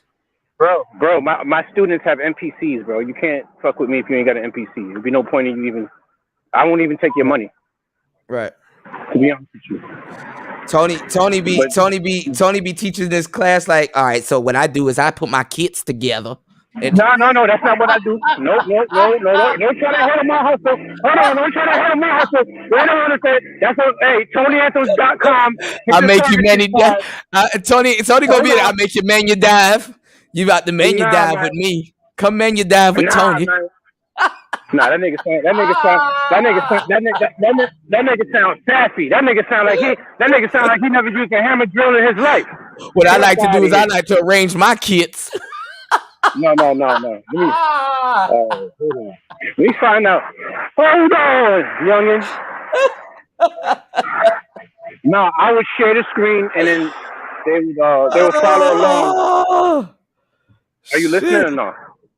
I share the Say screen. that. They follow along in real time with their screen. You heard? Yeah. So I actually they do the actual. They make the beat in real time. You know what I'm saying? This is not like you can't compare a YouTube video. You can't compare a YouTube video to a live consultation. I'm sorry, Cookin. Of course, right. No, that's true. That's so true. Yeah, I agree. You can't. Because when I be Yeah, don't teaching tell my people baby. off air, they be learning like shit, and it's like because I could tailor my conversation to them, but when I got to tailor my conversation to everybody, people be like, "Oh, well, Kuda, you forgot about this," and it's like I'm not personally talking to you. There's other people here that I'm talking to. Like, do you want a consultation, my guy? You know. Your consultation, you got to do. That's what you're paying the fee for. It's set aside. Right. You're paying for focused attention. It's tutoring.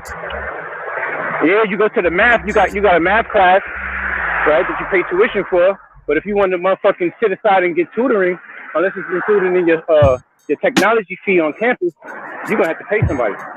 Right. You know what I'm saying? So, and to be honest with you, women respect you when you're all about that bag and you're not on no bullshit. You say they respect you if you what? When you're about your money. Yeah. And nothing else. You know what I mean? Right. Remember, I hate the what you call it? Pull slow, hold long. Said it. I could tell you. I said, pull slow, hold long. Mm-hmm. That's like a player term.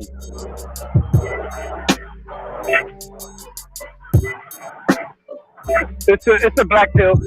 That's another show. I'll break that down another time. You might have to break that down. Pro slaw, code law? No. Pull slow, hold long. Okay, yeah, you have to break that down. I never heard that saying. Yeah. When you pull a chick slow, you hold her for a longer time. Oh yeah. Pull slow, hold longer. Okay. Right. Slow pull. So the black pill is the indifference. The indifference in the black pill is what always it creates the inevitable. Okay. You know what I'm saying? Versus the guy who's pursuing, the guy who's chasing he's going nowhere. The guy who's indifferent, he's going where he's going, and whoever's fucking with it is fucking with it. Sometimes you running through 5 when you could pull one good one. Exactly. One day is chickens, next day is feathers, bro. Yeah, that's the truth. Yeah. And then you're trying to turn feathers back into chicken again. Impossible. What a object is to keep the chicken long enough to not feel the feathers, you know? Exactly, because when the chicken goes and you're like, hey, I didn't notice, I got feathers. Oh shit, these are feathers. Oh, okay. Well, you don't feel the feathers because you prolong the chicken. You know, you eating chicken, so. Right. I got you. That's a good analogy right there. Shit, man. The key is to enjoy life. I know they call it. Is that hedonism when someone seeks pleasure? I don't know if that's what a hedonist is. I think so. I think I know what you're talking about. Like they want good food, good sex, good memories, good times, positive, like enjoyable shit. Like not focusing on the doomsday. You know. Like negative shit. I be looking at negative shit, and I be dusting my shoulder off. That shit don't even faze me. I don't care, cause I made it this far, bro. You know what I mean? Yeah, I mean, I guess when you get to a certain age, you know, it's a celebration everywhere around. Right. You know, because the internal creates the external. Right. You know what I'm saying? So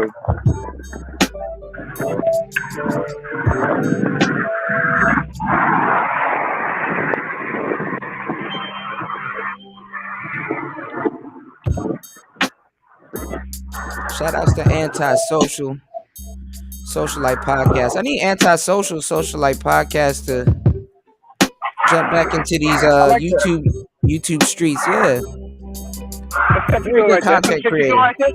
What's that? That's you. That's you right there. Yeah, this is me. I made That's this fire. before we do. Yeah, it's like minimalist. I just need to do stuff with it. It's minimal. You know, lo-fi is You know minimal. what? How much tracks you be doing when you do lo-fi other than exploding them? You be doing like 4 or 5, no more than 7, right? Yeah, 5 to 7. Yeah. 5 to 7 business days. I stop about 4. You said 5 to 7 business days. Okay. Yep. Because the extra ones are just for the ambiance. Like I create background. Yeah. Because I want that shit to sound like. Sometimes I might want it to sound like a smoky jazz club, and I might use like an element. You think it's some? I'll give out a little bit of free game. Contact is a joint called Kinetic. So you use that shit. It gives you like those steel sounds, like sounds like nature sounds. Not necessarily nature, but industrial. It gives you. Yeah, like, I got earth. Like it's good to have like birds and stuff. I got a cafe joint too, where it's like a cafe sound in the background, but it's so low, but it's there. It's so low you don't hear it until the beat goes off and like tapers off. Right. Do you know that silence is music? Mm-hmm. Silence is music, because what makes silence music is the amount of time that the silence has. Okay. If the silence is for a bar. This is the reason why you have, like, when you listen to certain songs and they mute the whole beat for like a bar and the beat drops back in. Yeah, and it's in the back. Yeah, I was thinking about more ways to use it, so I know I can do it when the track goes off. So that'll be a good way for the beat to go away and it'll just end. I was thinking about in the middle, like you said, that was kind of like my last resort, and then I was thinking at the beginning of the beat. You know, so I was thinking too, I might start the beat off with like an ambient noise. It's like basically background noise in the cafe, but it's like high quality. So like you're hearing things in your left and your right ears, like really oral. And then and then the beat comes in. I don't know if I want to cut it off throughout the beat or like basically duck it, and then you're gonna hear it on the way out. Cause I like songs that end the way they begin. Yeah, exactly. So does iTunes. That's another game. Like iTunes like it when you do a fade in, fade out, or when you have an intro, when you have a build up to a fade out. It gets approved more easier, even with your publisher. Like when you want to go through like when they do reviewing your shit. You know what I'm saying? The algorithm it's better for the algorithm. Yeah.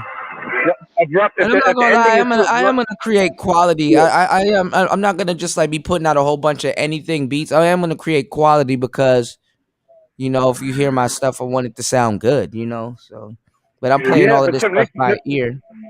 Yeah, but let me tell you something.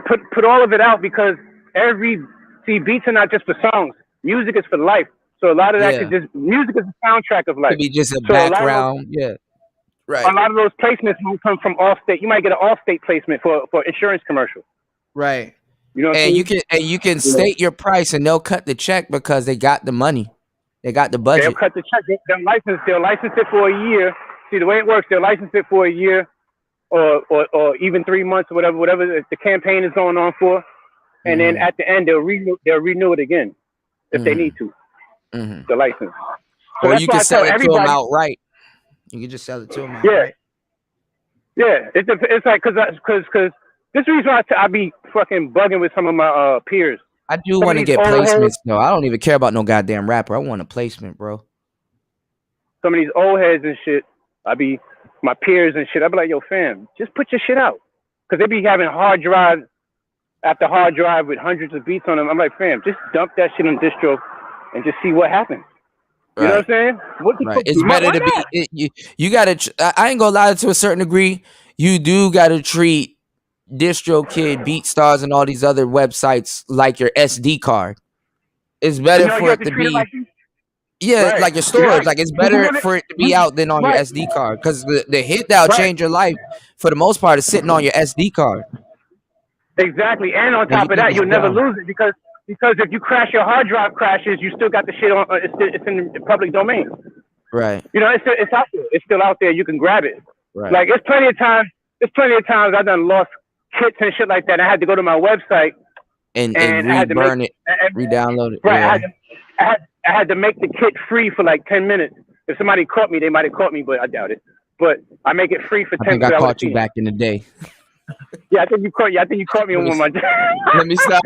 Nah, no. I think you're my contact list too. I gotta look, man. You motherfucker. If it has any CUDA in it, it's me. I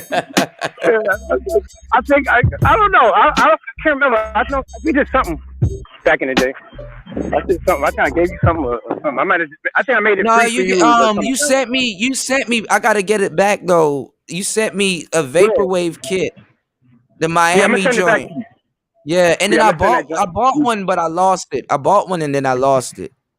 No, whatever you bought, bro. I got which one. Let me know what it is, and I got you. I don't know which one it was. It was I bought one, and then I remember you sent me a Miami joint. I know I paid like 20-something for one, but it's all good. I got to figure out which one it was. But you know what? I'm not even making that type of music anymore right now. But I'll find it. Pick whatever you want from the vapor. Like if you see the vapor, whatever you see on there, you want it. I'll just send it to you. I got you. I gotta send you. I got like 3 joints. I gotta send you that I got today. Then, I got Then I gotta send you. Yeah. I said I got the Neo Soul joint. I got some more lo-fi kits too. So. Yeah, I gotta send you the nostalgia album. The nostalgia album. I gotta send you the lo-fi album. Because I know you're gonna end up doing a song. You can do a song on one, right? You're gonna trust me. You're gonna like it. Yeah. I'm gonna end up recording on some of this stuff I'm doing. Yeah. I just gotta put them out there and really listen to it. Low-key, I'll be honest with you. I told you I was rapping when I was in 9th grade and shit like that. 9th and 10th grade before I started producing.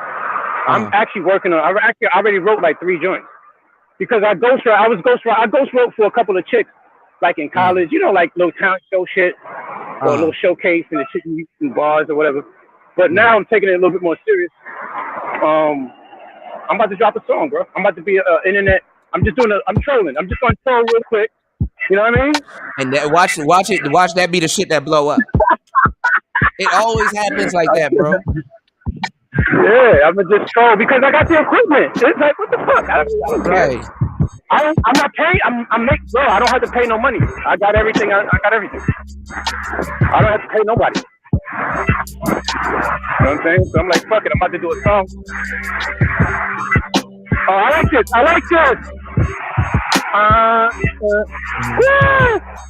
Some R&B shit right here. Right. Woo! You know this shit sound like right here? A-Marie. This is A-Marie shit right here. Right. I told you, a lot of this stuff, air, baby. A lot of this stuff. Hold on. Yeah.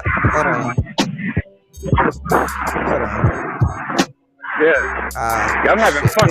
I'm doing like. A lot of this stuff. A lot of these sounds are from the 90s. What's that? Oh yeah.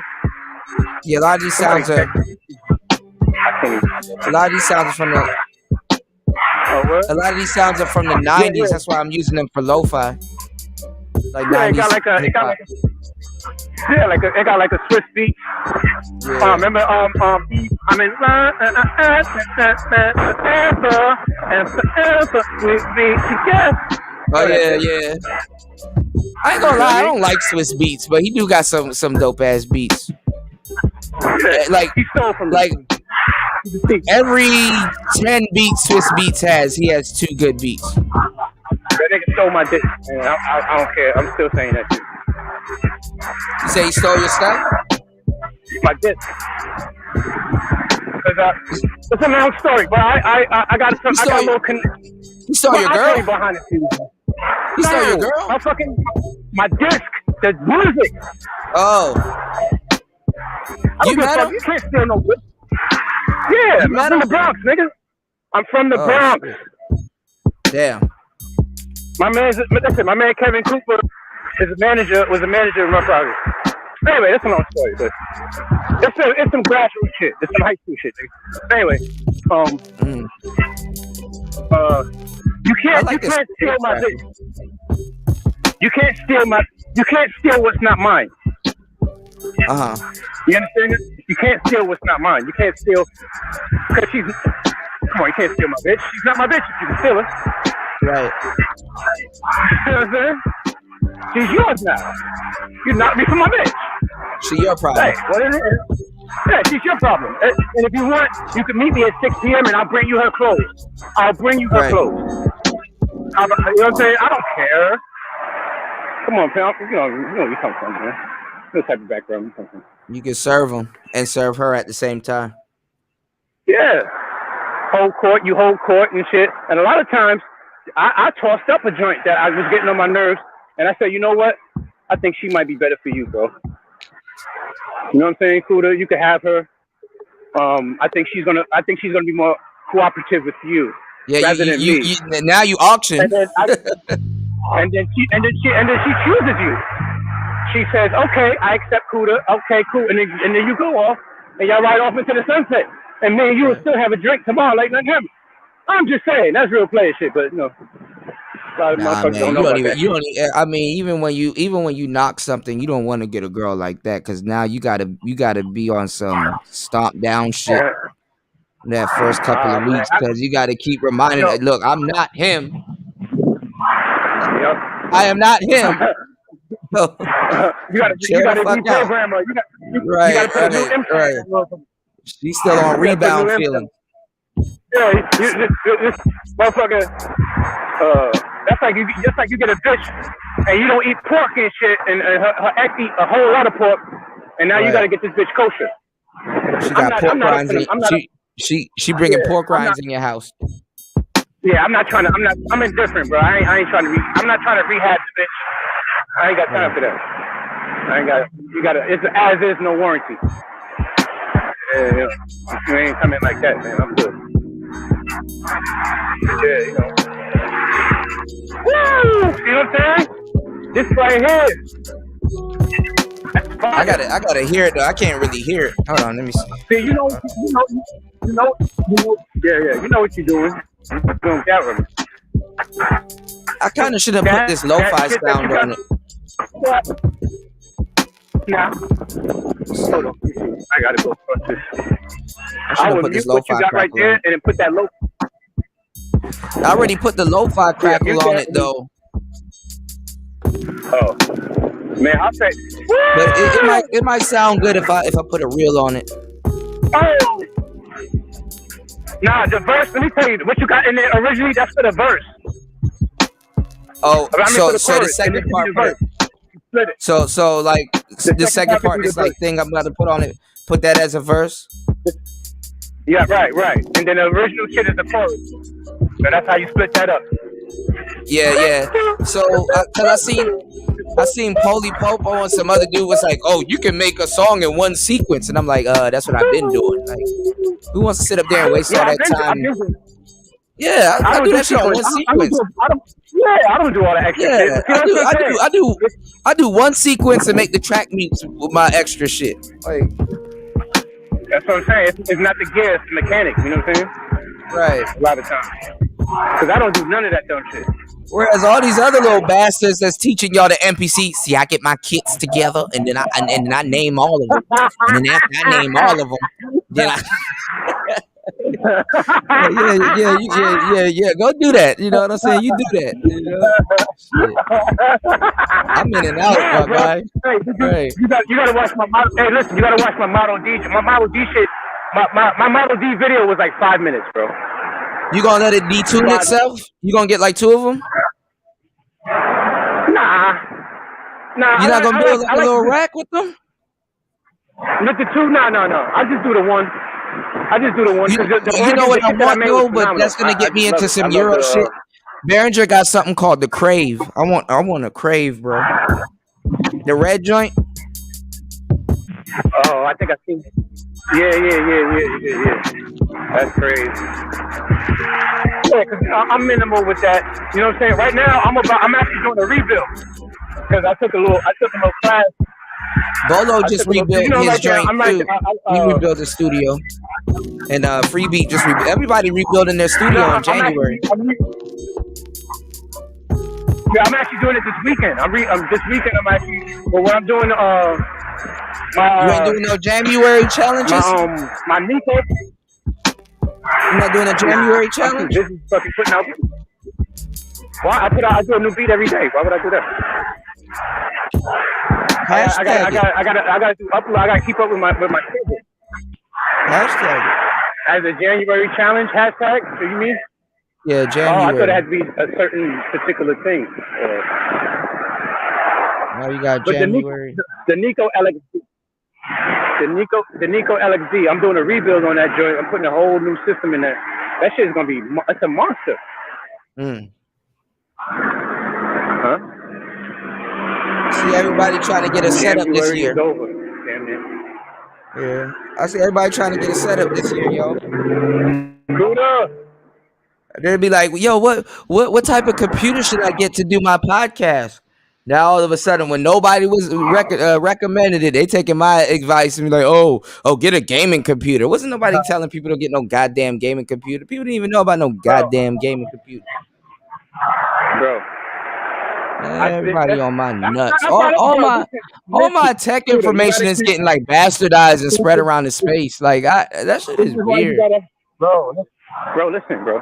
This is why you got to take the rule from the P and monetize the game, bro. Like all that. Yeah, but people don't even know why they're saying what they said. Like if somebody asked them, well, why you say that? They don't know why. They just heard somebody regurgitate some shit I said. Well, put it in a book so they could pay for it next time. That's what I'm saying. Like, fuck that. Yeah, I got a book on the way. Don't worry. No, you know my shit, bro. Listen, I'm responsible for a lot of shit. I worked at labels and studios, bro. But you think I give a fuck?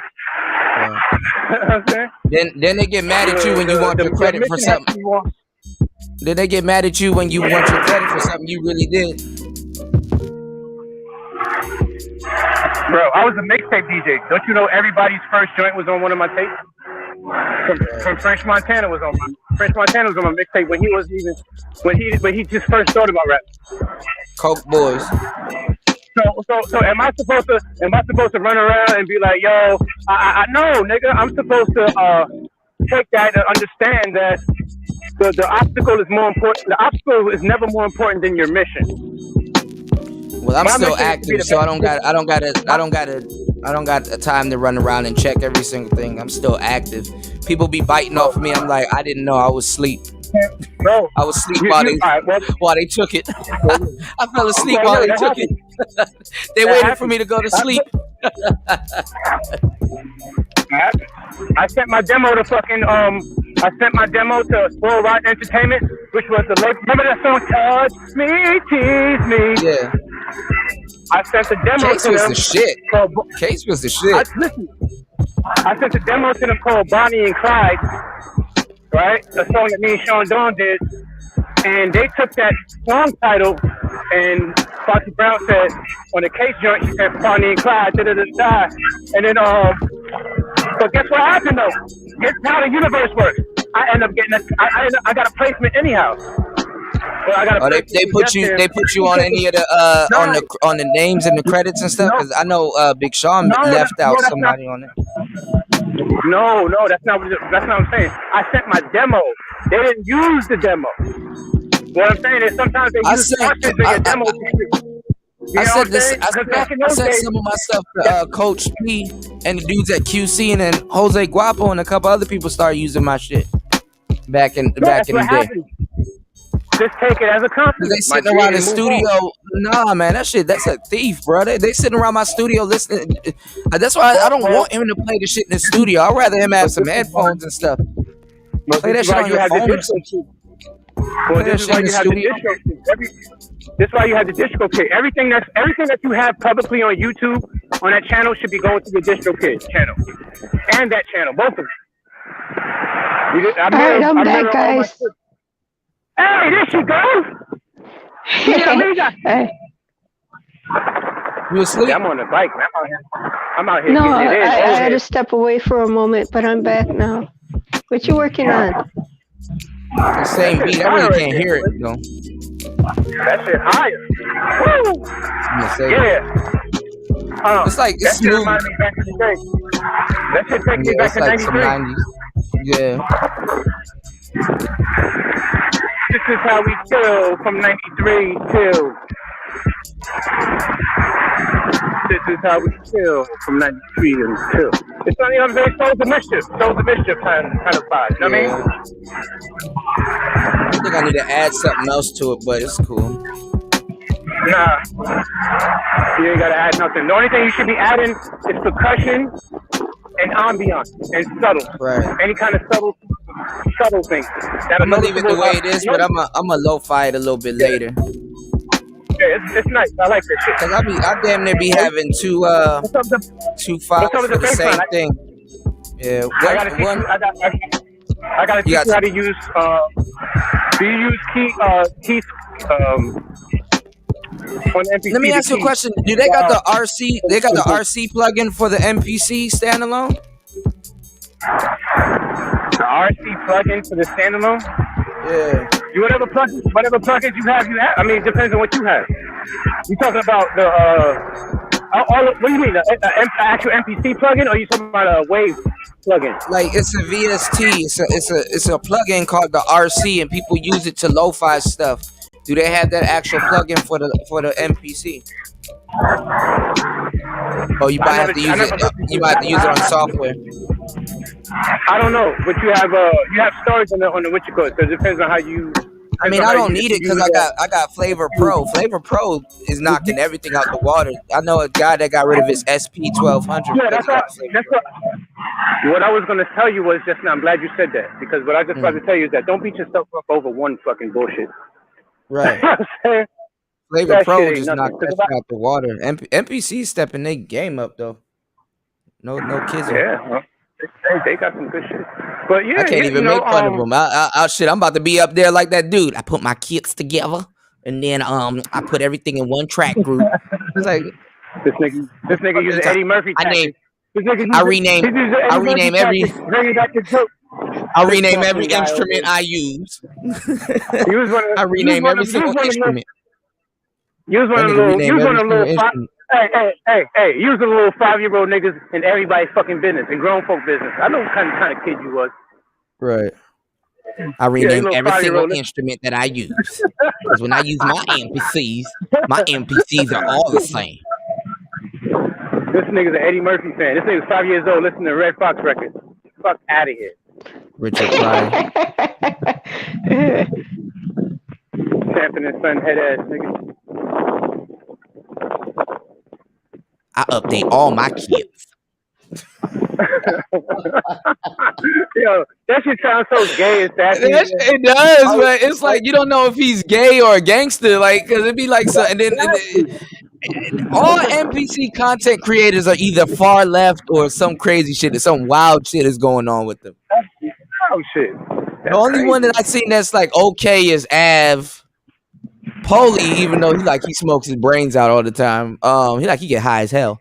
Polly's like a hippie kind of. Yeah, like a hippie. I think Paulie was supposed to be here. It's supposed to in this time that we're living in. So Paulie is 1968. It's 1972. Paulie is like that nigga is the. I don't even know how to describe that motherfucker. He's a Herbie Hancock of fucking MPC. Yeah, like I thought he was black. He one of them white dudes that smoke so much he's black by default. No, it's just you got white guys. You got all kinds. Cause you got all kinds of white people, man. White people come different, just like we come different. You got. When I was in school for music, one of the white dudes, he had an afro. I don't know if he was Jewish. Right. White dude. You know what I mean? Everybody's different. I didn't see a white girl from where was she from? She was from Argentina. She's a white girl from Argentina with nappy hair. I'm just saying, humans are humans. Right. I don't know why people be, you know what I'm saying? That's why I don't really get with the whole colorism, this and that shit. That shit is crazy. I didn't grow up like that. I don't know if that's your generational shit, but we didn't give a fuck about that shit when I was coming up. I don't really know about that. But yeah, that last joint, man, you nailed it with that last one. Did you save it? Yeah, I'm gonna save it and then play around with it. Yeah. Cause I don't know, cause I'm at this weird point where I'm making some good boom bap. I don't know if I want to lo-fi it or not, and then both versions be sounding good, you know?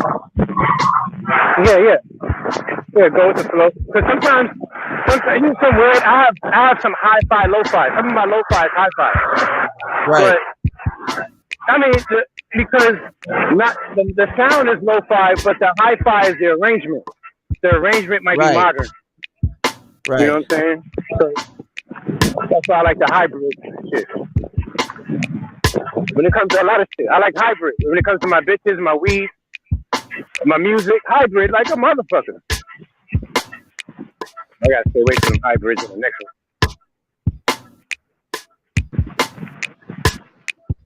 one. Y'all hybrids gotta stay there. I might have to put out. I might have to put out both versions. You know, like here's this version regular and this version lo-fi. Okay.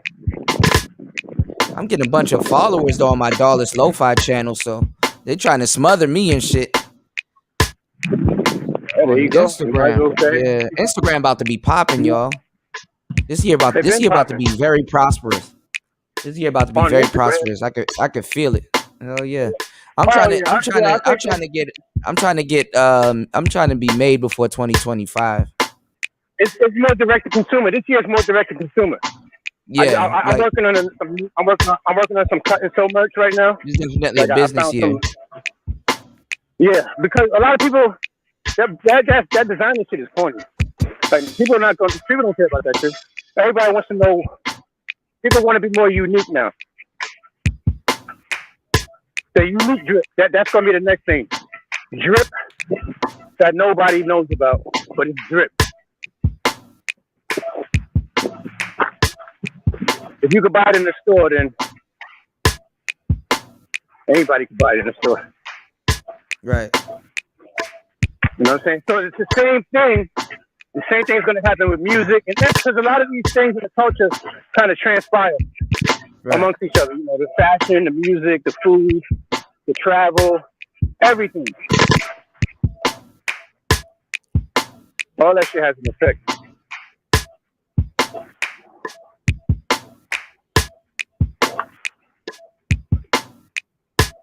Damn. Hang on, I gotta.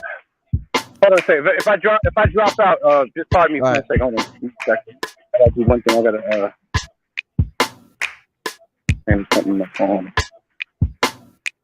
Shit.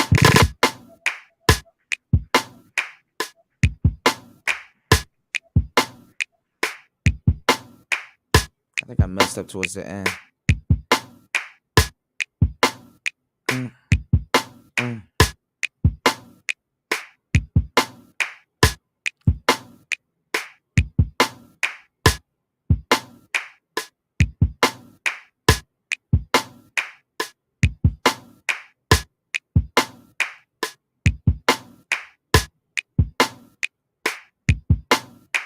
Well, that's good because it's 4 counts, so that's not bad.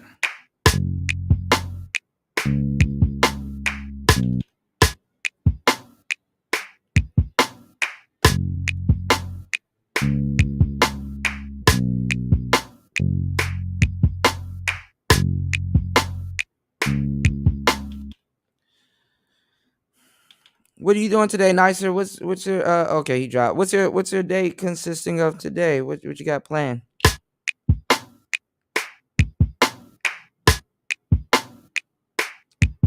Nicer? Yeah, I'm here. I'm gonna take the drum machine out of the box and play with it a little bit. That joint should live outside of the box.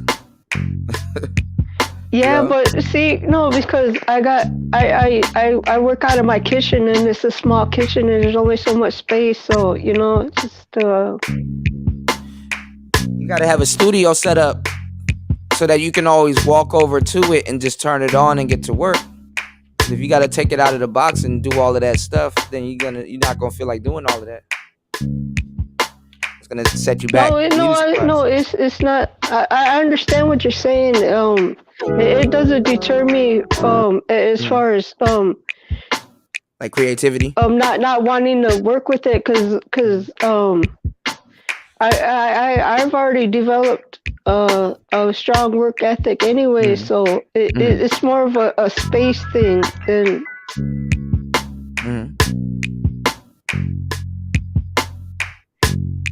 Are you there?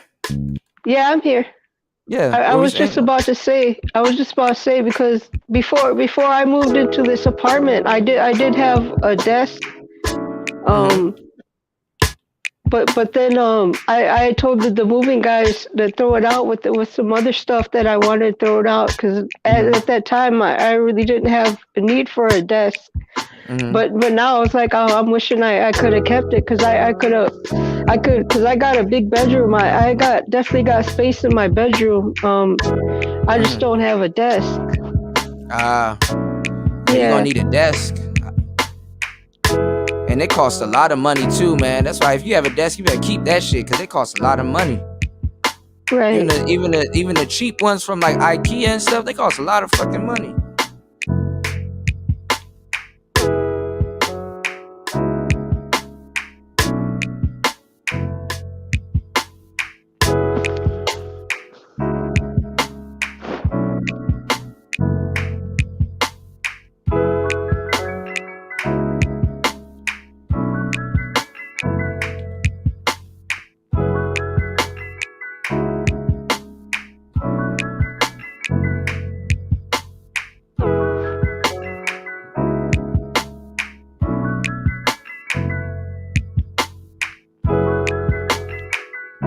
Oh, I like what you're doing with this one here too.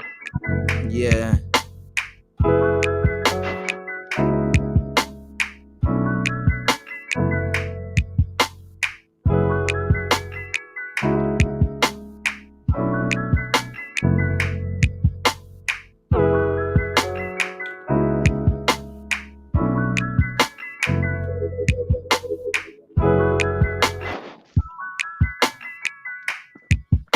Yeah, this one's actually pretty good.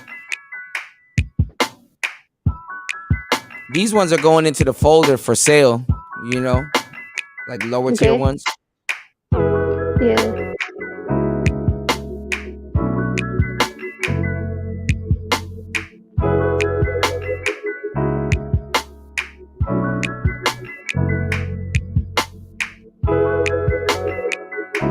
Oh yeah.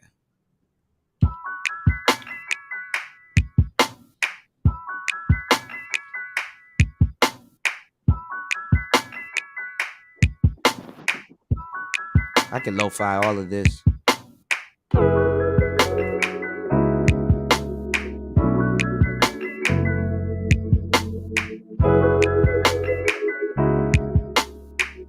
I should have split everything though, all my leads. Because sometimes when you have a good lead tracking the other lead, when you turn certain things off, you could turn off like the contrast and then turn it back on, and it gives like a beat of soul. Yeah. I see what DJ Quick was saying, how some beats don't have soul anymore, you know what I'm saying? Like, it sounds soulful, but it's not, there's no soul to the beat, you know?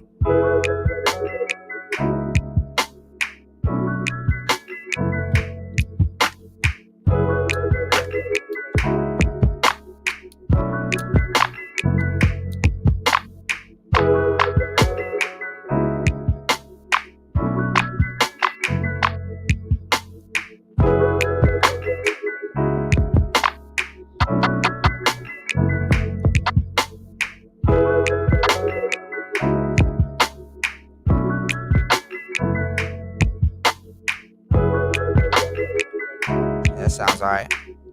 I be overlapping my drums and it be sounding alright.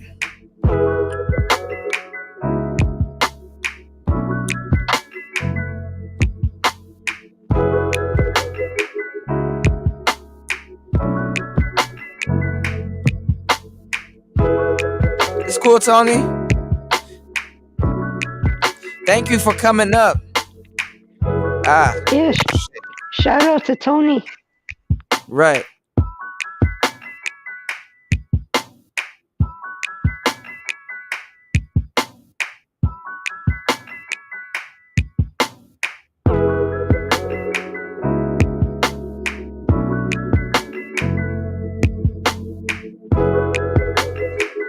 My beats have been getting better. I'm on, hold on.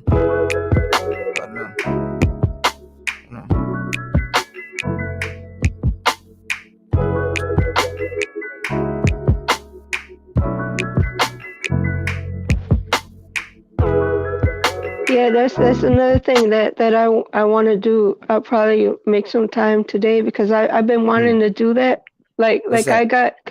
I got a playlist of yours on my channel.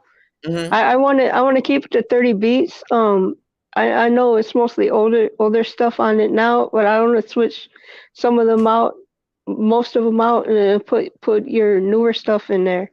Yeah, I was gonna make a You know, 'cause playlist for you and see if we could get you on Apple because I was gonna do a show basically when I'll do a regular Manosphere show and the money that I raise we'll get like that's like $20 or something like that. We'll get a DistroKid channel and then I'll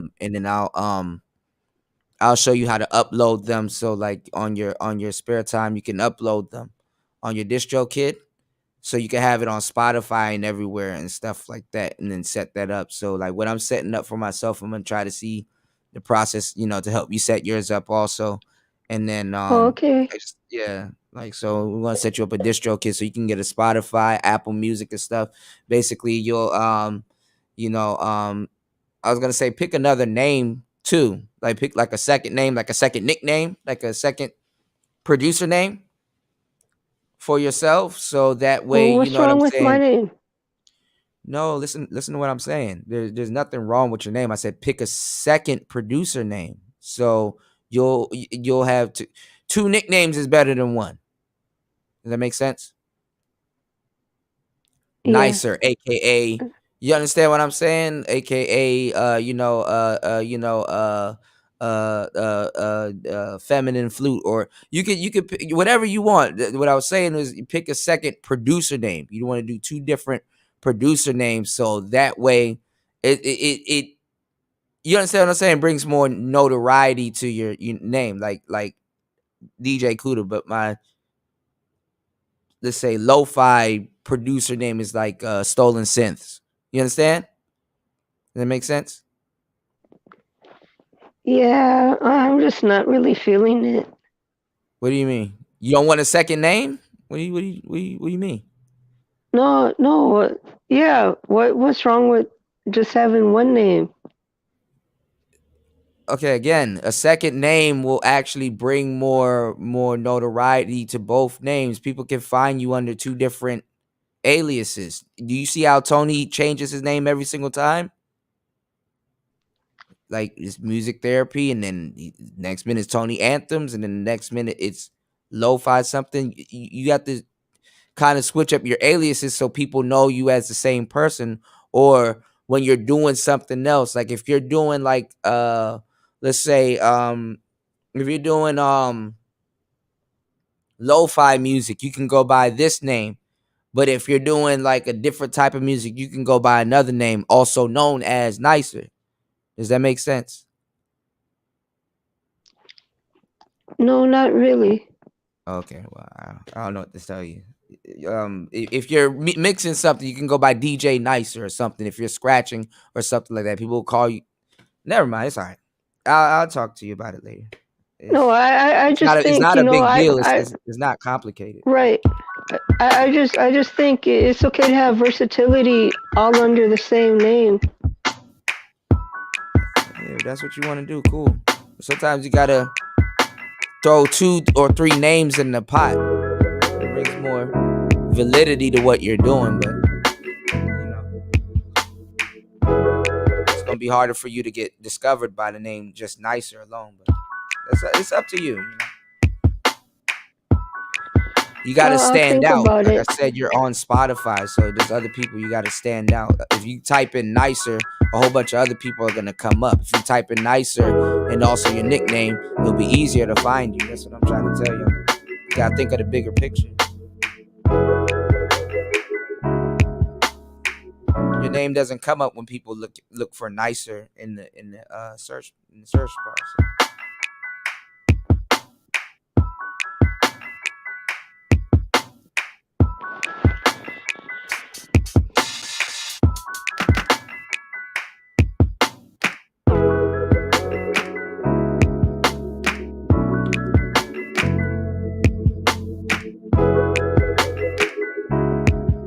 It's gonna ask you for another name too. So.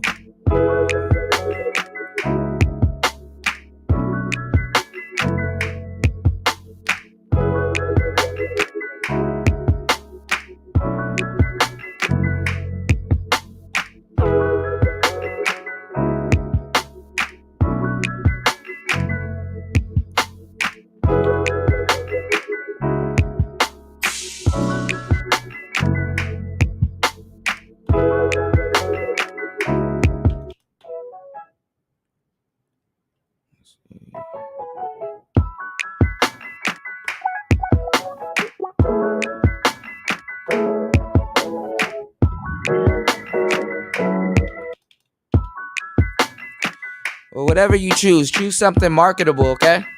Because that can stand out where people can find you. Yeah.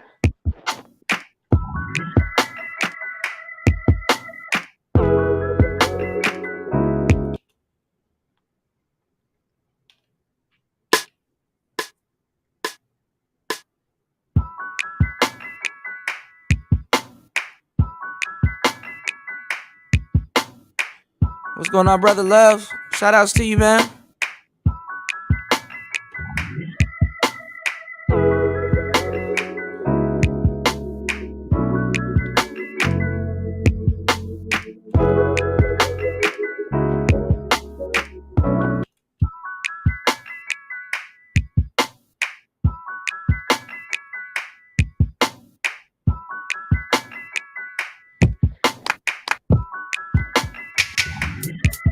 Hey, brother Love Show.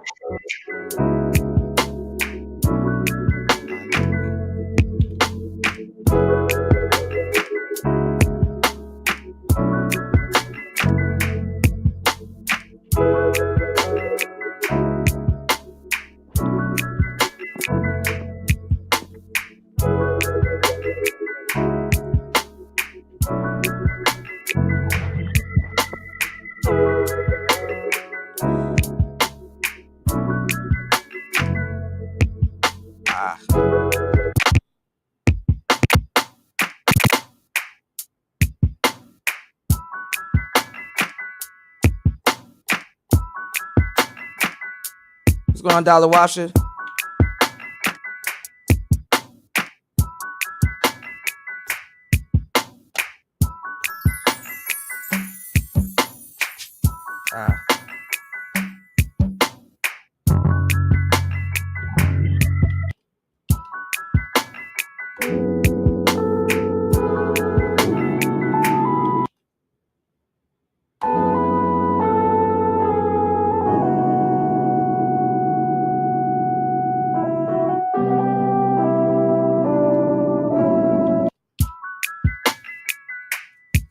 It's not gonna work. You made anything on your pocket operator lately? No, I did I sampled a little bit of the System's joint Don't Disturb This Groove. I'm trying to make an intricate little 2-minute song with it. I just gotta. Huh? What's wrong? No, I just gotta figure out how to do it. What are you trying to do? Like I want to have like a simple little intro with just the drums and then some sounds that complement the the sample and then bring the sample in and then take the sample out and go back to the um Yeah, you gotta create a pattern. You gotta create exactly what you want, and then that's you what turn I'm it. trying to figure out how to do. It's just taking me So some time. take one pattern, and then you like use that as an intro, and then you do another part, and then you do that as the sample, and then you do another part, and you do that as the outro or without the sample, like you said. And then what you do is after you do all three of those, then you chain them together in the order that you want them to be chained together, and it'll that's how you create a song. Yes, that's what I'm doing, Kuda. It's just taking me some time. Yeah. All you gotta do is you just make everything the way you want it to. If you want it the same, you gotta learn how to copy and paste. Then you copy and paste it over to another pattern, but then you take the sample out, and then you chain them together. Yeah.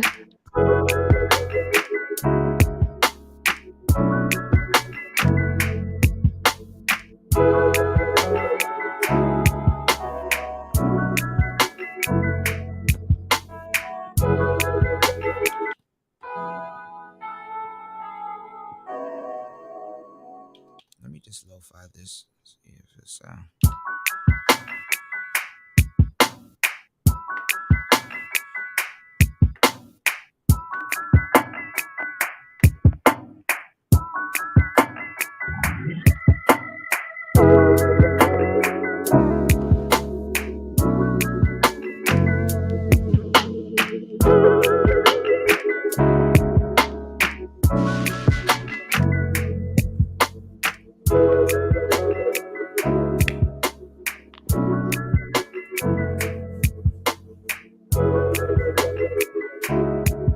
that's not bad.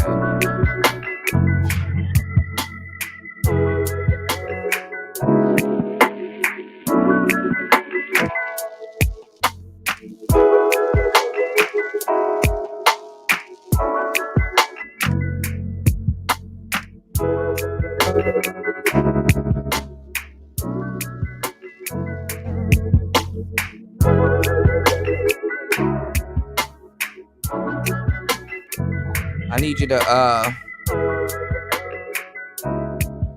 I need you to be like kind of be on the same type of thing that I'm doing, like just cranking out beats and stuff like that.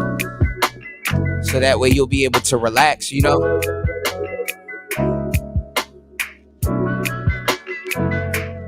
There we go. I'm relaxed.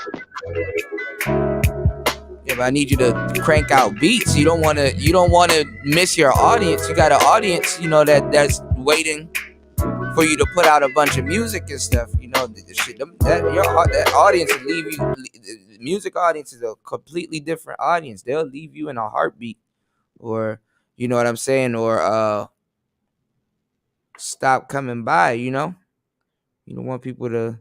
Bad enough, like most of the people on YouTube, if they watch your channel for music, bad enough they don't be subscribing and stuff like that. So when the algorithm is in your favor, you want to damn near strike while the match is hot. While you're getting the views that you're getting, you definitely want to keep feeding your audience so you can get a feel for your audience. You don't want to stop halfway or have these gaps, because then you'll never get to tell what your true audience is, and then it's gonna kind of make it harder now when you're in the future when you're putting out other stuff. It's like, okay, do I have a children audience? Do I have a more producer based audience? Do I have people that wants to see me do more of this type of content or that type of content? You want to be, you want to be productive. You want to always be dropping something.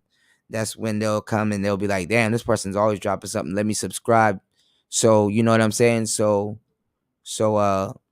next time they drop something, I can check it out. Not necessarily like or not necessarily share, but they'll at least check out your music. And then because that's another way you can lose views also. So what I'm telling you is the proper thing. You don't want to find that out too late, and then now you're like, okay, well, I'm putting out a bunch of music. Why isn't nobody watching? That's some discouraging shit. So you don't want to get caught behind the eight ball in that sense. Right? So don't shoot yourself in the foot. Just make sure you're always pumping something out, always doing something. I have gaps in between my music, but I'm always dropping content in between, and then bam, a whole bunch of music comes out. You know? No, but there's always going to be a market for quality music. Yeah, but there's not always going to be an algorithm for it. So while the algorithm is in your favor, you need to be dropping a bunch of music. You understand what I'm saying? The algorithm is you know how much you know how much hidden gems are on YouTube. You know how much artists that are like there's so much artists that I know that are good artists and their whole career, which is fucked up to a degree. It's a compliment, but it's fucked up. Their whole career is like, this person is so underrated. They should have been on. This person is so underrated. They should have been got a deal. This person is so underrated. You got to strike while it's hot. I've seen artists go their whole career. People like, oh, this person is so underrated for this reason, or this person is so underrated for that reason, or I'm so mad this person never got on, and this, that, and the third. So make sure you're being consistent, because your audience wants you to be consistent too. You know, and you clearly you have an audience. Just don't let it go. Just make sure you're always dropping music. At least like what shout outs to Brother Love. Brother Love know what I'm talking about. At least one track a week or something like that, you know? Yeah, that's why I just sent you the remix track for the video that you just hand clapped for me. I You want me already to sent hang you the this remix. one? Yeah, You I want me sent it to- yesterday. Okay. I'll take a look at Yeah. it. How's the track going? Is it getting good? Yeah, I like what you're doing here. No, how's the numbers? How's it being received? Oh, I don't know. Let me go check. Okay. I thought you were talking about the track you're working on right now. My bad. Oh, you're good.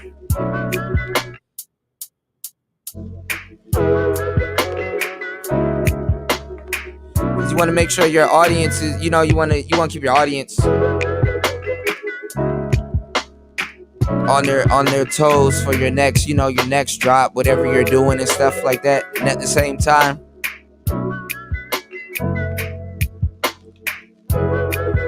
let everybody It's at let everybody 143, so that's pretty good.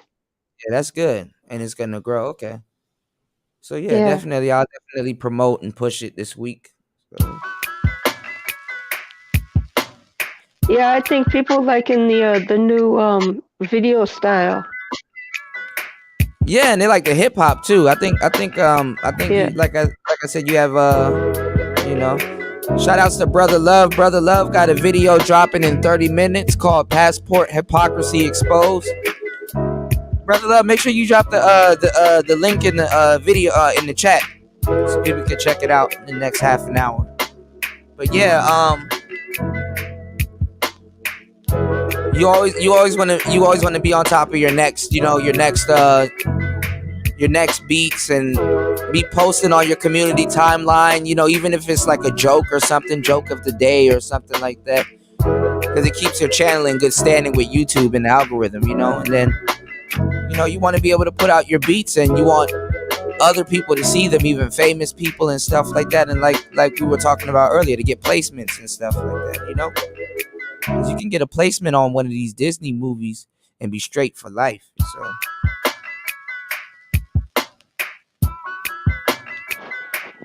yeah, I was like, all right. I had a coworker. He was in a band that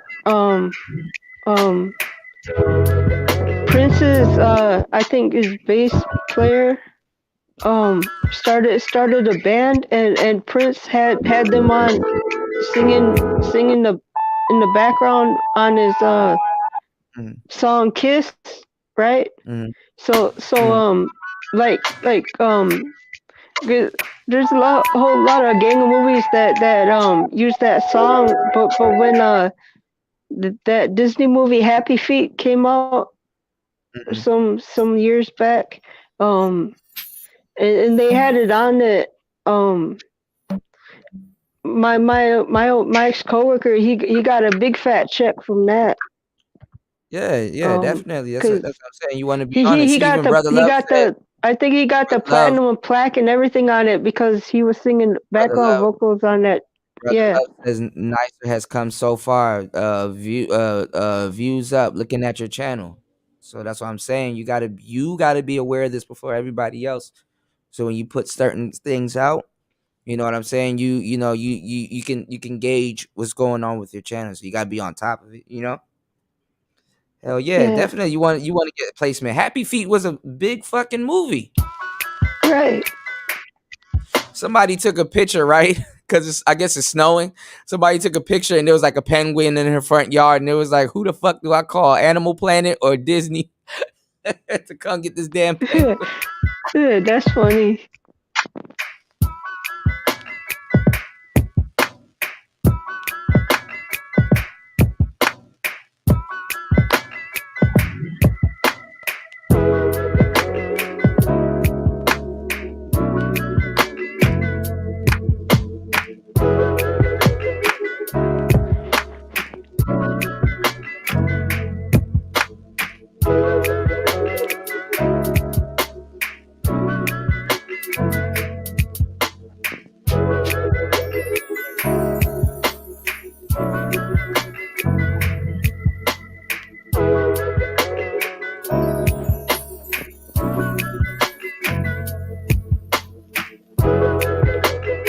I can see you getting those type of placements also. You know what I'm saying? I can see you having that type of success. So. Yeah, I'm just having fun with it. I definitely want to make some more kids music beats.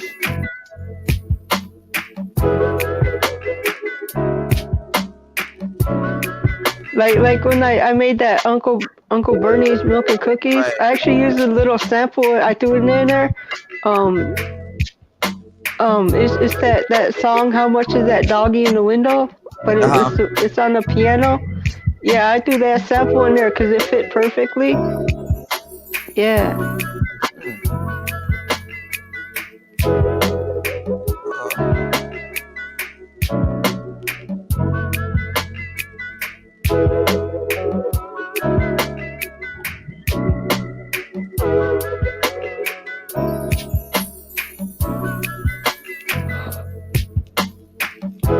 I want you to know and learn as much as possible because I don't want you to blow up and then people are asking stuff from you and then it's like, damn, I don't know, or damn, I can't do that, or damn, I'm limited. You know what I'm saying? I want you to be like when people can request something, you're like, yeah, I can do that. Yeah, I got you. You know what I'm saying? I need you to be like so that way you don't miss any bag. You know what I'm saying? I want you to be able to enjoy it. You know how much people they blow up and then they're like, damn, I'm limited though. Social media be fucking people up. That shit like the lottery, man. That's actually worse than the lottery. Because at least the lottery, it's by chance. Like, let's say if you're working for something and you blow up and then you get to the top. That's what I was telling the dudes in the manosphere. What's going on, Curlin? Shout outs to Curlin. Curlin, I got some stuff to send you. You got to make some space, man. I got some stuff to send you. You don't want to be at like at a convention and stuff like that. And people are like, yo, what type of setup are you running? And you're like, what do you mean? Equipment? What type of setup are you running? Like, do you have equipment? You are a YouTuber, right? I think you would have equipment. And you're like, no, I just use my phone. And I'm like, oh, well, okay. And then you're excluded from certain things, I don't want that to happen to nobody. Definitely don't want that to happen where people will look down on somebody or or try to exclude you from something. That's how people are when you get to those little clubs. They got like a whole groupie club of people that's like, oh well, I do this and I have this and all this other stuff. And definitely want you to go in that situation, talented as hell. You know. and self-made, most importantly. You know what I'm saying? Because you work and you're accomplished. Shout outs to Curlin.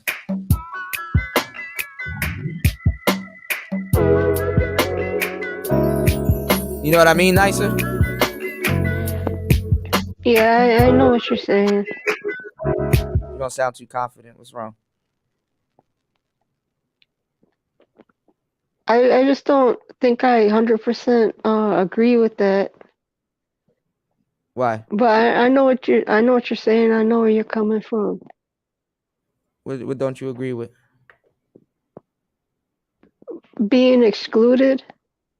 You don't think people at the top will exclude you? You're a new producer, and they're asking you Well, what I'm not setup you saying have. Do you know what a they're not sequencer gonna is? They're asking you exclude all of me. this stuff. I'm not. What I'm saying is being excluded. I don't see it as a bad thing. I'm talking about places where you want to be, places where you want to get in. Like you have to know certain things to be in certain places, or not even to be in certain places, to stay in certain places. A song can get you in the door. What keeps you in the door? You understand what I'm saying? Oh, okay. Well, you see, yeah. Well, the example you gave was like in a club. It's like I'm not club saying you isn't gotta really hang where I out with want to these be. people, but I'm talking about circles. You want to be able to stay in certain circles. You want to be able to be around things and have things that you normally wouldn't have because you worked hard No, towards. I agree with that part. I definitely believe in having a very solid, strong network. Yeah, I mean, but the thing is, you have to be prepared for everything. You think it's gonna just go the way you think it's gonna go? No, it don't work like that. You go into certain places, right, and you're gonna realize, okay, damn, these people got fan clubs. Damn, these people they just working with each other. Oh, they're trying to keep me out of the. Some of these people that you're going to be working with, you want to even if you're not going to be working with them, you want to be of service. You're not going to always work with people that you like. You're not going to be able to choose all the time when you get on. That's the whole point of knowing what you're doing, having longevity, and being able to do it with or without them. Being self-made. When you're a producer, you're self-made. You don't want somebody to say, hey, you're here because I got you here. It's like, no, I'm here because I worked hard as hell to get here. You understand what I'm saying? But it's up to you Yeah, to want it, and it's up to you to put in that type of work and stuff like that. It's while everybody sleeps, somebody's up working harder than the next man, or the next woman. And you know you want to be ready and prepared and stuff like that. Like you really don't understand. You're putting stuff out on the internet. Your life can change overnight, so you want to be prepared. You don't want that change to hurt you. You want it to affect what you have going on in a positive way. You know how much people win the lottery and it fucked their lives up. You know that? Are you there? yeah. I'm here. I'm listening. I was just looking something up. I'm here. Did you hear the question that I asked you?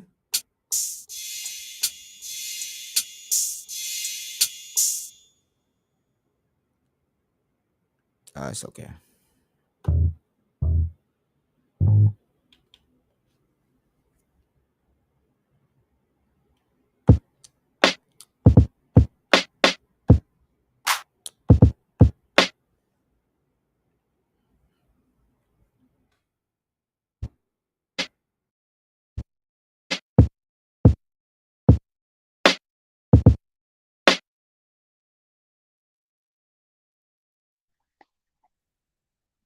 No, I hear what you're saying, and then I heard your question. I just want to give it some serious thought before I give you an answer. Okay, Kuda? It's cool. I'm just giving you I know, and I some appreciate that, Kuda. I information. don't want you to feel like I'm disregarding what you're saying. I'm giving it some serious thought. That's what I'm doing.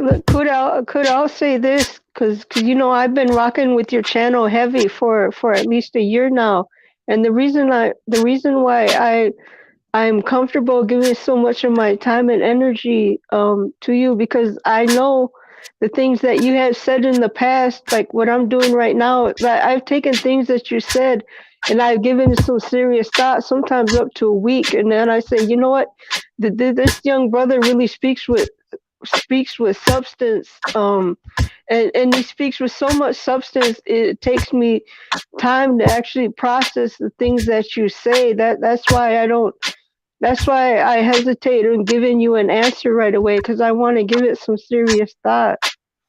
Yeah. But some of the things that I'm telling you, it's like I'm telling you to take immediate action because you're gonna look back and be like, damn, I wasted so much time thinking instead of acting. You need to act on it. You know what I'm saying? You don't want to sit. I'm telling you, regret is one of the worst feelings in the world. You don't want to sit around and waste time. You understand what I'm saying? That could have been dedicated to something else because that's going to put you in a conundrum where now you're wasting time harping But see, over I'm something not that you could wasting have time, done Kuda, before. because my time is spent here on your channel. That's how you should know, because that's Yeah, how but I know that I I'm not like I wasting time. But like I said, I would rather you be here also with your equipment and stuff set up, and we're both practicing, so we know. Damn, okay, I at least did 2 or 3 hours today worth of practice. I don't want you to just be sitting here watching me make beats. If you're a beat maker, I definitely would want you to make some beats too. And if you're running into a problem while you're making something, I can help you. That's the whole point. You understand what I'm saying? So that's why I Yes. was teaching you how to hook your stuff up, how to do stuff, so we can sit here and make beats. Same thing with Tony. By the time he get back out, he could cam up and we'd be here making beats and stuff like that. It's basically it's something where we can talk. We're practicing, we're learning, and we're moving forward. You know what I'm saying? So that's why I'm like, okay, have you been making beats with this? Have you took your spark out of the box? Okay, what are you working on? Are you working on something? When you think of, look, 9 hours just went by. I done made about like 4, 5, 6 beats. I want you to be able sometimes to say the same thing. Okay, I got 2.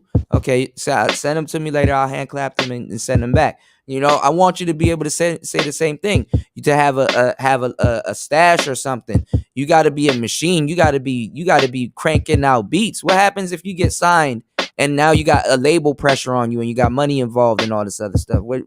Where your drive is gonna be then?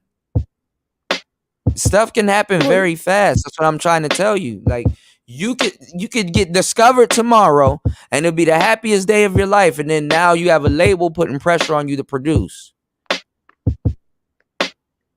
You got to be ready for that type of stuff. I'm trying to get you ready for the success that you may want. Do you want it that bad, or is it something where it's like, okay, well, it's a hobby, I'll do it sometimes? Then let your audience and let people know that, so they won't be expecting too much of you and stuff. Because if you don't want them to put that type of pressure on you, it's not even gonna be me that's gonna be putting that type of pressure on you. Your audience gonna put that type of pressure on you. You know what I'm saying? They're gonna be like, damn, I like this beat. What else you got? Can I hear? If somebody, I used to do this with like younger dudes. A lot of dudes didn't have what's called an EPK. EPK is something called an electronic press kit. There's so much stuff you have to learn. If a guy was to roll up on somebody right now, I remember you showing me yours. Yes, I yeah, remember if a that. guy was to roll up on you right now and be like, okay, I'm a millionaire, I'm ready to sign somebody. What's up? What you got? What are you gonna give him? He's not gonna take a YouTube link for the most part. Your YouTube and all that stuff could be on your EPK for the most part, but he's not gonna take a YouTube link for the most part. He's gonna be like, "What do you have? What are you working on? What are you currently doing right now? So what makes you different from anybody else? Why should we put some money into you to sign you? Or what makes you think that you're ready for that part? They're gonna put that type of pressure on you. What See, I'm saying is that Kuda, a lot of these things, a lot of these different scenarios that you're bringing up, a lot of it is based on what is called fear of missing out. I don't have that It's fear. it's I called don't have that fear of FOMO. It's missing it's out of it's it's opportunities. it's not, but it's not fear of missing out of opportunities. It's fear of not being prepared. You have to be prepared. That's what I'm teaching you. How to be prepared. You have to be prepared.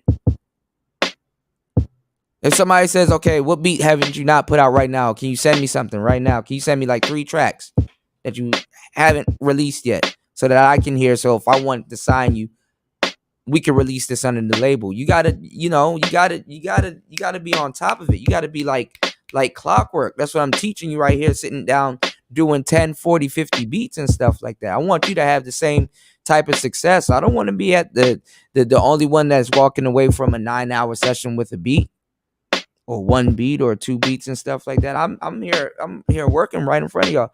Ask me, yo, why do you use the metronome? Why do you think this is good? Like, ask certain questions. There's a lot of things that you have to learn. So I need you, like I'm saying, I need you to be active, So it's good that you're sending me music and stuff, and definitely send it back and then hand clapping and stuff like that. But I'm saying you got to be putting stuff out. You understand what I'm saying? Because you're not just you're not just like a underground producer now. You have a YouTube page. You're putting stuff out, so your audience is going to be looking to your page. Even your YouTube not telling you, but YouTube is like, okay, hey, your page did good. Are you going to put something out? These are your analytics. These are your weekly analytics. Do you understand what I'm saying? You got to put some stuff out. You're a producer now. You got to learn how to use some of your instruments. You got some instruments around you. You have a P4. Make sure you're using your P4. You have a microphone. Are you using your microphone? Are you using the instruments, or are they gathering dust? I would rather you say, hey, next show, teach me how to hook up the P4 so I can link in my pocket operator. You know what I'm saying? So I can show you something that I'm working on and see if you can help me tweak it. I will help you with that. I'm trying to be of service, So definitely just start thinking about stuff like that. Hey, can you teach me how to use this piece of gear that I bought that I can use? I want you to be able to utilize it. So when I'm not around, you'll be able to sit down and make a bunch of beats. You understand what I'm saying? Or whatever for something. Or if somebody was to say, yo, under your page right now, they was to say, I like how you did this beat. I got a project that I got coming up, and the deadline is short. Can you produce something for me tonight? You understand what I'm saying? Like, you gotta be on the ball. Cause like the other day when you said Bolo hit you up, right? And I had to explain to you what was going on. You know what I'm saying? Not to shatter any dreams or nothing like that. I had to explain to you, okay, listen, you need to be careful because this is how people do this, or this is how people scam and do this, or this is how this can occur, or this may happen, and stuff like that. What were you excited for? You're excited that he's taking recognition, right? But if he was to say, yo, this is me, I'm the real Bolo, I wanted to do some collabs with you. I like how you use your flutes and stuff like that. Is there anything that you can send me over? How will we be able to work? Do you know how to use your instruments and stuff like that? People will look, I don't know if you notice it or not, but a lot of producers, and Tony said it about 5 times up here. He's like, I keep stuff a secret. They're not going to tell you stuff. A lot of producers aren't going to sit you down and try to teach you anything. They're going to be like, you have this. Do you know how to use it? Do you know? Like, they're trying to make music. They're not trying to teach too much.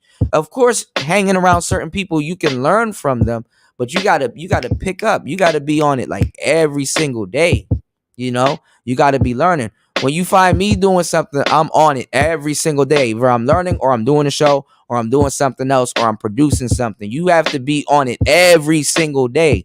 This is not like I'll just do this when I feel like it, or I'll do that. If it's gonna be something that you really want to do. What's going on, Bad Man Show? The Bad Man Show said facts. I'm not telling you nothing wrong. You got to be on it every single day. If you have an audience and they like you and stuff like that, and they're like, damn, but this person don't. There's a rapper named Jay Electronica. He's a beast, but guess what? He doesn't drop albums 4, 5, 6, 7 years. You know that? And that makes it even worse for him because guess what it builds? Anticipation. Now that puts more unnecessary pressure on you to outdo the last thing you did. So some people that fear, you understand what I'm saying? It's like, damn, now I gotta outdo myself, and now I gotta, there's a difference if you're like perfecting something. Yo, I'm just perfecting it. It's taking me a minute. Even Dr. Dre used that line, I'm perfecting the beat. Detox is coming soon. It's like after a while, when people are anticipating or waiting for you to drop something, after a while, they're not gonna look for you no more. So I'm letting you know, while the iron is hot, strike as much as you can. You know what I'm saying? Strike as much as you can. You're very talented. This is for the sake of yourself and your talents also. You know what I'm saying? When look, shout outs to Masha Beats. Look, a lot of people coming through. She said, my bad, I don't know if she or he, but said this is true. I'm giving you the straight up facts. A lot of producers are not going to sit down with you and help you learn what a sequence is or what this is. So that's why that should drive you. I want it to drive you. I want you to be like, yo, I'm about to take this thing out the box. 3 hours. I don't even care. I'm gonna leave my phone in the other room. I'm about to sit my ass down and learn this thing.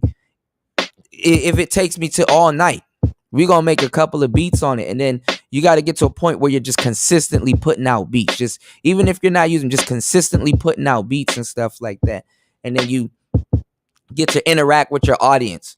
Start, putting out stuff on your wall. Hey, do you like it when I use more flutes in hip hop? Do you like it when I do this? Do you like it when I do that? You'll never know. Nicer. I'm telling you the truth. Somebody will go to your page. Somebody that you didn't know that was watching your page will go to your page and be like, I like how she used the flutes on this one track. Her other beats are cool, but this particular track, I like how she used the flutes. I'm going to ask her if I could sample this, or can she help me work on something? And you get credit, right? And then when you get that one placement, it's going to take you somewhere else. And then somebody else is going to hit you up. And somebody else is going to hit you up. I'm going to tell you some real shit. It will fuck you up on the inside. Knowing that you could have gotten more placements and done more. You know what I'm saying?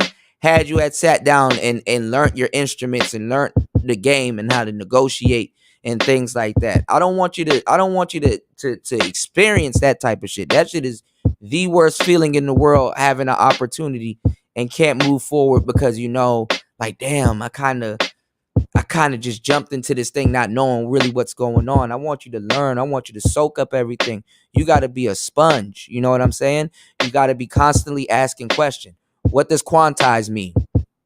What in a realistic case, what would you use quantization for? What's another word for quantize? What every single thing, when I told you, when you look at a groove box, all those knobs and stuff like that, like I told you, once you kind of, you don't have to learn music theory, but once you realize what you're doing, all of these things that once were a challenge to you are going to become a luxury to you. Okay, you know what? I messed up on this live drum, but it quantized it and now it's straight. I messed up on this, but I add some swing to it because I learned what swing does and now it sounds good. I reached for this, I told you what ADSR was. I've showed you all of this stuff in endless music shows. A lot of people, they come through these walls and they watch and they're like, okay, Nysa got the pocket operator. I want to see what she's going to do with it next. People are watching you, So I don't want you to be in a position where you're discouraged because, and it's like little stuff. This is stuff that you can sit down and learn. It's not even no big stuff. That's really the part that's going to hurt the most. If an opportunity comes and you're not ready and it's over something stupid or something small. And that's usually when that shit happens. Take this from somebody that's been in the industry. It's usually the small shit that really can ruin something for you or can take you out of one room and stuff like that. So I'm preparing you that if success comes your way, you want to be in as much rooms as possible with as much skills as possible. I don't want you to look at a groove box or something and be intimidated. I want you to look at that thing like, yo, I'm about to fuck this up. You know what I'm saying? I'm about to get at it. You know what I'm saying? If Bolo or somebody was to meet up with you and they're like, yo, we about to fly you out to the studio. we need you to make a beat right here, right now. I don't want you to look at all that shit in the studio, and be like, damn, I kind of don't know what to do. You're gonna have to teach me and stuff like that. Because that's why people in the industry, that's why they don't make it long. Like American Idol and all them stupid ass shows, all of those people got to go through artist development, you know? Even if you got to go through artist development, I'm not telling you to be a musical genius, but even if you got to go through artist development, let it be minimal. Let somebody be like, yo, okay, she's doing really good. As long as she learns how to use a metronome and get her drums correct, yo, she gonna be on fire, you know? And this is stuff that you can learn weekly. Like I said, write certain things down. I'm here. You can ask me questions. You're around Star P. You're around everybody. Make sure you're asking questions. You asked some really good questions tonight, so that's really good. But, you know, like 1 week say, yo, my pocket operator doesn't have a metronome, but I know this Spark 2 has it. You see me learn how to use a metronome. That's what this noise is right here. The metronome. So learn how to use a metronome, you know? This week I'm gonna work with the metronome. This week I'm gonna work with the ADSR. I'm gonna work with my attack, decay, sustain, release. This week I'm gonna work with nothing but piano sounds. This week I'm gonna start setting little goals and stuff for yourself, and it's the small victories that's gonna make you win. You know what I'm saying? Because I don't want you to watch all of these YouTube videos and stuff like that and think that you can learn with the YouTube videos. Music don't work that way. You actually have to grab that machine.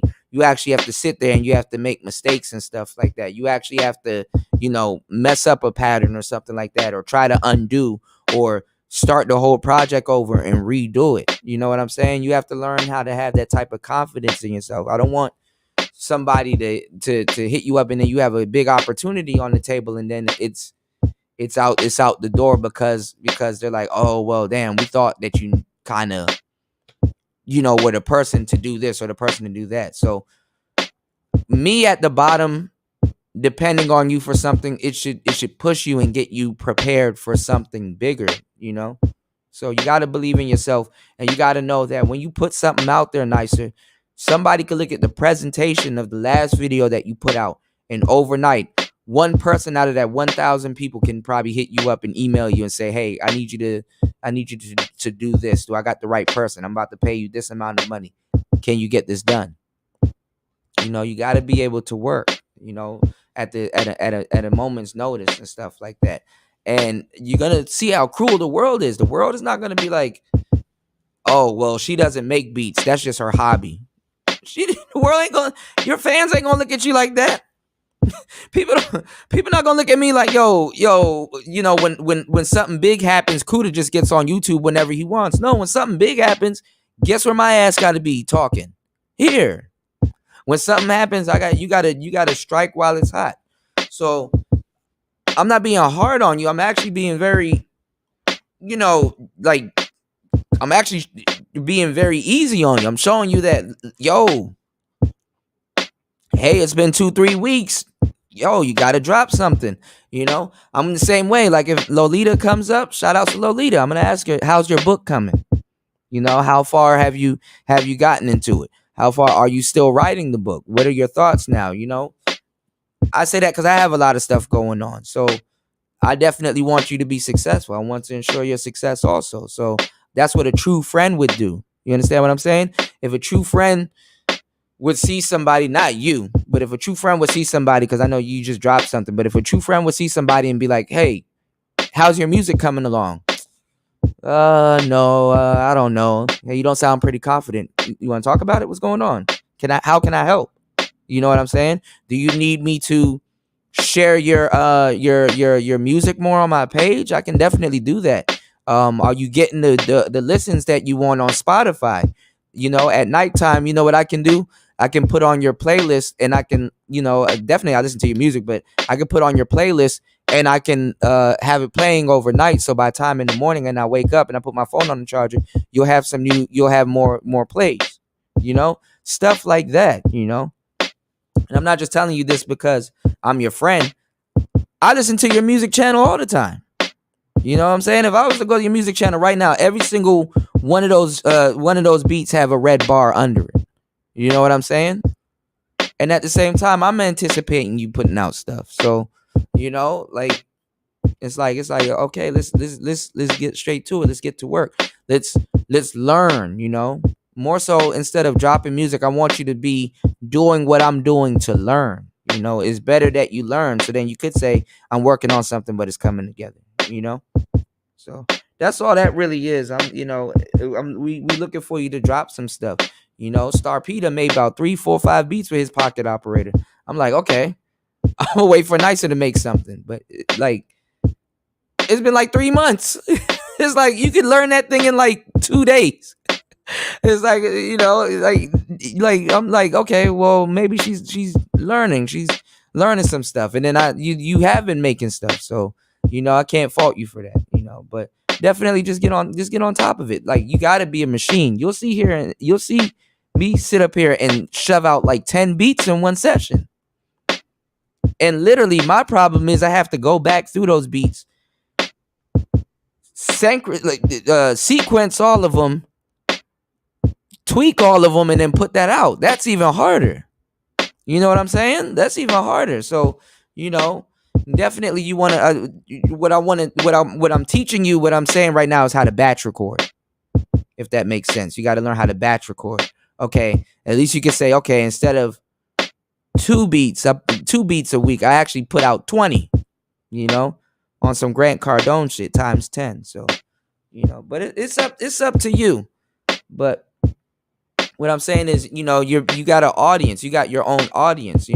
I can send people to your channel and stuff like that, and that's cool in the game. But it's like you have an audience. So after a while, it's not going to be me. It's going to be your audience. Some people are going to comment like, "Hey, can you do this?" or "Hey, can you do that?" You're going to start getting requests and stuff. So, I want you to be ready for that. So. But hey, what do I know?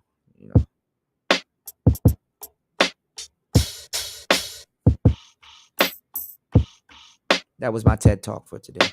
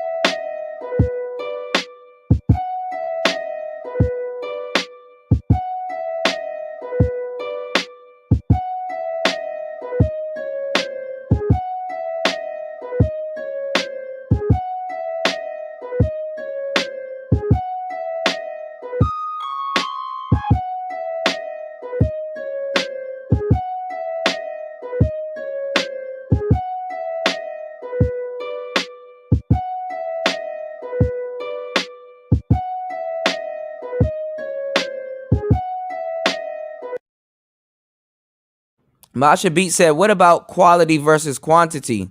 That's the thing. You can put out a quantity of quality, but you got to be able to know how to do that. You know what I'm saying? Just because you make beats in a haste, right, doesn't mean that you're going to make mistakes. I can sit here right now and say, yo, the next 5 beats that I'm going to put out, they're going to sound good. And it's all about my regimen when I'm recording them. You know what I'm saying? If I know it sounds good, I'm gonna work with the beat until it sounds somewhat good in a certain way. It might not have to be like the biggest party banger, but if I know it sounds good, and I could come back to it, I could stop.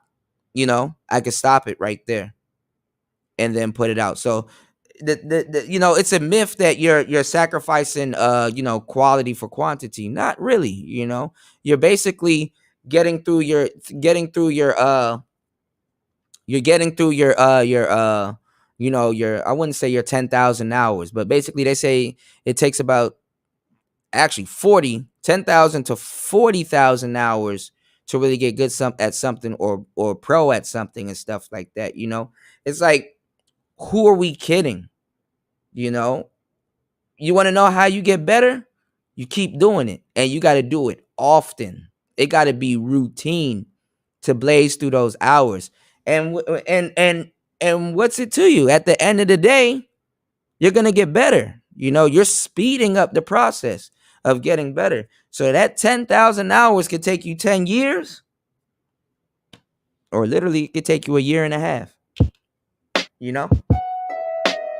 It's really how bad do you want something, or how dedicated you are to something. That's really, it ain't even about the quality and quantity. If you make something of quality and people tell you, yo, you make something of quality, because this is the thing. I'm gonna tell y'all something too, and this is one of the realest shit that was ever said to me, and it's very true. And I take it with me because I'm still active, right? They say when people are telling you that you're getting good, that means you damn near leveled up by 5 to 10%. So it's a good feeling when people are like, yo, you're getting better. Yo, you're getting better. Keep at it. Keep at it. People say keep at it because you got to keep at it. If you're getting better, damn, you're going to be getting better and better and better. And anytime your friends or people that know or heard anything that you got going on, they're going to keep telling you to get better. Keep at it. Keep at it. Keep at it. So let me tell you something. If you always find me, right, and I'm always in the gym and I know you box, right? It's my job as a great friend to tell you, yo, get them gloves on. Come on, let's go. Get them gloves on. Come on. Don't say, hey, man, I boxed last week. It's cool. No, it's not cool. Get them gloves on. Because, you can lose that 10%. You can lose that 10% faster than you've gained it. You know what I'm saying? So if this is something that I'm always doing and stuff like that, and then especially if you're a great friend to me and you're like, hey, man, you're getting better. You're getting better. Yo, your hook improved, this, that, and the third. And I know you do the same thing that I do. You damn straight. Get your ass in the ring. Come on, let's go. Let's go on a run together. Let's go on a run together. Yo, this is the beat that I'm working on right now at this time. I could be out partying, but guess what? I'm sitting here working on the beat. I'm minding my business. Not in no trouble, working on the beat. What you got going on? You want to be working on something too, especially if you want to get better and stuff like that. Stuff becomes portable. Now you can there's groove boxes that you can take with you. You can put it in your pocket. You can whip it out, plug your headphones in, and be in your own world and start learning music. Not music theory. I'm not telling people to, hey, learn how to read, learn how to read, sheet music and all this other stuff. No, it's like, no, you're getting better. Keep at it. Let's go. So sometimes you need people in your life to put that type of fire, that type of energy behind you. Because sometimes too, as musicians and artists and stuff like that, this is an expressive art. So we can be our own worst critic. There's times where I could sit and lay in bed all day. I could have laid in bed for 9 hours and a half. Sitting up here, I do a show. I make sure I'm practicing. I make sure I'm watching stuff that's pertaining to music. When these cameras cut off, y'all, I do the same shit. You understand what I'm saying? I don't put on just for the cameras. When these cameras cut off, I do the same shit. There's beats I done produced off air y'all haven't heard. But guess what? As a musician, I'm doing something that's very sacred to me. I'm sharing my work with y'all live. These are beats that that will probably never see the light of fuck. Imagine if I sat right here and I made this beat, just the most random beat, right? And I'm like, yo, this sounds good. And everybody's like, yeah, that sounds good. I'm like, okay, I'm gonna throw some filters on it and put it together and put it out. And then I put it out, and then I come back to y'all and be like, yo, y'all know that beat that I made, this thing, this right here? Meek Mill or somebody picked it up and they wanted to add it into something or put it, or yeah, you say you get it because you rarely build tracks on air. Yeah, we don't share this type of shit with y'all. And then, honestly, if you have a friend that's a producer and he shares unreleased music and stuff with y'all, really, really cherish that friend. And that's one of those friends too that That's one of those friends too that you need in your corner and stuff like that. Those are the type of people that you need around you. You know, if you share a track with me and be like, "Hey, what do you think about this song? I was thinking about putting it out, but I didn't want to put it out yet." It's like, nah, nigga, put that shit out. It's fire. I don't think the drums sound well. Well, look, you already produced it, right? Can you redo the drums if you want? Nah, I can't redo the drums. Well, it's okay. You don't need to redo the drums. Put it out. You can always remake it next time you're gonna go do something. Put it out. You know, that's what friends do. And I know this for a fact because I was a rapper before I did all of this, you know? So I already know what to do the next time around, you know, whether it's beats and stuff like that. Shout outs to Curlin. Curlin said, I get it because I rarely build tracks on there. Yeah, we don't share stuff like this with y'all. So, I would think I'm being vulnerable. I'm being open with y'all. Man, I don't like how that sounds. Let me do this over. You know how much times I don't get stuff right? And I got this whole metronome and stuff like that. And I'm like, damn, it's off. Stop it. Redo it again. You know? It's not even a it's not even a it's not even a it's not even it doesn't even slip my mind that I made a mistake in front of y'all. You know, there was a guy that came in here. Shout outs to DJ Mo Funk TV. Nice to remember DJ Mo Funk TV. He came in here and I was just messing around with the OP1, just playing around with sounds and stuff like that. And he was like, this is ass. This is, and stuff like that. And yeah, I kind of Your got beats are hot mad. doo doo. Your Yeah, beats are hot hot doodle. doo Yeah, doo. yeah. And yeah, I kind of got mad about it and Yeah, stuff like that, which I shouldn't. I kind of fried him a little bit. I roasted him a little bit, which I, yeah, but yeah. That uh, freestyle was funny, man. I remember that. yeah, but no, but Mo Funk, he's actually a cool guy, you know. Definitely commended me, like, yo, you growing, bro. Keep at it and stuff like that. And I'm not gonna lie, in an odd, weird way, that meant a lot to me. You know what I'm saying? That meant a lot to me, you know. And that's how it is, especially in the black community, but especially in certain industries and stuff. When I first met Ism, we roasted each other. We roasted the shit out of each other, you know. He said some shit low key. I started laughing. I said some shit low key. He started laughing. He's like, all right, you ain't all that bad. You know, that's one of my best friends, you know. So, you say you got more sketches than completed songs. Yeah, that's what it really is. But you know what's funny? A lot of them sketches too. A lot of them sketches are full songs, you know. That unfinished shit that's what I do. Like, to tell you the truth, you know what I do though? Which they said you're supposed to put it out. And I got this girl that I did a feature on. Her name is Isla. She made all of her beats. And all of her beats are damn near the same. She used BandLab to make her beats. And she said that she doesn't have no memory on her phone. So once she makes a beat, she puts it out, deletes it, and then make another one. And look, I wouldn't advise that, but then again, that's a good workflow. You know, that's a good workflow. So me, what I do, y'all, is I make so much beats that I would say that's finished, but it's unfinished because I got to go through them and do the track mutes and use the track mutes and go back and see where my head was at and then redo the sequence and all that other stuff. I do stuff like that and then I produce them. I make so much beats that a lot of them are very good. So then I can produce them. Will I have a bunch of unfinished beats? Of course I will. But most of them will be produced, you know? Yeah, I've been saving everything. Yeah. Like if I don't like something, I'll just go to new project, don't save, or I'll just turn it off and turn it back on. You know what I'm saying? But this show is here for everybody to grow. You know what I'm saying? This show is here for everybody to grow. So I'm gonna be checking in with everybody and making sure they're growing and stuff like that, you know? So that's really what it is. So, you know, I'm gonna be on everybody. I'm gonna be like, yo, look, I done kicked out 12 beats today. I'm not telling y'all to kick out 12 beats. I'm just like, yo, are you working on something? What are you working on? How's it going? Do you need help? You know? That's the type of time I'm on. And y'all will see in the long run, any real friend will do that for you. You know? I'm just trying to make sure we all in the same room. Cheers and clicking champagnes, champagne glasses, to our achievements and stuff like that. Growing pains, man. Growing pains, man.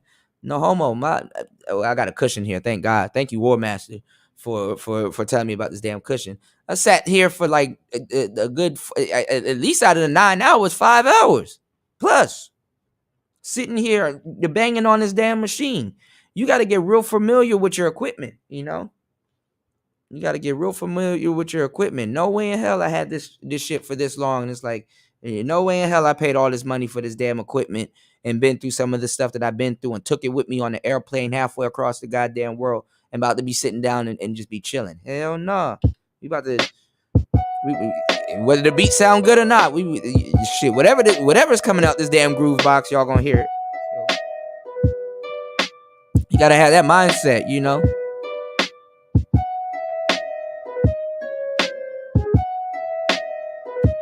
Y'all gotta have that type of mindset.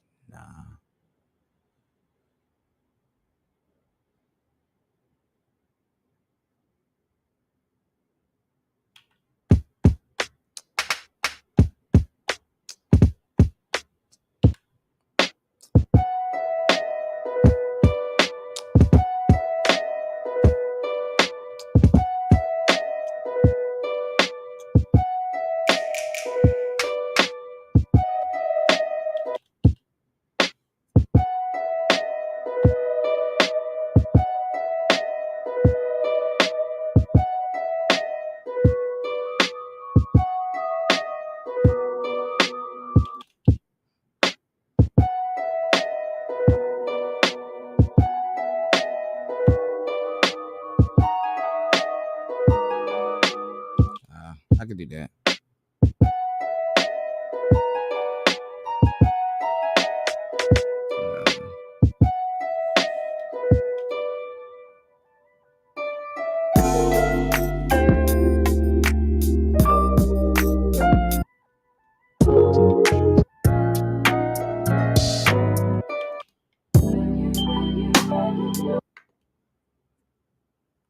Said I've been saving everything though. Sometimes I just pull elements from those sketches. Yeah, that's another thing too. Like some things I would have produced then, I leave it and then I'll like okay, I like the drums from this, and then I'll like subtract certain tracks and then rebuild a beat. And then sometimes too, because I can't wait till I get to that part of my production, because I definitely would like to talk to everybody about this part about music production. I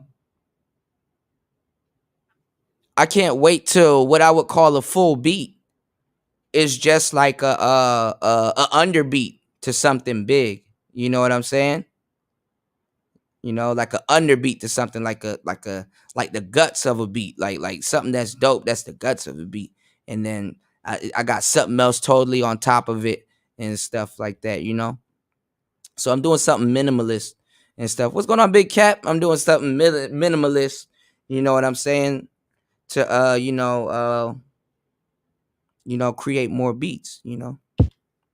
So as a producer, I want to tell you guys, the first thing you need to do is find something that will have you create more beats. You know what I'm saying? There's so many people that got their dreams snatched away from them because they have kids and they don't have time, and they're going this place and they got a job and all this other stuff. So that's why I have the PO33. So shout outs to the producers that's in the building. I'm gonna be doing more shows with the Pocket Operator. The PO33 gang. Here's one of them. These are the Pocket Operators. Hold on, y'all.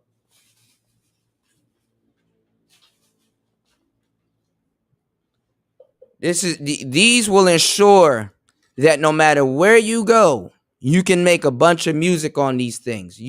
All you need is one, and you can make a whole album on this thing.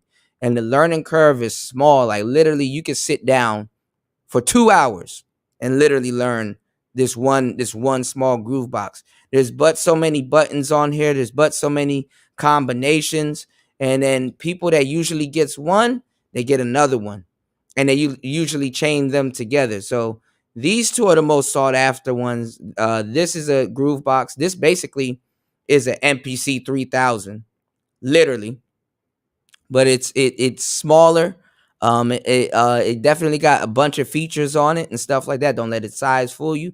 These things are very powerful sampler and drum machine here. And then I'm putting out free drum kits. I do have some that are paid. I'm gonna have the MPC drum kits and stuff. So some of the drums that I have on here, like if they knock and stuff like that, I'm gonna be sampling them, slice them, and put them close to each other. So that way, when you sample it on that machine, it splits all the drums up just like this.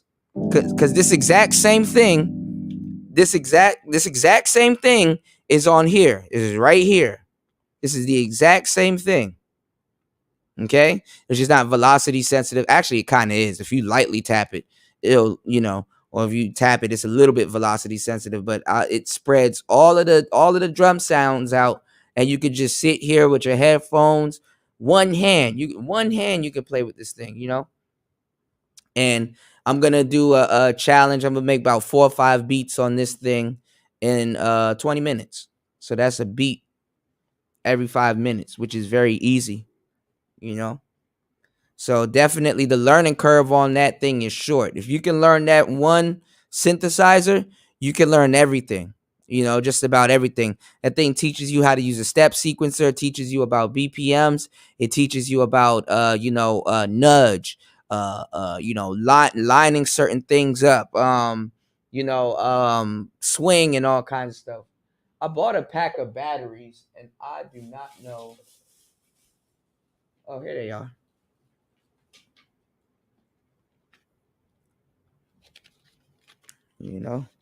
So I'm gonna have a PO33 club. So all the new producers that are in the building, make sure you consider checking it out. I know y'all not gonna believe me what this little thing can do. And honestly, too, you want to get your hands on them because honestly, they're boutique and they'll end up costing a lot. And they got special versions of this thing, the Street Fighter version. Yeah, shout outs to the new producers that are here, man. Y'all should hold on, y'all should fry some chicken, goddamn it. I know y'all see me. Thank you, Toya. I know y'all see me up here yelling at people in the manosphere, but I assure you I'm a nice guy. I'm a good guy. I don't bite. You dig? And plus, you got sometimes you guys need somebody that'll be on y'all about y'all success, man. You got to be worried about your success. All right, let me see. So, and it's easy to find out. Like everything is just straightforward. Sound pattern, BPM, record, effects, play, write. And then, you can punch stuff in while it's recording. So it got a real active step sequencer and stuff like that. You said the built-in CPU is weak for stretching. What do you mean, time stretching? I was watching your boy. I was making fun of him the whole night, and Tony was laughing, like, cause I'm gonna do something. There you go, Tony. I was doing something where I was like, I would do a skit like NPC producers on YouTube be like, because it'd be like some fat dude or like some some pookie that's out the street and stuff like that, and they be like, so I keep all my kits together, and what I do is I sequence all my sounds, and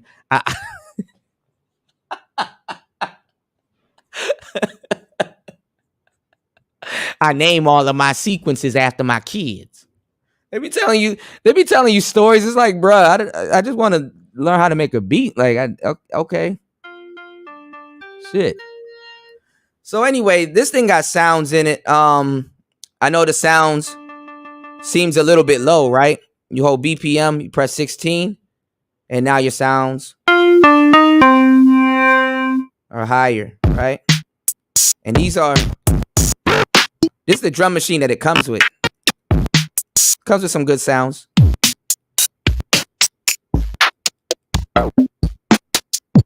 So it got some sounds on it. I need to re-download my 808. So I got an 808 kit on there. I got a 909. I got an 808 and a 909 out, and I'm working on a 707. So that's gonna come out with this next line of beats. Let's see. Okay, we ain't got nothing on here, so let's make a beat. Nicer, do you got yours beside you? You want to make a beat real quick? Yeah, I got it right here. I just gotta pop the batteries in. Okay. Let's see. Let me see.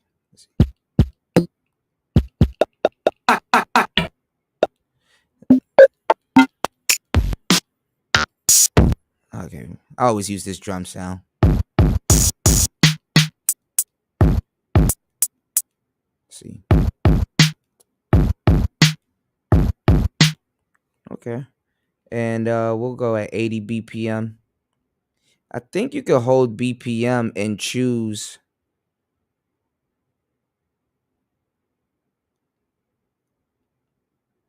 Oh yeah, you can choose the BPM. It got the BPM set. I don't know. I think it said there is a metronome. Let me see if there's a metronome in here, because I think it does have a metronome. If it has a metronome, this is like the perfect. Let me see.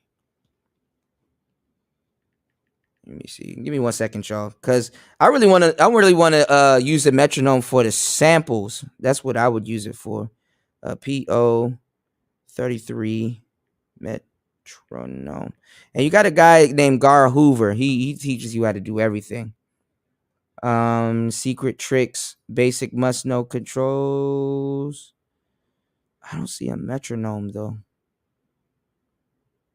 Look, this person's making lo-fi. This is Recycler, and this is Carrie Lucas. Today, I'm gonna sample this beautiful 45 record from Look at this. 1967, which happens to be one of my favorite years. Don't ask me why, because I just made that shit up. Anyway, let's listen to this thing, shall we? Steady, steady. Look at it. You got this. Jesus. You got this dude using a whole record player, right? Hold on, let me. Oh, nice. Very nice. Hold on. Johnny Mitchell vibes in this. Okay, let's unplug all of this shit. Look at this. So these are the slices. Should I do what I always do and pitch them down? Yes, yes I should. Hold on, y'all. Okay, some drums now.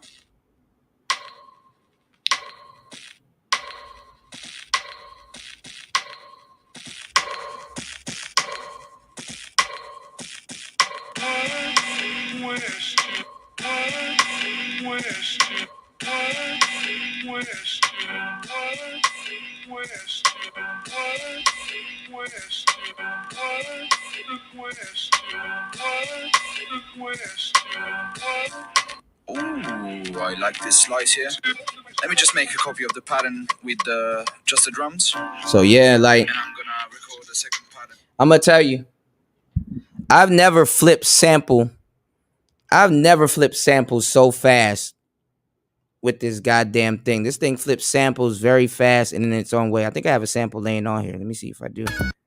Oh, this is from when I sampled that Krishan Rock song with Star P.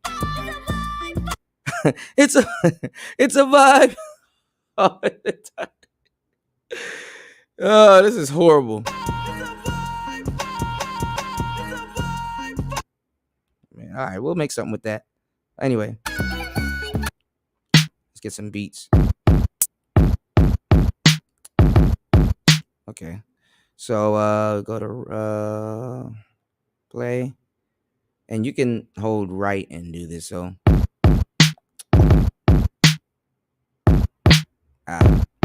if you get it wrong, delete everything and go back. Okay. Or you can manually punch it in. So you got double trig. Or literally, honestly, I could just literally put it on one side so I can, but I want to have a swing sound to it. Give me 1 second, y'all.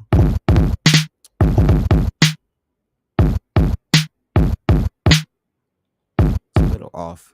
If I had a metronome, let's see. Let's see.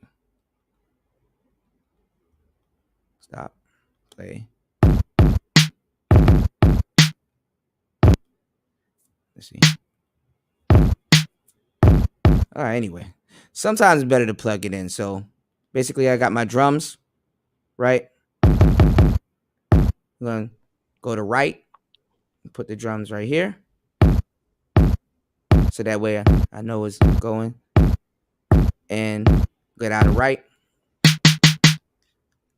Now, these ones, I'm going to separate them. So I'll just press right, and I'll put those right there. So when I press play, take away 2. Or I could do these at the end. Let's see. Oh, no, they're too close. Sometimes, too, you can do this. And you can put them beside each other, and then you speed it up. See?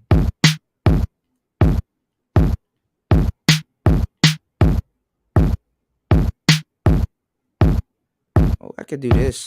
Hold on. Let's see.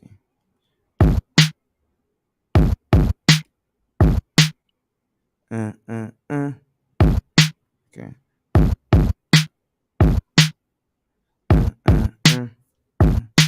That's cool. So it kind of changes up the formation. So see, you got. And sometimes it's cool when you back out of it so you can see which sounds, but you got to know which sounds are on what dots. But basically, sometimes I like the drumming stuff live because it just makes the drums not sound sequenced. You know what I'm saying? It kind of humanizes the drum. So, what were you gonna say, Nicer? Were you gonna say something? Hey, Kuda, yeah, I was gonna say thanks for having me on, but I gotta get going. Okay, this was Okay, a great show. I'm no definitely gonna problem. catch the replay. No problem. Make sure you make something on the pocket operator today. Okay. I will. All right. Yes, sir. All right. Be safe. I'm gonna check my email and did you want me to send it back to you? Did you want me to make something with it, or were you just asking me my opinion on it? Yeah, well, I want your opinion on it, but I want you to hand clap the video. I sent the wave file and the picture that I want you to use. Okay. And you spelled everything correct? Yes, I did. Okay. Well, Okay. it's the same. It's gonna be the same title. It's just gonna be remixed. Transcending Turmoil remix. Okay. All right. I'll work on it tonight when I get back in, and then I'll email you. Okay, good deal. And yeah, just let me know which version that you like better. I know the remix. I think is a minute longer. What did you add? It's got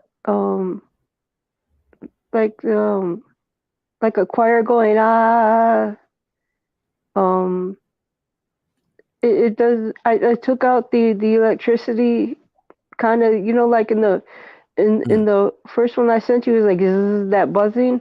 I Uh-huh. took that out and I replaced it with the choir ahs. Mm-hmm. um I added um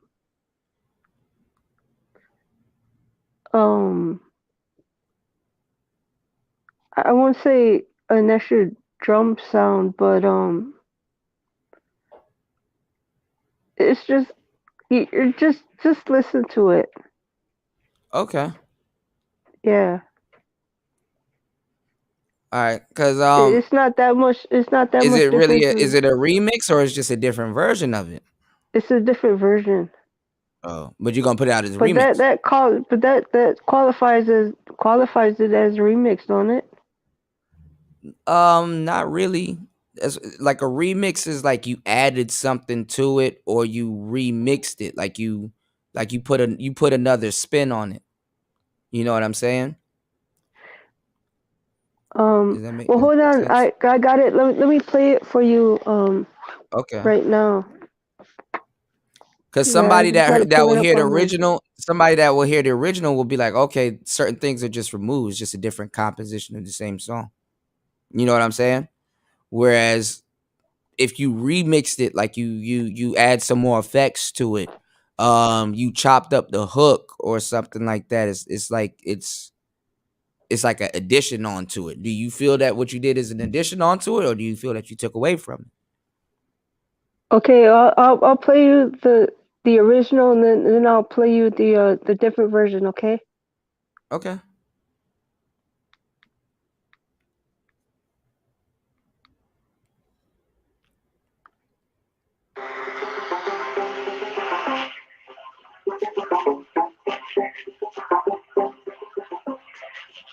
I wish you could patch it in so everybody can hear it.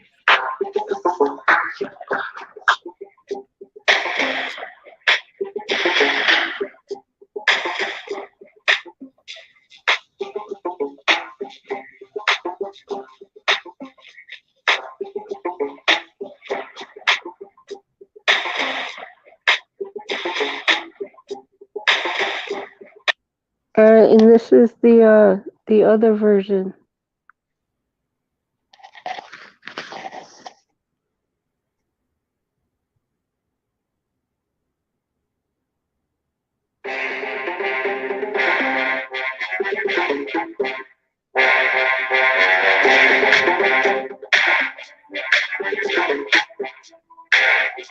Mm,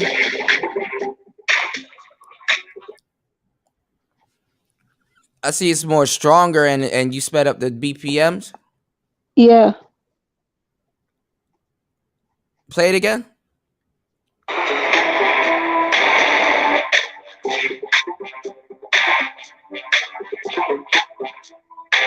You probably should do sped up. Probably like do something faster, like sped up. There's actually an audience for sped up music, but that's some Florida shit. So you're I saying that I there's think I not think enough difference?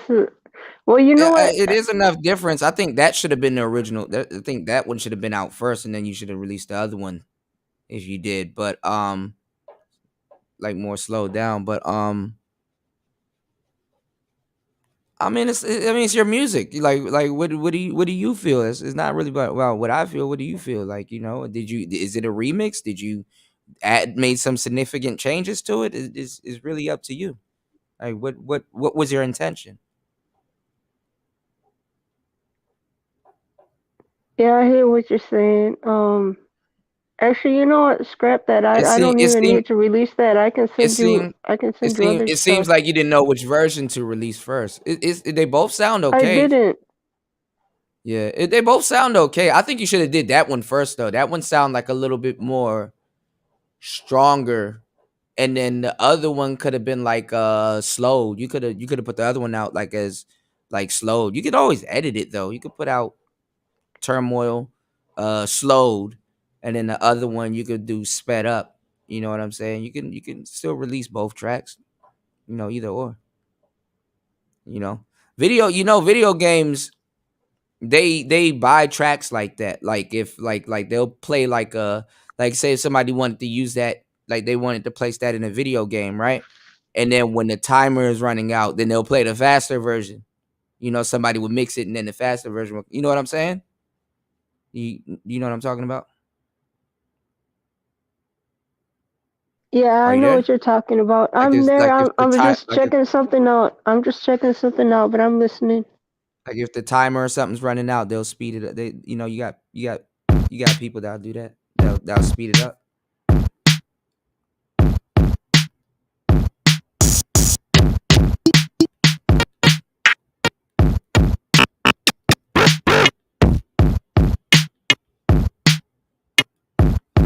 I'm gonna do another beat.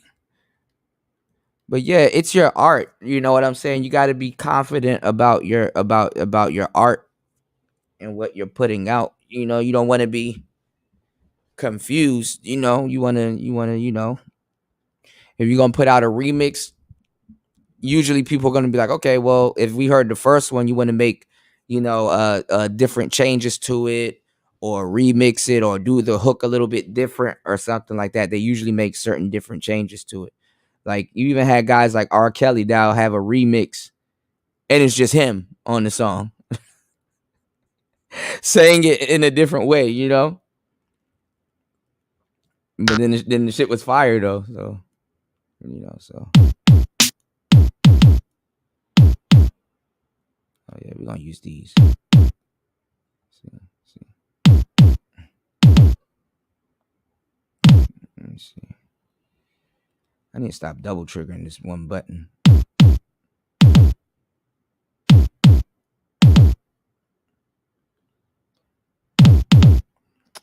Shit.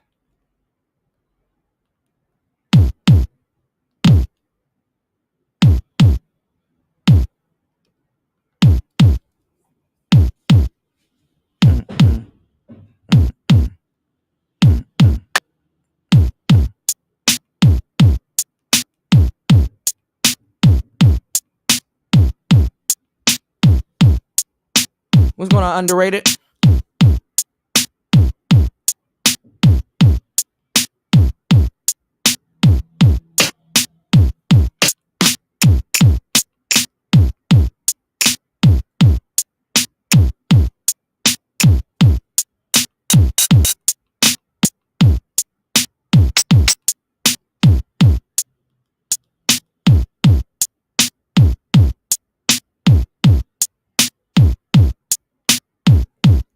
Let me speed up this.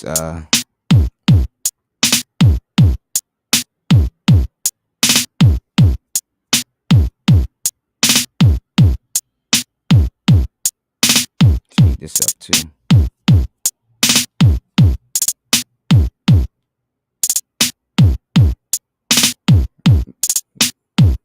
What's that Krishan Rock song? There you go.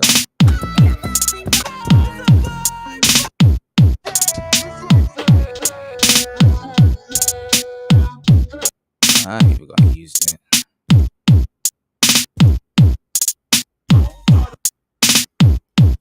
Oh, I got some Gangsta Boo on here. No problem, underrated. Hope all is well, man. For the low. This is my Gangsta Boo joint. Young nigga, you ain't know. Hold on.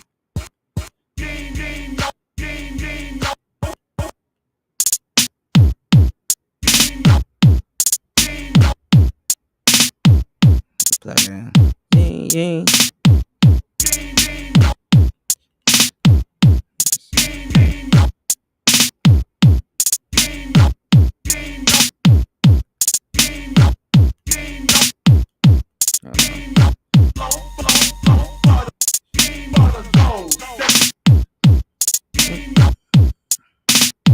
Let me see.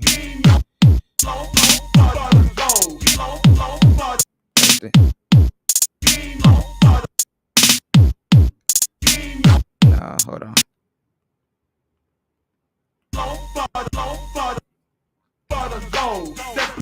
Oh, hold on.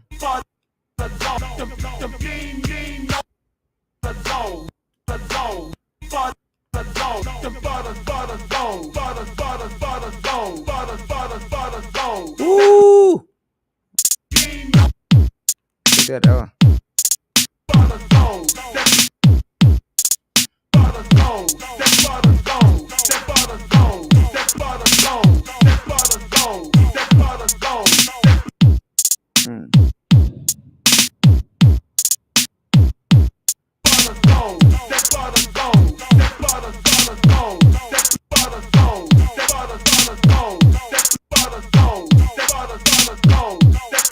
Take these drums off. My bad, y'all. I'll be in my own world. Let me take these drums off. Hold on. Hold on.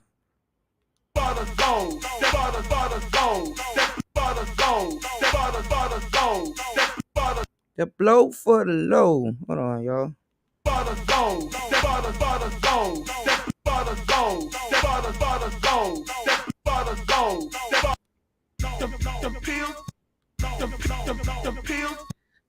Gangsta Boo went out like a gangster. For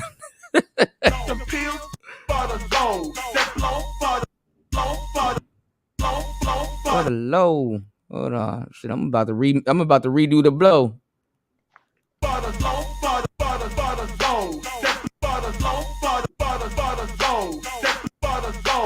Hey, Kuda.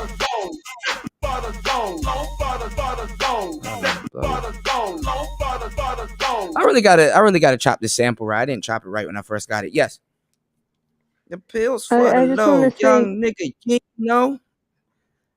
I'm about to get crunk. My bad. Go ahead. Go ahead. I just want to say again, thank you for everything, Kuda. You know I got your back no matter what. Yeah, I got your back too. I want to see you prosper, okay? And same here. Yeah, I want to see you prosper. This ain't no one man show. You coming with me, so I want to see you prosper, okay? And I'm always gonna, you know, every time you come by, I'm always gonna ask you, are you making something? What are you doing? What are you working on? Because anybody that care would do that, right? Right. You You're know, absolutely right. Because I'll leave by saying this: the universe is action based. it is. It is. I just don't want you to be thinking over something or pondering over something too long, because that's precious time that you could be using to learn something. We had this conversation several times. Don't ponder over something. When I say something, like immediately just be on it. You know what I'm saying? You already know what I'm gonna do, what I'm gonna say, and what I'm gonna ask. So just be on it. Make sure you always doing stuff, you learning something. This week I'm gonna give you a homework assignment. Learn about metronomes and how to use one. So take your drum machine out your box, learn what a metronome is. You got it in your DAW, and use a metronome, and then just complete a beat using the metronome. And assignment done. And the next week, learn about just a little bit of melody, and use your computer keyboard and come up with a melody. Come up with a little melody, and I don't even know how I just did that. Okay. But come up with a melody, and there you go. Now you learn melodies. Like everything you want to learn, you can learn it weekly. That pocket operator, you could flip a sample in like 2 minutes.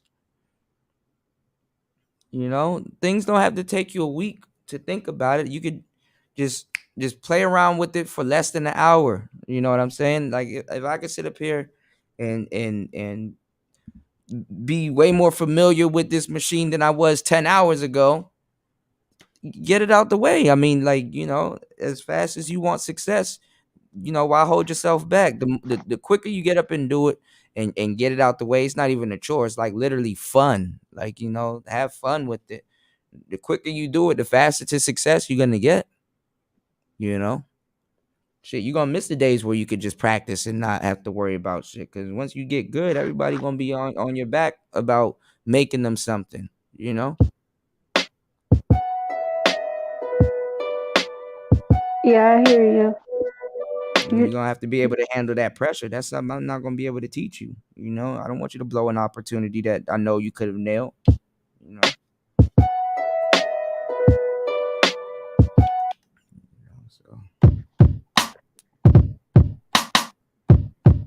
It's your world, you know. Yeah.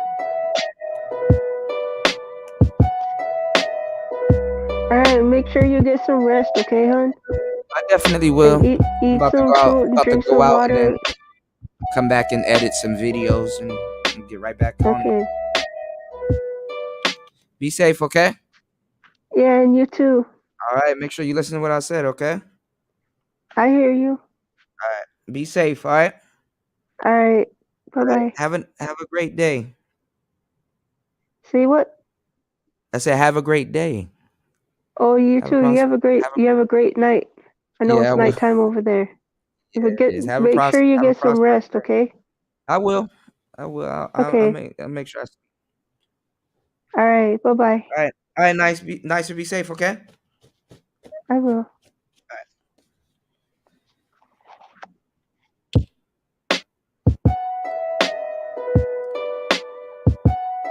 Yes, guys. Make sure you guys are always reaching for your dreams.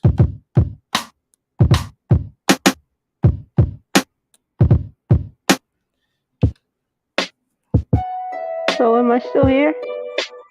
Yeah. What's wrong? This won't let me leave. I don't know. My phone won't let me leave, man. He said, "Am I still here?"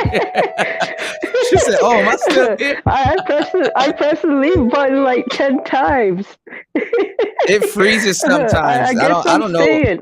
I don't know. I I guess don't know I'm what I don't know staying. what I don't know what StreamYards be doing. That's StreamYards be funny. freezing. The StreamYards are like, no, not sure. You ain't going nowhere. I'm Right. like, okay. I guess I'm staying.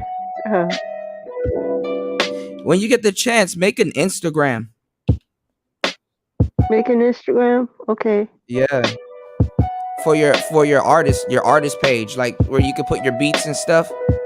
Cause we're gonna get your Spotify and all of that good stuff. So definitely make an Instagram and because I'm gonna start going live on my Instagram also, and I'm just gonna be on there doing what I'm doing here. So I got a lo-fi channel on Instagram, and what I'm gonna do is I'm just gonna be on there talking and making beats and stuff like that, you know. And I'm tapped in with all the lo-fi channels and stuff, so I'm sitting there live making lo-fi, you know. So you know what's going on, Jay? Yeah. Shout outs to you. Definitely underrated. Yeah, you know, I'm gonna be going live and stuff. So sometimes I want you to go live and be practicing, and I'm able to come over to your channel and be able to chop it up with you and definitely have fruitful conversations about what we're doing, you know? Right. Well, it's like I said to Tony earlier while you stepped away that was a plan of mine for my channel, which won't be till later this year. After I get a laptop and a camera, I'm definitely gonna start going live. But that's gonna be later on this year. You can use your phone. No, I don't want to use my phone. Okay.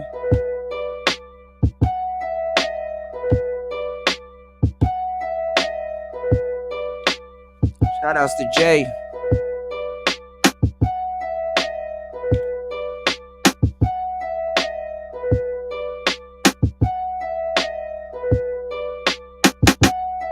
Ah, shit. Finger slip. See if it'll work. Ah, off.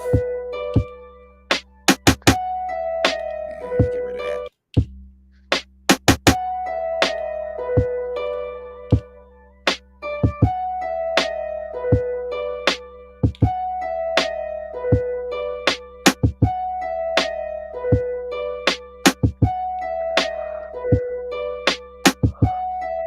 But yeah, you have a P4. So all you would have to do if you use your laptop or your phone, you can plug. Why I keep doing that on that one? Let me see. All you gotta do is plug it into your P4. Your P4 into it.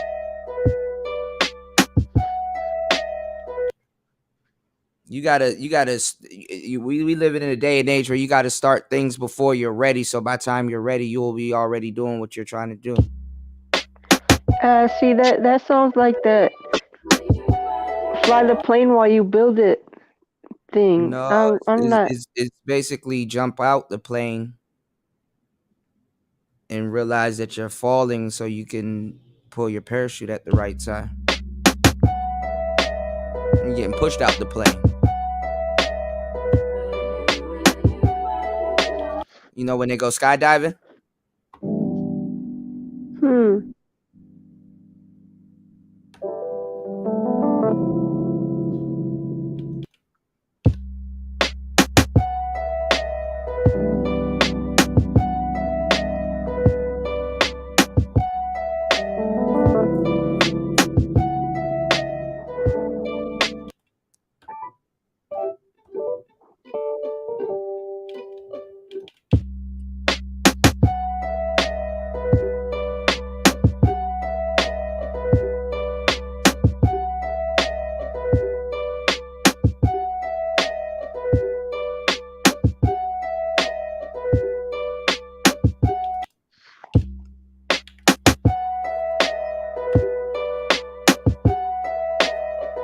Most skydivers aren't even ready. Push them out the plane.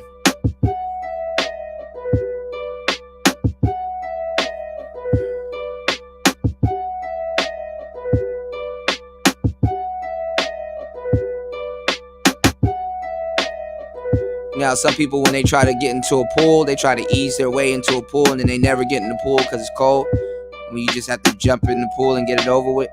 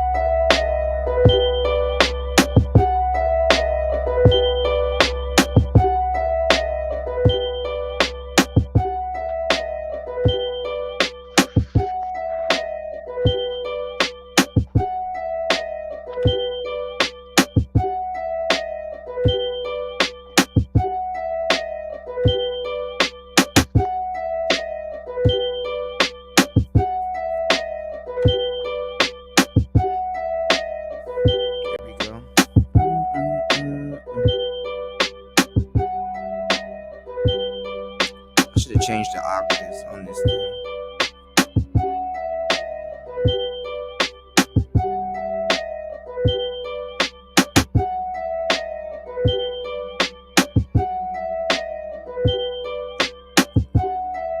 To the next page.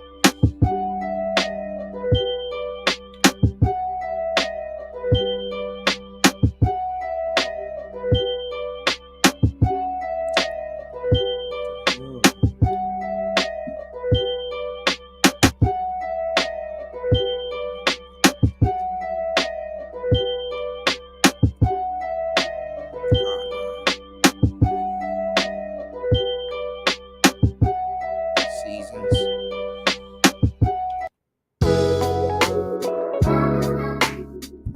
Let's see.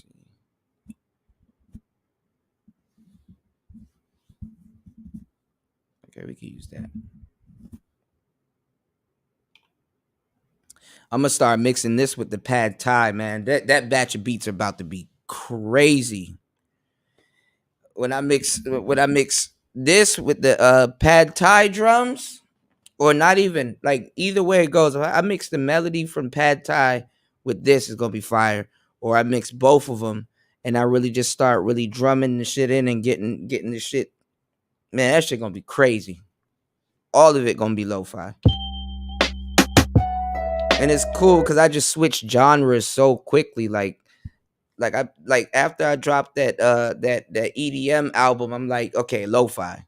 And then now it's just straight up lo-fi. And then I got 3 genres I'm creating, y'all. And one's gonna involve a lot of sampling. So one's gonna be sampling a lot of a lot of nicer drop. One's gonna be sampling a lot of J-pop. Okay, not J-pop, but it's like city pop. No problem, nicer.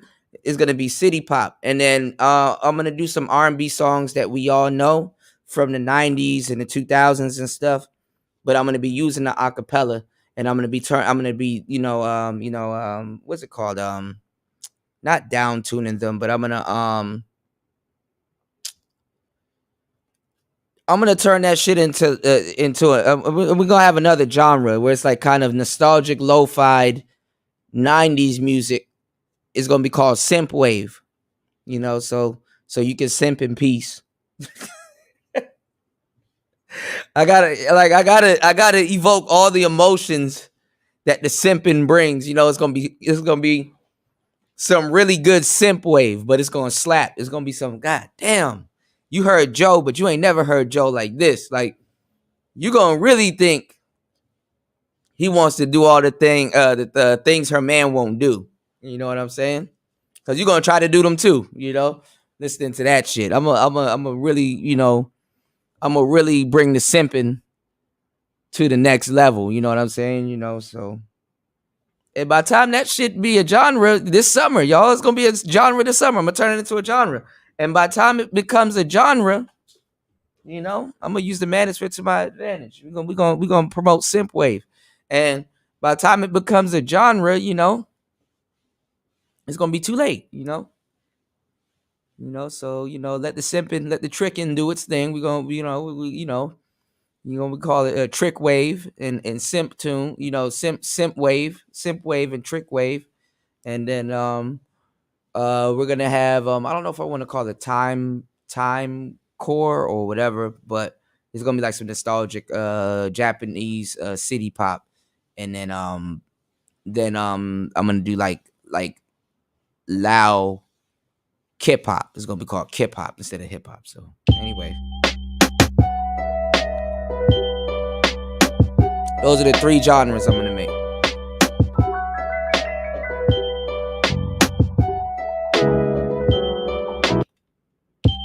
Hip hop.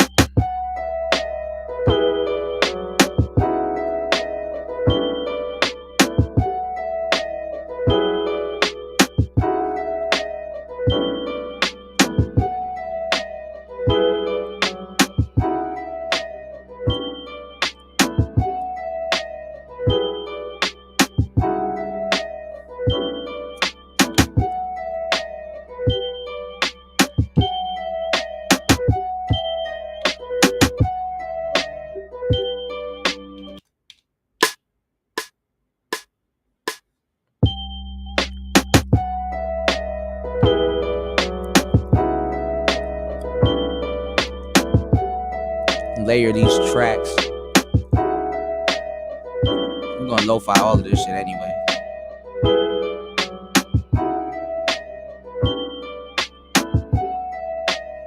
Do some more drums and we should be good. It's really minimalistic, y'all.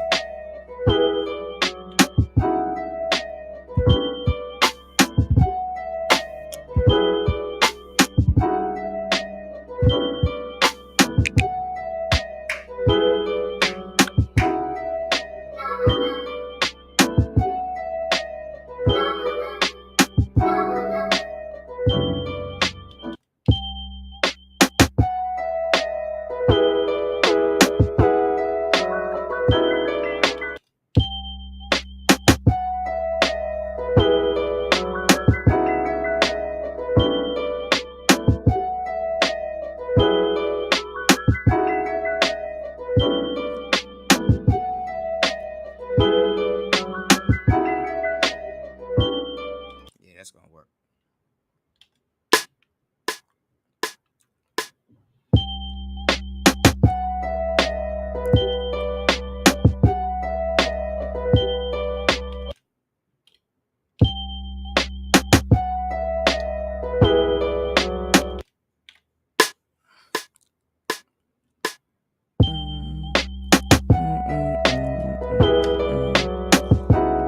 Shit. Charge my laptop. Hold on.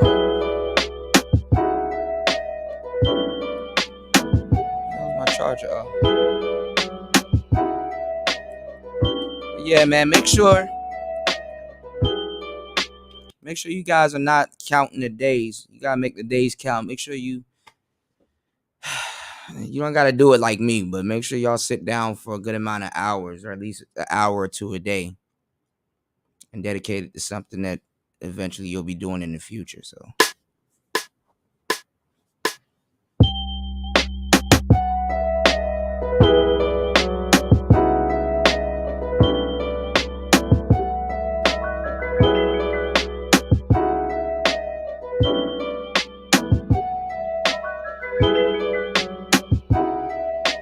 I think that's off.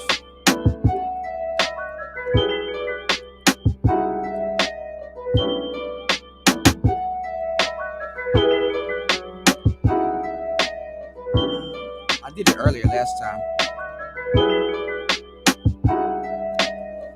Whatever.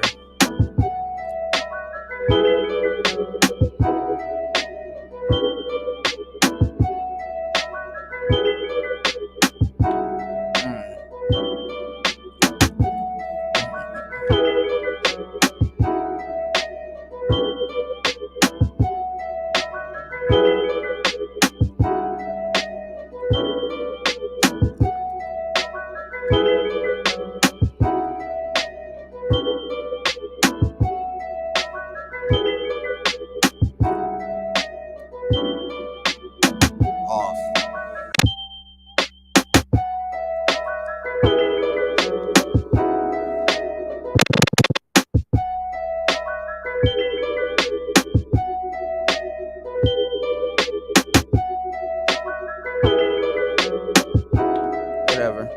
See how this works.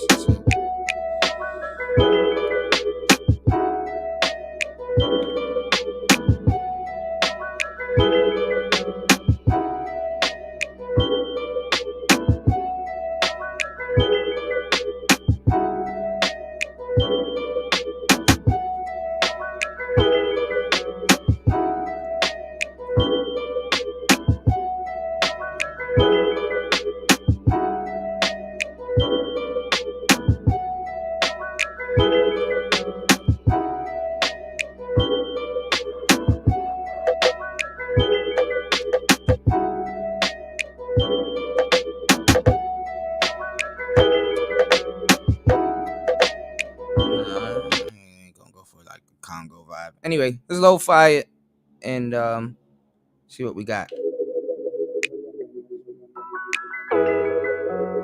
Actually, I think I need to lo-fi this part. Pianos sound better lo-fied, by the way, y'all. So single out this part. Make it sound like it's on tape, warbly. That sounds good. Dirty it up.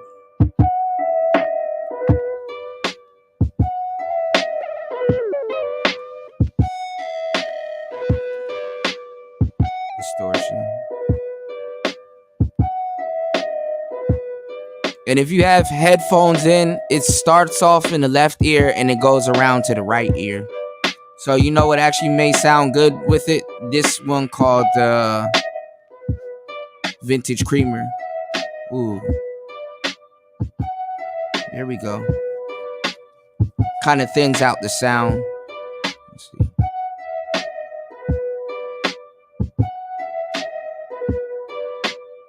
see.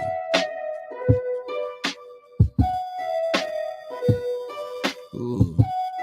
Give it a little bit of distortion.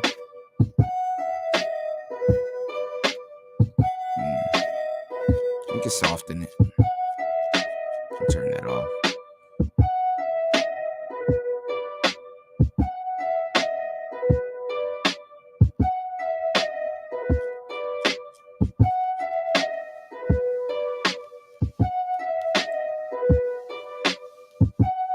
There we go. Give it a little bit of vinyl hiss.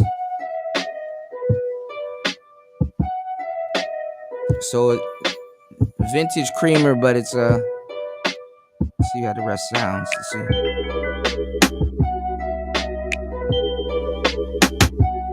Sounds good.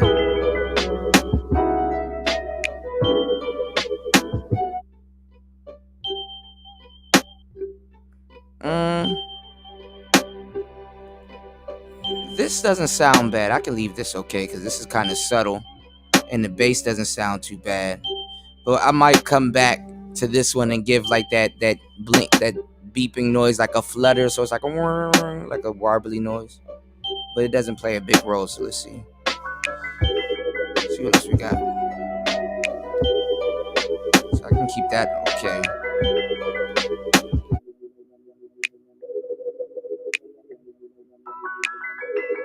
Now I might lo-fi this.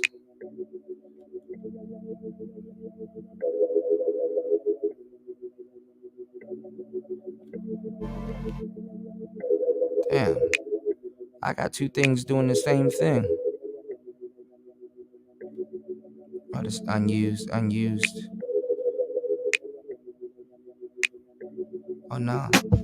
Okay. Let's lo-fi this and see how this sounds.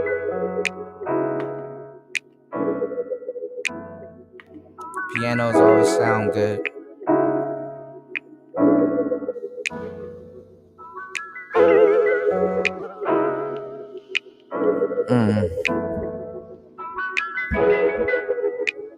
VHS.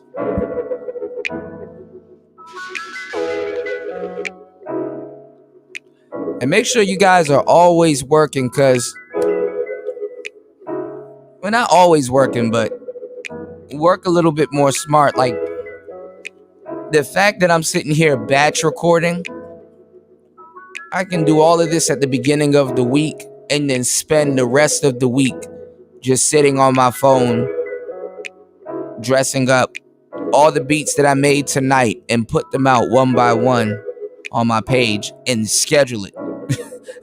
I can get a week's worth of work done in one day. So it's basically using your time smart, honestly. But me, I got other stuff to do, so I got to do stuff like this and then put the shit out at a later date. But I'm actually gonna sit down today and basically put all these beats together. I'm gonna give you a complete number of how much beats I made too, aside from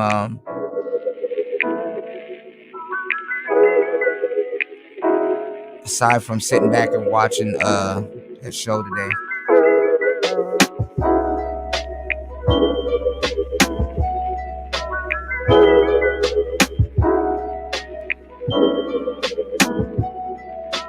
We can change this.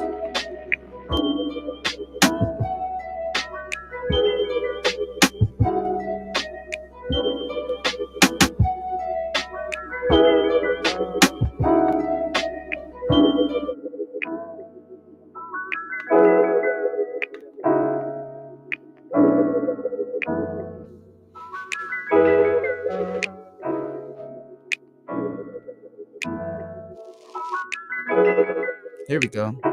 I like this. We're gonna use corrupted tape. Corrupted tape sounds good. There we go.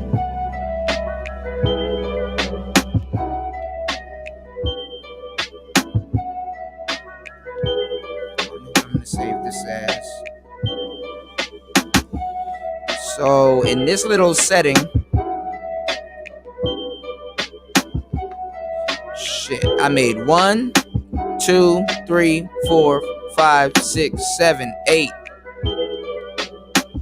This is the 9th beat, so I'm gonna make one more.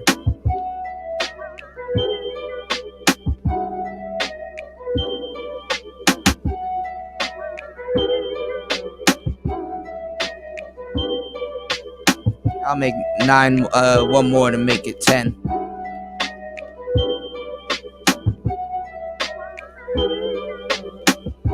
I made a cool 10. Sometimes I sit here and make 15.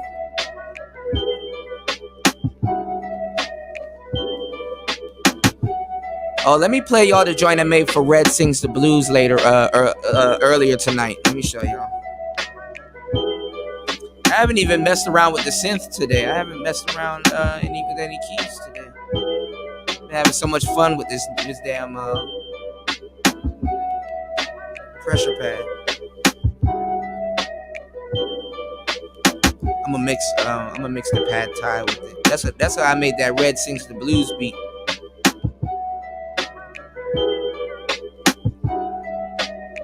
Plus, I got some more lo-fi stuff I gotta put on here. So,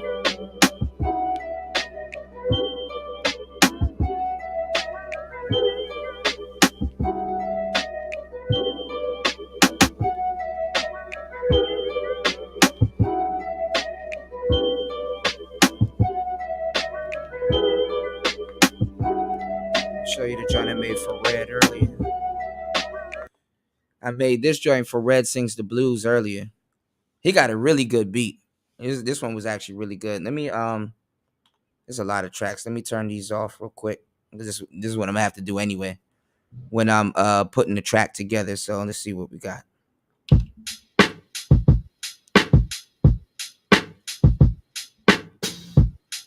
Real lo-fi.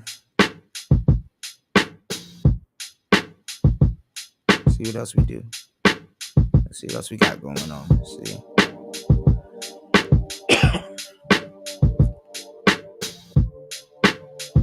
Okay. Real mellow.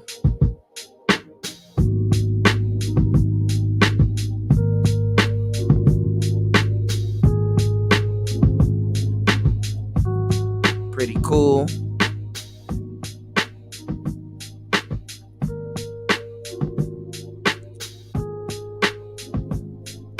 Real J Dilla-ish.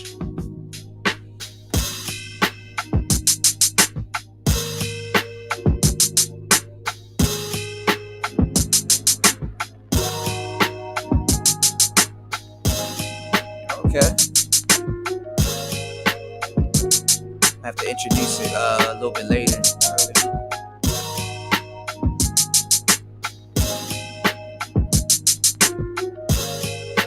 I did a good job on this joint. And then these are the last two sounds.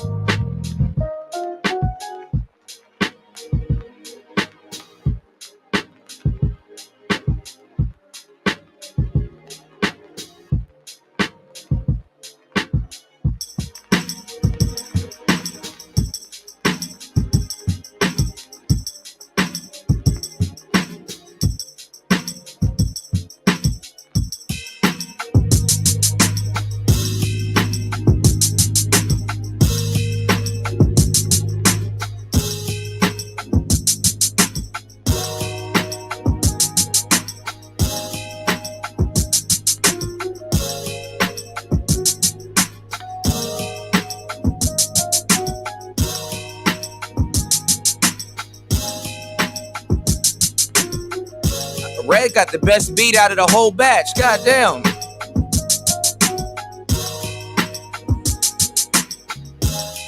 He got the best beat out of the whole batch. This shit is fire. Real smooth too.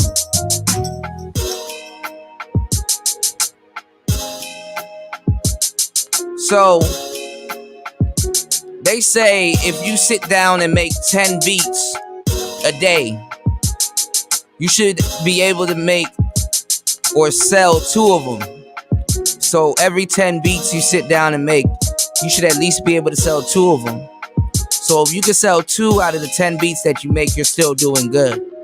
Actually, very good. I think I made about 5 beats I could sell. This definitely should be for sale, but I'm gonna give this one to Red, because he was here when I made it, so let's go.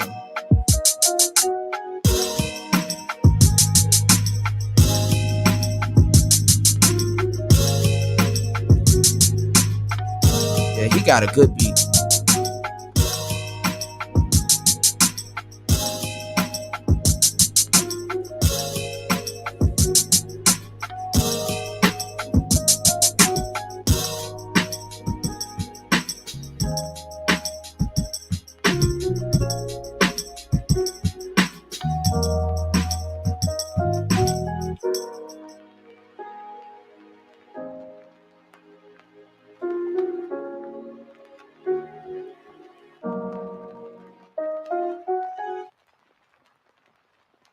Dang, and the rain in the background. What?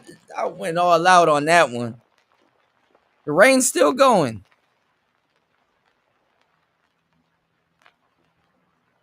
Dang, it just tapers off. Dang. It's still going. I'm gonna have to cut that off. I don't know if y'all can hear it. I added some rain noise in the background. It's gonna take forever to cut off. Or maybe it's not gonna cut off because I have a filter applied, but dog, this is a good beat right here. I like this rise. This rise is like a chord progression. This rise that's about to come in. Listen, hold on. This part. Here it comes. Like the violins. You can literally start a beat off like this with the violins.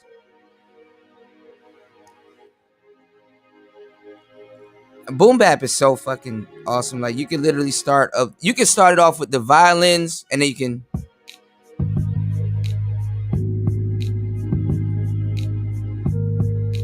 This is why some of your tracks you want to make them soft. Like 3 is soft. This is like some hard drums that I added on, and these are some other hard drums that I added on. This is the melody, the bass melody, and this is like some extra like percussions. So I can either bring in these 2, and then if I want to do a hook or something else, or I can bring in like these 2 at the same time, or if I want, I can bring in these 2 at the same time, and I can't lose. So like if I wanted to bring in these 2 at the same time, it'll sound like this. If I want to have this as an intro, it'd be like.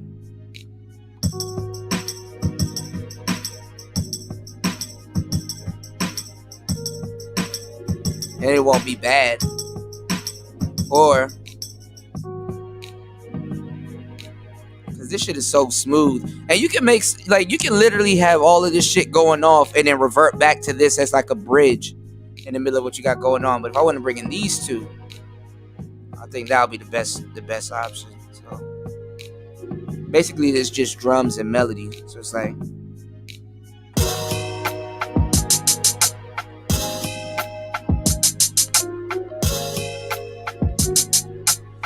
but honestly I can see, I'm thinking about all this stuff before I actually mix this song. So it's gonna go off again, and we're gonna have our regular melody, right? So it's gonna go back smooth. And if I want to just like do like a I would say like a verse or like a pre hook, I just throw in the drums, the melody. Because this is going to bring it up. So it's like, it's going to get it on it's going to come back on the way back around. I should have timed it. So it's going to come in right here. So you see, it doesn't really change the melody too much. So you can kind of play around with it, and you can still build it up. For some reason, I don't know, the beat starts right here, but some parts start when you start over, so it's gonna come in right now. So it's like here, and it's only like percussion. See, this stuff right here, this is where this is where the hook comes in. You have it probably just.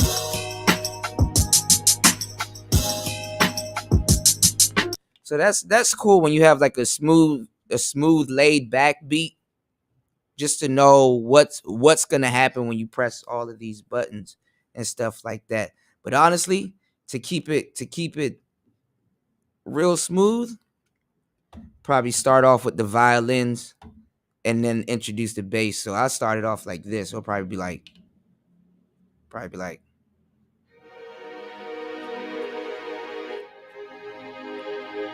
that'll go around one time. Then the bass.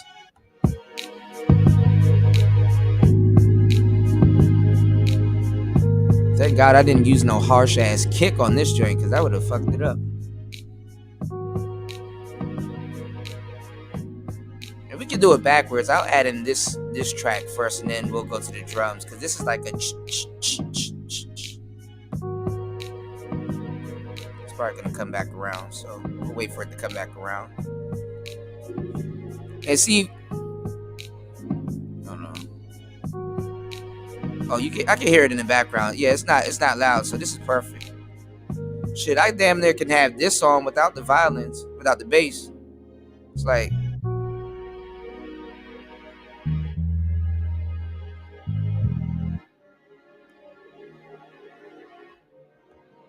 Let's see. No. That's not bad. Alright, anyway.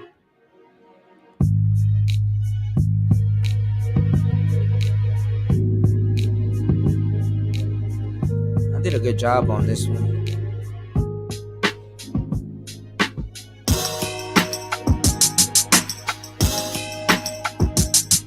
I wonder what Red's gonna do with it. So y'all stay tuned. Make sure y'all go like and subscribe to my brother Red Sings the Blues channel. I'ma get a great recording, put that bad boy together, and that should be good for his channel rebranding. You know, because he's gonna rebrand his channel. So I think that's some smooth shit. You could shit a song like that. You could throw that on at the end of a show and have the credits rolling. And you could throw that on at the beginning of a show too. So that's something else I'm gonna be doing this year, y'all. That's gonna be on my Gumroad website.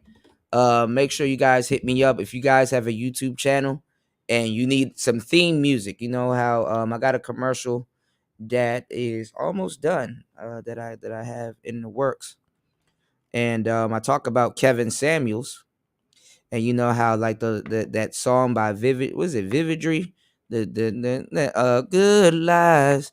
I thought shit. That's not her song no more. That shit Kevin Samuels. You don't think about no goddamn Vividry when you hear that song. You're like, hey, it's Kevin.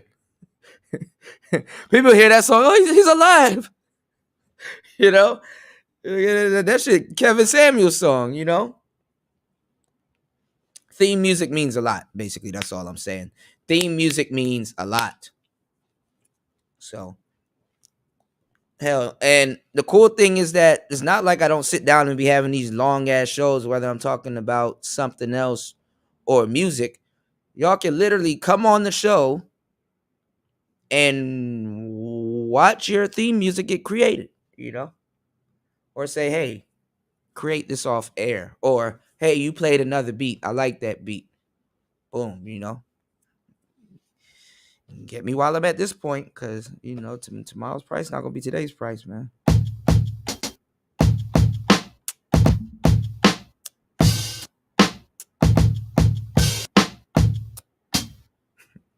That umbrella, Ella, hey, that.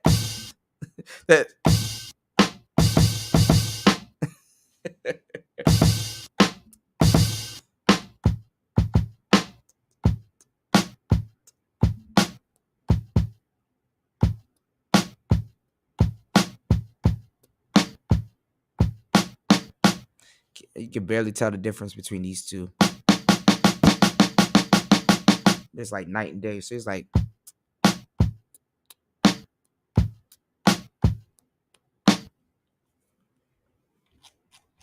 Let's see. For the 10th beat of tonight, let's do 75 BPMs.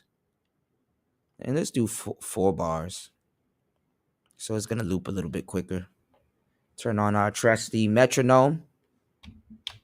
Even though we can do a little bit off beat for a little bit of swing. I still be adding swing sometimes with the metronome, but then it quantizes it. So anyway.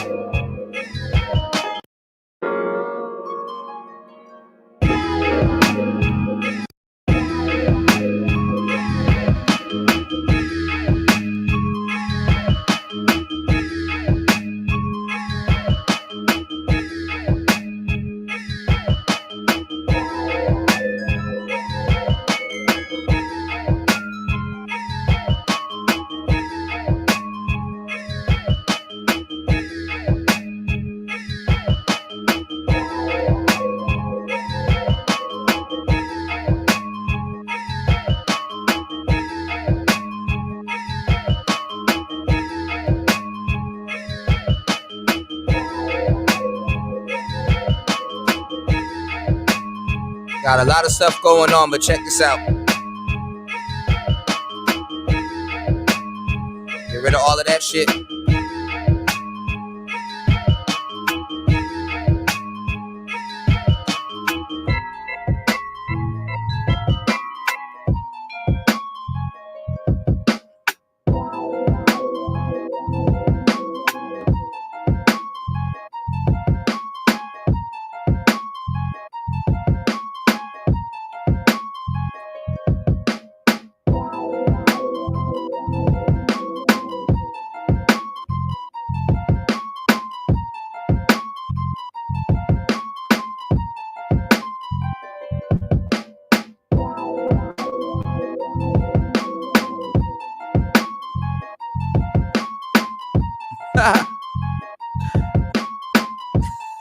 Oh shit. You gotta do that.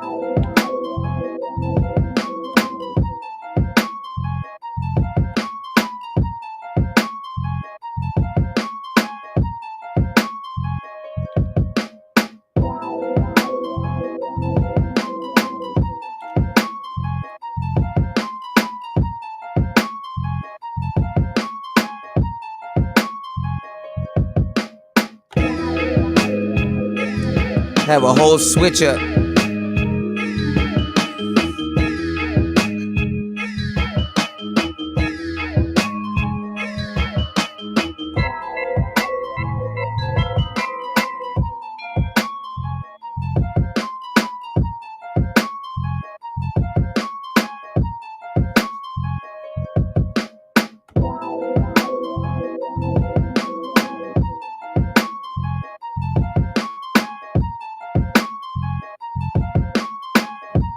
I like this.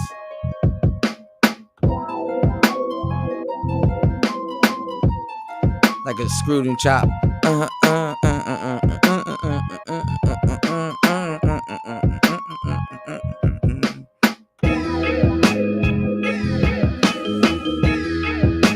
Got two energies. It's like some MF Doom type shit.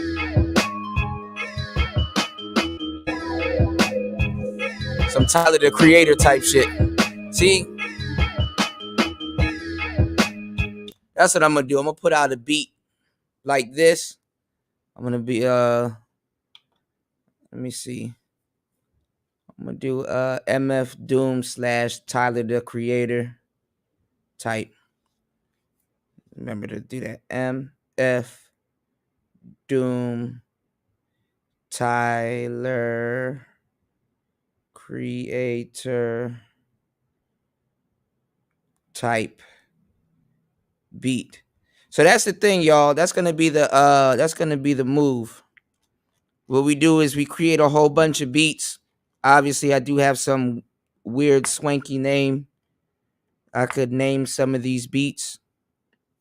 But honestly, if you're gonna be doing 10 by 10, you might as well create a separate batch in one of your sessions and just do nothing but type beats. And honestly, shit, I'm gonna try to tag the motherfuckers. I'm gonna tag one of them motherfuckers in this goddamn beat. Shit. Rappers are always looking for beats. You know.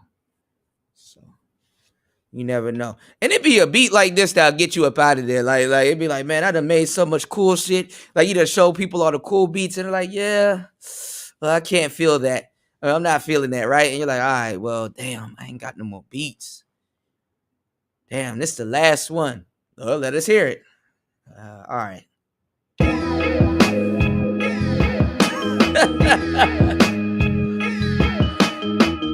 Then they sit up in their chair like, hold on.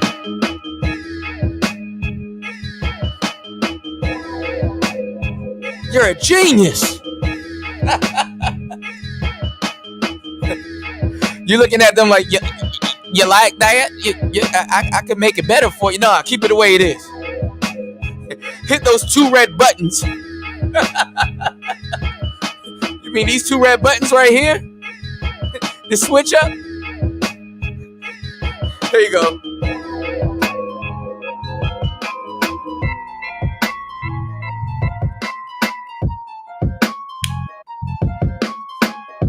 You have to have the ability to make anything sound good, man. Somebody gonna like it.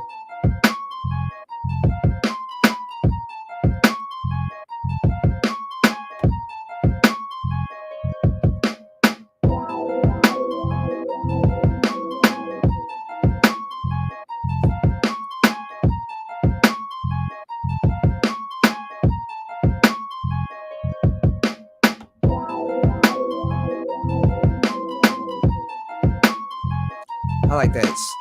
I like that switch. I'm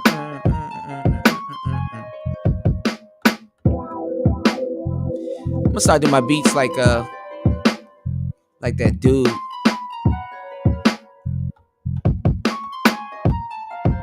He plays all his instruments like they're drums.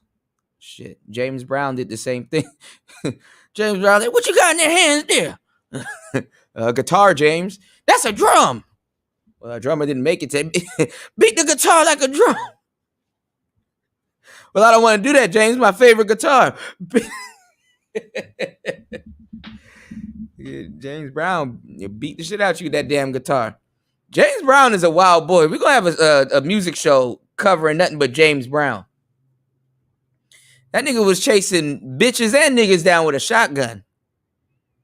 Like one of them goddamn, not one of them little ass shotguns neither. I heard this woman, the gun she was describing that he chased her down with was one of them damn Clayton guns, one of them damn elephant guns. What's this shit?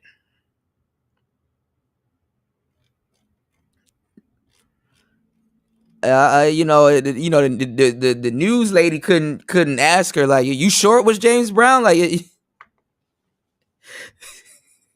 it's not like you can unsee James Brown. Like, nigga,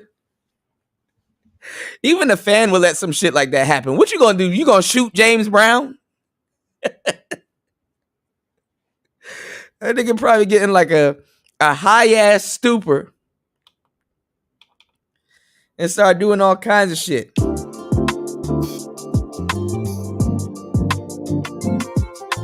He like one of them did you die ass niggas. Like, goddamn.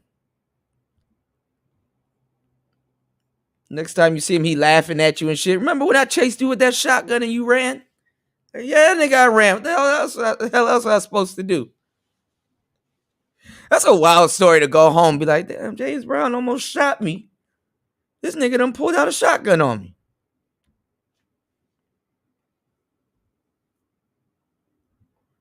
All right, this is the part of the day where my synth directory start acting stupid.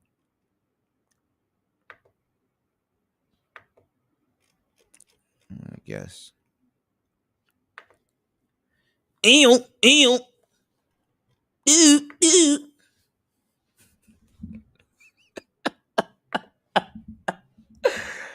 Oh, I'm going to hell for these jokes.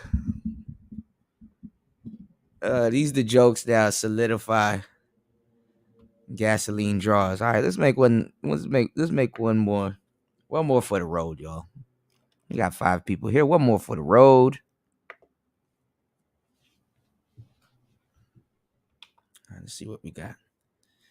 Should I make something other than lo-fi? Let's try to make a more fast-paced hip-hop song.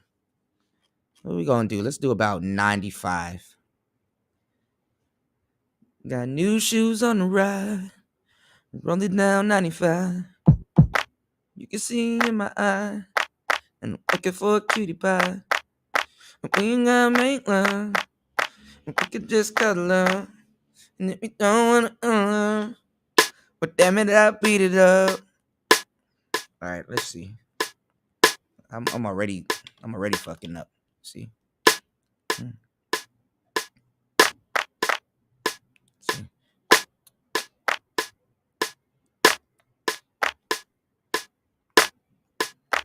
Sometimes you want to start with one sound instead of, even though you might end up still doing in between the hi-hats.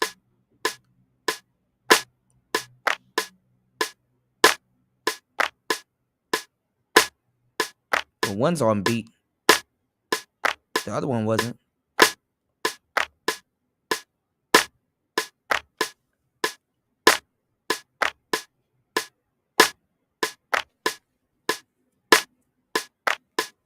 So what I'm gonna do this time around is we're gonna build the melody first, and we're gonna add the drums in last. So I'm too used to doing drums first. So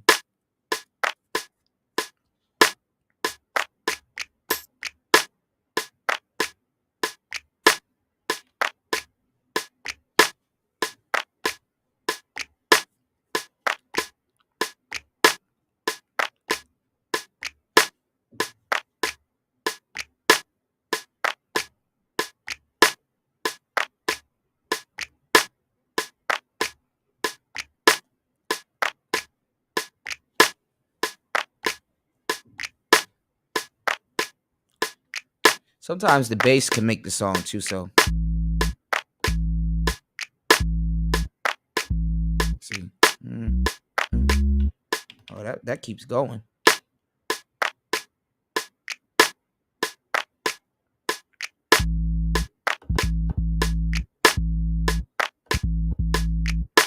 No, that bass is.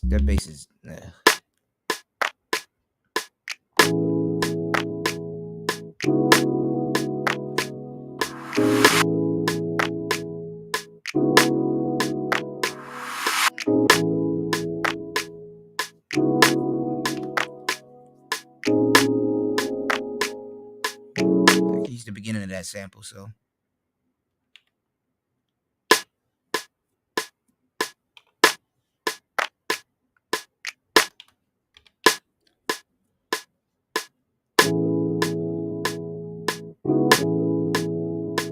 Oh hell no! Bring my snaps back. The hell are you doing?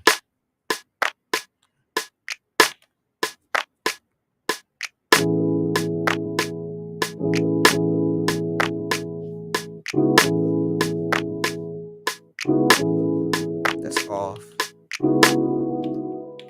It's sad because I could lo-fi this.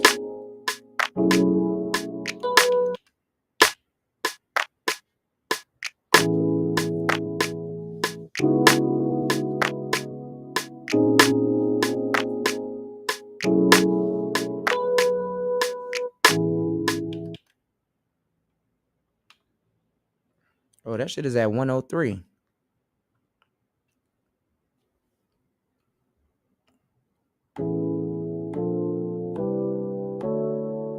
It's how players rock. It's how players rock. Having a little too much fun.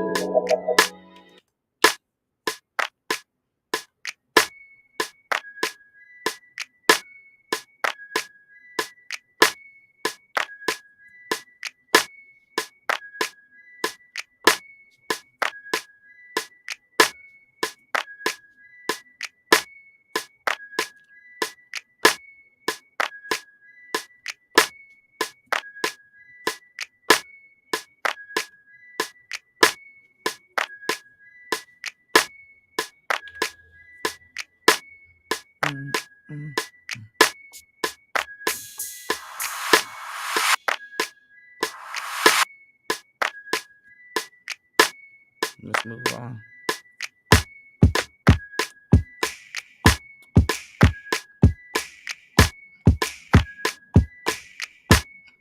Ah, shit gonna be fire.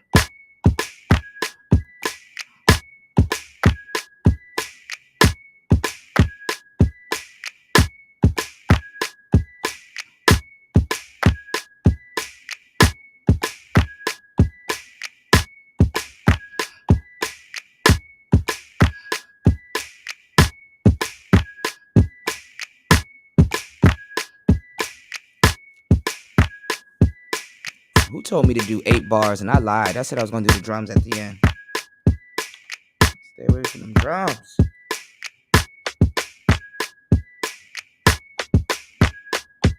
All right, we'll add that in on the last bar.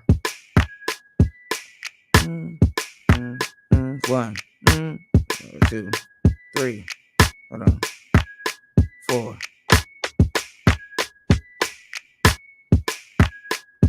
Do that again on the 8th bar.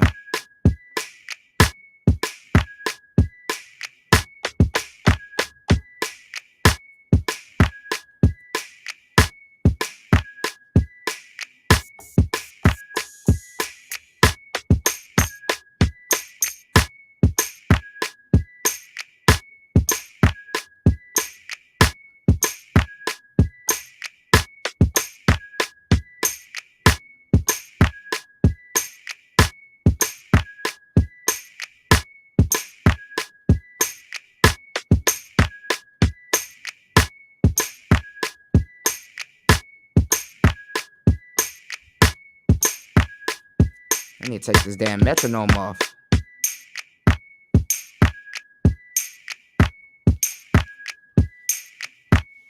I need something as a metronome, but it without the metronome sounds good too.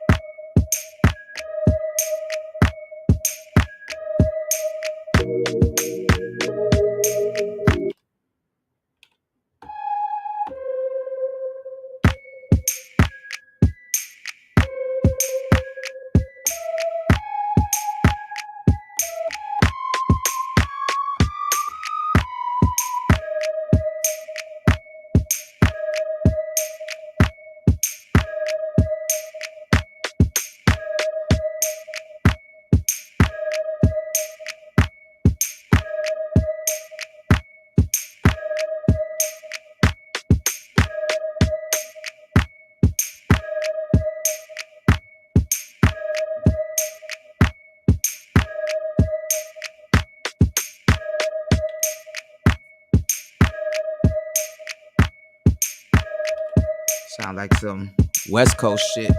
I can leave it just like this.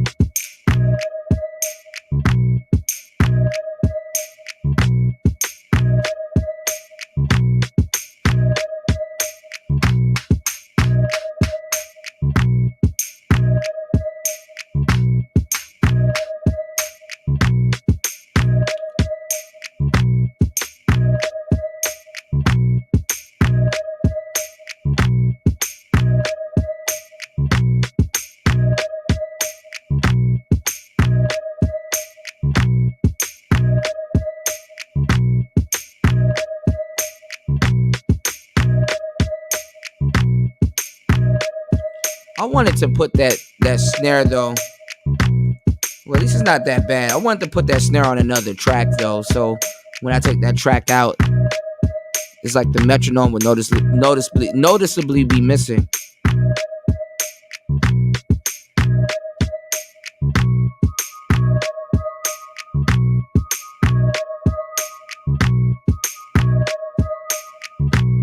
Should have did it on the other track.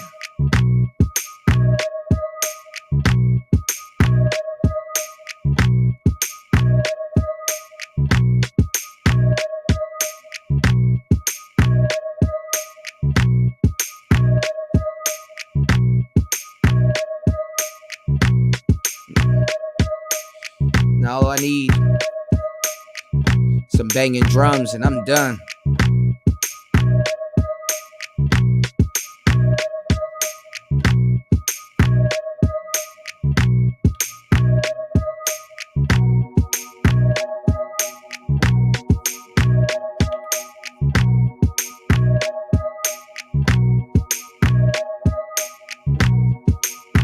one more lead.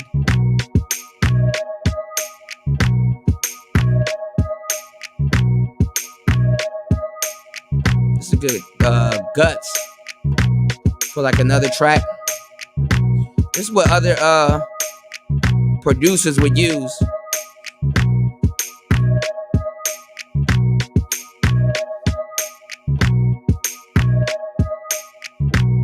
Can't wait till I'm up there like DJ Mustard and all them other cats. Like somebody will tell you to bring the stems for this to the studio and they'll put it all together and put some drums and some other shit on it, and that should be out of here.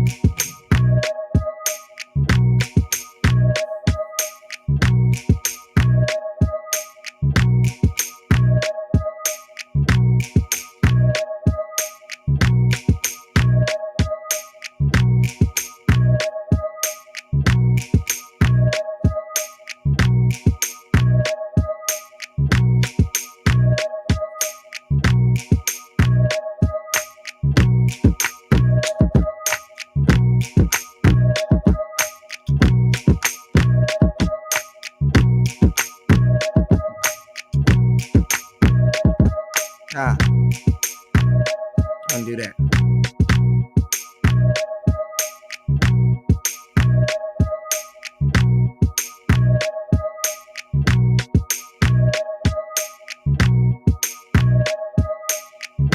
Oh, I got rid of it.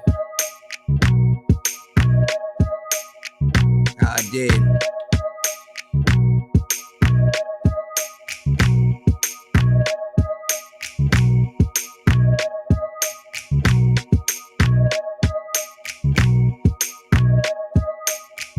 Gotta be mindful when your shit on overdub.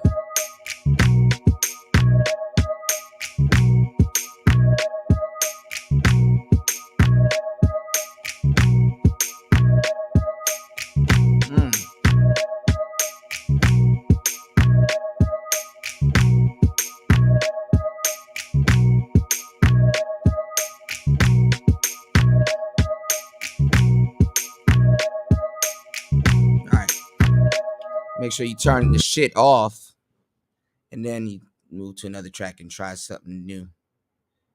Cause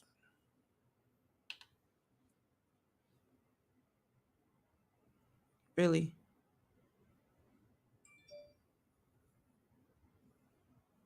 Nothing's on this beat? Hold on. Okay, I was about to say.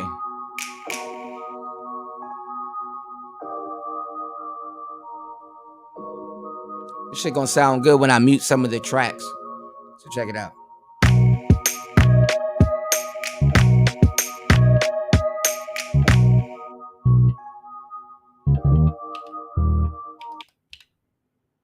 Make sure nothing's on this track. All right.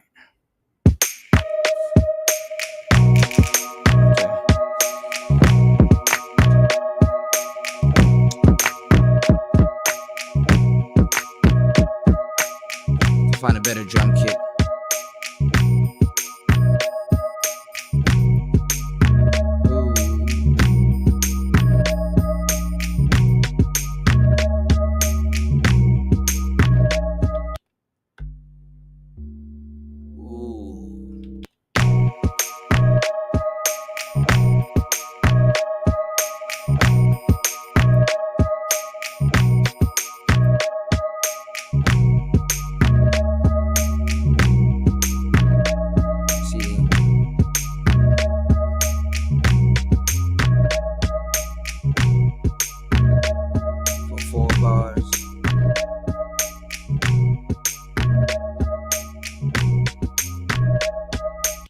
Shit go well too.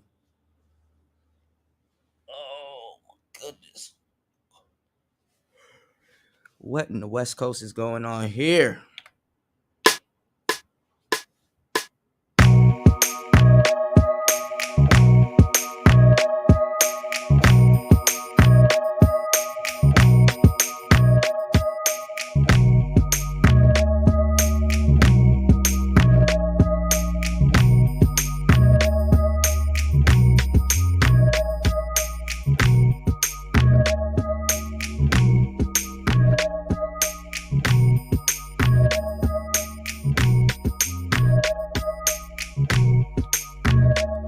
I can always turn it off, so I ain't tripping.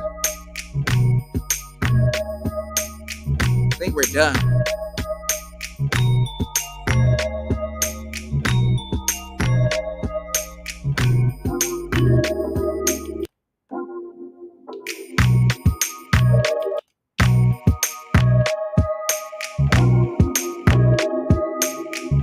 Definitely not.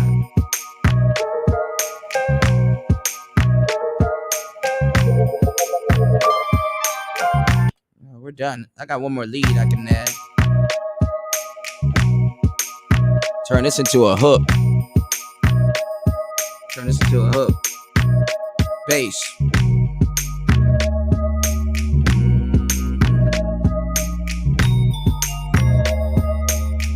Yeah.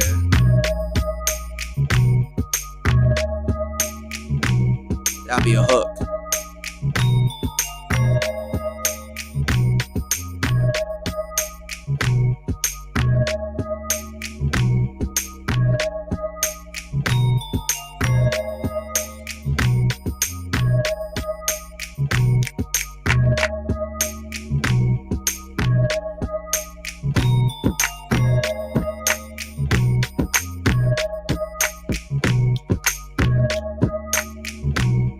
You need a pair of drums though. I need something that kicks.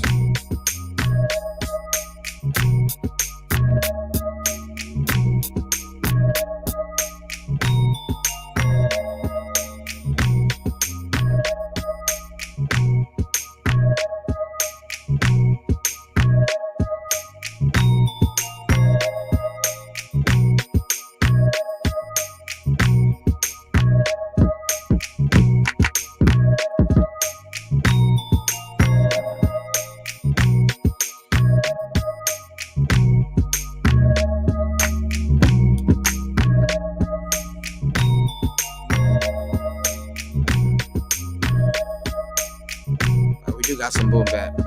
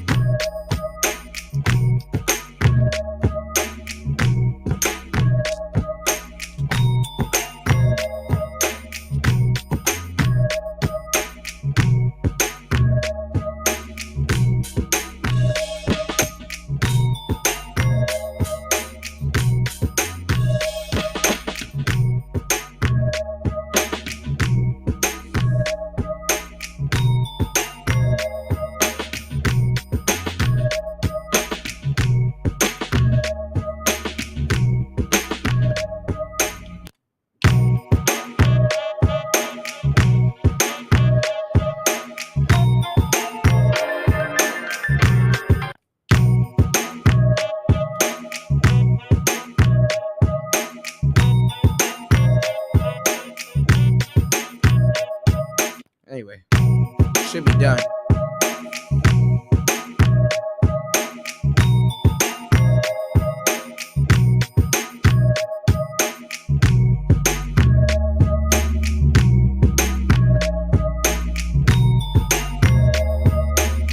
So that'll be the hook.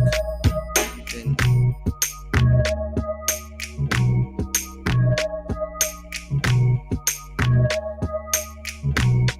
this will be a verse.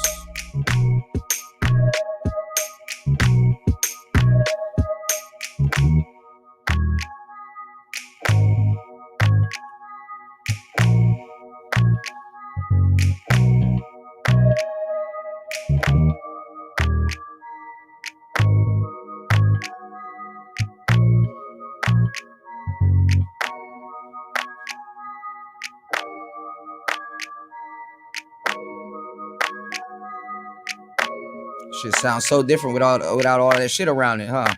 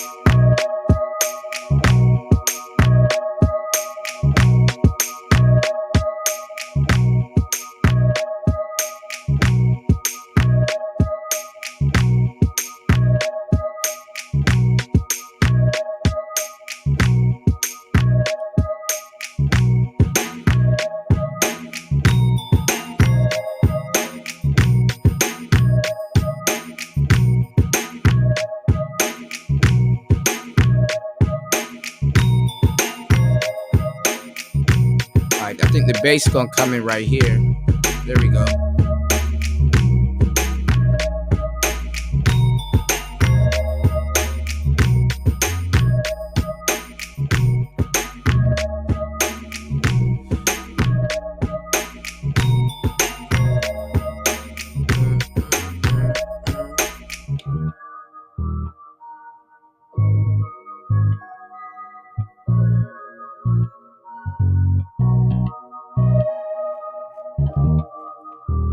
I don't know what this beat sounds like. Let's see.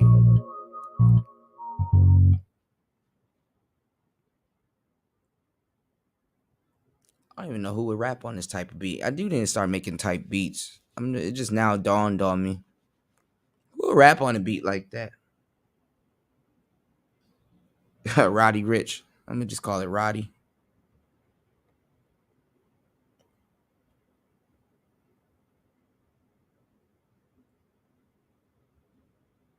Roddy Rich.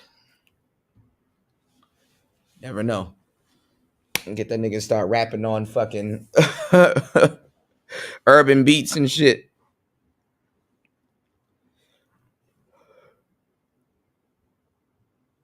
I swear one year niggas were just rapping the country tunes. Like, nigga, you know this is some Garth Brooks type shit.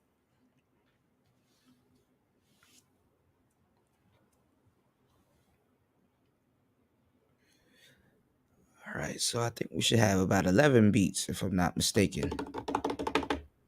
11. Today was productive. 12 hours just flew by that fast, y'all. See how much beats we made.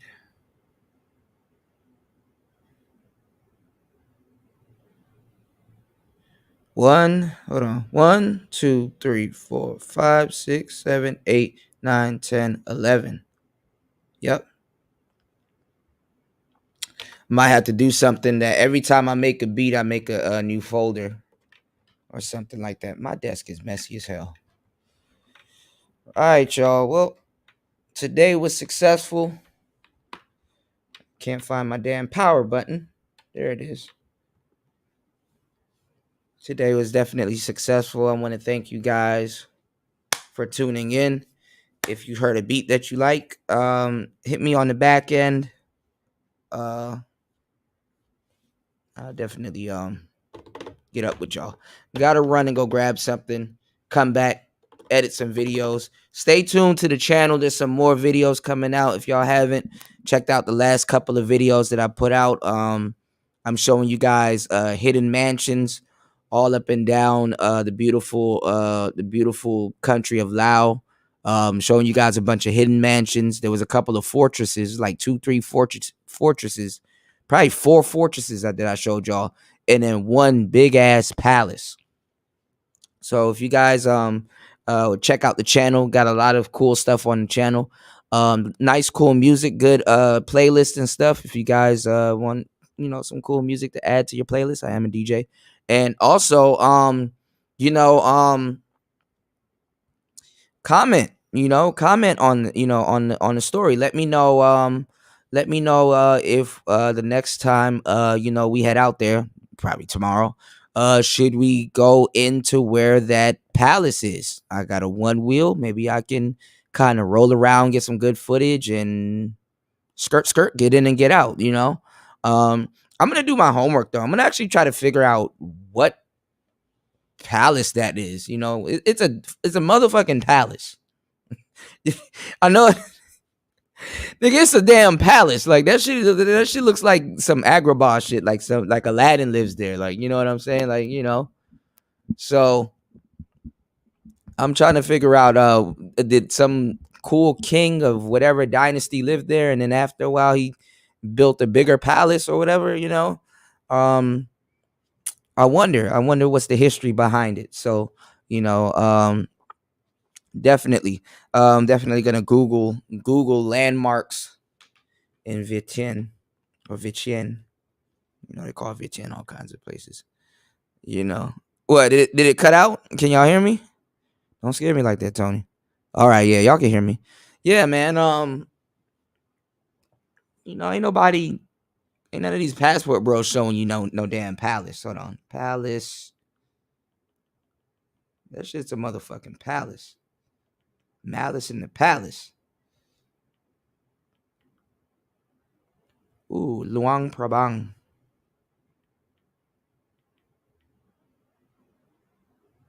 Cheng Palace. What is that? Well, see, these are hotels.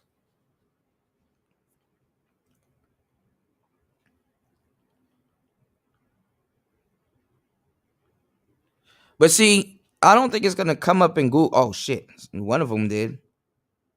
Presidential Palace. Some of these places, though, that I'm showing y'all, these are hidden mansions. Like, these are like in the back. Back of the back is in the back of the damn city. So it's like millionaires and people that got money, they come here and hide the fuck out. Like there's Rolls Royces and Bentleys all over the damn place and stuff like that, you know. But you leave it to people back at home in America, you know, Cooter, you out there eating dirt sandwiches. They think everybody out here eats dirt. The nerve of y'all be thinking people out here eating dirt sandwiches and shit, you know. But today was a great show, man. You know, make sure you guys like and subscribe. Make sure you support the channel. We out. It's Player Talk Radio. Go check out that Palace. Let's get it. Let's go.